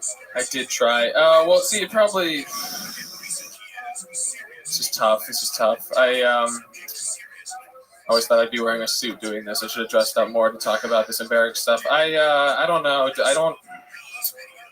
I don't try at all. I don't know if I can come up with a time. I usually just, I used to be a fat kid, and then I got less fat, and I thought it would work out, and then you realize you still have to try, and really disappointing. Yeah. So now I just figure maybe I'll just do stand-up, and one day when I'm 50, I can get married then. That's how it, right? You just commit to this life, and then it works out eventually, hopefully, I think. Maybe not. Have you ever been with a woman before, Will? Yeah. Like how? For sure. How long ago was that? When did that happen for you? I've hooked up with a coworker. But it was always like someone would have to tell me they're kind of interested first. What do you mean you fucked up with a coworker? I hooked up with a coworker. Oh, you hooked up with a coworker. What industry was that? In the restaurant? Yeah, restaurant. Okay. Yeah. Okay. And that happened at your place?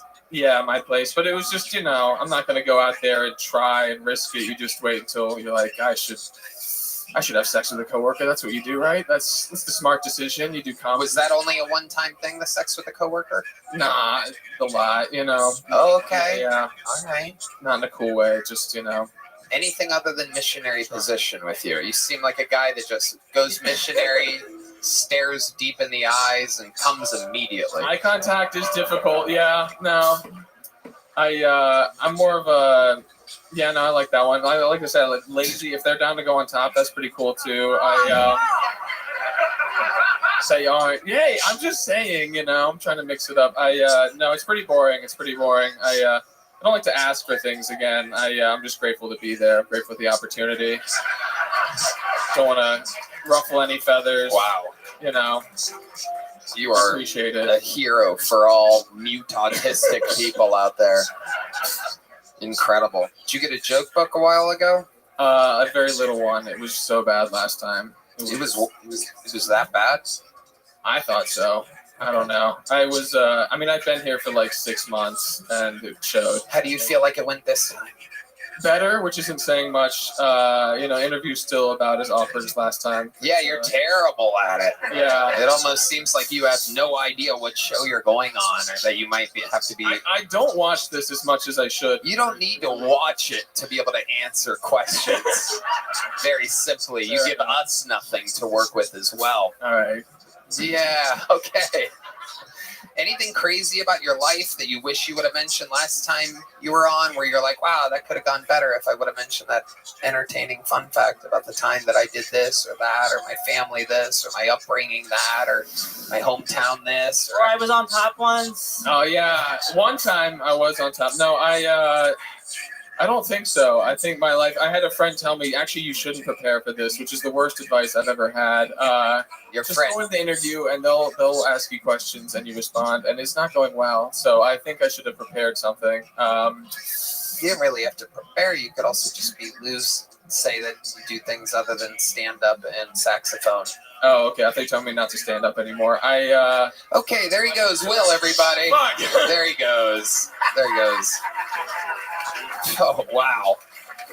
It's amazing when Maceo, Mr. G, and Bobby T absolutely dominate you in interview skills. Maceo over there like, hey, I didn't do that bad. Holy shit. Good job, Macy. Oh, man, that guy was a fucking can of water. All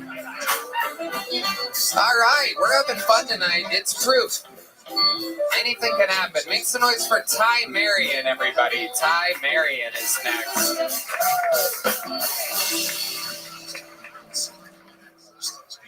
The This summer I was dating a black chick.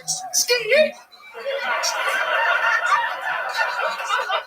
I know that's surprising for some because I've been told I look like I gotta pay for sex, but I don't understand why you would pay for something that you can just go take. Anyways, my Nubian princess and I, we wanted to spice up our sex life, so we got these little cards to tell you what to do to one another. But they were crazy. One night I got one that said, tie up your partner and whip them. And with that racial dynamic, I was hesitant. I fucking did it. When it was done, I asked her how it was, and she was like, shit, it wasn't that bad, and I kind of liked it, but why did you keep calling me Toby? She used to make me so mad, though, because she was late for everything. And then she explained to me there's this thing called colored people time. I said, all right, for future reference, then, can you explain to me exactly how long the cotton picking minute is? Thank you. All right. Ty Marion. Welcome to the show. You did really good for a guy with such a sad face. That is absolutely incredible. Have you always looked like that, Ty? No, when I was younger, I looked worse, I think. Really? Wow, okay, so it's getting better. Very good. I'm one of these people that ages a little bit better than... Okay, I like it. I like the confidence, absolutely. Ty, what ethnicity are you? This is one of your favorite questions to ask me. I'm just white. You've been on this show before? Yeah, it's my third time. Okay, perfect. I don't know how I forgot that face, but it is incredible. I was a lot fatter. Okay, you're losing weight. Yeah. Okay. I just lost 41 pounds. Wow, congratulations. Cam Patterson, what do you think about this guy? So we're just gonna skip the set, nigga? Go right ahead. If you want to cover, we can talk about it if you want. He ended with cotton picking minute. Oh shit! What is that?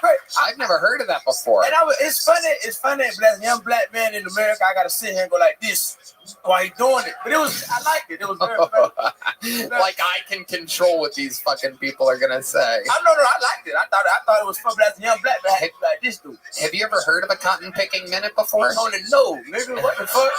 You heard of this, John? Okay, John has heard of. What do you think a cotton picking minute is, John?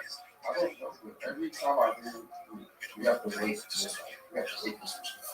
What do you mean? Oh, now wait just a cotton picking minute. Is it normally black people saying this? Well, in that case, wait just a cotton picking minute.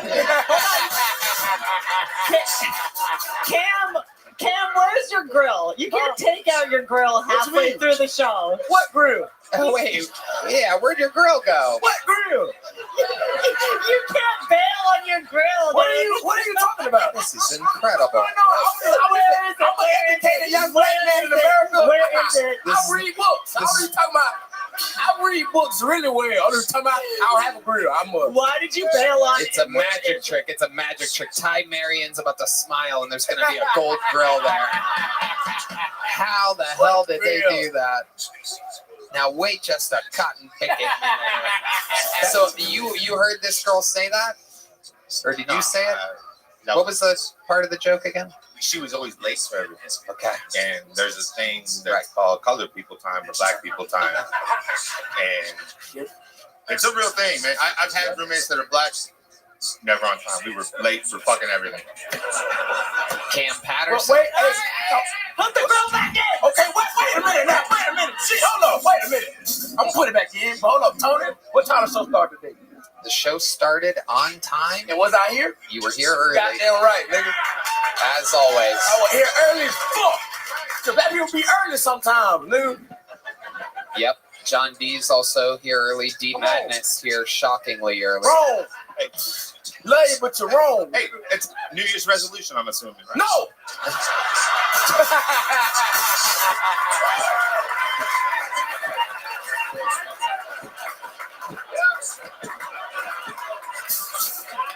Hilarious. That was good. You got me. You got me on that one. Ty Marion with a great line. Have you always been on time, Cam? Yeah, always been on time. But let me ask you something. Do you feel the urge, like in your blood sometimes, to just be a little late? Yeah, when I'm having sex. Oh. And when I'm fucking, I'm always late. I don't know what that means, but it sounded Yeah, cool. me neither. It sounded cool as fuck to say though, dog. You know what I'm saying? Yep, it did. So cotton picking minute. What else? What else happened? You were really with a black woman? Yeah. Was it your first black woman that you've been with? No. Geez, you say no like you've been with them all. Nah, I mean, I know. Do you prefer black women over white women? Yes. Hey! Whoa. Not all white women. Watch it.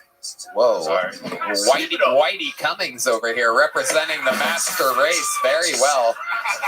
I mean, I'd give Whitney a chance, but I think we'd have to change the name to Whitney B. Cummings. You know what I mean? Whoa, this guy thinks he can make Whitney Cummings. Nothing turns me on like racism, so I would fuck you in a heartbeat. My goodness. What would your approach be with a woman like Whitney, with a real powerful, respected, funny, good sense of humor, good looking? I know for a fact she, from what I've heard.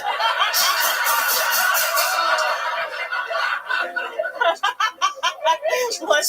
I'm just going to say, I know for a fact that, I know you, when you had the baby, you got a little, you mentioned in the green room, you got a little. Shut the fuck up. Okay. I might be crossing a line right now. I don't know what's fun for comedy and what's not, but I happen to know the thing is, it's ready to go. Mommy's doing her Kegels. Yeah. All right. It is in shape. Awesome. You're not the only person that lost 44 pounds. I lost it in my pussy. So tell us, what would you do to please a woman like Whitney? First off, let's start. We put a bag over your head. Let's start there. And then what would you do? Yeah, I'm not like just big on like the sweetness of the wine and the dine or anything. We just go out, we have a good time. Like what? What would you do? If there's no whining and dining, what do you consider a good time exactly? Do something different, because in Austin you can go do. What are we talking about? Escape room? You wouldn't pull out your deck of cards with ideas of how to fuck a woman? No. It was just because we were a little getting. What? I don't know. Okay. So no whining and dining. Did you say something about a mountain? Yeah, it's like, I don't know, those rocks you can go climb and watch sunsets and shit. So you'd want to go see a sunset with her, climb a mountain. So it's a very thrifty date. Yeah. Okay. We do a picnic and make it somewhat sweet. Okay, what would you put in the picnic basket? I'd check with their dietary restrictions ahead of time. Okay, all right. I think you're getting warmer in here. Fucking charcuterie board, give some cheese. I ain't trying to hear no fucking farts and all that shit. I'm trying to fucking get something. Okay. What is cheaper than a picnic? Like, we're not going to a restaurant. Well, We're just going to sit on the ground. He could take you to Bobby T's for some fried pickles. You get 5 pickles for $5.49. $1.1 per pickle slice. You ever have fried pickles with a girl? I don't like pickles. You don't like pickles? What else don't you like? Change the subject, but I'll tell you something I don't like. I don't like the dude that broke into where I worked a couple months ago. Okay, where do you work? I work at a dispensary down here on 6th Street across from the Vulcan. Okay, and what happened there exactly? What did he look like? Cam Patterson. Hey! That guy had gold teeth in it when he did it. It couldn't have been me at all. That guy had gold teeth. Won't know where he went. We are looking for a man, a suspect with gold teeth. Or gold teeth in his pocket. It's in your pocket. I don't know what you're talking Wait, that guy's gold teeth are out now too. What the fuck is going on over here? This is crazy. This is crazy. Okay, so seriously, what did the suspect look like? Did he look like Cam, John Dees, or D Madness? Oh, okay, it was a white dude.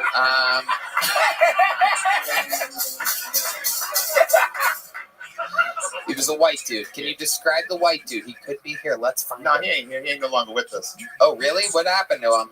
Welcome to Texas. Oh, wait, it's just a cotton picking minute. Hold on a second. I think I'm going to pass on the picnic. So what, did you find the guy? What happened here? I'll explain it to you if you want, because magic editing, I can send you a clip that you can show on YouTube too. You guys found the guy. I was there. We have security cameras. I happen to be looking at the camera. Oh, he broke in while you were there. Yeah. Oh, hell yeah. I'm watching the camera, and he comes up with he yanks our door. We have to buzz you in. And he had a crowbar in his hand. He started smashing the window out. So the first time he swung, I was like, fuck that, it's on. So I took off, and we're upstairs. I was at the top of the stairs. He was at the middle. He slapped the crowbar against his hand. And he said, I can't do this today. Which, I don't know what the fuck that means. I just looked at him, and I had some pepper spray at the time in my hand. I said, I can't, motherfucker. And I sprayed him. We had some other stuff that happened for legal purposes I'll omit. Yeah. He left, and about a block over here, he bled out. Oh, he died. Yeah, he ain't no longer with us. Wow. Okay. Wow, that is our first admission of murder in the show's history. Right when you think it's just your normal old comedy episode, he ain't no longer with us. Was he homeless, or did he have a family and kids? Wow, Red Band trying to make it extra depressing over here. Fucking. Oh, whoops. There you go. Yeah, I think he was homeless. But it was also the day that the Lions beat the Cowboys like 47-9 too, so that might have something to do with it. Very good. All right. Yes. Sounds just like a football game. Like baseball. Amazing. Okay. So, you think he was homeless. You remember who played football that day. What could he have gotten out of there if he would have been wildly successful? Maybe like $200 and some weed. Right. Some Delta 8. It's not even real weed, right? You can't see it. Right. Yeah, we don't like that. John D's being very vocal behind me. He's our senior marijuana correspondent. There's a reason why he wears. You can all do it, but obviously it's to die for. Whoa! All right, you already have a big joke book? There he goes, everybody. Ty Marion doing it again. I pulled names until we got our first female comedian of the night, everybody. So here is a minute from Amanda Mercedes, everyone. Make some noise for Amanda Mercedes, everybody. Amanda Mercedes. Hey, how's it going? So, as a strong, independent woman, I really look up to other females in male-dominant positions. Not just in the bedroom, but like specifically in professions, occupations. But recently, there was a young girl in Wisconsin who shot up her Christian school. Not the direction of, women taking on male-dominant positions as I thought. Because when I was 15, we were just kind of getting high in the bathroom. But maybe that's just the difference between Catholic schools and public schools. Yeah, that's what I got. I'm sorry. All right. There you go. Whitney Cummings. Keep it going for Taylor Bomlinson, everybody. Oh, there you go. There you go. My goodness gracious, Cam. What's up, white bitch? How you doing? You good?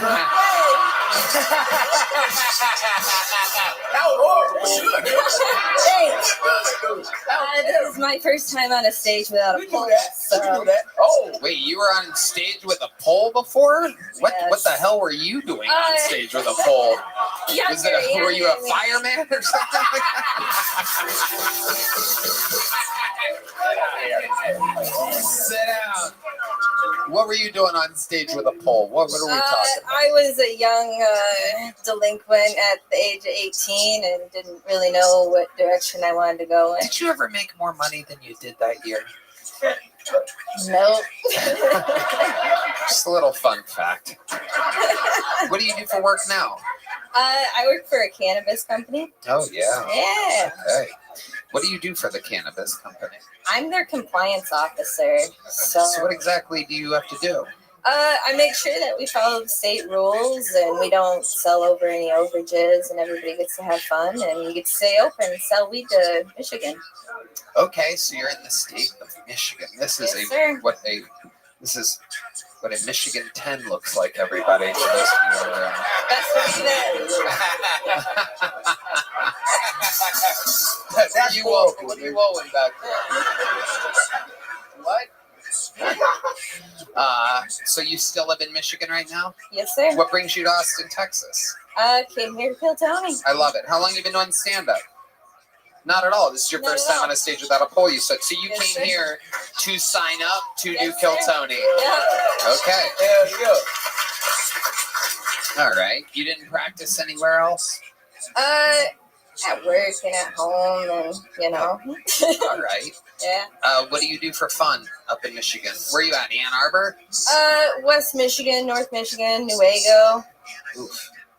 All right. Yeah. Yep. 14 degrees before I left here, Yeah. so. Yeah. Uh-huh. Okay. Five's nothing. So what do you do for fun? What do you do? Ice fish or something? Smoke weed, go hiking, kayak in the summer. Really? Wintertime. You hike a lot? Yeah.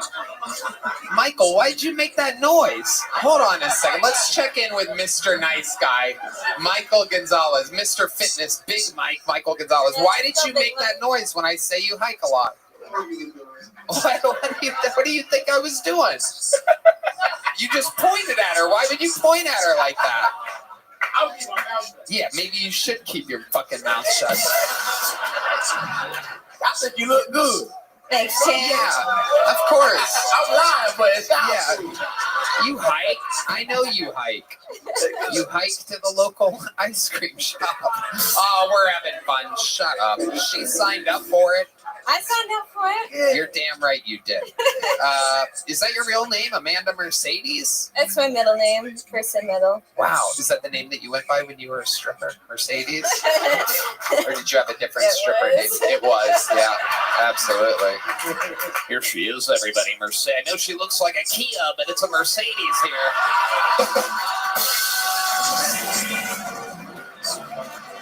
It's a Mercedes, everybody. Here comes Mercedes. I'm more built like a Buick, but. Yeah, there you go. Absolutely. You are. You have some tattoos there? What do you got there on your thigh?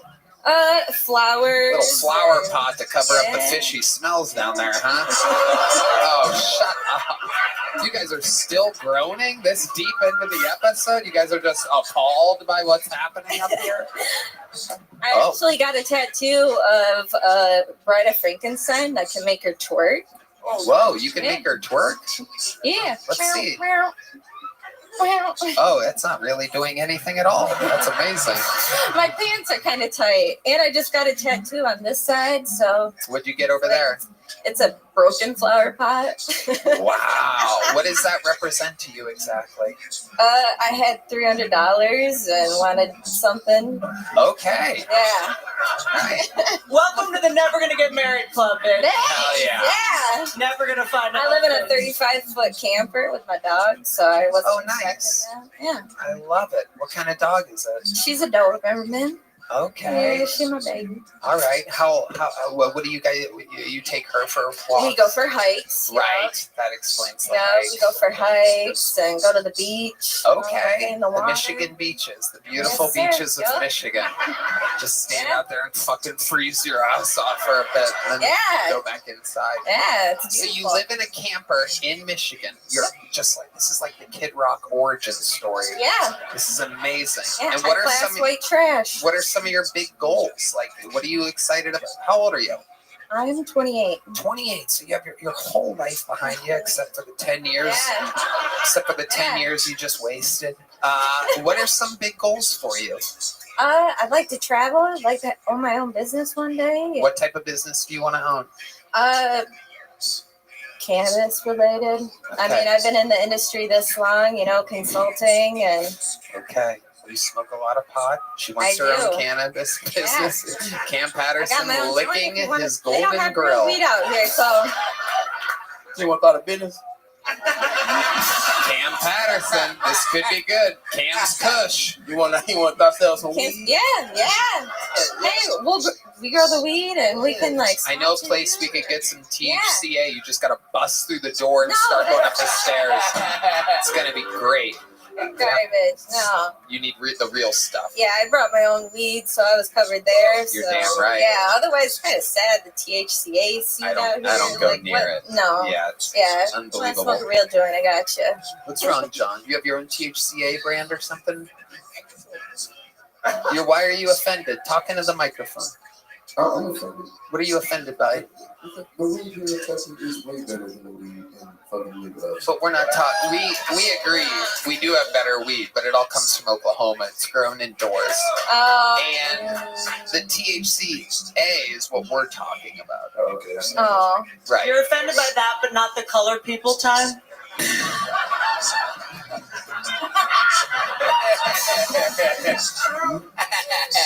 This could be a good business. You and Cam Patterson starting your own weed company. You can plant it. He could pick it when the. Hey! Wait a fucking minute. Wait a marijuana picking minute. All right, we're gonna keep it moving along. Amanda Mercedes, congratulations. Here's a little joke book for you. Here you go. Amanda Mercedes, everybody. And like that, we have done it. You know, William Montgomery is in Disney World, everybody. However, we do have a special treat for you. One of the greatest regulars in the history of the show here to do a brand new minute. You might know the lyrics of his theme song. If you do, you can sing it along with us. Ladies and gentlemen, this is Hans Kim.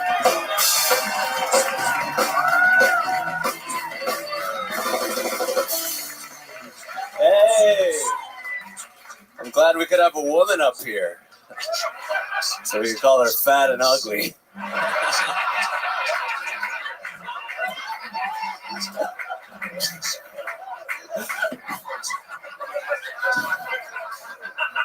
I think men are just better than women at certain things. Okay? Sports, war, Ghostbusters, Ocean's 11. I'm glad that Trump won, because Asians love a good wall. It'll be good to be on the north side of it for once. Asians love walls. We build them everywhere, even at the end of our runways for some reason. That guy in New Orleans tried to run over as many people as possible. He couldn't kill as many people as an Asian dude running into a wall. I hope you guys weren't offended. I wouldn't want your buttholes to pucker up. End up looking like my eyes. That's how you get constipated. Can you imagine having to shit through these things?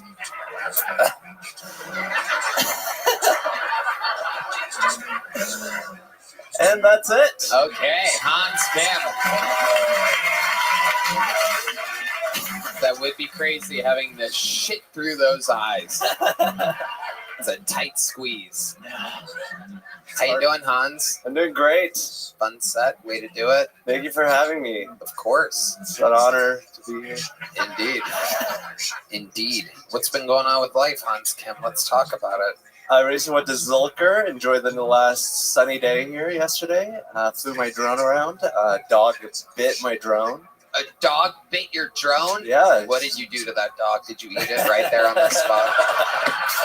You raw dogged it. Old sushi dog. Sushi dog here. You do not bite on my drone. What exactly did you do? I was just like, did that happen? That was crazy. You talked to the owner at all? The owner of the dog? I was like, it's a couple propellers. I don't need to get it.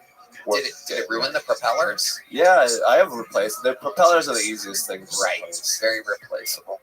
Amazing. So no big deal. You love flying your drone, don't you? Ooh, do I? Oh my goodness. An Asian man's delight. You can annoy so many people at once. Wow. People hate drones. Incredible. They love planes. Though. I have a RC plane that everyone loves that, but the drone for some reason. The drone. Asian people love drones because there's no traffic to run into up there. It's very hard to hit something in the sky.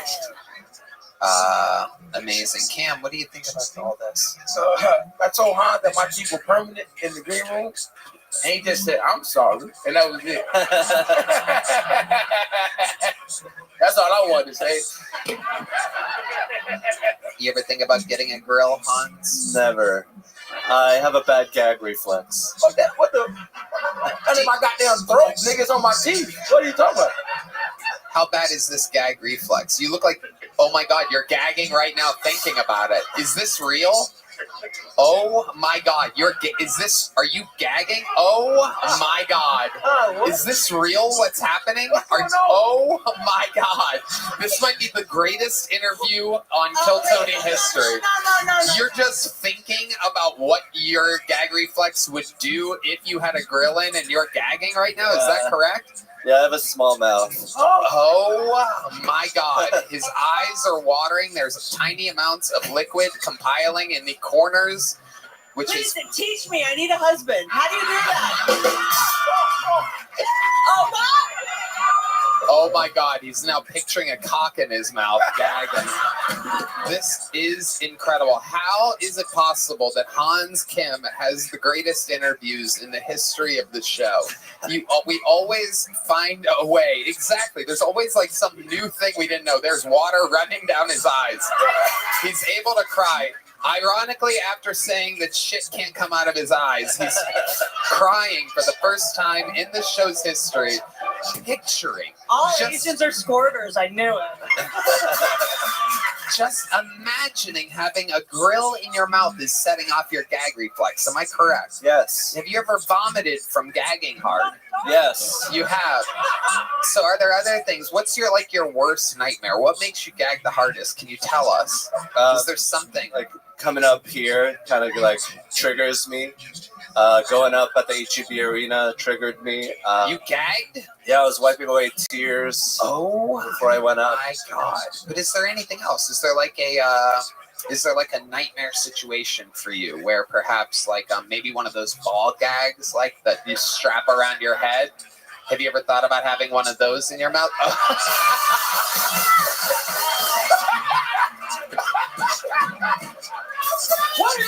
Have you ever pictured being kidnapped and the perp puts an entire banana in your mouth at once?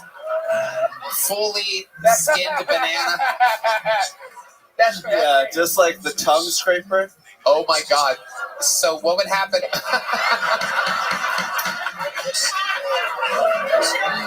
What are you doing? Found this in my belly button. You think you would?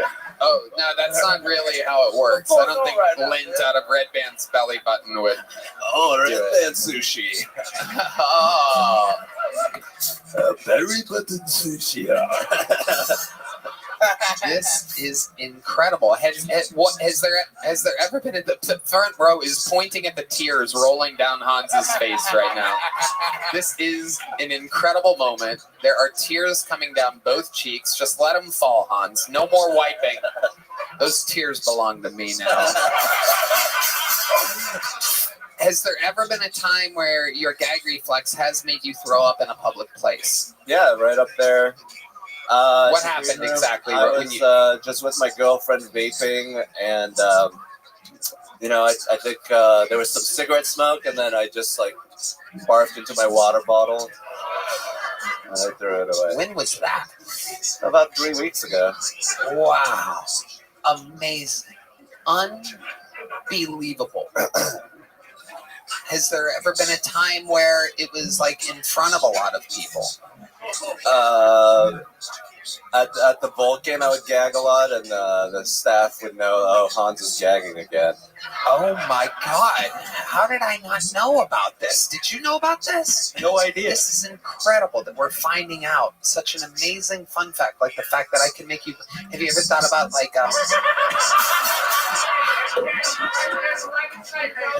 I swear to God, I'll punch in your rear. You throw up on me. Huh? Don't throw up on me, man. I swear to God, I love you. Don't throw up on me. I would never do that. I know it's a big deal in your culture. What the fuck does that mean? Nobody likes that. It's not even that's just nasty in all races, I think. In every race. This is amazing. I'm trying to think of fun things that we could do with this right now. It's so hard to think about. Like, what's another nightmare situation for you? The dentist. Oh, the yeah. orthodontist. Oh, yeah. What part of it affects you the most? Is it like someone touching your tongue or your back teeth or all of it? The thought of it? Is it an X-ray where they shove the little teeth? Yeah. Okay. Absolutely incredible. So you gag a lot at the dentist? Yeah. What do they?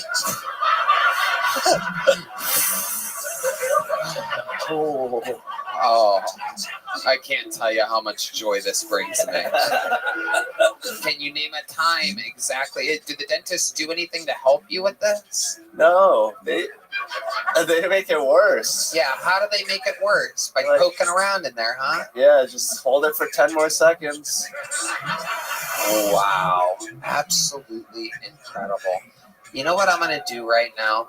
I'm going to give you the chance to win $100,000.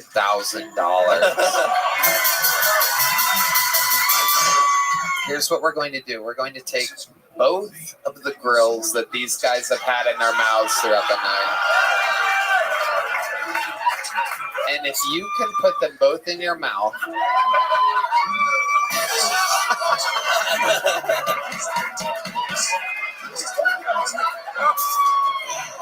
Donnie, please don't do this. You guys sucking. oh yeah, hold that up to Hans's face real quick. Let's see. No. We're not going to do that. There goes Hans Kim, everybody. We did it. Another episode. Whitney Cummings, tell these people where they can find you, where your podcast is, everything. WhitneyCummings.com. You know, Google it. She's on tour. Love you guys. Yep. What's the podcast called again? I've never been on it. I know, because I don't want to ruin our friendship by asking you to come on my fucking podcast. What is it called again? Good For You podcast. Good For You podcast. Whitney Cummings, one of the best in the world. Make some noise for Whitney, everybody. Cam Patterson's on tour. He doesn't. You got a website yet? Yeah, CamPatterson.com. CamPatterson.com. Cam with a K. How about one more time for the best damn band in the land? Thank you to our audience, Red Band. Check out SunsetStripATX.com. Love you guys. There you go. We love you guys. Thank you. Good night, everybody. God bless this audience and God bless the United States of America. Thank you. Good night, everyone.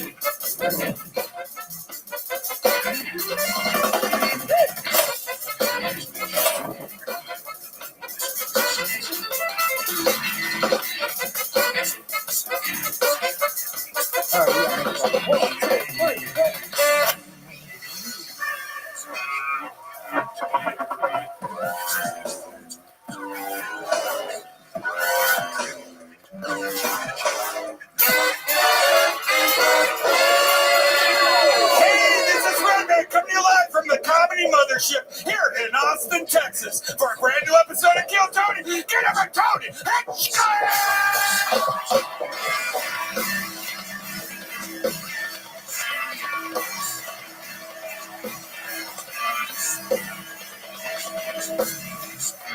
Who's ready for the best fucking night of their lives, huh?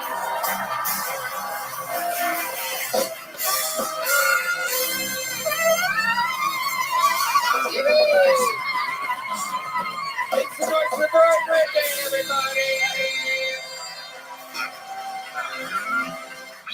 How about one more time for the best damn band in the land, everyone? They've been playing for you here in the live music capital of the world.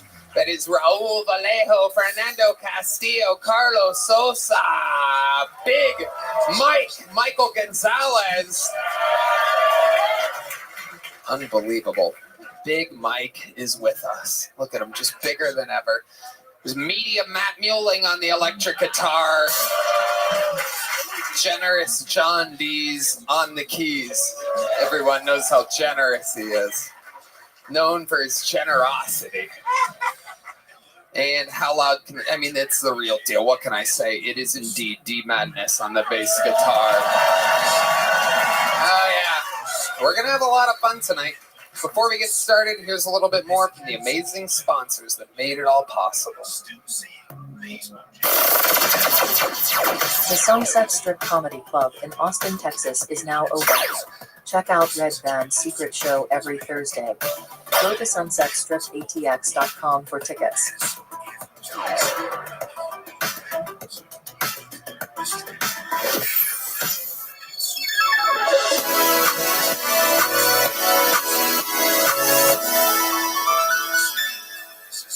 Are you guys ready to start tonight's fucking episode?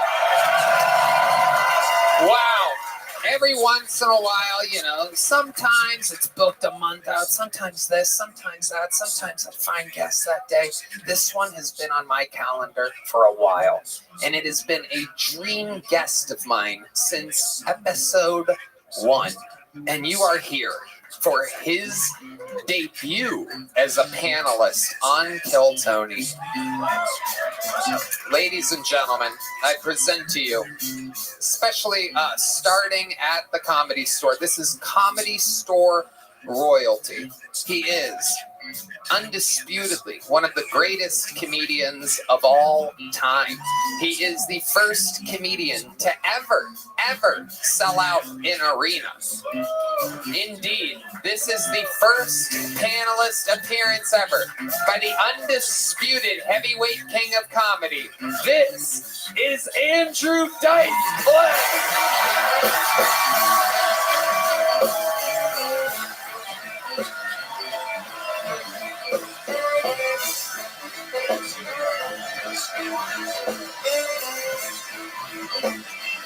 Make some fucking noise for Dice!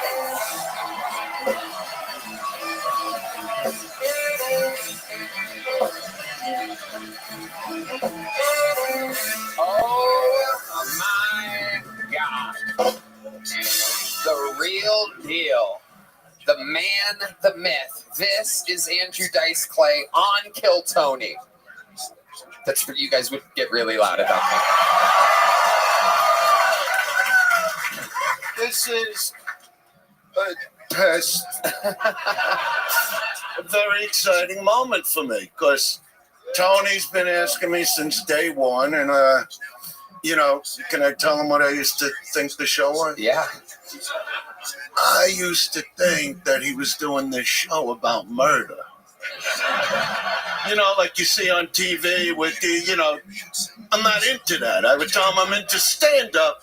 And he goes, no, it's just the name of the show, Dice. So yeah, I figured it out. Now. 11 or 12 years later, you found out that it wasn't about murdering people. Let me tell you something, Tony, one thing. There are no two Dice fans anywhere in the world, anywhere, that would ever argue going, oh, what college you think Dice went to? Just never gonna happen.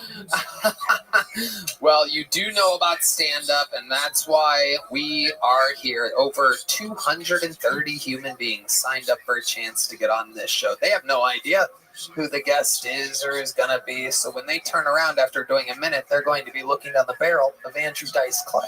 Now, you don't know what that's like to have to look at you after doing a set, but let me tell you, this person's inside. It's interesting. So our first bucket pull will come from the inside. We're going to watch people do 60-second sets. You know their time is up, and you hear the sound of a kitten. That means they have to wrap it up, then or else they bring out the angry West Hollywood bear. Are you guys ready to start the first ever Kill Tony with Andrew Dice Clay? We're going to start it with a bang. I present to you a new minute from one of the greatest regulars in the history of the show. To kick things off tonight, ladies and gentlemen, how many of you are a big fan of the show? Well, then you'll be happy to know. Kicking things off, a brand new minute from the one and only. This is Cam Patterson, everyone.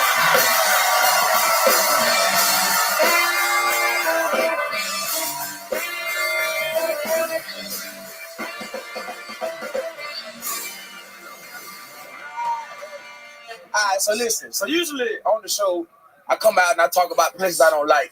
That's what I do. People understand that. People think it's funny. But when I talk about where people are from, some people don't enjoy that. And I'm going to tell you, my worst place that I hate the most in all of America is Rochester, New York, right? That place can get blown to smithereens. Fuck that place. And 3 weeks ago on Kill Tony, I said, fuck Rochester, New York. And I got an Instagram story and I was tagged in. I'm going to read to you. This is what it said. He said, suck a dick. You pussy, fuck wherever you from, I smoke your deads in your face. I'm going to translate that for white people now, because a lot of y'all look confused. You just said, hey man, suck a penis, fuck your hometown, and I'm going to get a cigarello, unravel it, put weed in it, and smoke it as if it was your dead homeboy. That's what he said to me. And so I responded, I ain't hard to find. And then I sent my tour dates after that.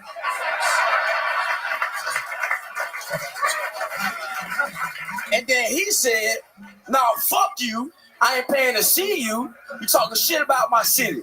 And they said, unless you get me in for free, stop talking shit about Rochester. And I'm going to tell you something. I'm going to tell you something about me, man. I used to be a thug. I was a street nigga. I was outside. I thought doing stand-up comedy that changed my life. I don't do that shit no more. I'm a good person. I changed the leaf in my life. I don't do that shit no more. So I told him, I said, listen, brother, next time I'm somewhere by you, you send me your first and last name, and I'll get you in the show for free, no problem. And he said, you do that for me? I said, yeah. He said, man, I'm a big fan of what you do, man. I just don't like that you were talking shit about my city, because I love my city. I said, I understand that, bro. I get it. I love my city, too. I hate somebody talks about my city. I'm sorry. What he doesn't know, that when he comes to the show, we're going to beat the shit out of him. I've been camping out the castle. Boom. Like that. There it is. I love it. Amazing. Fantastic. We're gonna fuck that nigga up, man. We're gonna fuck him up. It was I seen what kind of bullshit is this, man? But I get it, you don't like talking shit, but he a pussy though. Fuck that nigga. Hey, look, let me look in the camera when I say this too. Fuck Rochester, New York, nigga. It is absolutely true.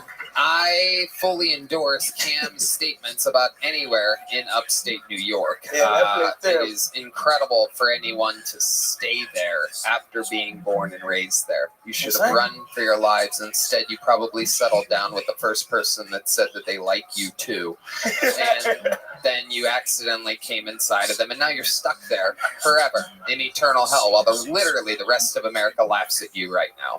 It might seem like I'm crawling through your internet screen and talking directly to you, and that's because I am. Everyone in upstate New York, evacuate. You'll thank me later. There you go. Fuck Rochester, fuck garbage plates, fuck all 207. I looked it up. 207. I can't do nothing back. What do you mean by? I looked it up, but the numbers are hard for me. It's hard for me to get 200,000. It was 200,473. Fuck all 207. You know what the fuck I'm trying to say?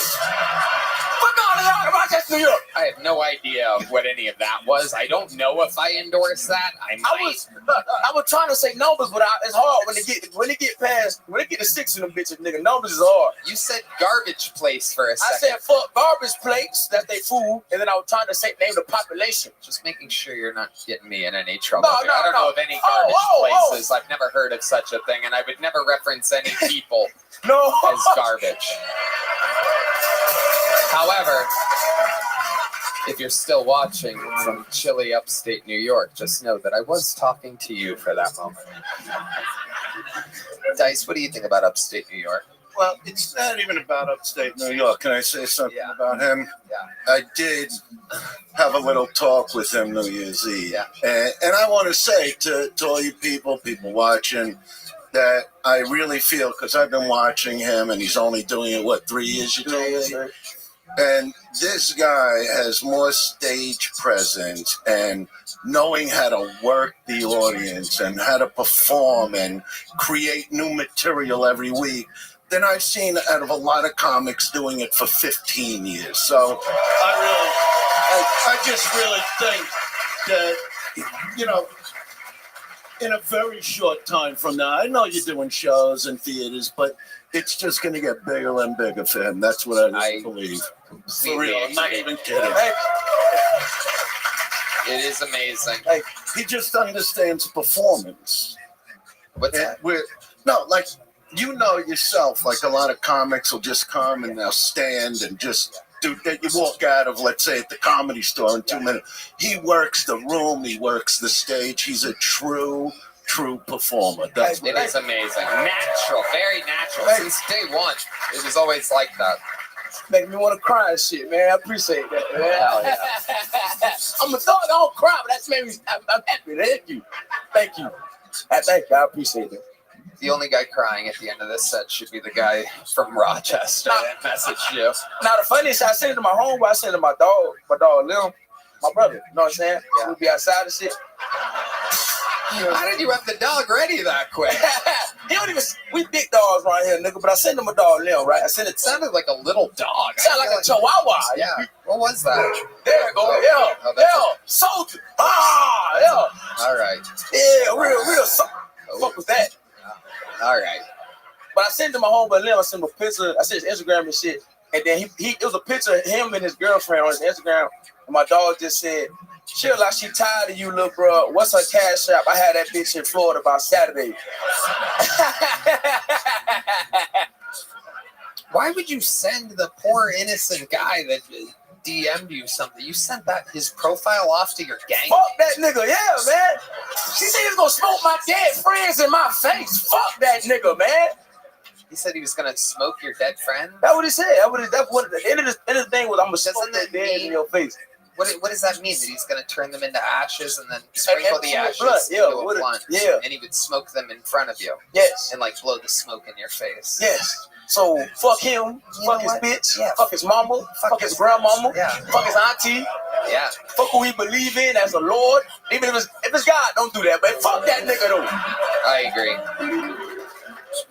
Amazing. Camp Patterson, way to get tonight started, and it has begun with a great, powerful set from Camp Patterson. And now it begins. And our first bucket pull is from the inside. This could be any one of you that signed up. Ladies and gentlemen.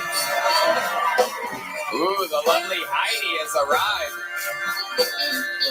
Your first comedian goes by the name of Misty B, everybody. Misty B. There it is, indeed. Coming from the middle.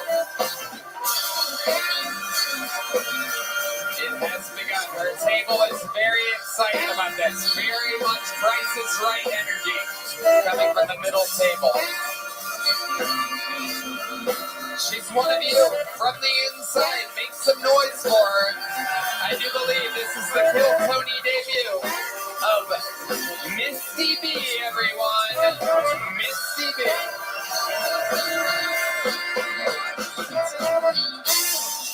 Hello. Okay, so I can't get up here and not recognize what today is. It's January 6th. For you, it's Happy Insurrection Day. For the rest of Texas, it's Happy Resurrection Day. Tony, I always knew that you and I had something a little bit in common. Whenever I was watching your Madison Square Garden, and you said that Puerto Rico was garbage, I was like, I knew he knew my ex-husband. And then I watched your comedy special, and you talked about the fags and cunts, and I'm like, oh my God, that confirms it. He definitely knows my ex-husband and his mother. So, that's all I got.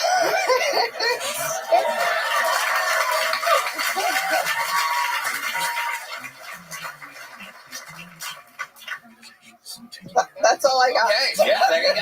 All right. Misty B, everybody. The Kill Tony debut of Misty B. Misty, how long have you been doing stand-up comedy? This is my first time ever. Okay, there you go. Yeah. Welcome, welcome. What made you want to sign up today? Well, I am actually needing a kidney transplant, and I'm waiting on a list, and it's really long. So I'm checking stuff off my bucket list. So you're here to try to. Does anyone have a kidney that they would like to give away? We have the best fan base. What's your blood type? It looks like it's pretty thick. It is. It's gravy. It's gravy. Very good. I was gonna guess like icy. Like, Red Band, you love ices. This is your future here. I'm just here because I need a kidney transplant. You got a little RFK Jr. in your voice too. You got that shaky voice. I need a kidney transplant. I need some Alpis. What were your symptoms? For my kidney disease? Yeah. Yeah, Red Band's on the lookout here. I had some kidney shit today, so I kind of. What do you mean you had kidney shit today? I get my blood tested. Oh God, tell us more. Yes. Your kidney's a little weird, but it's strange. Like it's probably fine.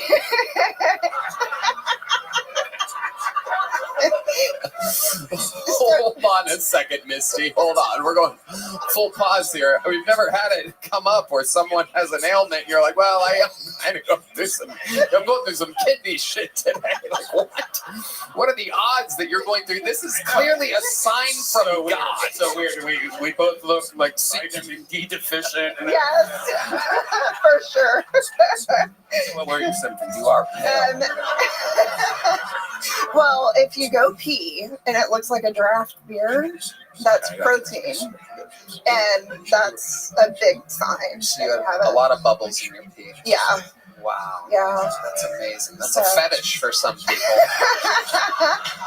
I have a lot of I get tired easy. Of course. Especially where I'm at right now. I can tell. Yeah, Red Band definitely has kidney problems. He is exhausted all the time. It is incredible. Anything else? What were your? Let me ask you this. Let me ask you this for Red Band because he's being a little shy right now. Okay.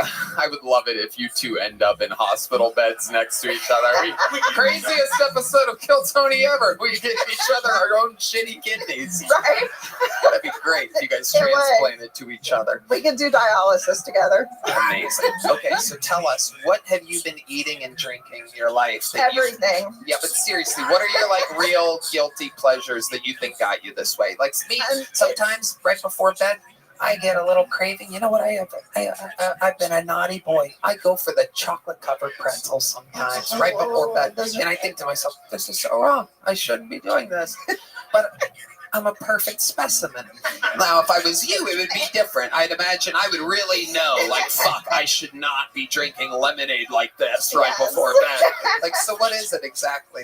So I actually have a disease that's called FSGS. So it's scarring. It's FSGS? Yes, it's scarring of the glomeruli of my kidneys, which basically my kidneys let out the things that should stay in my blood and keep in the bad things in my body, and it builds up in my body, and that's what makes me sick and tired. You're gonna die. Yeah. I've seen this before. Bucket list. And Andrew Dice Clay.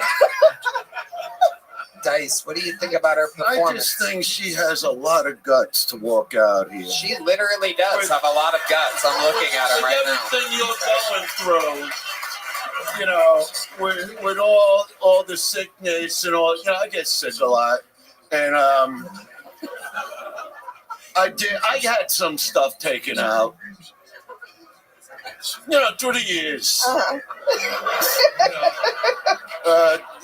What's the thing you don't need? Testicle. The gallbladder? The gallbladder. See, she's like a dog. She's medical. You had the gallbladder taken out? Yeah. Okay. I gave her cash. I got no problems with your gallbladder. Yeah. But yeah, to have the guts to come out here and just... I saw you were nervous. I get it. I was nervous coming out. I've never done Kill Tony, but you did a great job. You should be proud of yourself. Thank you. I appreciate Let me ask that. you this, Misty. You're on the hunt for a kidney. How much longer do you have? How long? Give us a timeline. How long will you be able to live if there was no kidney given to you? Well, the list right now is 6.5 years long.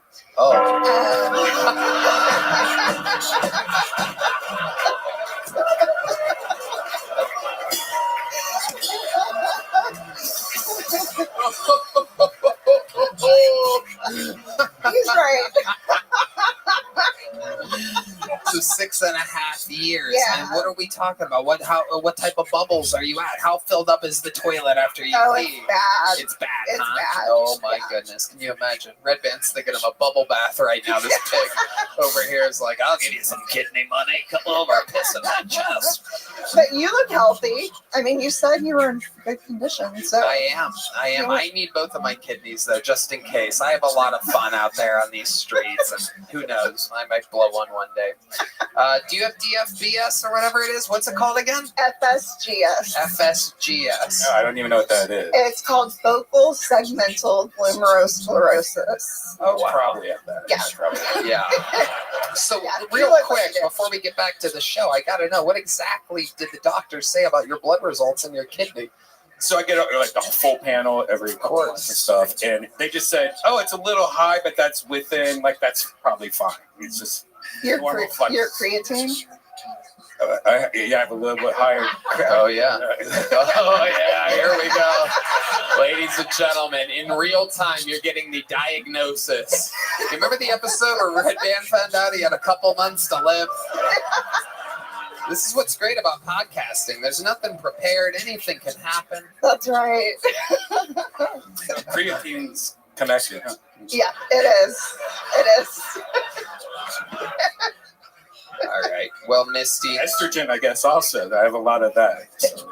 6.5 years. So, what do you have a blood type or something? What are you in the market? How can we help? So I am A positive. A positive. I just need somebody willing to donate a kidney, and preferably in the Houston area. Houston area. I'm from Houston. Yep. And you can either call or go on the website. It'd be hilarious if she was from Rochester after all this.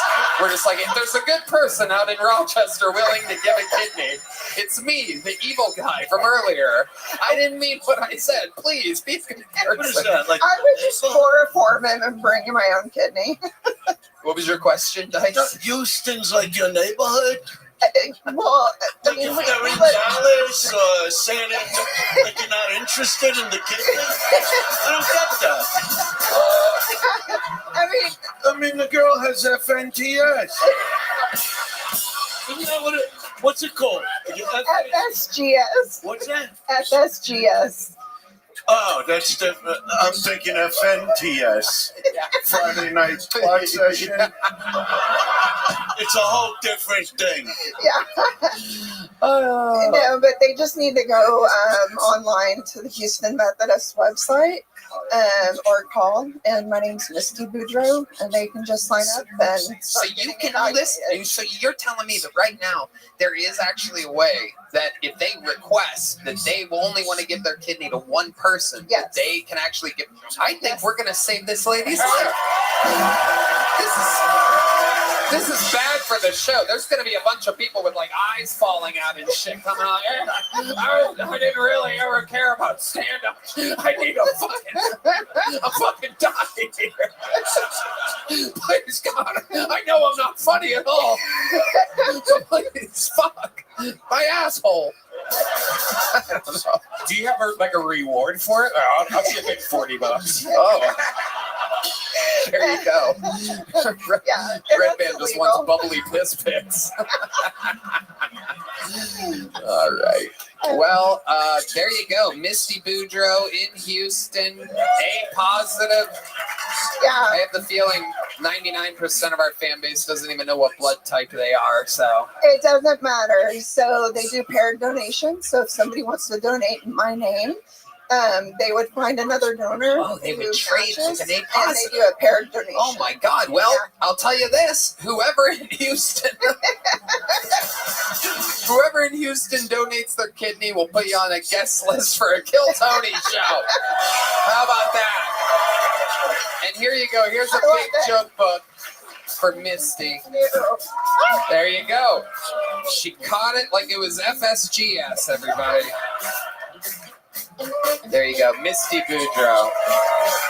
There you go. Her first time on a comedy stage, and most likely her last, everybody. She's not going to be with us much longer. My goodness. Hello there. This podcast is sponsored by Talkspace. It can be challenging to find and meet a therapist that is the right fit, but Talkspace makes it easy. From personalized treatment to meeting online from anywhere to the ability to text your therapist at any time. Talkspace is so accessible. Talkspace, the leading virtual therapy provider, makes getting the help you need easy, accessible, and affordable. Red Band? I love Talkspace, Tony. They're providing some very important mental health services. Do you know Talkspace therapy and psychiatry are covered by many insurance plans and employers? In fact, most insured members have a zero copay. Wow. You can easily sign up online and get paired with a licensed provider who will fit your needs well, typically within 48 hours. You can always switch providers at no extra cost. Talkspace makes getting help convenient because you can make your appointments from the comfort and privacy of your own home. You can even talk it out between sessions by sending text, video, or audio messages to your therapist. As a listener of this podcast, you'll get $80 off your first month with Talkspace when you go to Talkspace.com/Tony and enter promo code SPACE80 to match with a licensed therapist today. Go to Talkspace.com/Tony and enter promo code SPACE80 to get $80 off your first month and show your support for the show.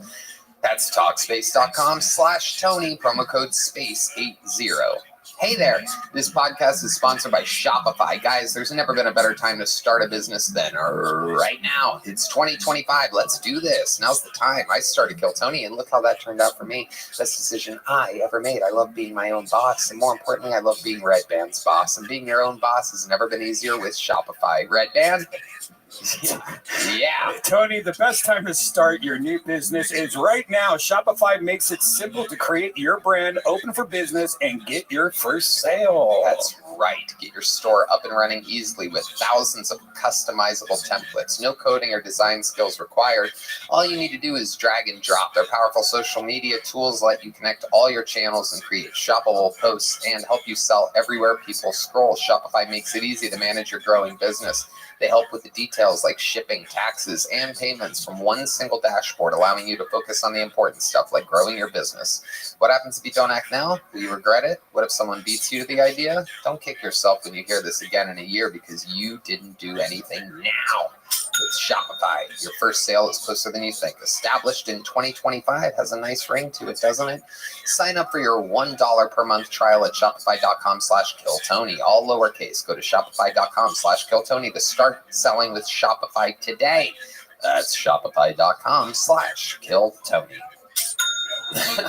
Your next bucket pool, in an unheard of, unprecedented maneuver, is also on the inside. Just by pure luck, your next comedian goes by the name of Carl Kurz, everyone. 230 cold souls at a bar across the street wondering why the hell the show hasn't started yet. As both bucket pulls are from the inside. Where's Carl? We got movement? Okay. Here he comes. I'm going to pre-pull the next name.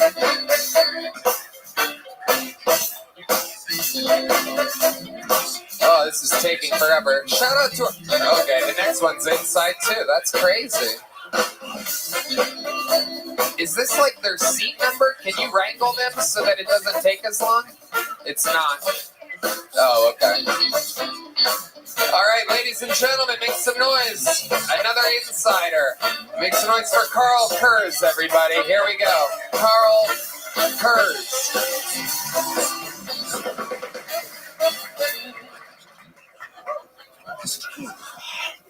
What's up, guys?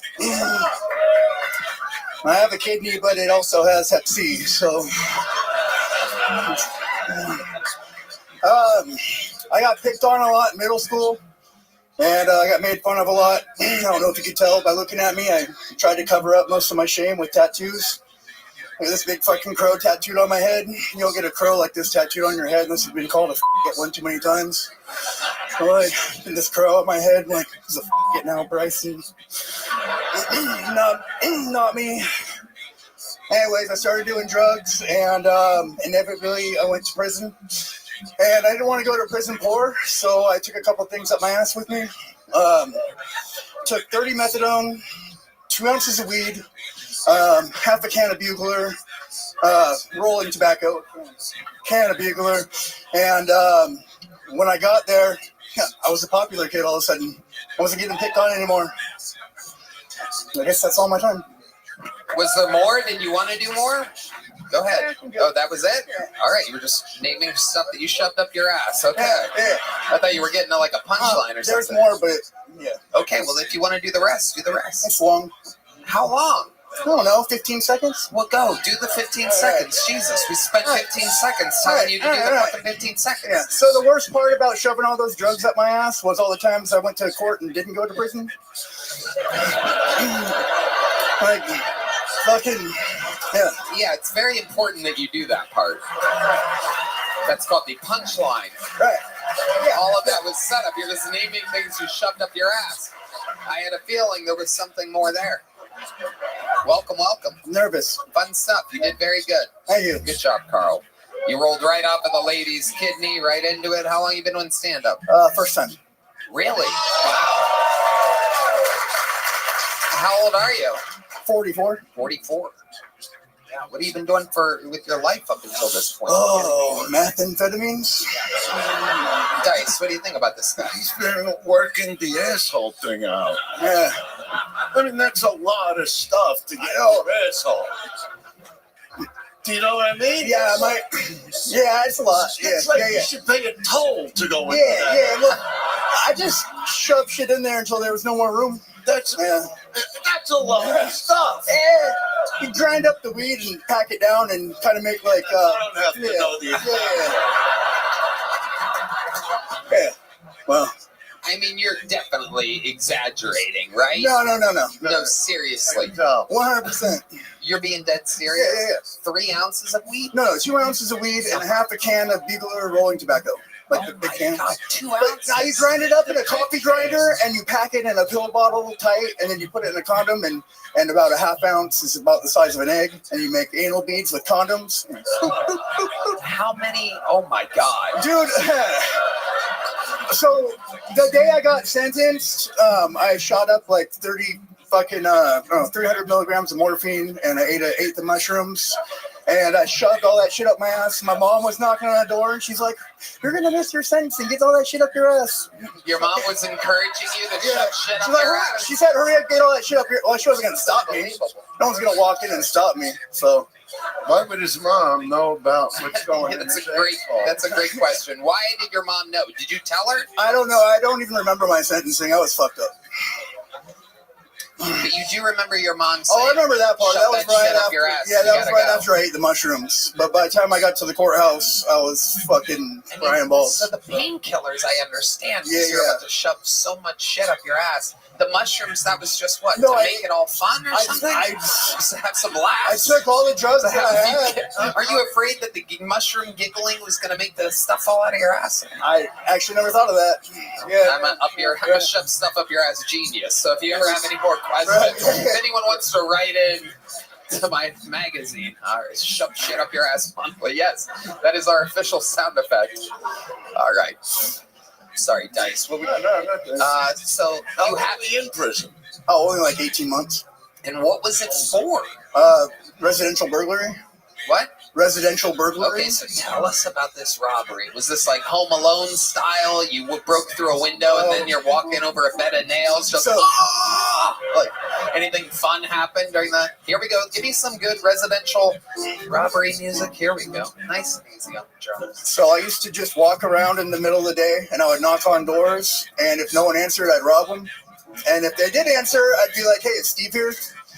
And so I watched this house for like 2 weeks, right? And I fucking finally decided to rob it. And it was different than it had normally been. There was a blanket up in the window that wasn't normally there. So I went around the back, and I went to open up the back window, and I got a .357 Magnum put in my face. Hell yeah. And then I said, "Is Steve here?" And yeah, he said, "Steve don't fucking live here, bro." And I was like, "Are you sure?" Because he said if he wasn't home, just come through the back window. And he's like, "I'm going to fucking kill you."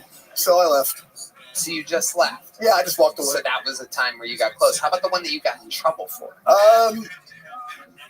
Wasn't too interesting. I didn't really get that much. What did you get to steal from the place? A bunch of fucking like the like that turquoise bullshit fucking sterling silver jewelry. Like the best thing they had. It's like the worst robbery ever, and it's the one I got busted for. You know. What? Why always Steve? I don't know, man. Steve was my friend's name growing up, and that was the first name that came to mind. You never even thought to maybe go, Paul here? No. You just stuck with Steve. Yeah, stuck with Steve. Yeah.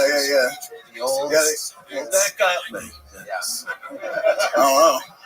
I'm sober now, so. Did they give you a name? Were you like known for your robberies or whatever? Were you like the Steve Bandit or No, something? that's called me a piece of shit. Right. What's the greatest home robbery you ever got away with? What's the biggest take? I got an AK-47. Wow. And got an AK-47, and I got a. You ever get an FSGS? No, not yet. AK-47. What else? Just fucking couple pistols and a bunch of jewelry. I fucking robbed a house on a skateboard. What? Yeah, I robbed the house on a skateboard. I remember, and you know what? I want to. Did you ever think about just carjacking somebody at that point? Oh, we used to do that too. Yeah. How many cars do you think you've carjacked? I stole about 3 to 6 cars a night for like. I love that we can go. This is a show where I pull out of a bucket. 1 second, a guy's going, "I used to steal 3 to 6 cars a night." Yeah. The next bucket pulls, "I need a kidney. I'm gonna fucking die if I don't get a kidney." Then there's this piece of shit. Yeah. Just fucking. Yep. One time I stole a couple's baby right out of their fucking cradle with an AK-47. Nah, I don't like babies. You should steal his kidney. That would make sense. Yeah, no shit. We'll do a heist. Some kidney karma. Kidney heist, yeah. I love it. Yeah. Wow. So what do you do for work now? I own a construction company. Oh, why do you laugh when you say that? That's just is that your Steve? Because of all the shit I just fucking Hey, I'm a construction. How you want to construct? Let me come in and measure your door frames. Let me help you out. No, man, I've got. You have an extra key I could borrow so that I could come and do some work while you're on vacation. You can trust me. Look at the fucking crow on my head. I was bullied when I was a kid. You know how many times you have to be called a get up with the old crow? Dude, if being called a it means you have to have a crow on your head, I'd have a whole fucking bird's nest out here. I'm 11 years sober now. So 11 years sober. I love it. How did you get sober? What was your secret? Oh fuck, man! All right. There's our drunk blind bass player, everybody, just smiling, having a good old fucking time. He's been through 2 episodes today. This fucking guy smiling ear to ear, just whiskey to the brim. I did a lot of heroin, did a lot of meth, ended up homeless, living in a fucking creek bed. Someone. Wait, what's a creek bed? Like in literally. Oh, in a, Jesus Christ! Wait, yeah. Yeah. I'm like, oh, I've never heard of this. What design is a creek bed? Yeah. Is that an IKEA? What kind of model is that? I've never heard of a creek bed. Is it like a water bed? Yeah. Like an actual fucking creek, like a bed Yeah. of rocks? Jesus Christ Almighty, dude! Someone sold my. How do you even end up somewhere so uncomfortable? Like it's like anywhere. I mean, find a dirt bed before a creek bed. They stay dry. You're just like, I'm fucking freezing. Oh, it's so hard. This sucks. That is the worst. That truly is bottom. That's below bottom. You're literally seed level. Right. Well, someone stole my shoes off my feet while I was sleeping. They stole my top ramen and my toilet paper. Oh my God. You kept the top ramen and the toilet paper in the creek with you? Yeah, I had a duffel bag. I just stole a duffel bag. Wow. Yeah. Isn't that amazing? Yeah. I mean, wow. At least if they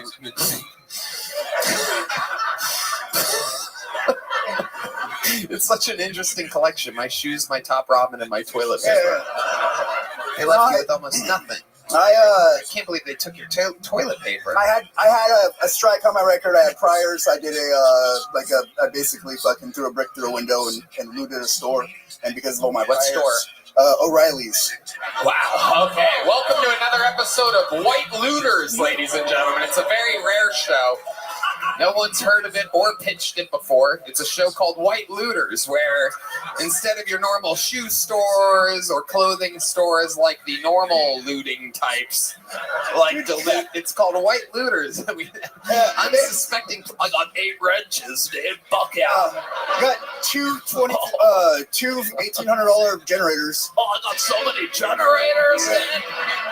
I'm my own energy source now. I'm gonna start my own fucking construction company, dude. White looting. This is incredible. I've never heard of such a thing. But usually our senior looting correspondent is John Dees back here.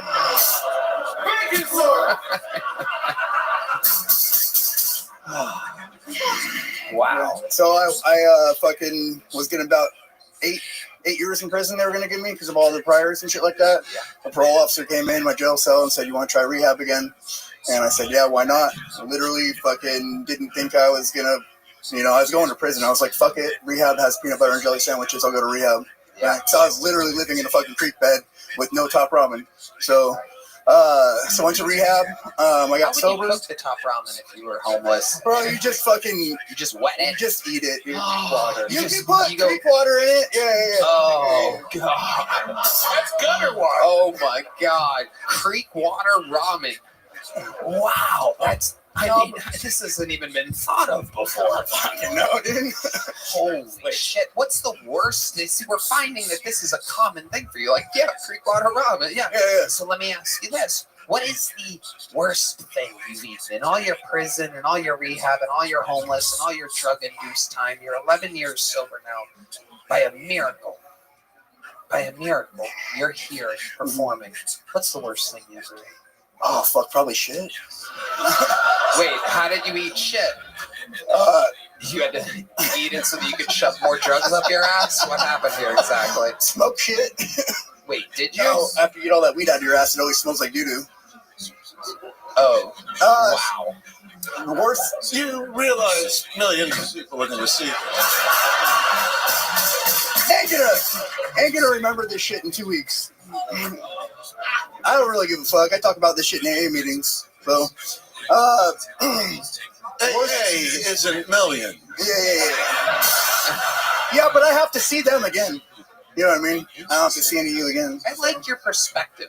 I think you're a fucking funny guy. Anything else crazy we should know about you, even though this interview's gone on forever? When I got out of prison and I got sober, I got a gym membership, and I ended up taking a shower with the judge that sent me to prison.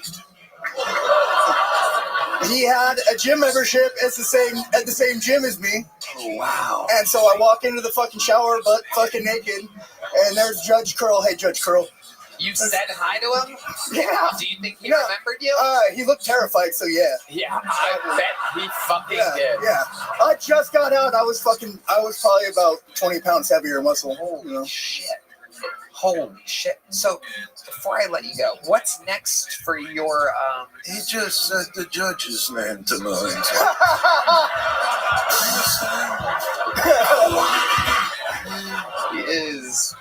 He is out here just giving it all away. I don't care, man. I love it. But yeah, he never mentioned if he got back together with Steve. When's the last time you saw Steve? Funny thing, when I got sober, they told me that I could make like my higher power for sobriety, whatever I wanted to, so I just named it Steve. Wow. Because I'm like, Steve stopped me from getting my fucking head shot off, right? Wow. So, When's the last time you talked to Steve? this morning. Wow, you talk to him every day. Yeah. Does he know that you were going to sign up for the show? Probably. Well, you told him you were signing up for the show. Yeah. So it wouldn't be a problem. It would be, yeah. Yeah. That he knew that you signed up for the show. What's Wow. Steve's last name? No, you don't say that. No. So you just did stand up here. What are your goals? What's your hope with all this? Is this a one-time, like, what do you... Bro, I don't have anything like this where I'm from, so... Where are you from again? Redding, California. Yes. No, where it is. Meth country. Yes, meth country. Yes. North of Modesto? It's South. right in between Sacramento and Oregon. Yeah. So half a point. Yeah. So it's 2.5 hours north of Sac. Yeah. Wow. Yeah. Look it up on a map, people. Yeah, It's dude. frightening. It's the Rochester of California. It is. We got Fetty. I'm telling you, man, Carl, you really have a knack at this. Going right up straight into a kidney thing and the good everything at the end and throughout your delivery and everything for your fucking life. It's incredible. Congratulations. Here's a big joke book. There goes Carl Kurz.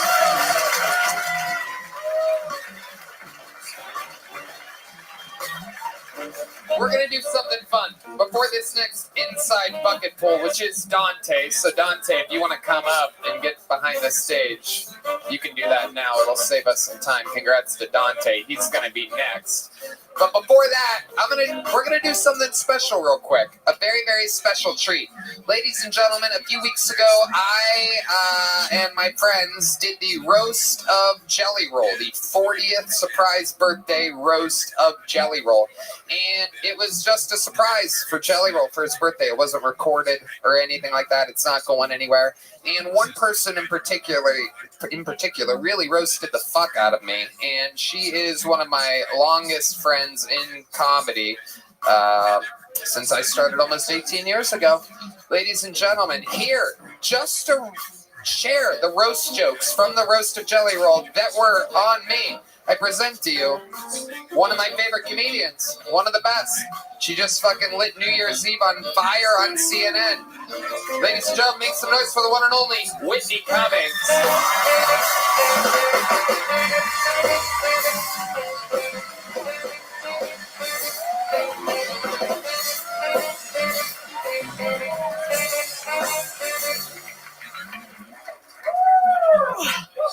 Hi, everyone. I love you, Tony. Can I just start by saying I love you very much? You're my brother. But here's the thing. I did want to start talking about the Trump rally thing. Because it's like, I don't want to keep bringing it up. Like, that needs to go away. It's just that it was so crazy to me that, like, the Trump rally, like, that was just so not set up for comedy at all. The fact that you just, like, went out there, like, it wasn't set up for comedy at all. Like, you walked up there at the Trump rally, half the audience was like, oh, an abortion victim is speaking. We get to hear from a baby who was terminated at 9 months.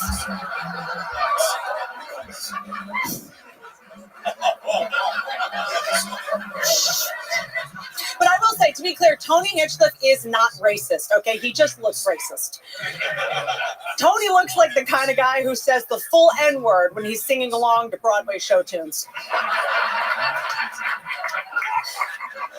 Tony, you were at what was considered the most disastrous Trump rally, and there was one where he got shot in the head.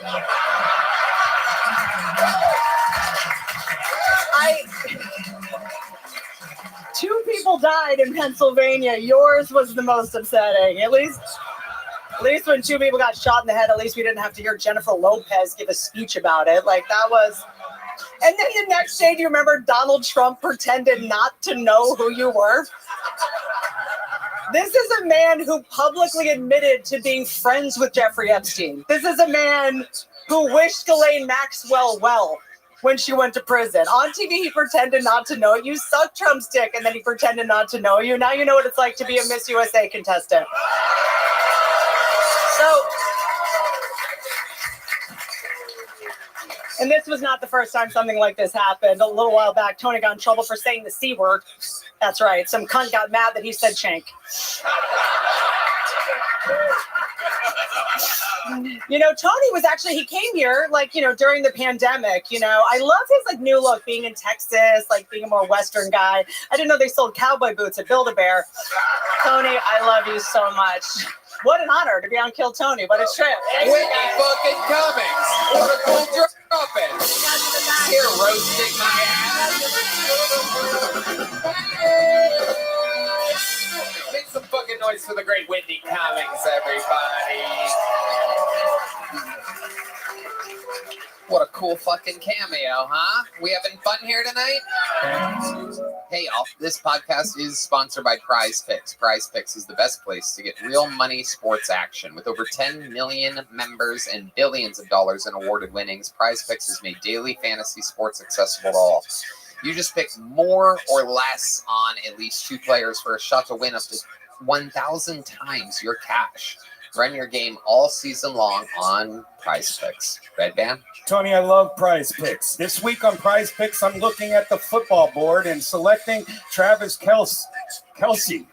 Yeah, that's for his more name. than Good job. 70 receiving yards, and Lamar Jackson for more than 250 passing yards. Hey, Red Band knows what he's talking about. Prize Picks is the best way to get in on the action in sports in more than 30 states, including California, Texas, Georgia, and Florida. Sign up today and get $50 instantly when you play $5.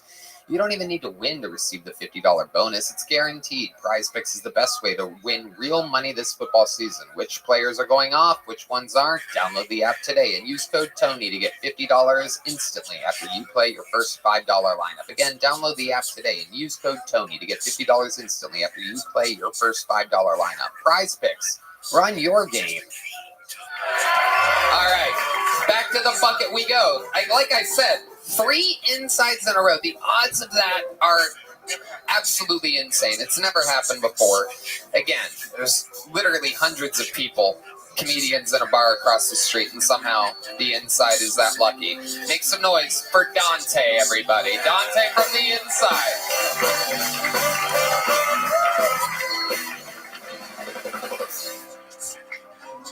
Hello, Austin. How you doing? I'm here with my my new fiance. She just got us tickets, and we got to fly out here to come see the show. She's pretty new to my family. She just got to meet all of us this Thanksgiving for the first time. I come from a big family, 4 brothers and a sister. She was very nervous meeting the family. So as we're all standing around doing the turkey and passing everything, we call it a dressing. She said, "What's the difference between dressing and stuffing?" I said, "Well, I'm not going to be dressing my dick in your ass after this." Just kidding. She's going to kill me for that. She did like me because she said I was a fun guy, like a mushroom. I met her in a bar. We were sitting there. She had told me that, he's still laughing. I just got it. She told me that we were sitting in a bar and she bought me a drink, and she said, "Why are you sitting in here alone?" I said, "Well, I just broke up with my ex." She said I was too kinky for her. And she said, "Well, that's funny because I just broke up with my ex too. He said that I was too kinky." And so one thing led to another. I said, "Let's go back to your place and let's get kinky." So we go back to her house. We're hanging out. She says, "Let me go into the bathroom." All right, just keep going now because we're already almost there. Is this another street joke or is this like a real joke that you made up? It's a real joke. Okay, keep going. So she goes in the bathroom and she gets all dressed up. She comes out, cat of nine tails, stilettos, nipple clamps, looking hot as fuck. And I'm standing at the door ready to leave. And she's like, "What are you doing? I thought we were going to get kinky." I said, "Well, I already fucked your poodle and shit in your purse." You're like a street jokes guy. You've heard these jokes before.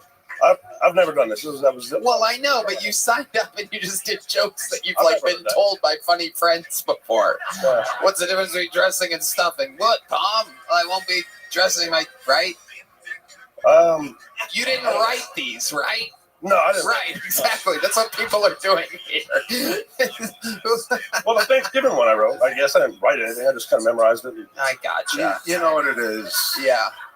Hit me with the dice. This is perhaps he's trying to look good in front of the fiance, right? Oh yeah, well this isn't gonna look good in front of her. But No. you don't. Yeah, she's gonna be upset. You know.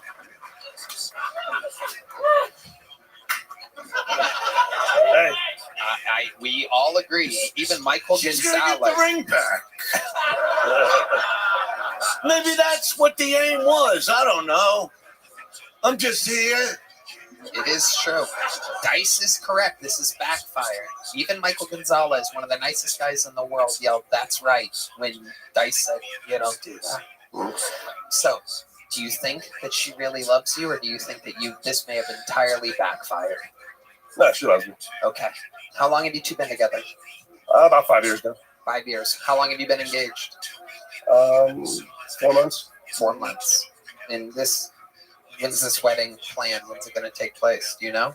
We're probably gonna. We haven't picked a date yet. No, my daughter's getting married, and so we're kind of letting her do her thing first. Got to pay for that and deal with that, and then we'll do ours afterwards. This is your second marriage? Yeah.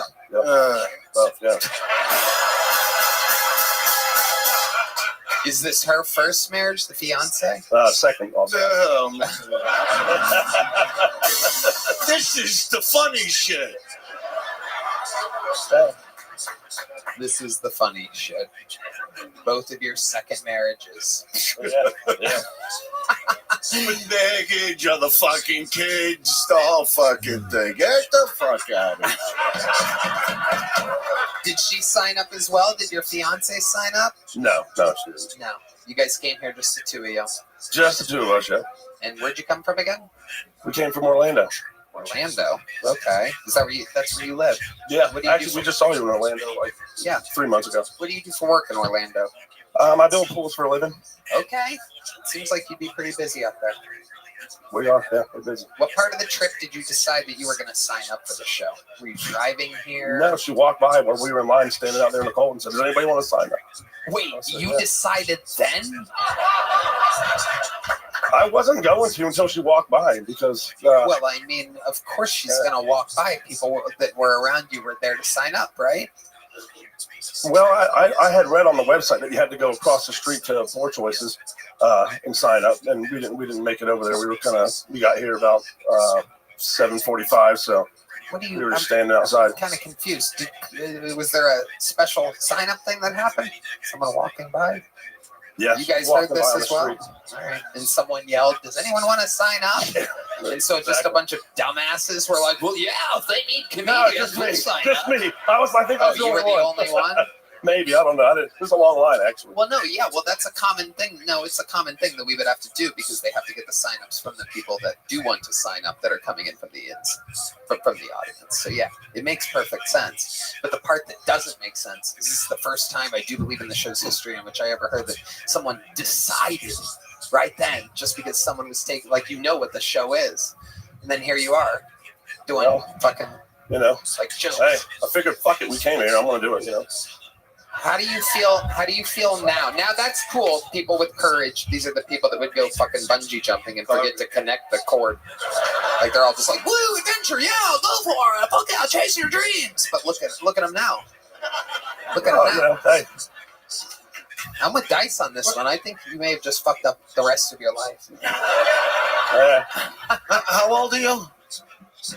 Actually, just turned 49. Okay. More kids? You think there's going to be more kids? No more. No. How do you know that? Because I can't have kids. How old is she? 33. How'd you guys meet? There might be some more kids. How did you meet? Were you back there putting in a pool or something? No, we actually met at a bar. She was bartending at Twin Peaks in Orlando, and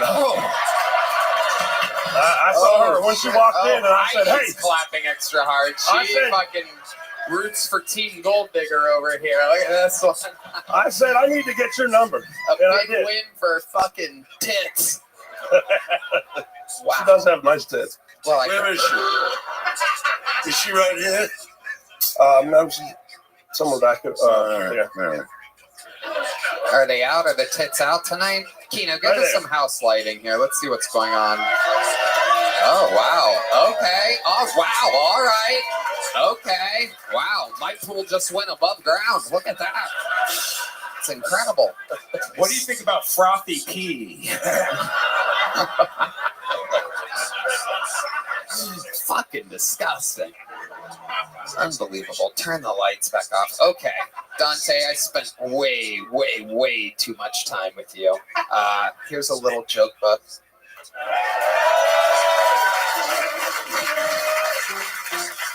There he goes. Suicidal Dante, ladies and gentlemen.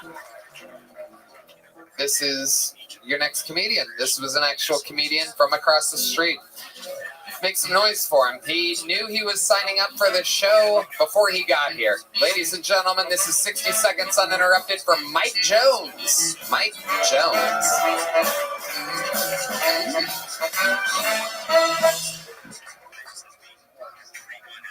When a man gets pregnant, does a baby come out of his asshole? Could you imagine being a delivery doctor? I mean, dude's gonna shit a baby? You're like, push. Oh God, that was fucking disgusting. The dads are horrified. Sue you for hate speech, you piece of shit. You gotta feel bad for gays that want kids, though. First, you gotta come in his dick hole. Sounds hard, right, Tony? But I have a solution. It's a double-ended fleshlight. Now gays can stare each other in the eyes. You know, fuck with a little decency. Or you could just pull the plug from the middle, right as you both come.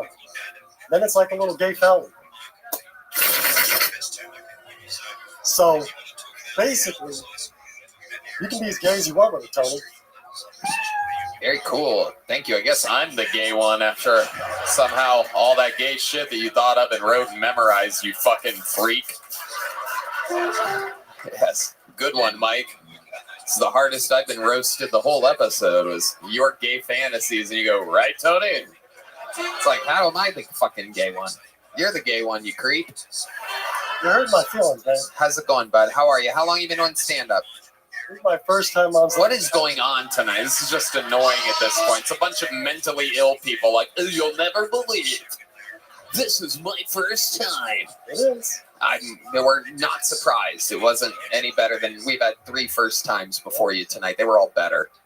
That hurts. I know, it's hard to believe. So, Mike, tell us, what made you want to start tonight? How old are you? What's that? How old are you?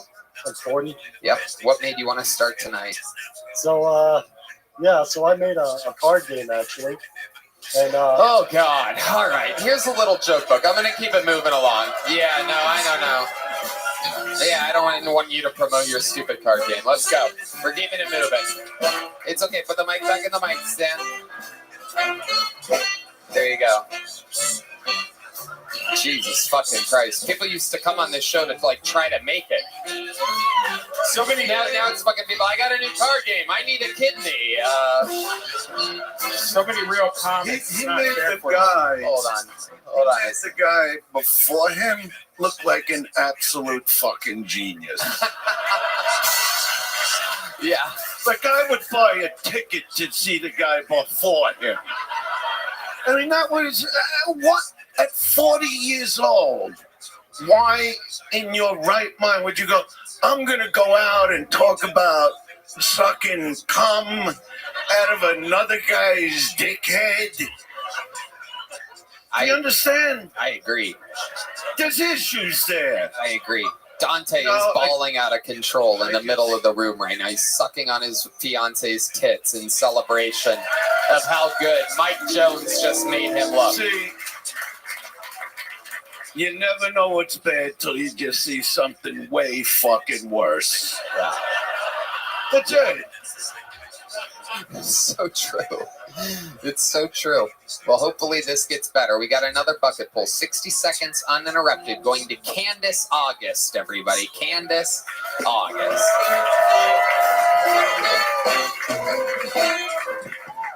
Hello, Austin. How you doing? All right, let's get right into it. I realize I'm a hypocrite when it comes to my health. A hypocrite because when the COVID vaccine came out, I was like, absolutely not. There hasn't been enough research. I refuse to compromise my health. Then when Ozempic came out, I was like, give me that shit right now. Give it to me. Right now. You can put it right here, Doc. Put it right. You said 40 pounds in 2 months? Both sides. Put it on both. Lost a bit of weight, but no, not one single ounce came off my thighs. They didn't go anywhere. Thank you so much. They're real big, as you can see, and they rub together when I walk. So because of the friction, they're very dark in the middle, super black right here. Don't look away, Tony. Very black, super black in the middle.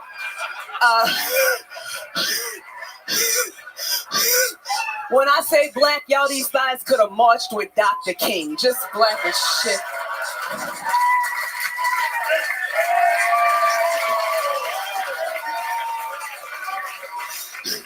I was outside minding my business. These thighs tried to bum a Newport for me. Let her go. I said, Let her oh go. my God. I want to hear more about the black thighs. Let her go. I'm sorry, that was the time limit. Do you have more black thigh stuff? Yeah, I do. Yeah, absolutely. My last one, this is my closer. It says, I was outside minding my business. These thighs tried to bum a Newport from a nigga. This is... A breath of fresh air. Candace August has arrived to the Kill Tony universe. I can't tell whether you're great or the rest of the show is suck that bad. Dice was just reminding us we don't know what's bad until we just got word Dante Holy is shit, back. Andrew Dice. Hi, I'm Yes. sorry, I didn't look over. Hi. It's okay. Hell yeah. Look at that. Oh my God. Yeah. I didn't mean to interrupt you. Sorry, Tony. Go right ahead. No, it's great. You killed. How long have you been doing stand-up? 11 years. 11 years. 11 years. All of it in Atlanta, or how long have you? Houston or Atlanta? Which one is it here? Come on. Yes, one more Black City. Somebody said it. Really? It's New Orleans? DC. Oh, yeah, DC makes sense. So I started in DC, and then I moved to New Jersey. So I did New Jersey, New York. And then I most recently just came from the Tampa comedy scene. I love it. And now you live here? Now I just moved here like a month ago. That's fantastic. This is exactly where you belong. You are in the right place at the right time. I love it. And you were a bigger girl before, really? How much weight did you lose? I've lost like about 68 pounds. Wow, hell yeah. Red band, come on. What's going on over there? Red band. Sir. It's red band over here. Oh my goodness. I expected it. I expected it. Yeah. His inner thighs are also black from all the melted chocolate when he falls asleep at night. He falls asleep with milk duds on his lap, this fucking guy. I love it, Candace. So, how about for a job? How long have you been answering customer service calls? I actually do phone sales. God damn it. Can you tell by my voice? Absolutely. I love it. You do. You have a lovely, lovely voice. Thank you. Is it really true that your inner thighs are blacker than Yeah, the they're rest? very darker. In the middle, from the friction, yeah, they're darker. Is that a thing? Oh, yeah. Red band with the assist. Thank you, sir. Absolutely. Our senior big thigh correspondent, Brian Redband. Absolutely incredible, Candace. I love your energy. Did you move here alone? You got a man? I have a husband. Yeah. How long have you two been together? We just got married 2323, so February 3rd, 2023. Okay. Yeah, That's amazing. 2323. Easy to remember. I Yes. like it. What does he do? He also does. He works at a debt consolidation company. Yeah. Oh. Yeah. Okay. Normally they're the ones doing the calling for debt consolidation. It's interesting that there's a Someone with experience on the other end of the line. That's so fun. And how about your phone call thing? What's that?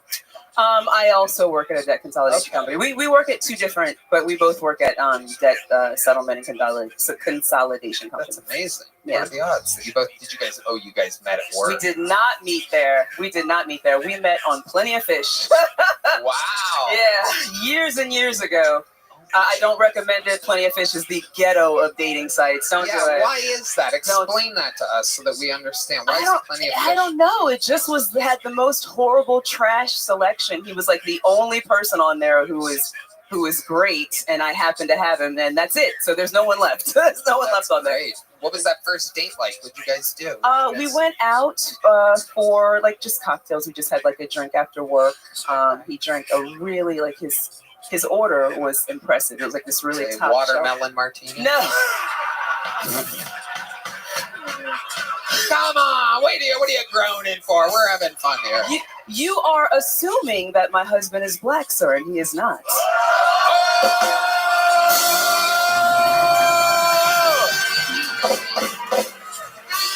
Oh yeah. So it was a pina colada. He is also not Latino. Guess again. Oh my goodness, he got an old fashioned. He's not white. Do you want to keep guessing, or shall I tell? Oh my God, he got a hot socket.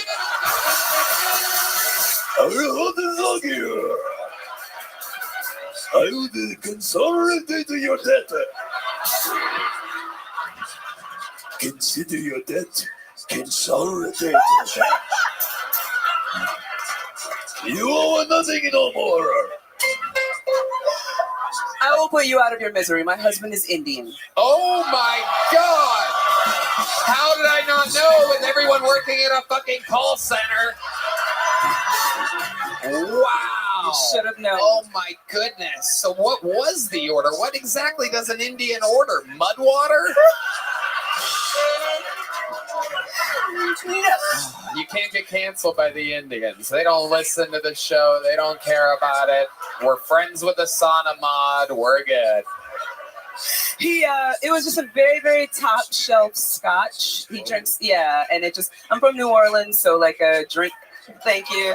Oh, okay. Yes. There's a drinking culture there, and he just impressed me because he had a very mature order, you know, like not ordering sex on the beach like some fucking teenager. Right. Like it was very. That is very mature, especially for an Indian. Did he perhaps like pour it all over his hands and stuff, and like try to flip it around, mix it with bread, and then like Indians are wild out there. We don't even know what kind of Indian she's talking about. You know, are we? Thank you. Are we talking TP or are we talking 7-Eleven?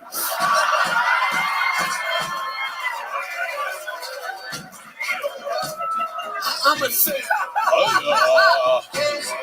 I would like a top shelf liquor. You guys just want to offend everyone. Welcome. Join us. Join us. I'm not gonna stop until you offend every fucking body. Join us. We will roast them until they look like your inner thighs. Whoever they may be. White people aren't safe. They're the worst of them all. It's an excellent question, sir. In my set, I say, you know, if you need a little bit of clarification, he is not tax-free casino Indian. He is cab driving 7-Eleven Indian. So you hit that right on the nose. You hit that right on the nose. Amazing. Amazing. But she kicked ass tonight. Yeah. It was great. No, Thank it was you. unbelievable. It was and truthful about your, you know, the Ozempic thing. Yeah. Yep. I like them thick and beefy. Well, all right. You know what I mean? Thicker than you. I'm talking 2 feet deep from belly to back. With a triple chin on the back of her head. Oh!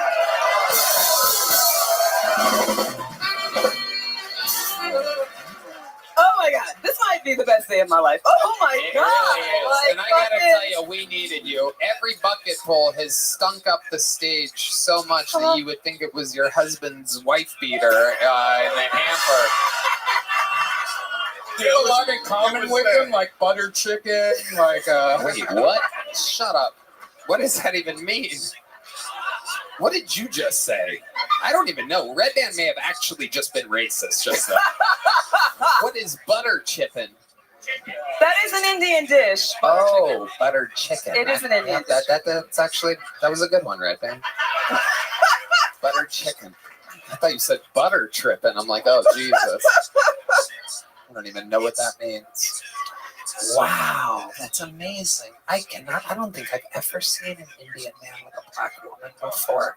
He must have well, how do you think he ended up with that kind of confidence? Normally it takes this very specific kind of swagger to get a real one, especially a fucking DC Tampa fucking. I know what's going on over there. But how does because Indian guys are normally pretty little, right? Are you taller than him? No, he's 6'1". Whoa, Jesus Or Christ. maybe Whoa. 6 foot even, 6'1". Yeah, he's tall. Oh my goodness gracious. Wow. That's Yeah. incredible. I've never even seen one like that. Like, if you think of being in the 7-Eleven, you're never looking at a tall guy. Which is the reason I steal. I'm not afraid.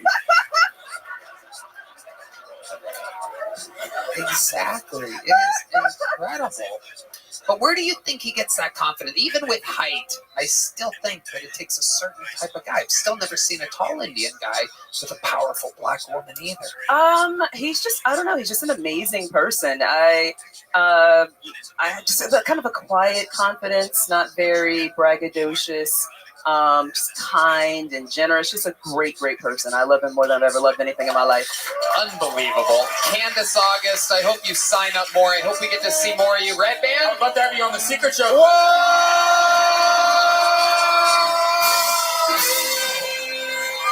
Candace August is booked for the Secret Show. There it is. Big joke book. What an appearance. What a debut. That is how it's supposed to go. Make some noise for Candace August, everyone. Oh, God. What a moment. Your next bucketful. Yeah, amazing. Avoid the sexiness. Yeah, that's what I'm talking about. Ladies and gentlemen, your next bucket pull goes by the name of TJ, everyone. TJ. Here comes TJ. Oh, wow. You know who this looks like.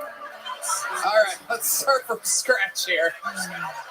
I'm going to get you, I don't normally make a joke at the top of somebody's set. I couldn't help myself.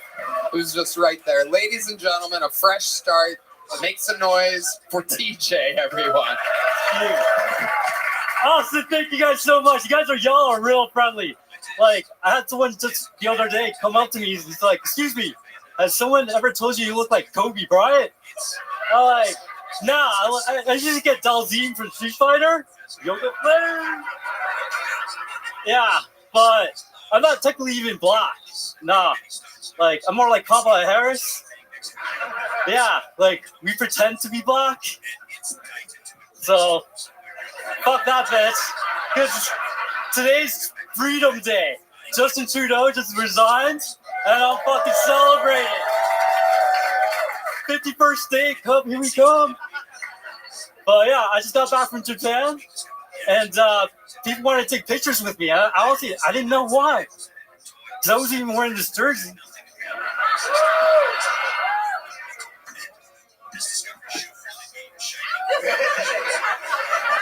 It's a children's large. Yeah, I got it for my 40th birthday 4 years ago.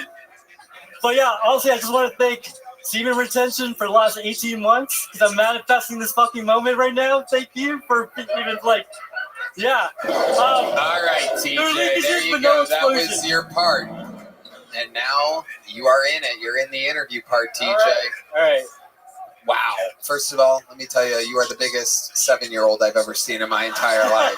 You look like a giant child. How tall are you exactly, TJ? I'm 6'3". You're 6 feet. 6'3". 6'3". Okay. Yeah. You're nervous. You got a little slur there. Yeah. Wow. Dice, what do you think about this guy? He might be the Indian husband. That's what I'm thinking. That's what I'm thinking. What ethnicity are you, TJ? I'm actually Sri Lankan. Oh, Yeah. What are they known for? Tourism. Yeah, it's a beautiful country. It's way better than, well. Are you the head of tourism there? it's great. I actually, oh my God. Okay, he's about to pass out. Does anyone have a glass of water? These hipsters are handing you their half-filled drinks. No, don't do that. Don't do that. We have to have a water back here. We're gonna grab you a water. It's okay. It's really. I know it's okay. We're gonna get you a water. Look at the lovely Heidi, everyone. What's going on? Look, Kobe Bryant ain't strong enough to open a bottle of water. This might be the Kobe looked better than you after the helicopter crash, by the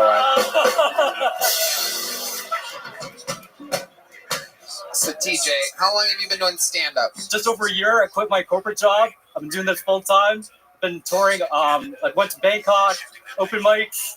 I did a show in Tokyo, just open mics. And how hard are you bombing in Tokyo? I can't even imagine. Yeah. You went to Bangkok for this? I did. Living the dream. Wow. So. Mamba mentality. Okay. Trying to be better each and every day. Okay, but do you practice every day? I'm trying. Well, I'm here. Well, yeah, you're here right now. I do this every Monday. I've never seen you before, right? Yeah, but I just started a year ago. Okay. Yeah. All right. But you're out at open mics practicing every night? Yeah. Every night? In Austin. I just got here 3 nights ago. I literally just got to Austin. Okay, from where? From Canada. What part of Canada? Toronto. Okay, that's why you look like that. Yeah. How many times did you get vaccinated? Tell the truth. I did not. I'm a Republican from Canada. I did not get vaccinated. First time I've ever seen a Republican in a Lakers jersey. I don't know if I believe any of this. What do you think makes you a Republican? Just out of curiosity. I don't normally like to get political, but you look too skinny to be a Republican. But tell me more. That's coming from me. It's just more right wing. Like, you think about what's on the world. Like, I feel like. All right, forget it. I wish I wouldn't have asked that question. Well, what do you do for work? I was a banker, and now I'm in sales. Okay, what are you selling? Reputation management. What does that mean exactly? We protect people's reputation online. No. Yeah. Okay, that sounds interesting. Yeah. I think I got a lot of phone calls from you guys a couple months ago. Amazing. Okay. Yeah. So what do you do for fun?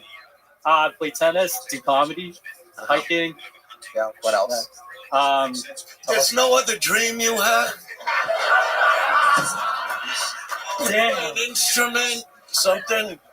Are you killing my dreams right now? No, I'm asking. Oh, he wants to know.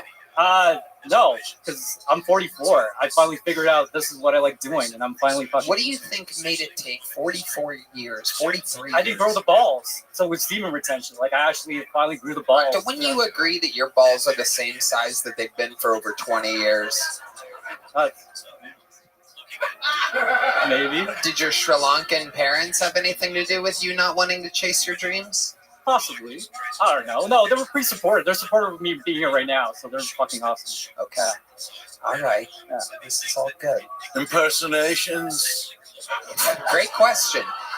Wait, you're still going with this Kobe thing? Yeah. Is all of almost like he didn't hear he had an accident. You look more like the guy from Indiana Jones, that like humana, that guy. Yeah. Super topical reference from Brian Redband. 1988 classic. Yeah. Kobe and Indiana Jones are just as old as one another. Amazing. Do your shot one more time. Let's see what a basketball shot from you looks like, because it was unbelievable what I think I saw a moment ago. I tried to pretend like I didn't see it, but I want to see it again. I technically don't play. I play tennis. It's okay. Just put the microphone down for a second. Let's see what it would look like you shooting a basketball into a hoop. No, wait. Step back a little. Step back. Yeah, all right. No.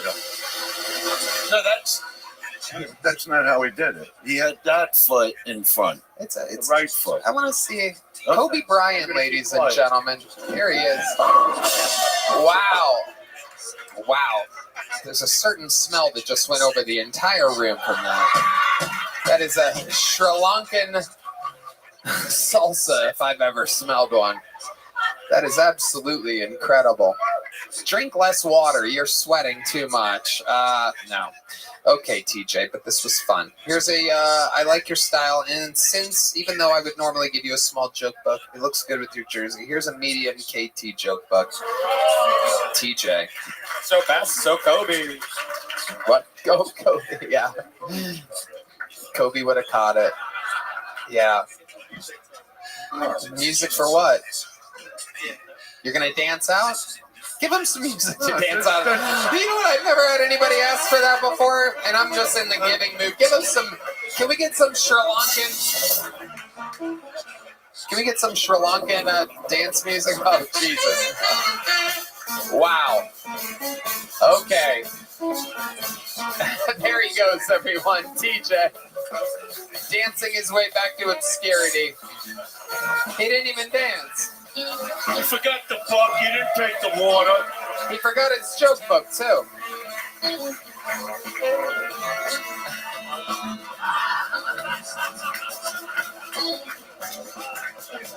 There actually is, and I mean this in the most non-racist way humanly possible, but there really is a scent up here on stage right now. It is quite incredible. You smell that? You know what I saw? Hold on a second, guys. Hold on. I saw, like, if he had, like, a little wig on, like, he could... Remember when I said the part about doing impersonations? Yeah. Like, picture this. I'm just kidding. You tell me what it's from. Red Band on that. Yeah. Just listen. I am Kane.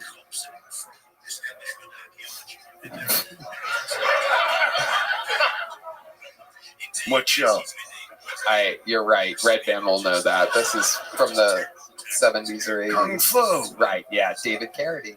I am Kane. Oh, yeah. I should have known that. That line is even references. Put those two together, he's got an act. Probably not. I mean, I thought he stunk. I just got to be honest. You told me, like, be nice. I don't know. Yeah. It's hard. I'm trying. Man. Yeah. It's really something. All right. You guys having fun out there? Make some noise for your next bucket pool. This is JP Lambiase. JP Lambiase. JP, everyone. I wanted to learn more about my ancestry, so I did that 23andMe. Turns out that's just the number of Asians in Austin, Texas. It's 23andMe. They're all at UT. I'm not really into politics. My friend asked me what my political views are. And I'm just, I don't know. He goes, well, it's simple. Do you like Trump or do you like Obama? And I'm like, I don't think it's that black and white. I went to Mexico City. I learned about mole. This lady was teaching it. She goes, there's green mole, there's red mole, there's brown mole. I'm like, I got a question. She's like, yeah. Is guac a mole?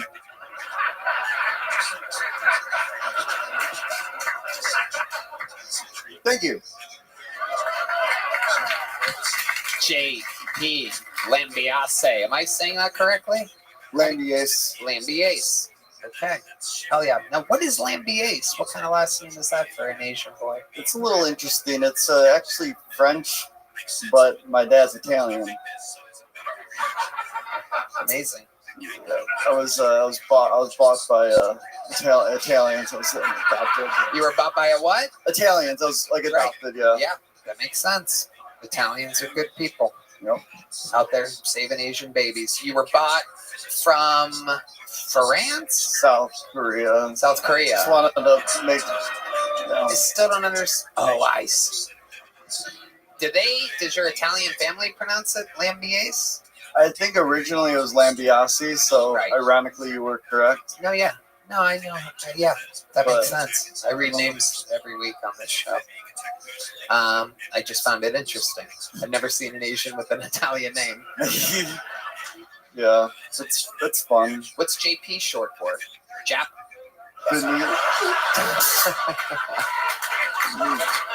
Is that a slur? Did I just accidentally slur again? Oops. Oops, I slurred again. It's a JP. You can only do it if it's an Asian guy and it's JP. You're having fun, right? No, I mean, that wasn't right. That wasn't. Oh, okay, perfect. Absolutely amazing. Hell yeah. Asians love playing the victim for some reason. Little fun fact. It's very weird. They don't have to do that, but they do. That one. Good question. John Dees wants to know. He doesn't ask many questions, but I did just hear him ask, were you on Squid Games? I got out. I did. Okay. All right. So welcome. Have you been on this show before? Yeah. It was a train wreck. What happened then? I was going through a lawsuit, so I couldn't really have the interview proper, and I didn't even get to say hi to Brian. But it used to be a famous YouTuber, him and his girl, and then she fucked him and took everything. Well, no, she didn't fuck me. She fucked other. But she screwed you over business-wise? Yeah, so she kind of locked me out of my YouTube channel, and now she's just slandering me online, and there's a lot of drama. Oh, boy. But it's I think it's like a cautionary tale. Don't do business with your fiance. Right? How long were you with this girl? 10 years. Oh, Jesus. Wow. Good Lord. Yeah. What type of slandering is she doing? What is she saying bad about you? She said that I'm verbally abusive, which could be true. But she also said... Rare for an Asian, but for someone raised by Italians makes perfect sense.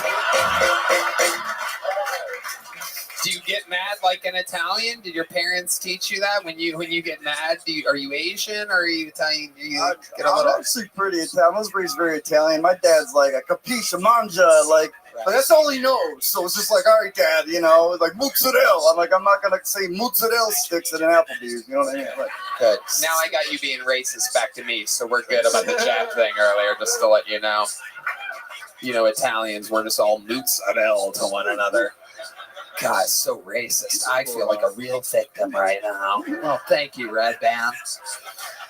Okay, so, all right, well, then maybe we shouldn't talk about your slandering, suing ex-girlfriend then, huh? I'd like to, that's fine, but...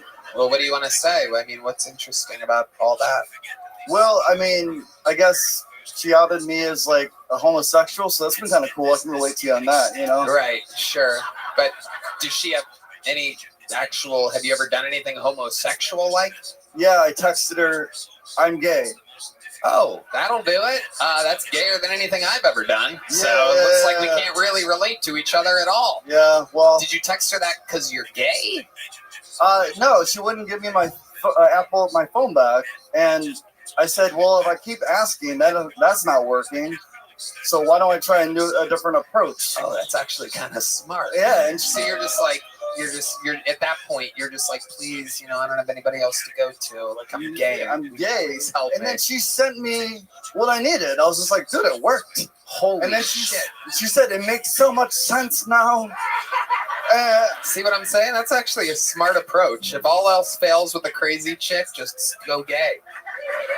That's amazing. It doesn't hurt. That is some fucking Jedi level. It took an Asian raised by Italians to figure that out, just to crack the code. And of course, in their own inner anger and rationalization with themselves, they're like, oh, that makes sense. Of course you're gay. Right.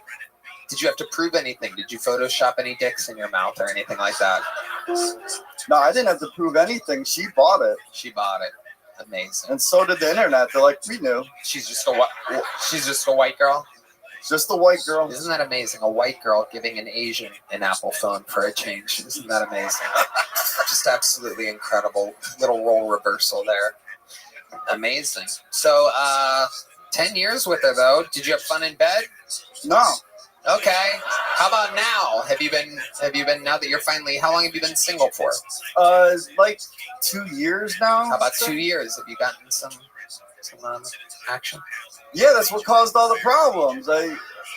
I got, like, she broke up with me. I'm like, she's like, move on already. So I went on the dating app and I ended up meeting someone and she ended up tracking it and then, like, caused all this chaos. Oh boy. And, like, I didn't think she was a jealous person. We were together 10 years, but she hadn't had a tight leash for 10 years. Like, we were to work together, live together, kind of slept together sometimes.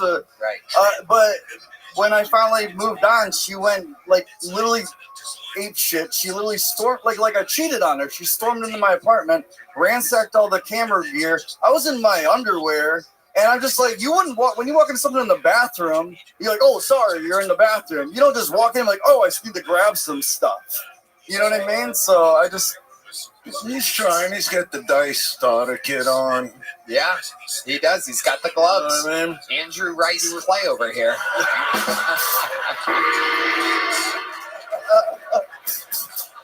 But you like girls. Do you watch The Godfather Christmas time?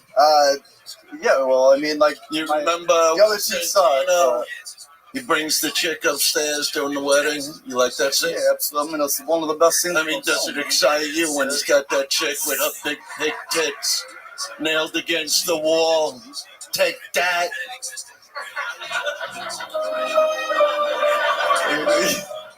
Absolutely. Do you like that? I like that, all right? What are you, my father? Do you do? I fucking like that. What do I gotta prove to you? Brando.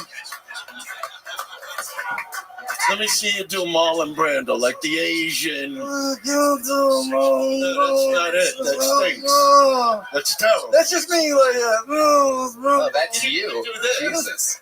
You didn't even do this part. I don't do impersonations. See, isn't that a little better when you do that? That's a little better. All right. He just looks like a homeless Asian woman to me. I don't understand the whole bundling. It is crazy. I'm cold. You are. How cold can you be? What's the weatherman said? It's a little cold outside. He lives in a It's car. not a blizzard. You look like an accountant for everyone who had a barrel fire. Oh, shit. Yep. Get it?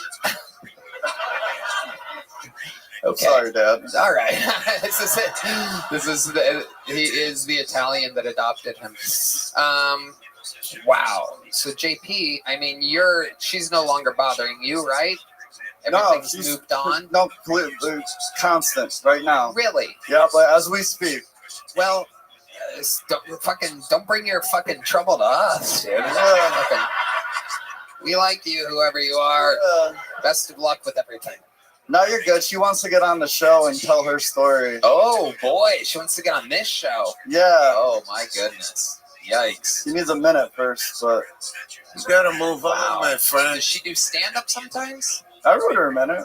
What? I wrote her a minute. When was that? We did when we were dating. We did a comedy class together, and she had to do the graduation night. And that's a minute? You guys had No, to she do? did 5.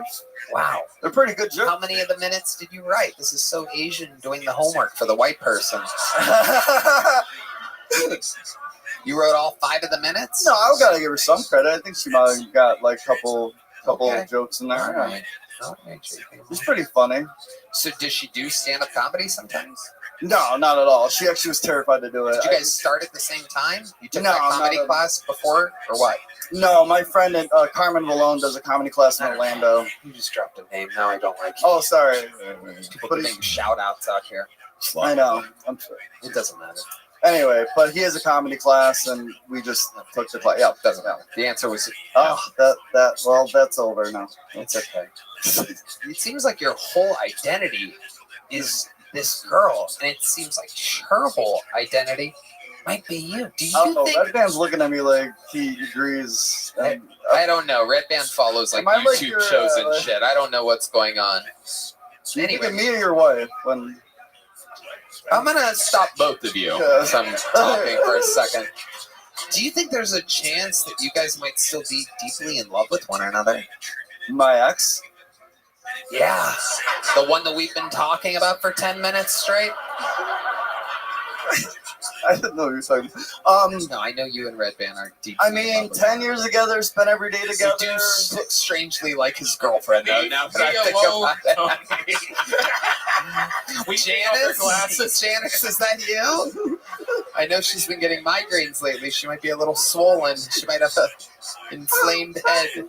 Wow, that actually is a pretty good impression. Is Janice here? Can we get Janice? Can we do a side-by-side? I'm sorry, you get excited too. I'm not trying to rattle up Dice here with my Asian accent. All right. Well, It's not even that Asian. I don't even believe you. Here, say, hello. If you're gonna do it, go all the way with the shit. Hello. No, see, that's not. You're never going nowhere with that. All right. It's not what the people are looking for. if you're going to go Asian, you got to go Asian. You could do a more Asian accent than that. Let's hear it. They can't say the letter L. Right. Yeah, that's a good way to know. He's trying to help you. You've taken a comedy class before. This is like a comedy class. It's exactly what I'm teaching him here. He's teaching you how to do an Asian accent. Okay. So come on, fucking give it to us. Summon the people. You're half Italian. You know, you come out to a crowd, you go, hey, how you doing, everybody? My name, what's your name again? JP. Shit name.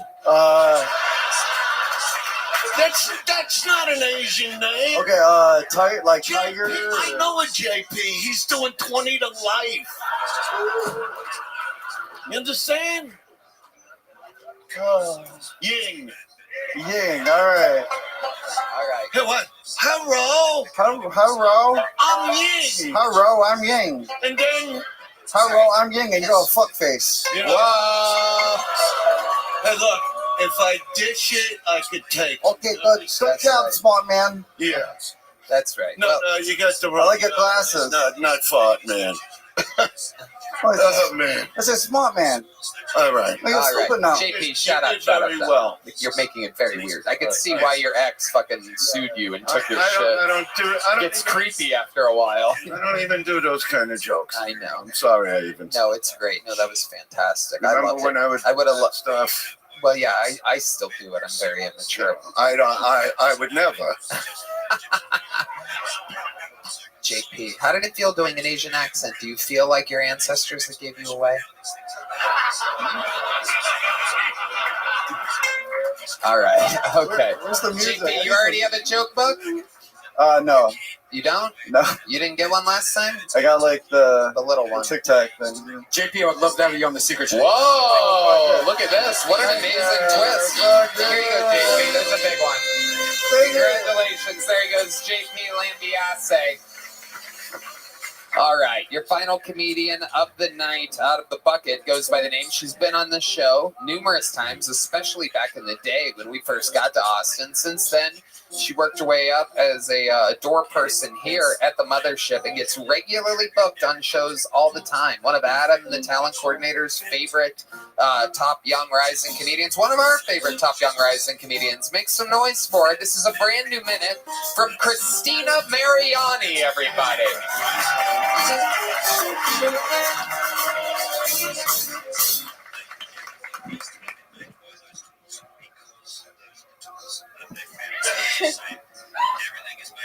I love Asian men.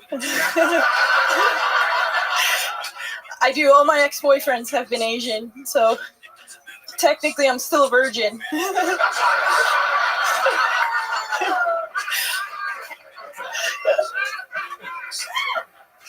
I learned that racism is passed down generationally, so it's internalized, which makes sense. I was walking home. It was late at night, and this black guy walks towards me. And instinctively, I grab my purse, even though logically, I know he's not for sale.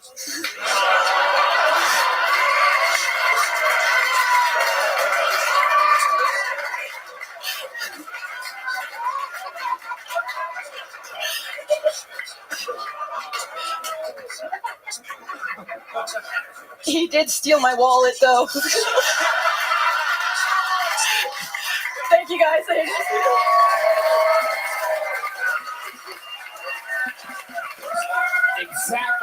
gentlemen, unbelievable material from Christina Mariani. That is fantastic. That is an unbelievably great joke.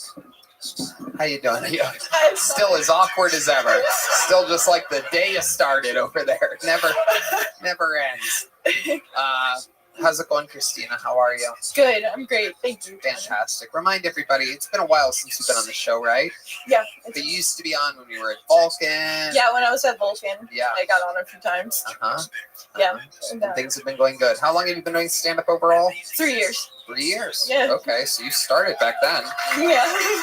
Still don't know how a mic stand works. I like that. It's fantastic. No, you're doing great. The cord's wrapped around there. You're stuck there. You got it. You got it. Got it. I love it. How do you feel right now? You just performed. You just crushed in front of the great Andrew Dice Clay. Feel great. It really was amazing. Yeah. Thank you. Thanks. Not everybody was like that tonight. Yeah, Thank that you. was great. That was great. Thank you so much. Let the record show. Tonight's episode, 3 out of the top 4 performers were women. It's unbelievable. Christina Mariani, Candace August, Whitney Cummings, and Cam Patterson representing the men. No, I'm saying that's the 1 out of the 4. That would be a weird joke for me to make. Cam's a woman, everybody. No, I'm saying out of what I have ranked the top 4 sets, 3 of them were women, which is a mathematical anomaly.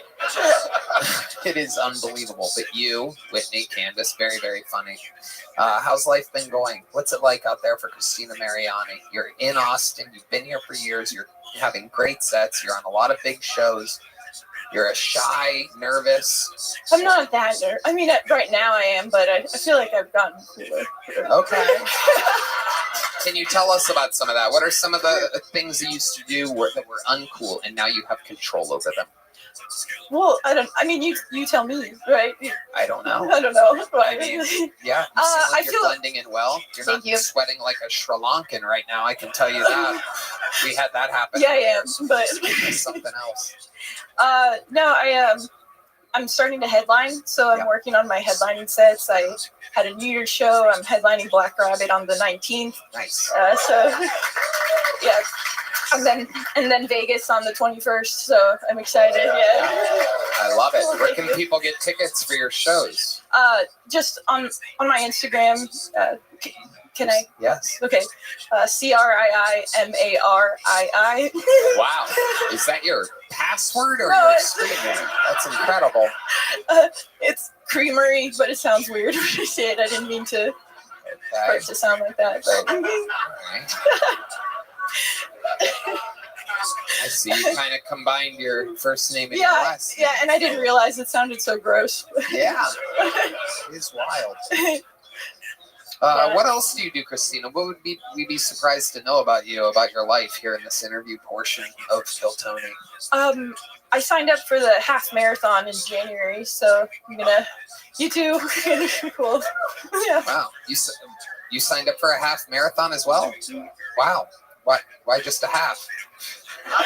Like her, I understand, but you're a black man. You should be running the double marathon or something like that. You're just gonna go beat everybody's ass in a half marathon real quick? Wait, he runs ultra marathons? Michael Gonzalez is outing you. Big Mike, as we call him, fitness junkie. So you run ultra marathons sometimes? Sorry, Christina, he's a more interesting interview. No. So have you ever run a marathon before? No, What made you sign up for a half marathon to start? I've been running for my anxiety, and it's been helping. And so I just, I want to get to a marathon eventually, but I'm going to start with half. Okay. Yeah. How long do you run during the day? Like 3 to 6 miles every day. Wow, that's more than Red Band has ever walked in his life. It's grand total. Amazing. What else do you do to help your obvious anxiety? I mean, running helps a lot, and doing like stand-up helps too, because I'm doing something scary. But and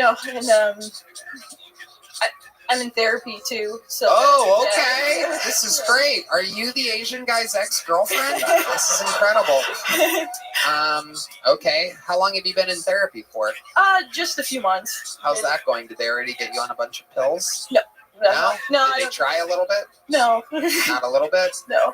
They didn't go, I'm not saying that you should, but what I would do if it was somebody that wanted pills is this. Because that's how they make vast sums of money. No, I have a different doctor for that. Oh, okay. You're like a homeopathic type of... No, I was kidding. I don't know. What? You're just kidding about seeing a therapist? No, I am seeing a therapist. Okay. I'm kidding about getting drugs from a different doctor. Right. Okay. But did your therapist suggest drugs at any point? No. No, nothing at all. No, it's just talk therapy. Yeah. Therapists don't do that. Oh, the guy that lives with 9 women also knows a lot about therapists. Who would have guessed this, everybody?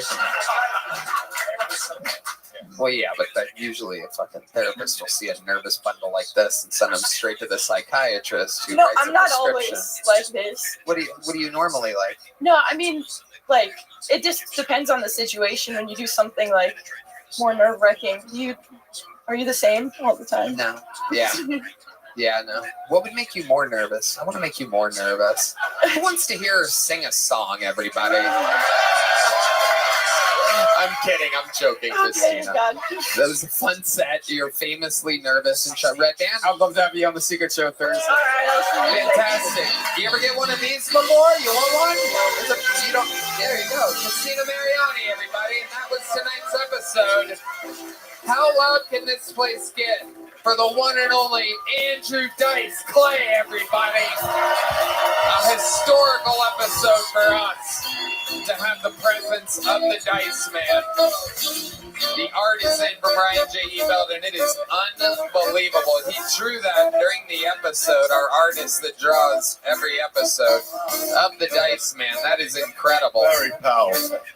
RyanJEbelt.com to check that out. Hold that up. Yeah. Dice. That's great. Is there anything you want to plug or promote? He's one of the funniest men on Instagram. I can tell you that. You may have seen his man on the street. I'm not here to plug. Right. I love it. I love that. I don't need to plug. God, I love you. You are just the coolest guy. DiceClay.com. Instagram, AndrewDiceClay.com. TikTok. Yeah.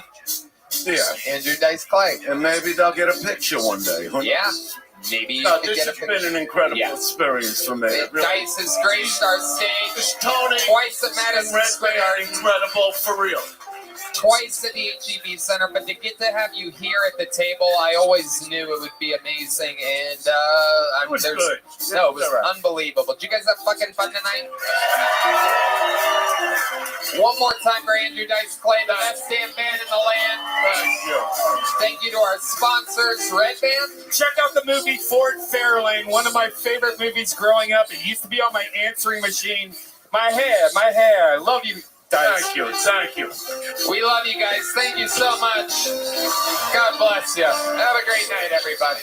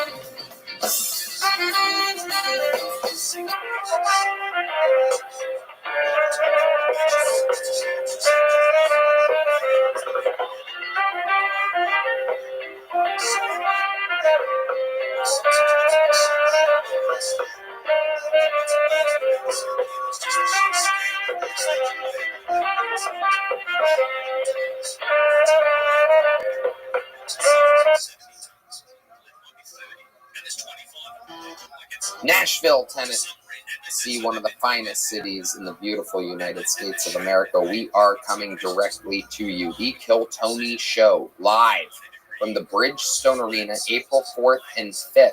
Tickets are on sale now. It's one of the largest arenas we've ever done. This is your chance to get tickets. Go to Ticketmaster.com, type in the word Kill Tony, and get tickets now. We will see you in April.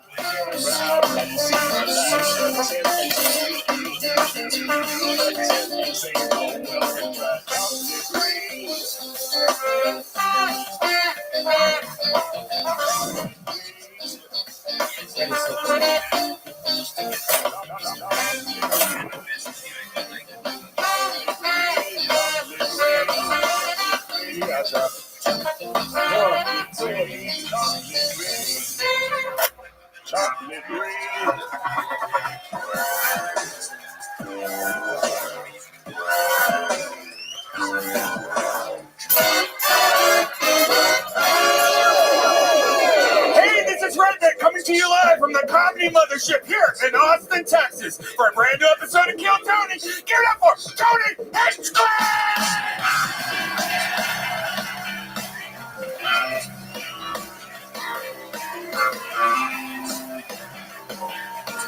Who's ready for the best fucking night of their lives, huh?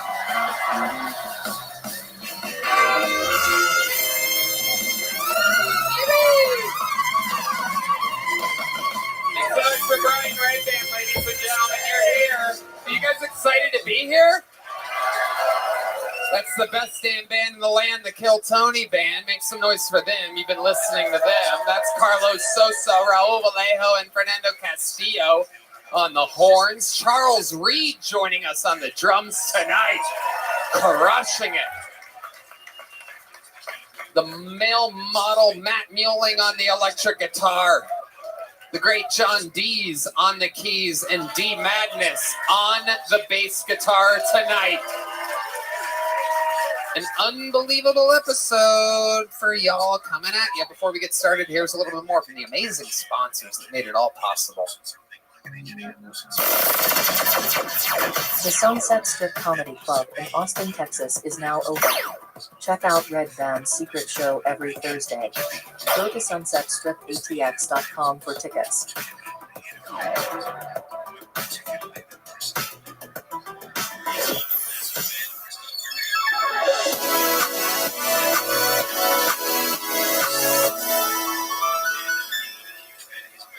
Are you guys ready to start tonight's show?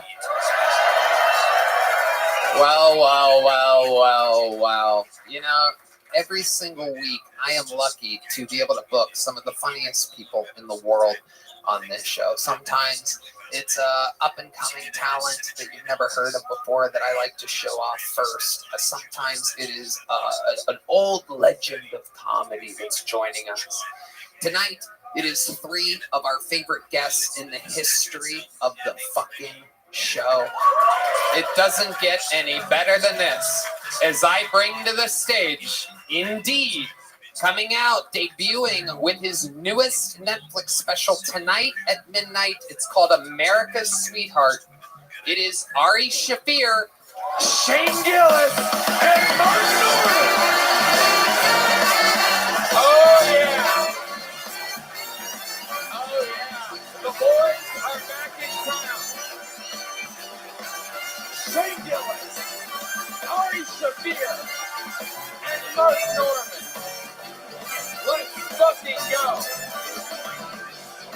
We are in Austin, Texas. This episode brought to you by Shopify, PrizePicks, Blue Chew, and ZipRecruiter. Oh my God. You are here in the vortex of comedy.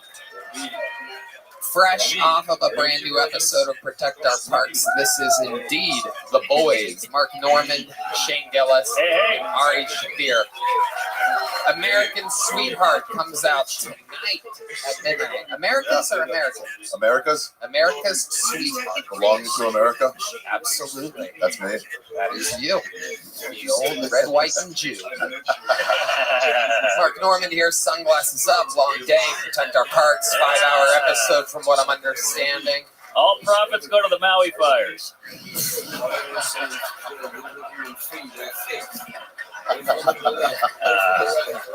Yeah.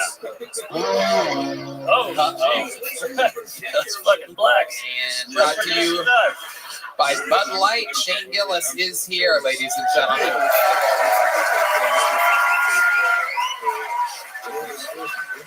Three veterans of the show. You guys all know how it works. So who's on drums? That is Charles Reed. Michael Gonzalez is playing with Keith Urban tonight in a football stadium somewhere. This band plays. A round of applause for Keith Urban. Who gave a fuck? The band looks more urban.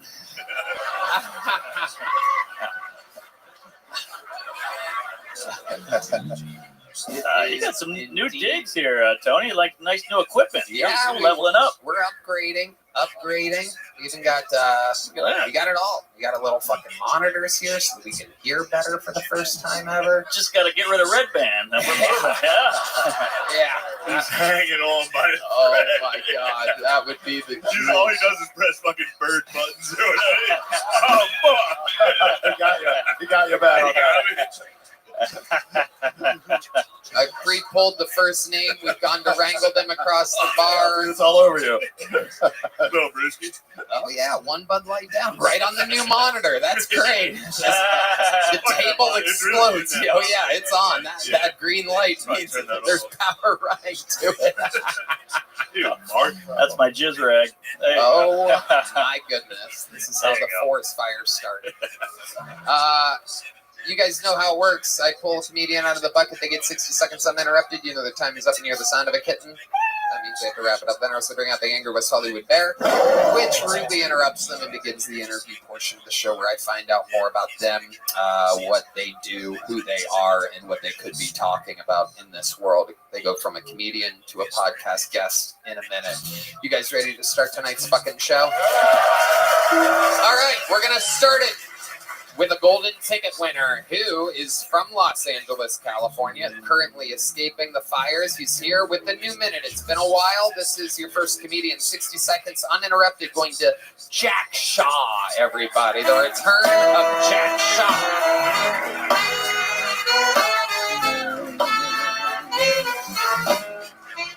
All right, guys. Man, I've been working on standing up for myself because I went to performing arts school. I drive a fucking Fiat, and I was recently told that I look like what a white girl transitions to. I was driving my Fiat in the fast lane the other day. It was a big fucking day for me. When all of a sudden this guy starts honking behind me, giving me the finger and saying, "Fuck you! Fuck you!" So I decided to pull over in the right lane and let him pass me. He pulls up next to me, rolls down his window, and says, "Roll down your window, you trans bitch!" And I said, "No.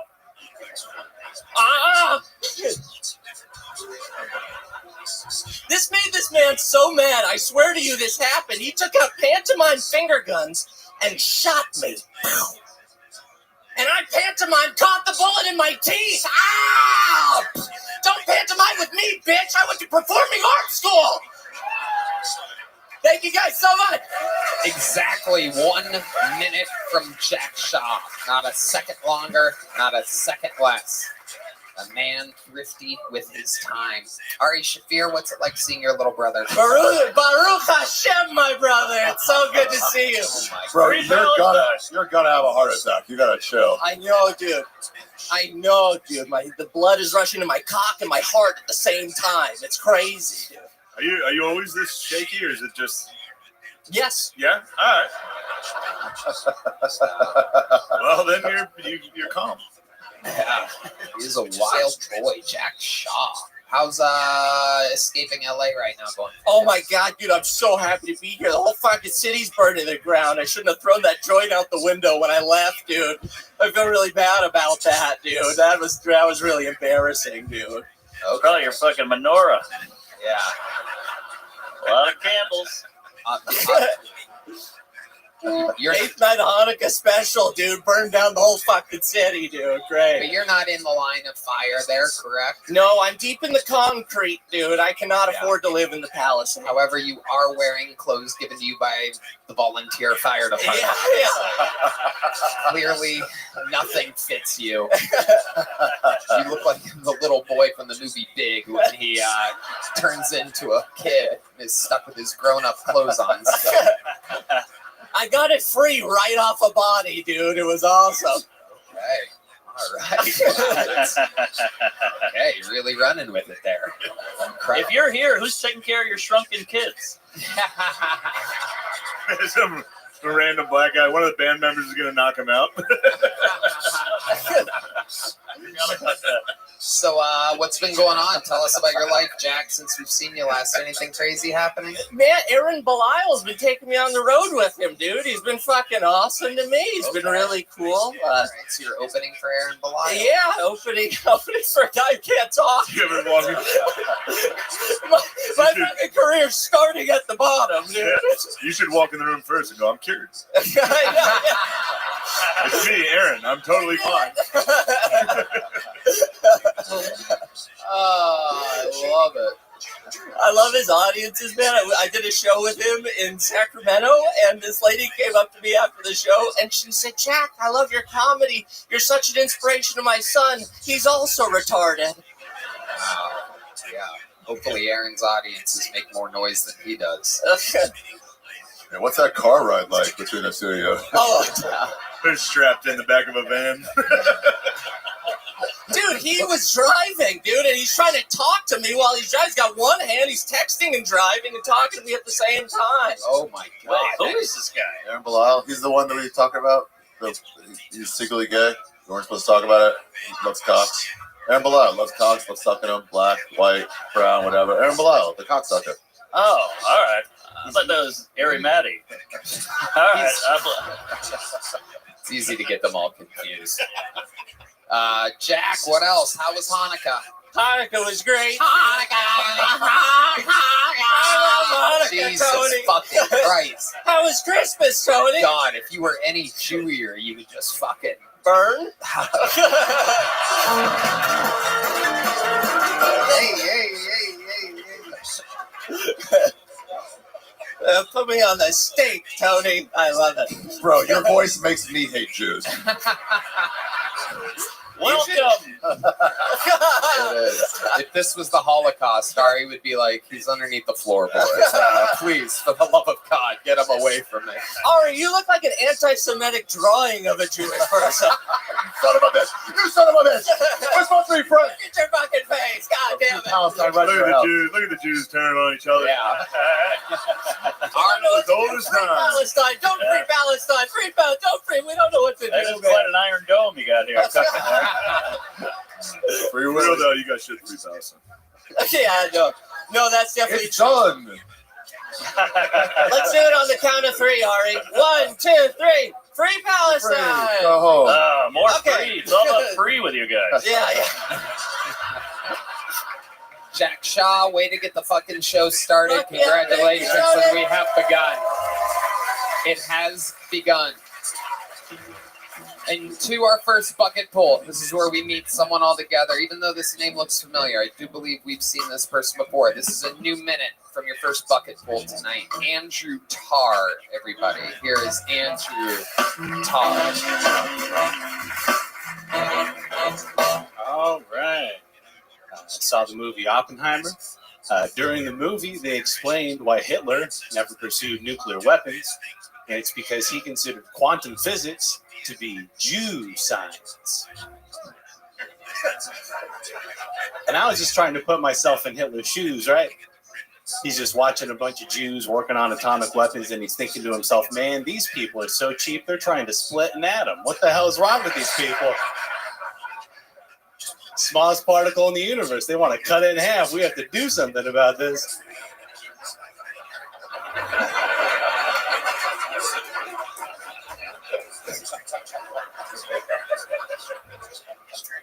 Now, I remember growing up in the early 2000s, like when SpongeBob came out.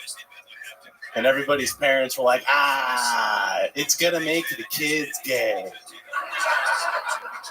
And now, everyone's gay. They were right. They knew exactly what they were talking about. Okay. Great set. Thank you. Best set you've ever had on the show. Yeah. Congratulations. Getting better out there. Absolutely. Trying. Yeah, absolutely. Welcome back, Andrew Tarr. So, Thank you. Tony, what the fuck did you invite me down for here? It's a Jewish heavy episode so far. It's like the roast of Ari to celebrate. Unfortunate timing on that anti-Semitism. Yeah. We were just getting after it. It was a great joke. It could have been better, but the whole room was kind of like, all right. Might be going a little too far here. I've been planning to tell that joke on here for such a long time. And way into the back, I heard all of it. I was like, fuck, should I do something else? It's like, screw it, we're doing it. It's very funny. Typical Jew joke. You squeezed every penny out of it. So what's been going on, Andrew Tarr? How's comedy? You're better. You look like you have some vitamin D in your system. What's going on? Yeah, getting out there, barely getting by doing comedy, but getting by. Going on dates and stuff. I actually was supposed to be on a date tonight, but she canceled. Whoa. Yeah. Look at that. Now I get pulled on Kill Tony. So amazing. Way better than it would have gone. Amazing. What would you have done on the date? Who was it with? Just some lady on Hinge. Okay. Yeah. You've never been with her before? No, What was never. your big plan? What were you going to do with her? I just get drinks at Las Perlas. Okay. Talking, chit-chat and stuff. And how does that normally go for you? You seem like you'd be an awkward date. Yeah, that happens. I'm an acquired taste. Typically, they have to, if they like me a lot, it's great. If I have to win them over, there's no way in hell I'm doing that. Right. Let's get back to the Jew hate. Huh? How old are you? 30. All right. Hey, you're cute. That hair. You got like a threw milk me carton off. face. Yeah, you're a handsome guy. Thank you. Yeah. Look at that. Looks like you found a date after all. Shane wants to get some drinks at Perla's after that. To keep the Jew shit alive, we'll run a train on you. Absolutely. I'm not going to say who, but two of the panelists have gas tonight. Going from a canceled date to being gangbanged by Protect Our Parts is not how I thought tonight was going to go. Hey, that's how we met Rogan. How else has comedy been going, Andrew Tarr? What else is happening out there? Just opening up for a couple of local people, opening up for a couple of... Going on the road? Yeah. Where have you been? What do you like? What do you hate? Oklahoma City, Tulsa. I mean, I like anywhere that'll have me. Can't exactly be picky. Right, so just one state up, just a few hours away. Yeah, then like San Diego, where I'm from, so I'll do spots between there and there. Okay. Do you know if you change around those letters in your name, it spells one retard? That is incredible. He is correct. I can confirm that. I'm looking at the name. Retard is in it. Juan Retard. W-A-N retard. That is incredible. How did you know that? I don't know. It's like insult Rain Man over here. Did you know that according to your zip code, if you translate it to Morse code, it spells out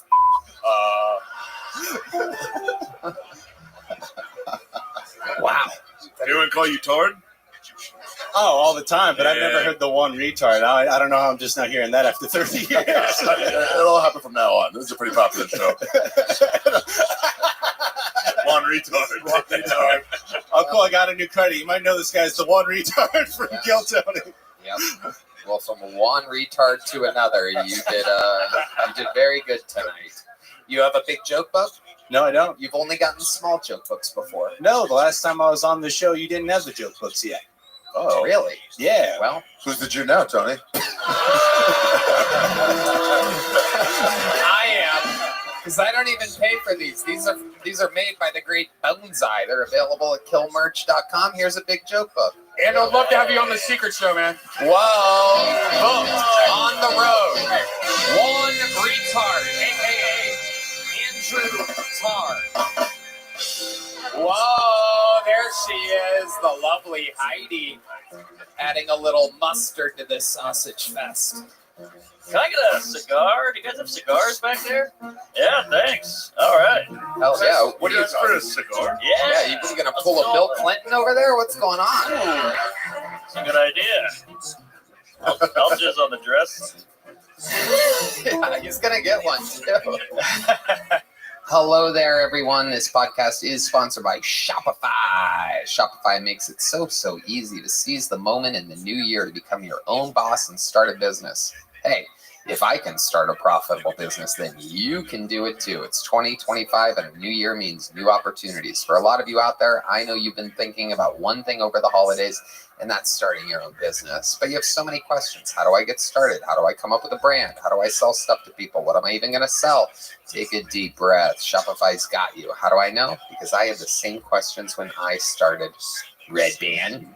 Tony, the best time to start your new business is right now. Shopify makes it simple to create your brand, open for business, and get your first sale. Cha-ching. That's right, Red Band. Get your store up and running easily with thousands of customizable templates. No coding or design skills required. All you need to do is drag and drop.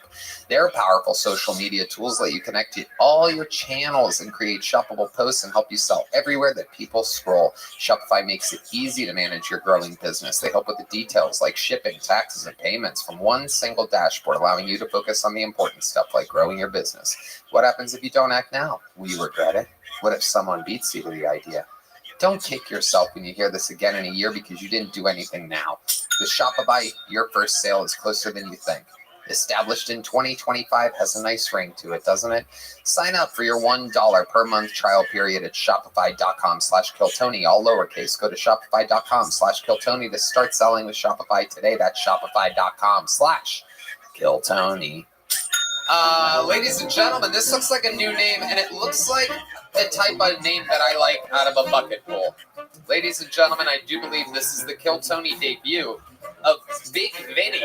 Big Vinny. Let's see what happens here. Oh, yeah. Big Vinny. Hello, great people of Austin, Texas, and Mexicans. Did you know the most selfish people on the planet are Make-A-Wish kids? Instead of meeting LeBron James, Taylor Swift, or John Cena, they could wish for something that would help everybody. Like making Suicide Hotline go straight to Mr. Beast. Seriously, that would help some people. Nobody appreciates a wasted wish. Imagine you're the Make-A-Wish kid's dad, $50,000 in debt, swimming in medical bills, and your kid just wishes to go to the movie theater one last time. You're in the room crying. That's so cute. Close the door and walk out. That 6 second shit could have cleared my fucking debt. I would have brought him to the fucking theater one more time. I'm very Italian.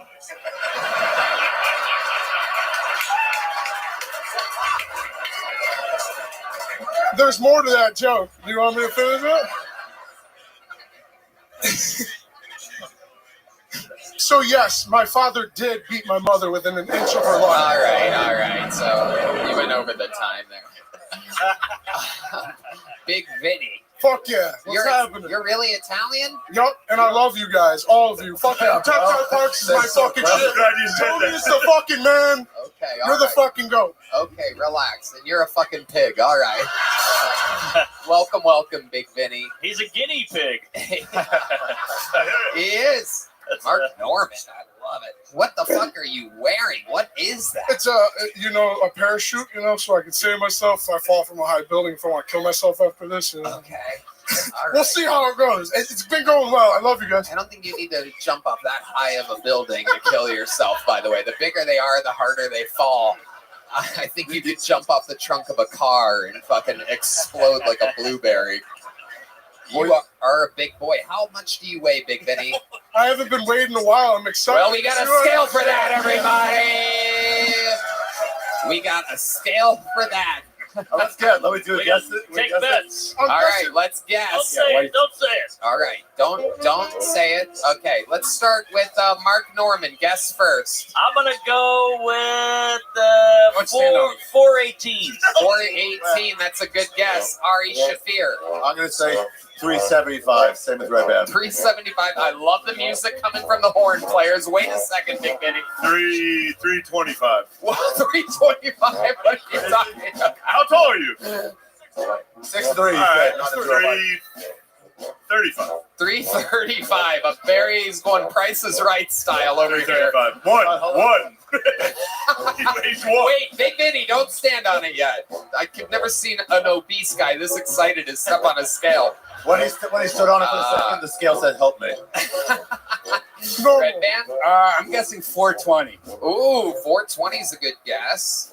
Okay. I'm gonna take the over in this. I'm gonna go 421 and fuck up Red Band's back.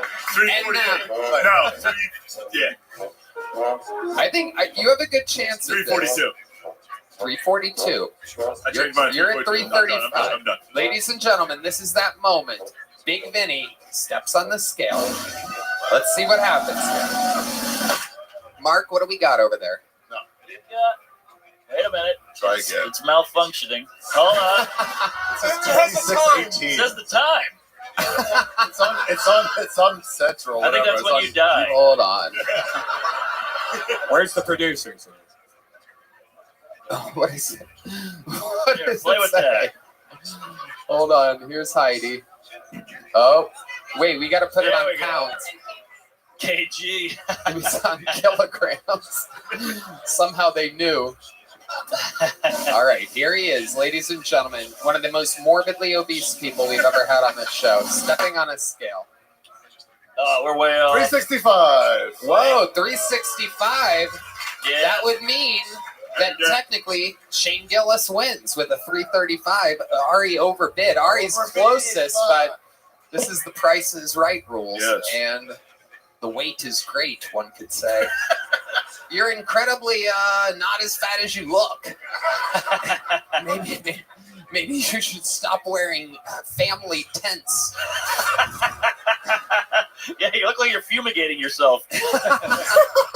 What do you do for a living, Big Vinny? Nothing right now. I need a job. I could be a door guy anywhere. I've had a lot of experience. I've done a lot of jobs. Like what? What do you mean? What are you really How could good you be at? a door guy if you could get winded showing someone to their seat?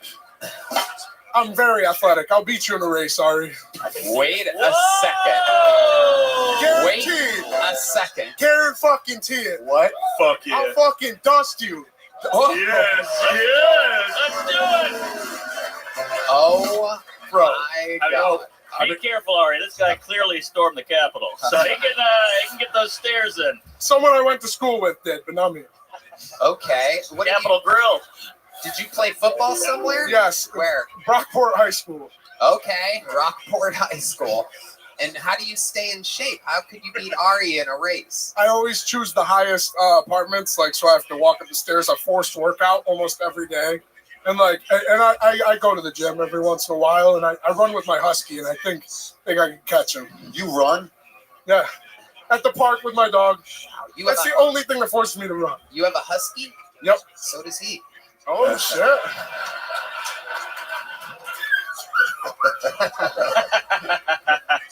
Incredible. So you don't have a job? Did you live in Austin? Yes, I've been living here the past 2.5 months. So how have you been surviving if you don't have a job? So I worked at an auction house before I moved He's here. been eating homeless people. Come here. Yeah, you step into their bedrooms really easily when you're walking down the street. It's like, oh, another bedroom. Jesus.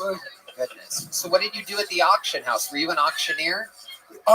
So at first I started in the shipping department, but I had experience, but those bastards put me at the lowest rung.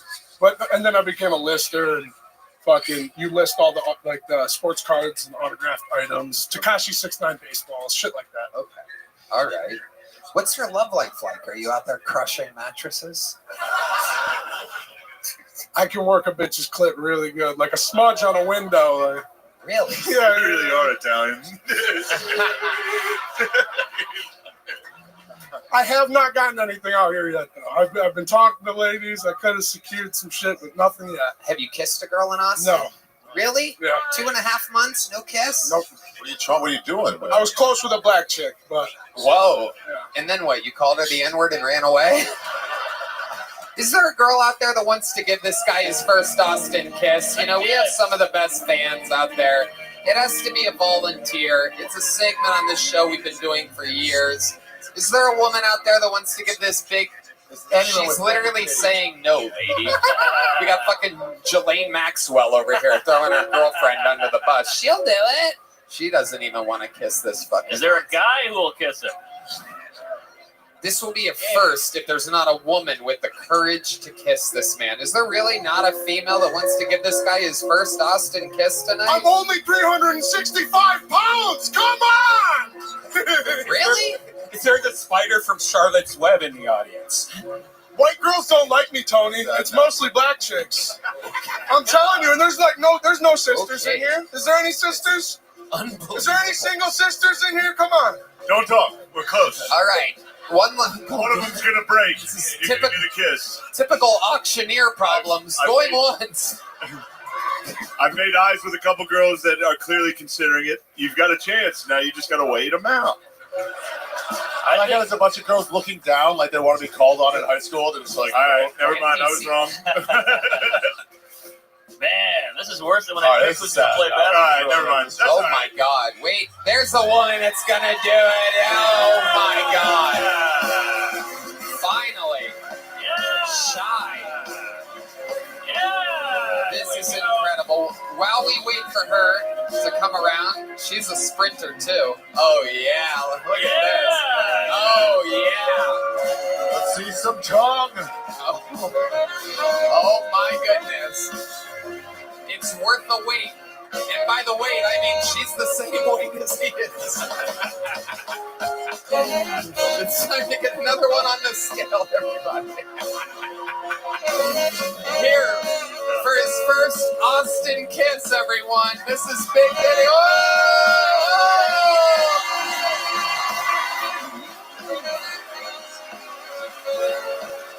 Oh my God. Oh my God. What a hero. What's your name, lady? My name is Miss Shelby. Miss Shelby. Hell yeah. Oh my goodness.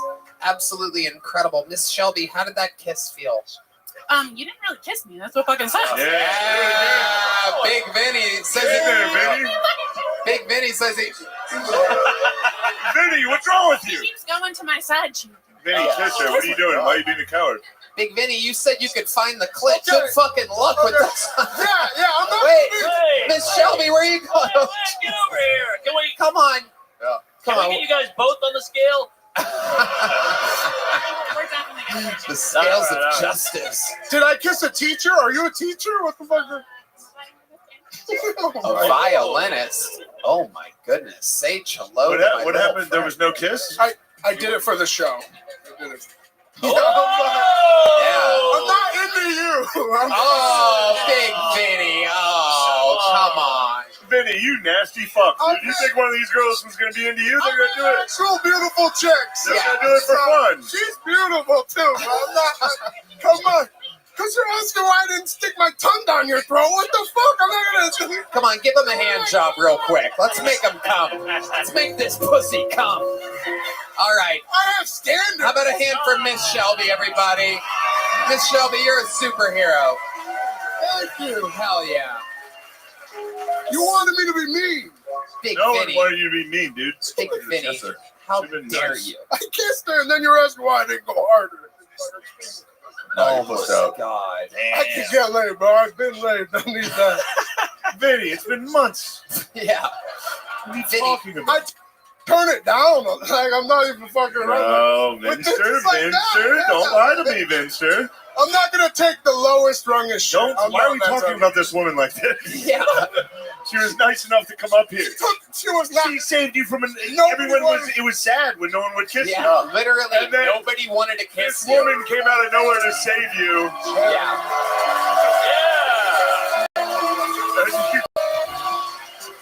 God damn, Ben. You gotta go fuck her. We're Where'd she go? Give Miss Shelby one of these. Yeah. She gets a big joke book. You get a little joke book. How about that? Oh, Andy didn't catch it. There he goes, Big Vinny, everybody. Beat it, Vinny. Get the fuck out of here. Nasty motherfucker. Get him out of here. Get him out of here. Shelby. Oh,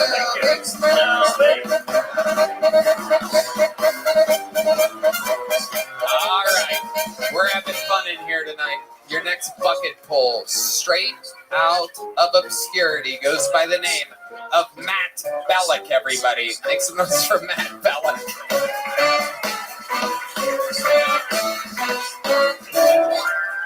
All right. I live in Austin now. Kind of newer here. Austin's a wild city, just very weird. I went to a house party a couple weeks ago here, saw something I've never seen in my life. I walk in there, back of the house, I saw two guys in the back doing competitive rock, paper, scissors. Just throwing down. I thought it was a Texas thing. I thought they were playing for money. I went to check it out. Turns out just two deaf guys on cocaine talking to each other really fast. It was like...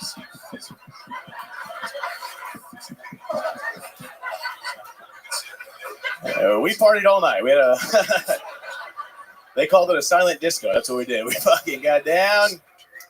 Got fat. Diddy's in trouble. You seen this? You heard about this? Diddy? This guy's... No, but one of the things he did, I didn't think was a big deal. He would hire these escorts to come to the house, and their job was to entice his guests to have sex with them, and then he would film them having sex without their knowledge. And apparently, you can't do that. So, but when I read that, I was like, "Who is like?" Because he would try to like use that as blackmail on people, and I was like, "Who's that blackmail for?" You know, like if I get a phone call one day, someone's like, "We have a video of you and Dr. Dre double teaming a hooker at Diddy's house." I'd be like, "Can you tag me in that, dude? Like, you have the video? None of my friends believe me." Matt Bellick. I'm going to be honest with you. I didn't hear a word of your set. Yeah. Mark Norman broke a glass cigar case, and a lot of it, the shrapnel went into people's drinks, and I'm making sure that the drinks didn't get drunk. It's literally on the can. Yeah. Drink it. Sue him. Drink it. Eat the glass. I'll buy you one. I'll buy you another drink, whatever that was. I got it. Yeah, I'm protecting us. On a very Jew-heavy episode, I'm protecting us from losing it all here. I'm literally... Eat the glass. I have to tell our fan base, don't drink the glass. I'll represent you. I'll buy you another round. Do not. I'm going to take this fucking thing for all it's worth. Eat the fucking glass. How much did that Holocaust? Just stop. Right. Please stop picking it up. Don't even touch the glass anymore. No, I'm also cut. Oh no! Wait. Fuck. Unbelievable. So Matt, how's it going, buddy? Going good. Yeah, going good. I love it. How long you been doing stand-up? 11 years. Okay. Oh! Big That's thing. not a good reaction. Big deal. What do you do for work? Side gig. I sell T-shirts at concerts. Okay. Yeah. You sell T-shirts at concerts. Merch, yes. This guy knows the technical terms. Yeah. How's that been going for you? How old are you, Matt? 35. Okay. Yeah. All right. You look horrible. Thank you. All right. Yeah. No, you're all right. It's just your teeth. Just the teeth? I got bad teeth. The wrinkles. The wrinkles. And it looks like you change oil with your hair. Oh, Jesus. Incredible. Man. You have pro wrestling, like wet, greasy hair. Where are you from? Chicago originally. Lived here for a couple of years. Yeah, Chi-Town in the house. I thought it was going to be somewhere greasy. What? Chicago's pretty greasy, dude. I mean, it's not Philadelphia or anything. But, Oh! It's fine. It's fine. I was being nice to you. Yeah. You say something nasty like that. I'm a big Bears fan. Hate the Packers. I'm very happy your Eagles took care of that last night. Okay, we're not talking about this thing. Fucking. All right. No, let's talk ball. Tony, shut the fuck up. We're talking ball. Barstool. Welcome to Barstool's Kill Tony. Notre Dame, this guy's well, the Packers Notre are Dame's here. pretty good. Yeah, hell yeah, bro. Actually, when's this come out? Monday? The When's this Monday come out? after. Yeah. So this will come out when Notre Dame's playing? Damn, think about it. Right now, Notre Dame's lifting a national title. There's 0% chance of that. So sick, dude. Can't believe we did it, dude. He's back. There he is. It was the new Notre Dame mascot after Monday's game. It's D Madness, everybody. Holy shit. Is he all right? He takes. Oh, okay. He puts the 2 eyes in Irish. D, you gotta talk to whoever's dressing you. You gotta have a chat. Because they're not telling you what that looks like. That's nuts. That's crazy. Who's dressing him up like this? He's dressed like in living color. He is. You look like Kamala Harris trying to prove she's not Indian. I thought you were Nancy Pelosi kneeling. Oh my God. This guy looks like shit for 35, right? This guy's good. Hey, come on, man. All right. Yeah, Matt, take it easy, dude. Come on, dude. Take it easy. Fucked up, man. Yeah, that's just bullying. Yeah. Oh, Matt, what's something crazy about your life we'd be surprised to know about you? I'm getting married in March. Oh. Hey, what's his name? That's all right, man. Come on, man. That's what I do. One of the best comedians One in of the the best on world. the news. Got your ass, dude. There's nothing you can do about it.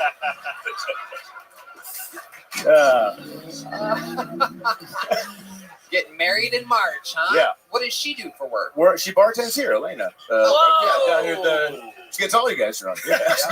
That's right. Okay. And so, all right. What are your goals, Matt?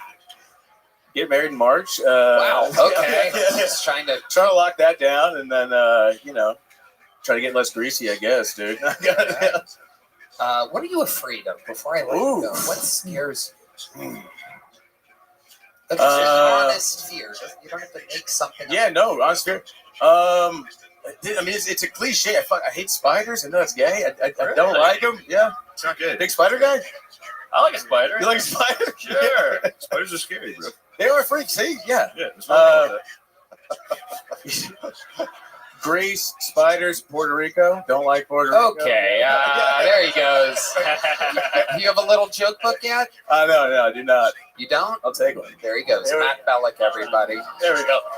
Cheers, guys. Thank you. If they would have heard your set, they would have liked it. It was funny. It was? Was it really? Matt, here you go. You have a big joke book yet? Yeah, it was good. You already have one from another appearance? There he goes. Matt Bellick. Hey everybody, this podcast is sponsored by Nicked, the only nicotine pouch brand with a cleaner, more authentic nicotine experience. We've been using the new Nicked pouches, and we gotta tell you, they are exploding with unbelievable flavor. They can help you get the fix of tobacco without the smoke, and this is just where it's at, people. They're slim and basically invisible, so you can pop one in it anywhere, and no one will even know. So airplanes, secret adventures, it'll be our little secret. Plus, they come in 10 different incredible flavors, from crisp mint to exotic tropical foods. Oh, they've got something for everyone. I'm loving these things. They're cleaner, so I'm not getting any artificial junk that some other pouches have. And they taste freaking great. I can get my nicotine without the smoke and the smell pretty much anywhere. Red Dan? Tony, I love Nicked. I've been super into the citrus ice flavor. Give me that. Yeah, lately, it's sweet, it's refreshing, enough said. And if you go out for a meal, you're covered in garlic and your breath is all rank. With Nicked, their spearmint and wintergreen flavors don't just provide the nicotine in a slim, discreet pouch. They cover up your nasty breath and have you smelling fresh and clean all night. Hey, Tony, I hear they have a special offer and URL for all our listeners that they can actually use not once, but 3 times. This is one of the times where you're right, Red Band. Where's that sound effect? The victory sound effect. Dun, dun, dun, dun, dun, dun, dun. Make the switch to Nicked nicotine pouches today. You're going to love these. And right now, our listeners get 35% off when you order through our exclusive URL, nykdpouches.com/Tony. That's nykdpouches.com/Tony. This special offer isn't just for your first purchase. Use this up to 3 times. Don't wait. Get 35% off now at nykdpouches.com. nykdpouches.com/Tony. That's nykdpouches.com/Tony. NYKD products are only for adults of legal age, and every order is age verified. Warning, this product contains nicotine, and nicotine, as we know, is an addictive chemical. Yum. Next. All right, is Juan ready? Is Juan back there? All right, yeah, we have a Juan. Hey! This guy was on an episode a couple weeks ago. I said that I wanted to see him again. A very funny first appearance. This is his second time on the show. So good last time that I gave him this appearance. Let's see what happens in the second ever minute from Juan Denmark, everybody. The return of Juan Denmark. Yeah. Holy shit. You know how to get black people and Nazis together?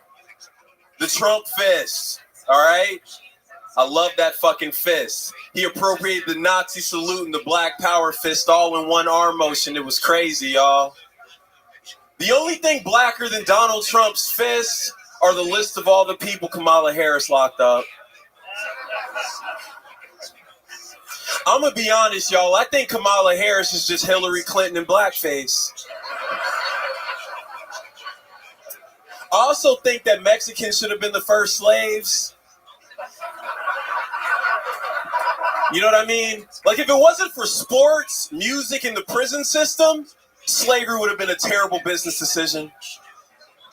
If Mexicans were the first slaves, there'd be skyscrapers in Nebraska, y'all. There'd be taco trucks on every fucking corner in America. And what if Asians were the first slaves, right? You'd be able to fit like 5 times as many motherfuckers under that boat. They got the perfect fingertips for cotton picking. And what's better after a long day of your Asian slave picking cotton? A nice rub and tug. My name's Juan Denmark. The return of Juan Denmark. You know what I love about you? Is you can be as racist as you want to be. I know, I love it, Tony. I fucking love it. Unbelievable. I fucking love it. This is black power privilege. It really is. It's black privilege. Black power privilege. Okay, I don't really acknowledge the power. Fuck yeah. It's limited power. It's like a solar energy, if you will.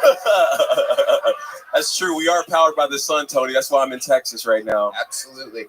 Yeah. Shane asked me a great question while you were on stage. If you want to turn sideways so that no, put the jacket back how it was. I swear to God, just I thought face you were the not other wearing way. pants. Yeah, it looked like you weren't wearing pants to our angle. Dude, next time, if I ever get it next time, I'll come here naked, guys. Don't do that. Do it. I give you permission. You have to carry on the banner. Dude, are you from the future? You look like Book of Eli. Slippers on, the big jacket. You're like the Matrix James. Thank you. I appreciate that. For a podcast, the show has really become a lot of TV on the radio. What? What does that mean? That's it's a lead band. singer of TV on the radio. Oh, yeah. What's up, Tony? So you're wearing like Daisy Dukes and I a am. full-on jacket, giant jacket with a big hood. I like to keep people confused at all times, Tony. Absolutely. You don't know what you're gonna get. You're gonna get a school shooter. You're gonna get a homosexual. What are you? Yeah. What are you gonna get, Tony? You got I'm gonna shoot up a gay club. Whoa! Or Too soon. Got a little bit of everything. You just seem like a cold gay guy. Honestly. Hey, listen, I'm not gay. I'm queer. All right, there's a difference. What is that? What's Okay, your name? I'll explain it to you, Mr. Mark. Please. Okay, listen, I will fuck a man, but only if he has a vagina. Does that make sense?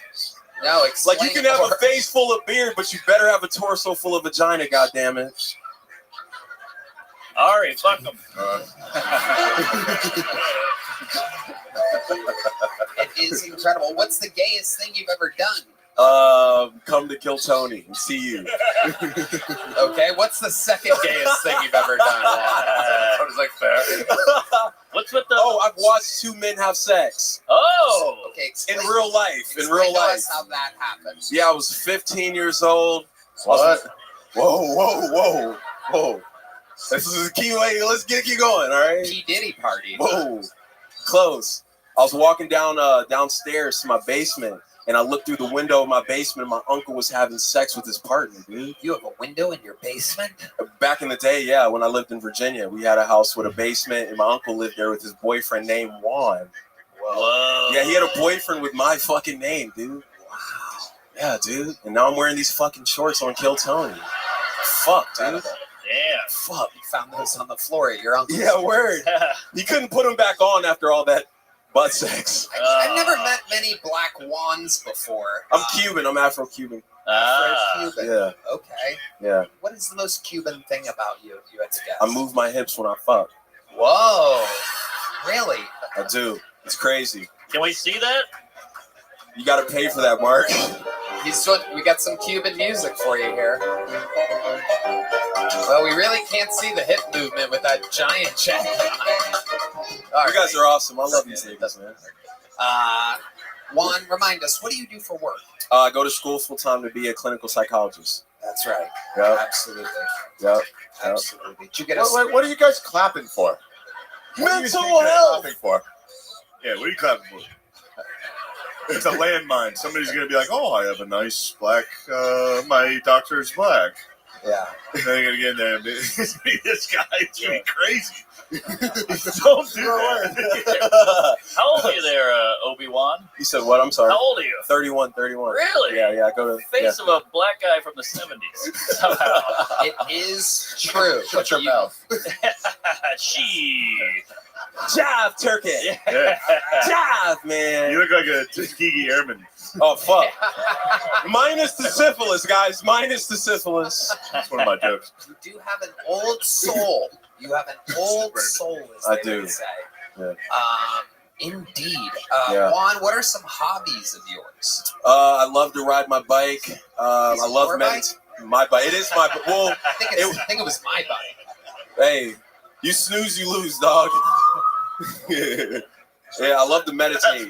I love to meditate. I love to watch YouTube. I'm just a boring person, honestly. I just keep it cool, man. What do you watch on YouTube? Podcasts. Yeah, mind fucking Jordan Peterson type shit. I just like smart motherfuckers, man. I love it. Yeah, dude. Okay. Yeah. Wow. Yeah. You are like a white guy trapped in the blackest body. This is my radio. I love it. Fuck yeah. So, what are you most looking forward to helping people with psychology? Like, what's I mean, I'm doing this shit for free now. I didn't really pick this profession. This shit kind of picked me. So I was like, fuck, all right, let's get paid for it now. Fuck. Yeah, so. We never picked you. Nah, I'm just messing.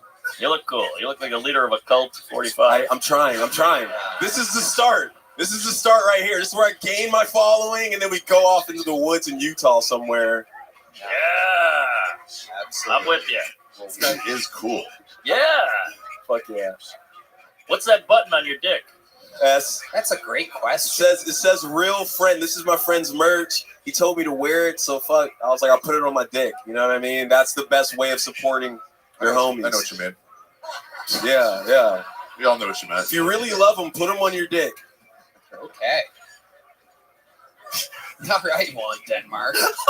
Interesting. Your first name is Juan, and your last name is Denmark. Yeah. Denmark is from Denmark Vesey's. He's a slave revolter.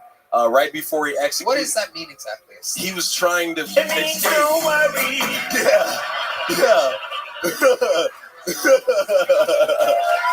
Red band. Give me the red band with a home run sound effect. Yeah. Here it is. Ready for it? Red band. Red band with a big funny. Big funny for red band. Just bought yourself another month, Red Band. Staying alive, dog. What's up? All right, you also Okay, there's 2 weeks. 2 weeks off. You can handle success. One good joke. What's up? Unbelievable reference. What do you got? Another Charlotte's Web joke up your sleeve for us? That was funny. I cannot wait to Hennessy what happens next with you, Juan Denmark. Congratulations, you already have a big joke book. We'll see you again soon on the show. There he goes, Juan Denmark, everybody. All right, back to the bucket we go. And your next comedian goes by the name of... It will be the comedy stylings of Jake Coulter, everybody. Jake Coulter is next. Here comes Jake Coulter.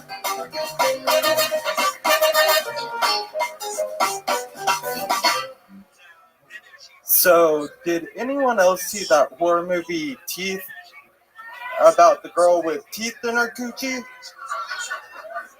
Yeah, that shit fucked me up so bad that now every time I sleep with the girl, I feel like I have to eat her out because that's my way of like checking for monsters under the bed.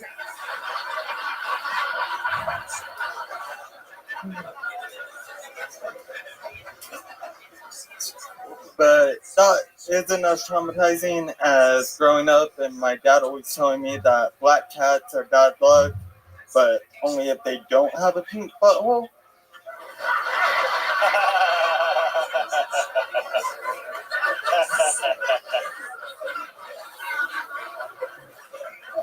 Yeah, so now every time I sleep with a black girl, I feel like I have to eat her ass first.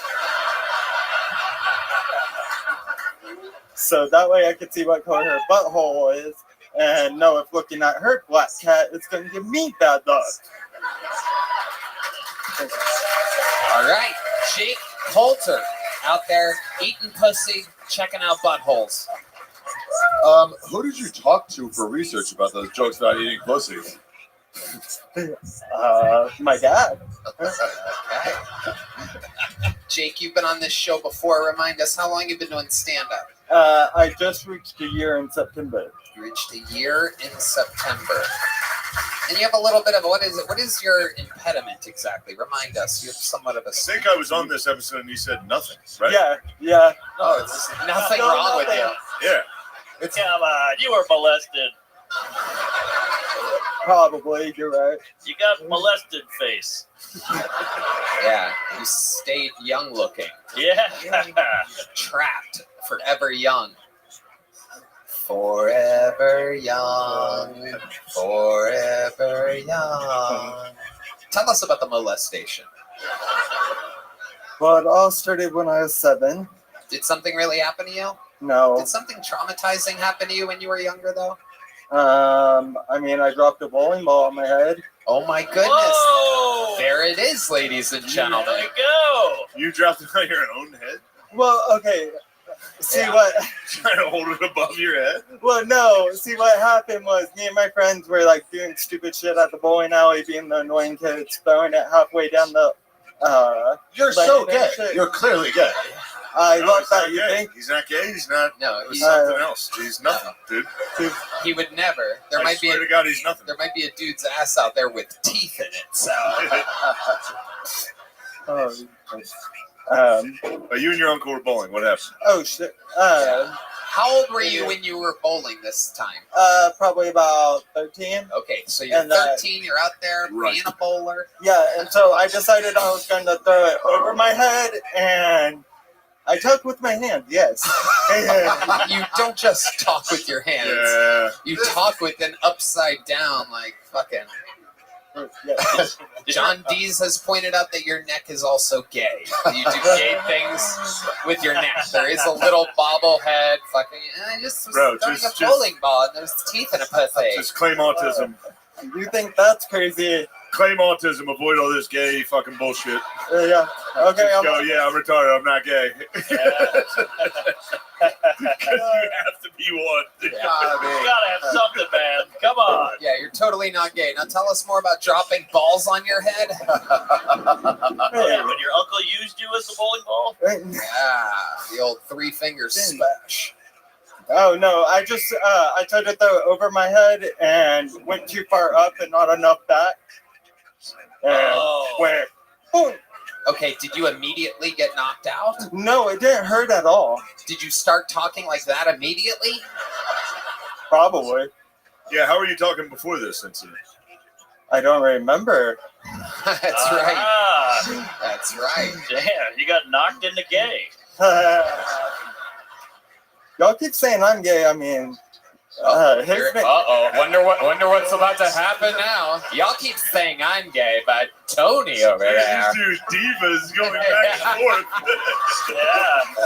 You two queens. He's gonna scratch you. Don't say I'm gay. Right. Attack me at your own risk. Yes. What do you do for work? I'm unemployed now. How did you lose your job? They didn't tell me. They just told me that Texas is an at-will state. It's an at-will state, and they didn't need my services no more. What was the job before? Domino's, Dollar General. What? Dollar General? Dollar General. Wow. Oh my goodness. Yeah. You're right. You got fired from Dollar General? Yes. What's this? What's the state have to do with it? What's an at-will state? At-will state means they don't have to give a reason for firing me. Yeah, see, now you can tell them. You can say I'm a gay. Oh yeah, you should. Oh yes. Good luck firing me now. Yeah. You let your pride get in the way of a juicy lawsuit. Yep. You're right. Yeah. I might be gay. If I can sue him, I'll say I'm gay. Hell yeah. Don't believe it. I bet. Yeah. Gays in the military. Your lawyer's gonna go, Your Honor. You're right. Come on. You're like, don't ask, no need to tell. Sorry. Sorry. I mean, I've been called gay my whole life. That ain't nothing new. Oh, okay, great. Yeah, no. I just think it's crazy how his name's Tony and his favorite place to be is on his toe knees. Oh boy. Wow. Got his ass. Wow. I felt pretty good. I don't think I'll ever survive. Yeah. So how do you live without having a job? How long ago were you fired from Dollar General? Today. You were fired today? Today. You went to work today, and they told you your services are no longer needed. No, corporate called me and told me my services were no longer needed. How long have you been working at Dollar General? Since June. Okay. You got fired. That's pretty long. Today. There you go. Whoa. Oh my goodness. Was that a 10, Ari? Was that a $10 bill? It was a 20, but I thought it was a 1 until it was in his hands. And then it was rough, but I felt wrong about moving it away. Now you've donated to a gay charity. That's right. Yeah, I just found out I'm gay, so if there's more money, I'll be gay. That's how it starts. Yeah. Wow. Jake, what size joke book did you get last time you were on? I got a big one. Okay. I bet you got a big one. Yeah. There he goes. Jake, your jokes were really good, though. You did good. That was funny. No, you did good. We're just making job for being good. That's you were funny. The sad, sweet kid. It's kind of a sad turn. All right. Let's do another special treat, ladies and gentlemen. One of the most prolific regulars in the show's history. I present to you a brand new minute from one of the hardest working men in all of the Austin, Texas comedy scene. This is the return of Cam Patterson, everybody.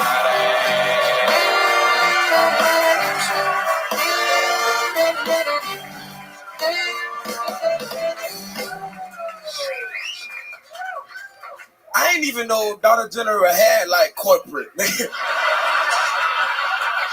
just imagine a guy like me like, fuck nigga, you're fired. It's over, boss. Get the fuck out of here, dog. It's over. Damn. I was in LA. I was around the fires. I was there. I blame the gays. That's who I blame for. It's funny because I was riding around and I see like all the houses on fire and shit. And you know what was crazy? You know what was still standing? All the ash and the rubble and all the fire, what was still standing was brick chimneys. Why not make the houses out of that next time? That made the most sense ever, you fucking dumbass niggas. Hey, why would you make the house out of matchsticks, you fucking dumbass? That's crazy, dog. Also, it was funny. I was riding around and I saw a lot of people evacuating their houses and shit like that. And you know what I didn't see? A lot of dogs. No dogs. Yeah, you on, young white bitch. You know who happy? Asian niggas. They are happy as fuck. All right, I'm done. That's good. Get me out of here. Perfect. Damn. Why don't they make the plane out of the black box? I don't know. You ever think about that? No. Too young. He would never have heard that. No, I know. I don't think he stole it. I know. It's just funny. He's like, yeah, good question. That is a good question. Yeah.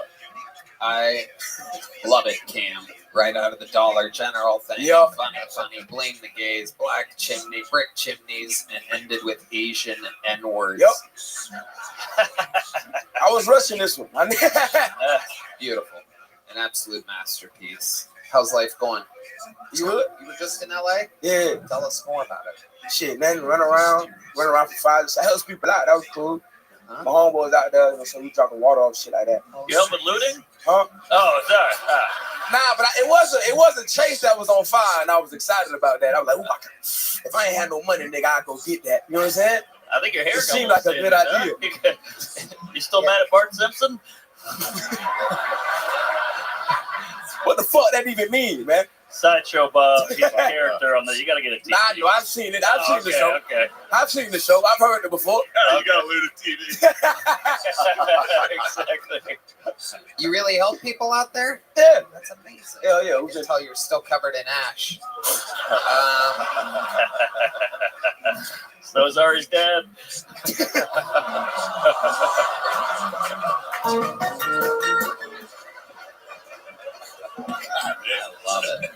I love it, Cam. What else is going on? Ain't shit. Just run around on the road, shit like that. Yep, you're crushing it. Yeah. Life is good.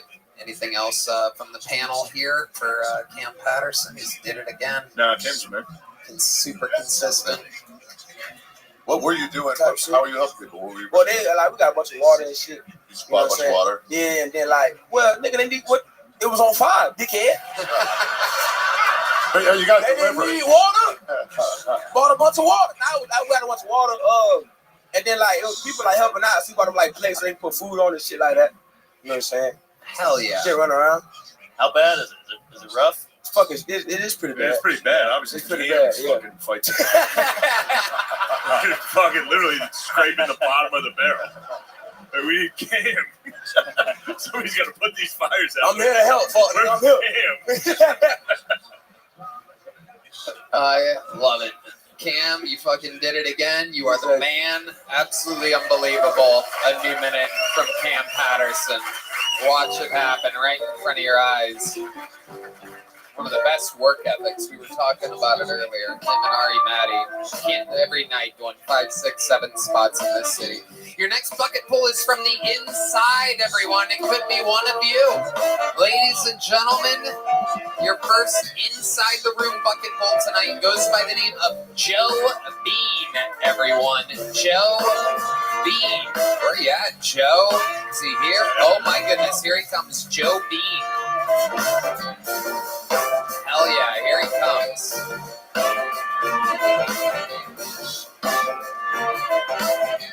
You guys still having fun out there, huh?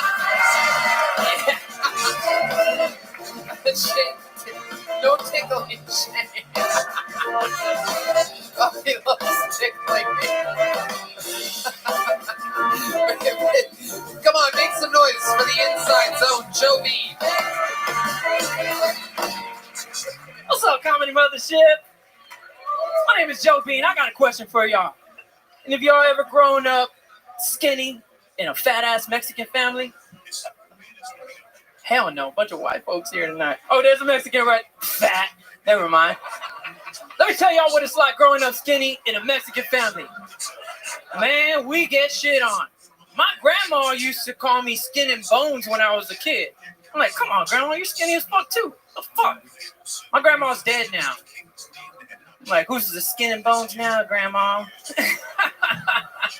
No, but I imagine growing up skinny in a Mexican family is a lot like growing up light-skinned in a black family. They get shit on, too. They definitely get shit on, too, right? But I have a theory. I think it's mainly because I think they're jealous. Like my family, I think it's just that they're jealous, right? Because physically, scientifically, they can't get any lighter, right? They're just mad. They're fucking mad. The same as my fat-ass cousins, right? There's nothing they can do to get any lighter. These motherfuckers eat Ozempic for dinner. Ain't lose a single fucking pound. All right, my name's Joe Bean, that guy. Yeah. Joe Bean. Shockingly good for an inside the room bucket pull. Great setups. A lot of good setups. Yeah, setup after setup. Great premises. Yeah. Stops with the setups. The jokes, we'll find them. It did. You got to laugh off of just laughing about it being like light-skinned people in a black family. The point to the because I was in direct eye line of you pointing at the Mexican guy, you called him fat. He literally was like, "The fuck, dude! I'm the only one trying to help you." Yeah. He's fat though. You are thick. You could slip right through a border wall. Yeah. It is incredible. How long you been doing stand-up? About a year and a half. Okay. And how long have you been a championship horse rider? All my life, Tony. Is that really? Do you do that? No, actually, that is your calling. Do you know that? You do have full jockey head. Yeah.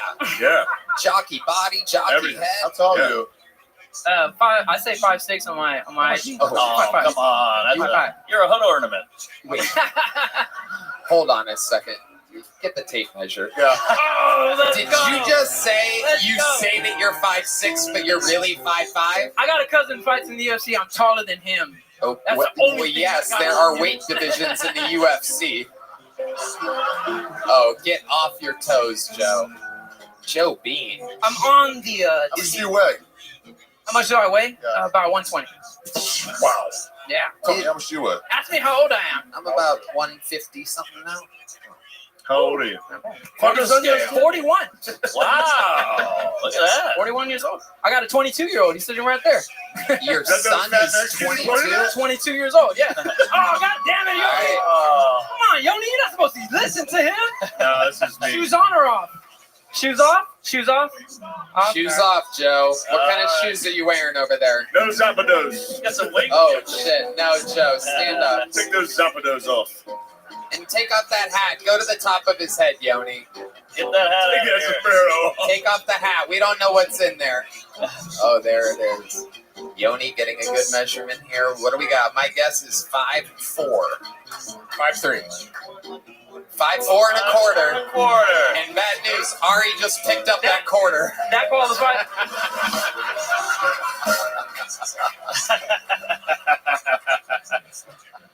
I'm still going to put 5'5" on Tinder now. Yeah, you're 5'5". Fuck that. You're 5'5". What nationality are you? You haven't mentioned it. Yeah. Are you What the fuck kidding you talking me? about? His last name is I'm fucking Jewish. Bean. Come on. Is Bean short for something? Beaner. There you go. Yeah, 100%. That was my nickname for years, and then I started getting white friends, and they're like, I can't do that. I can't call you Beaner. Wait, you had Mexicans calling you Beaner? Yeah. God damn. Oh, we're the most racist people ever. I know, but you know. Yeah, but it's yeah. cool, right? We love the Mex. You said you guys will be leaving soon. But, you know. Hey, I don't make the rules. I got 2 weeks. I got 2 weeks in weeks. You have a 22-year-old son? I have a 22-year-old. How old are you? I'm 41. 41. 19. Incredible. See, you did what your people do. That's right. You just made a baby as fast as you can. But I raised him on my own. So I did the opposite, right? I was actually a father all his life, right? Wow. So it's incredible that he had someone to look down to his whole life. You son of a bitch. You little shit. You son of a bitch. Today, but you're Mr. Bean? I'm Mr. Bean. Oh my God. I actually was gonna sign up as the Bean. The Bean? Right? Nice. The Bean that Tony doesn't know, right? About, but they didn't let me. They said you gotta sign up as what you go up as a Bean's joke. great. Mr. Yeah. Bean's nuts. Yeah, Mr. Bean's funny. Mr. Bean's hilarious. Yeah, I talk a lot more than that motherfucker. I tell you what. Unfortunately. So what do you do for work being such a short Texan? I'm an IT operations manager. A what? IT operations manager. Okay, that makes sense. Do you actually crawl in the computers? Do they send you in the desktops? Do you eat the computers, you motherfucker? No, mine was funnier, bitch. I know. Oh my goodness. You'll never get my I delicious cookies. Yeah, I produce podcasts as well. You know, I produce 2 podcasts and on my side, on the side. And, You should have Rabbi on your secret and then show. I have 2 young kids. Wow. Look at that. Yeah. Wow, 2 beans on a pod. So what does your son do for work? We know that a 22-year-old, that means that he's been working for at least 13 years. So what is Bro, I had my first job at 10 years old. My son, he works on cabinets for work. Yeah, construction. Okay. Does he live in one? Did he sign up tonight? built mine. He doesn't do stand-up, right? No, he doesn't do stand-up. How tall is he? He's my height. Probably exactly. I'll bet you he's a little bit taller. Does anyone want to bet? He's trying to yell out and say, I'm taller. Come on up here, little bean. Yeah! It's a family affair. Thank you, bro.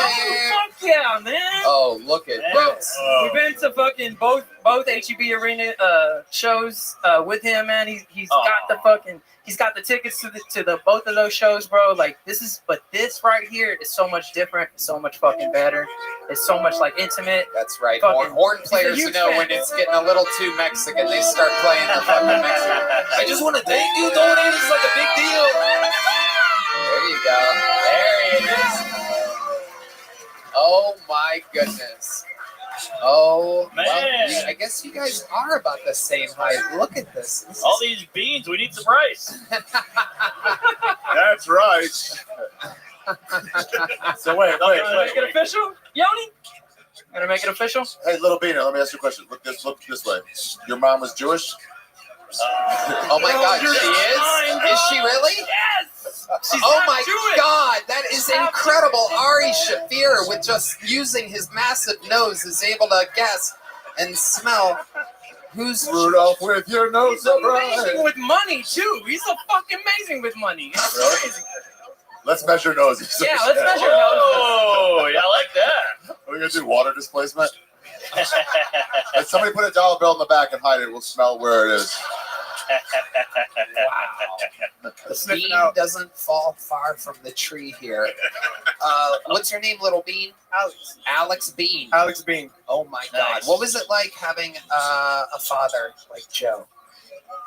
Now's your chance to tell the world. I mean, pretty much like you said, I get to look down to him, and You guys ever fight? It'd be like a fucking 12-round flyweight. It'd be like a classic if you guys fought. Yeah. When you were in school and you were young and you were bad and you had to hit you, did you just laugh? No.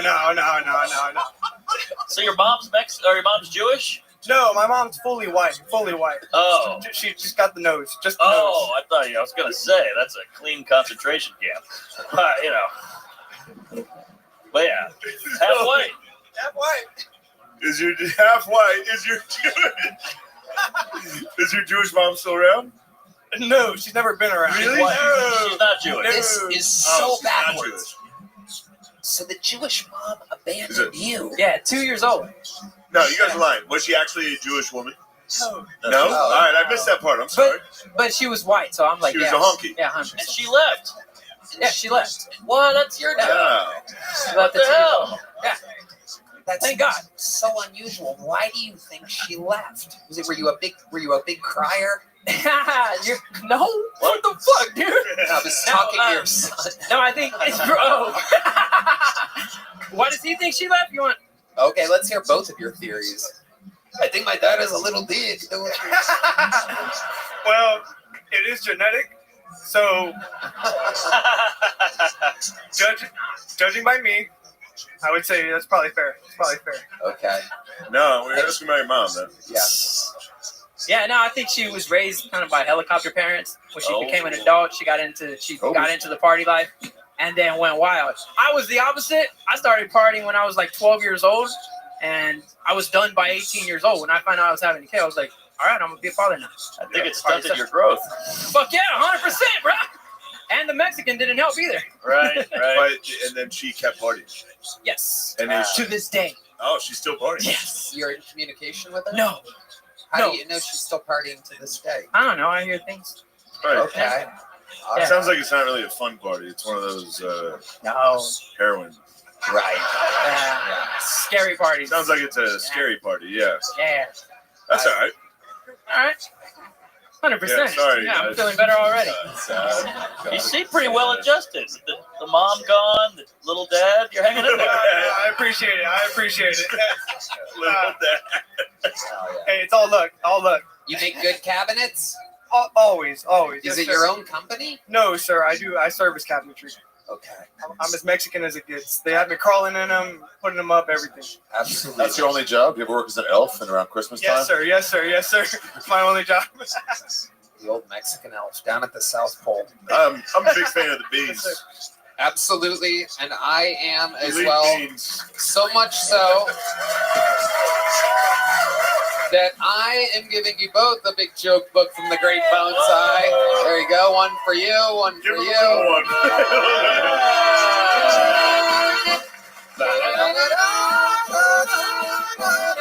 Oh, sweet guys. Absolutely. Wow, that's pretty. Hell yeah, from Bean Light to Bud Light Thank for you. Shane Gillis, from Brown Claw to White Claw for Ari. Thank you. Ladies and gentlemen, your next bucket poll goes by the name of David Lynham. Everybody, David Lynham. What could possibly happen next?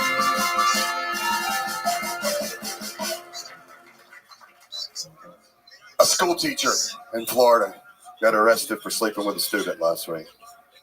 It's like a thing now, right?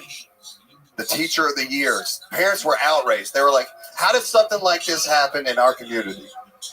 And I'm here to tell y'all, who do you think's voting for teacher of the year? It's the students that are fucking the teachers. It's a hell of a campaign to go. I'm not saying there's a correlation. Look, I'm not saying there's a correlation, but it does seem like ever since this broke out, the school shootings have gone down. Am I right? It does feel like the teachers got together and they were like, hey, we can solve this shit in-house, you know? We can stop it. We're going to start a detention. We're just going to run it a little bit different, you know? My son sees this shit on the news. I asked him the other day, I said, do you ever fantasize about one of your teachers? He's like, Dad, you're disgusting. No, that's gross.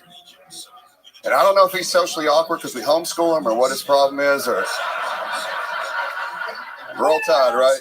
I mean, if he can make his mom come, at least somebody in this fucking house can get it done, you know? That's my time. Thank you. David Lynham with a funny set. Hello. You're much funnier than you looked like you were going to be. When you I swear to God, you see how slow it was at first? They didn't like it? No. Because of the earring in your ear and your hair. Yeah. I look like the singer of Creed. I get that all the time. Yeah. But, oh, he spit a lot. That was, that's all right. Guys, I'm sorry. I'm a little bit drunk. I've been hanging out with autistic people at Poor Choices for fucking 2 hours, dude. This guy definitely rules. Yep. There's the Sham Wow guys over there, if y'all want to know. The pitch guy. Is he really? The punch the hooker. He's walking around. Slow me. Yeah. Get him over here. His handler is wearing a ShamWow hoodie. He signed up for the show. No, he's over there fucking talking to people, dude. It is bizarre, dude. I'm so glad to be here with y'all, dude. I can't believe I got called. And on top of that, this panel's great, but God, can't wait to get out of there, dude. He directed a movie I was in.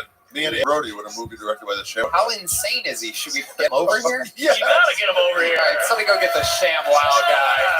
Sham Wow. You gotta love it. A random Monday night in Austin, Texas. Go find that guy. Got the Sham Wow guy. Got people in the front row drinking glass.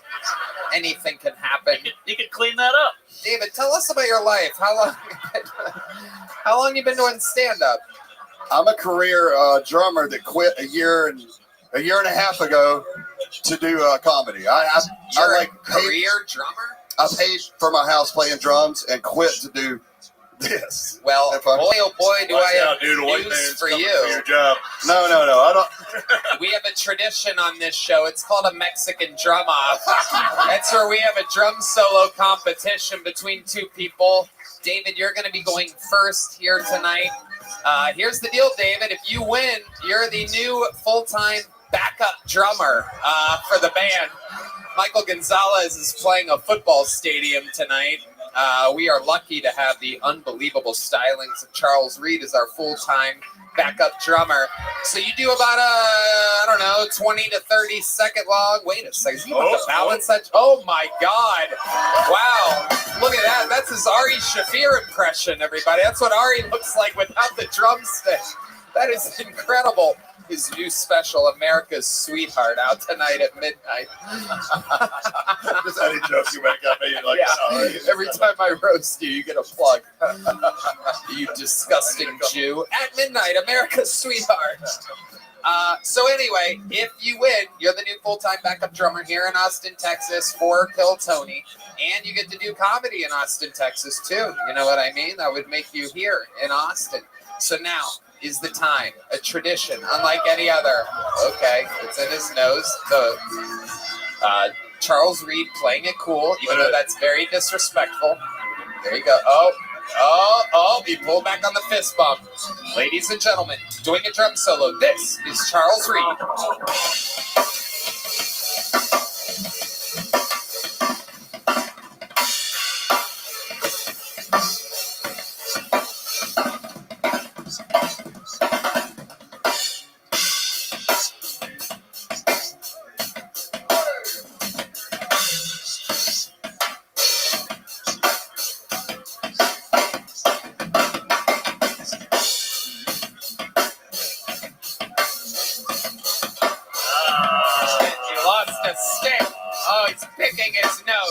All right, there is David Lynham with a drum solo, ladies and gentlemen.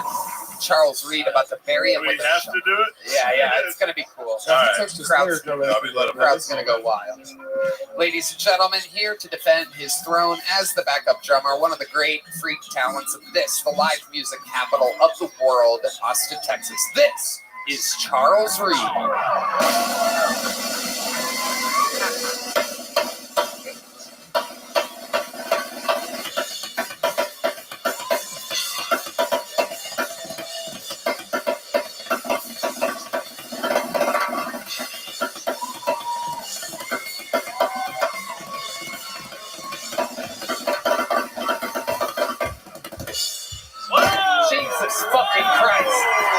One of the most unbelievable ass beatings we've ever seen. Wow. Whoa! Hey. Yeah. That was a close one. I think Charles is better at drumming and comedy.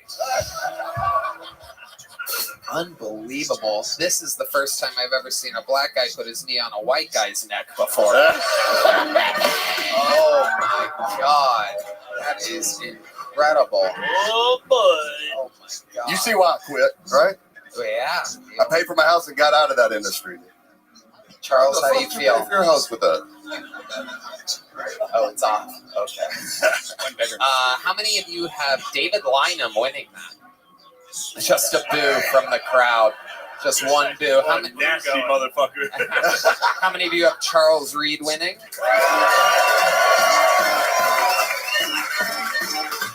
But good news, David. Your set was good. Anything else crazy we should know about your life before letting you go? I worked for the drummer for Guns N' Roses for a couple of years. And, what was that like? Babysitting. Did you make him feel better about his talent? Hey, I'm telling you, it was a full-time job. Like a lot. What was the name of your band? Lynham. Wow. Yeah. We toured. Called Lynham? You didn't name I didn't name it. I didn't name the band. I would never name the band my last name, but you did. Yeah, but no. But then you did. No, I did not. The rest of the band called it that. We were last in line when they were going out band names, obviously. It gets misspelled on every marquee across the country. So. Yeah, a lot of marquees.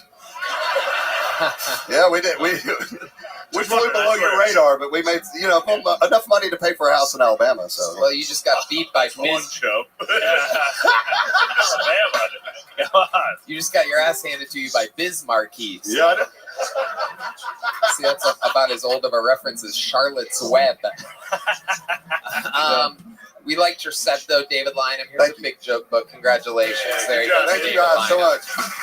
On to the next one. We're flying through it here tonight. Your next bucket pull goes by the name of DK, everyone. DK. Thank you. Here's DK. One more time for DK, everybody. These people wait all evening for this opportunity. Most people these days aren't too smart. The reason why I say that is because most people think digging is the way that you end up finding oil. That's not necessarily the case. Another way is looking for terrorists and weapons of mass destruction. A little bit about myself. My birthday is 4/20. For most people, that's a day of celebration, right?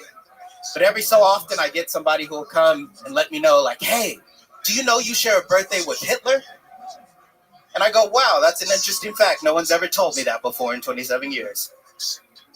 And they go, how does it feel to share a birthday with such a bad guy? And I go, who, Hitler? They go, yeah, Hitler is well known for killing 4.6 million Jews in Germany. And I go, okay, but like, what did he do wrong? For those of you who are smart in the crowd, you would have heard that joke and go, wow, 4.6 million, that guy must be off. But the thing is, I don't necessarily count the women.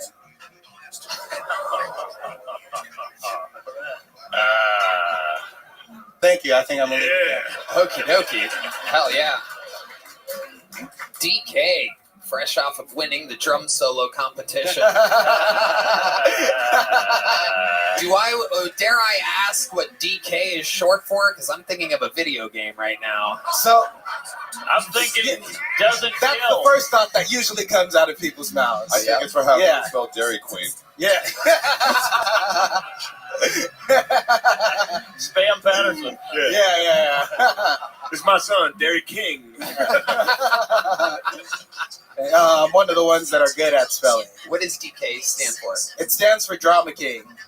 What? It stands for Drama King. That is what it means. Oh, okay. Did your parents give you that, or did you do that one? I did that one, clearly. Well, I don't know how clear. Well, my friends did that one, but I rolled with it.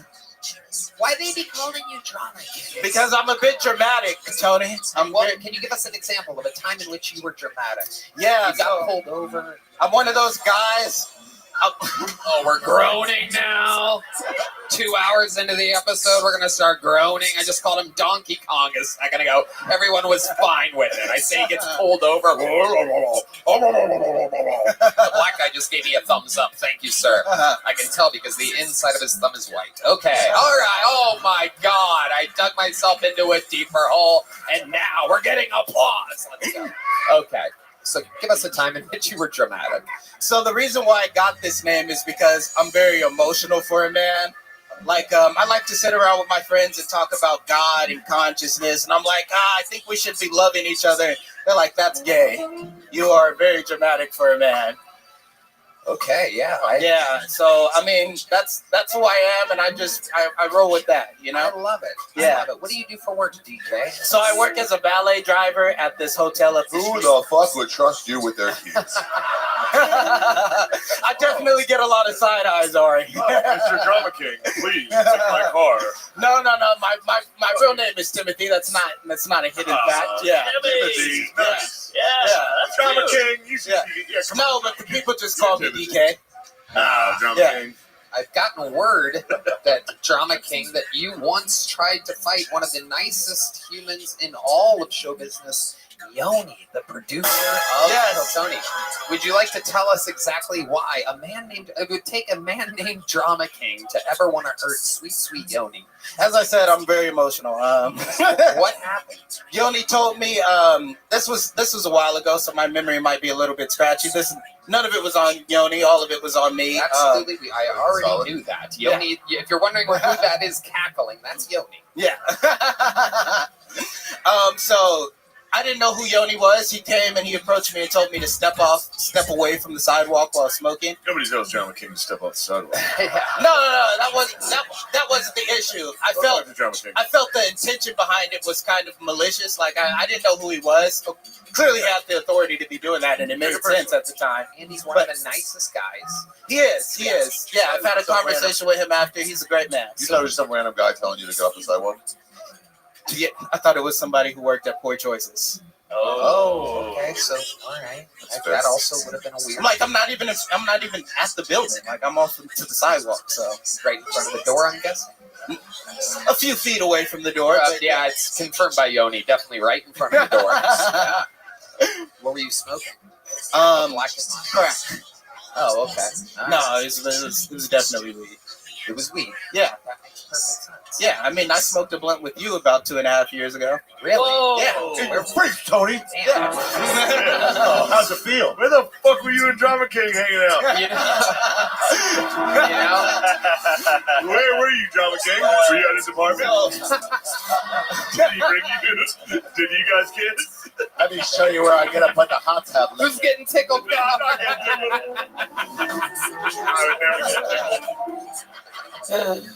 Where did we smoke this blunt? So it was at the back of the creek in the cave. Yeah. That's where all the lovemaking happens, Drama King. Yeah. It was during a Legion of Skank show. You came out in a cowboy outfit. There was pretty much no track.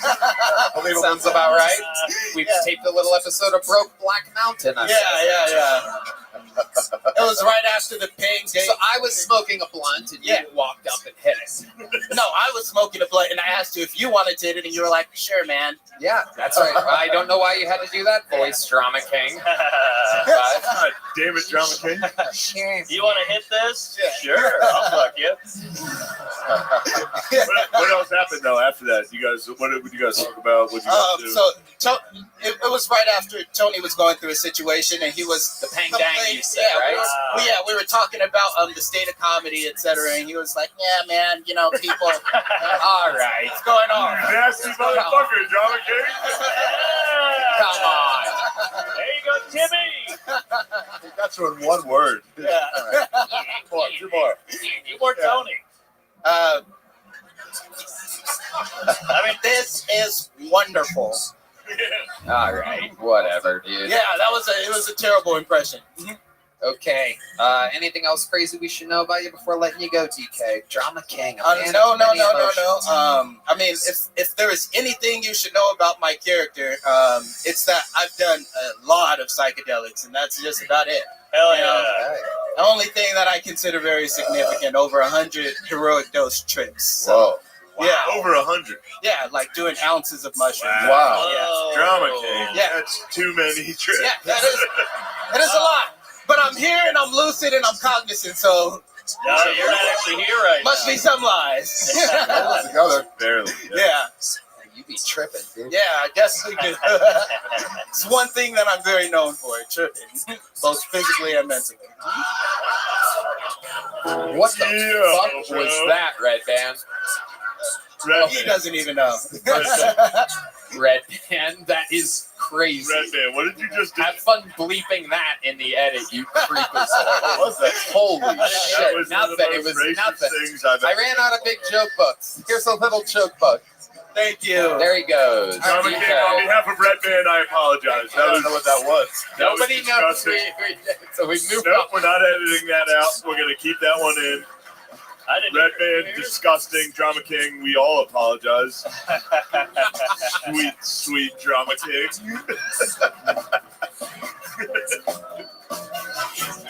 All right. What the fuck were you doing? What'd you think that was? That was actually a mistake.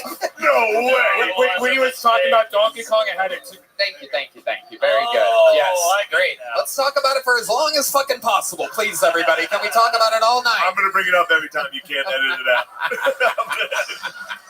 I'm going to bring it up 5 more times. Red so you Band, edit it. only Red Band. It was. Red Band pressed the fucking monkey sound effect. Oh! Red Band. Yeah, where we at time-wise? Edit this out. Now I'm going to bring it up. But Red Band literally pressed a fucking monkey sound effect. Wow. For 1 second and caught himself. But it was just enough. You just heard that. By the way, that Donkey Kong sound effect. Oh, Donkey Kong. Red Band, please. Come on, man. For the love of God, everyone, can we please stop fucking talking about it? Can we I move can't on? believe that. Stop monkeying around up here. Are we having fun tonight? Ladies Ladies and gentlemen, I have no idea what's about to happen. Austin is so crazy that sometimes you have special treats that pop in. Ladies and gentlemen, I'd like to present to you here to be on the podcast for a bit. This is indeed the ShamWow guy, Vince Offer.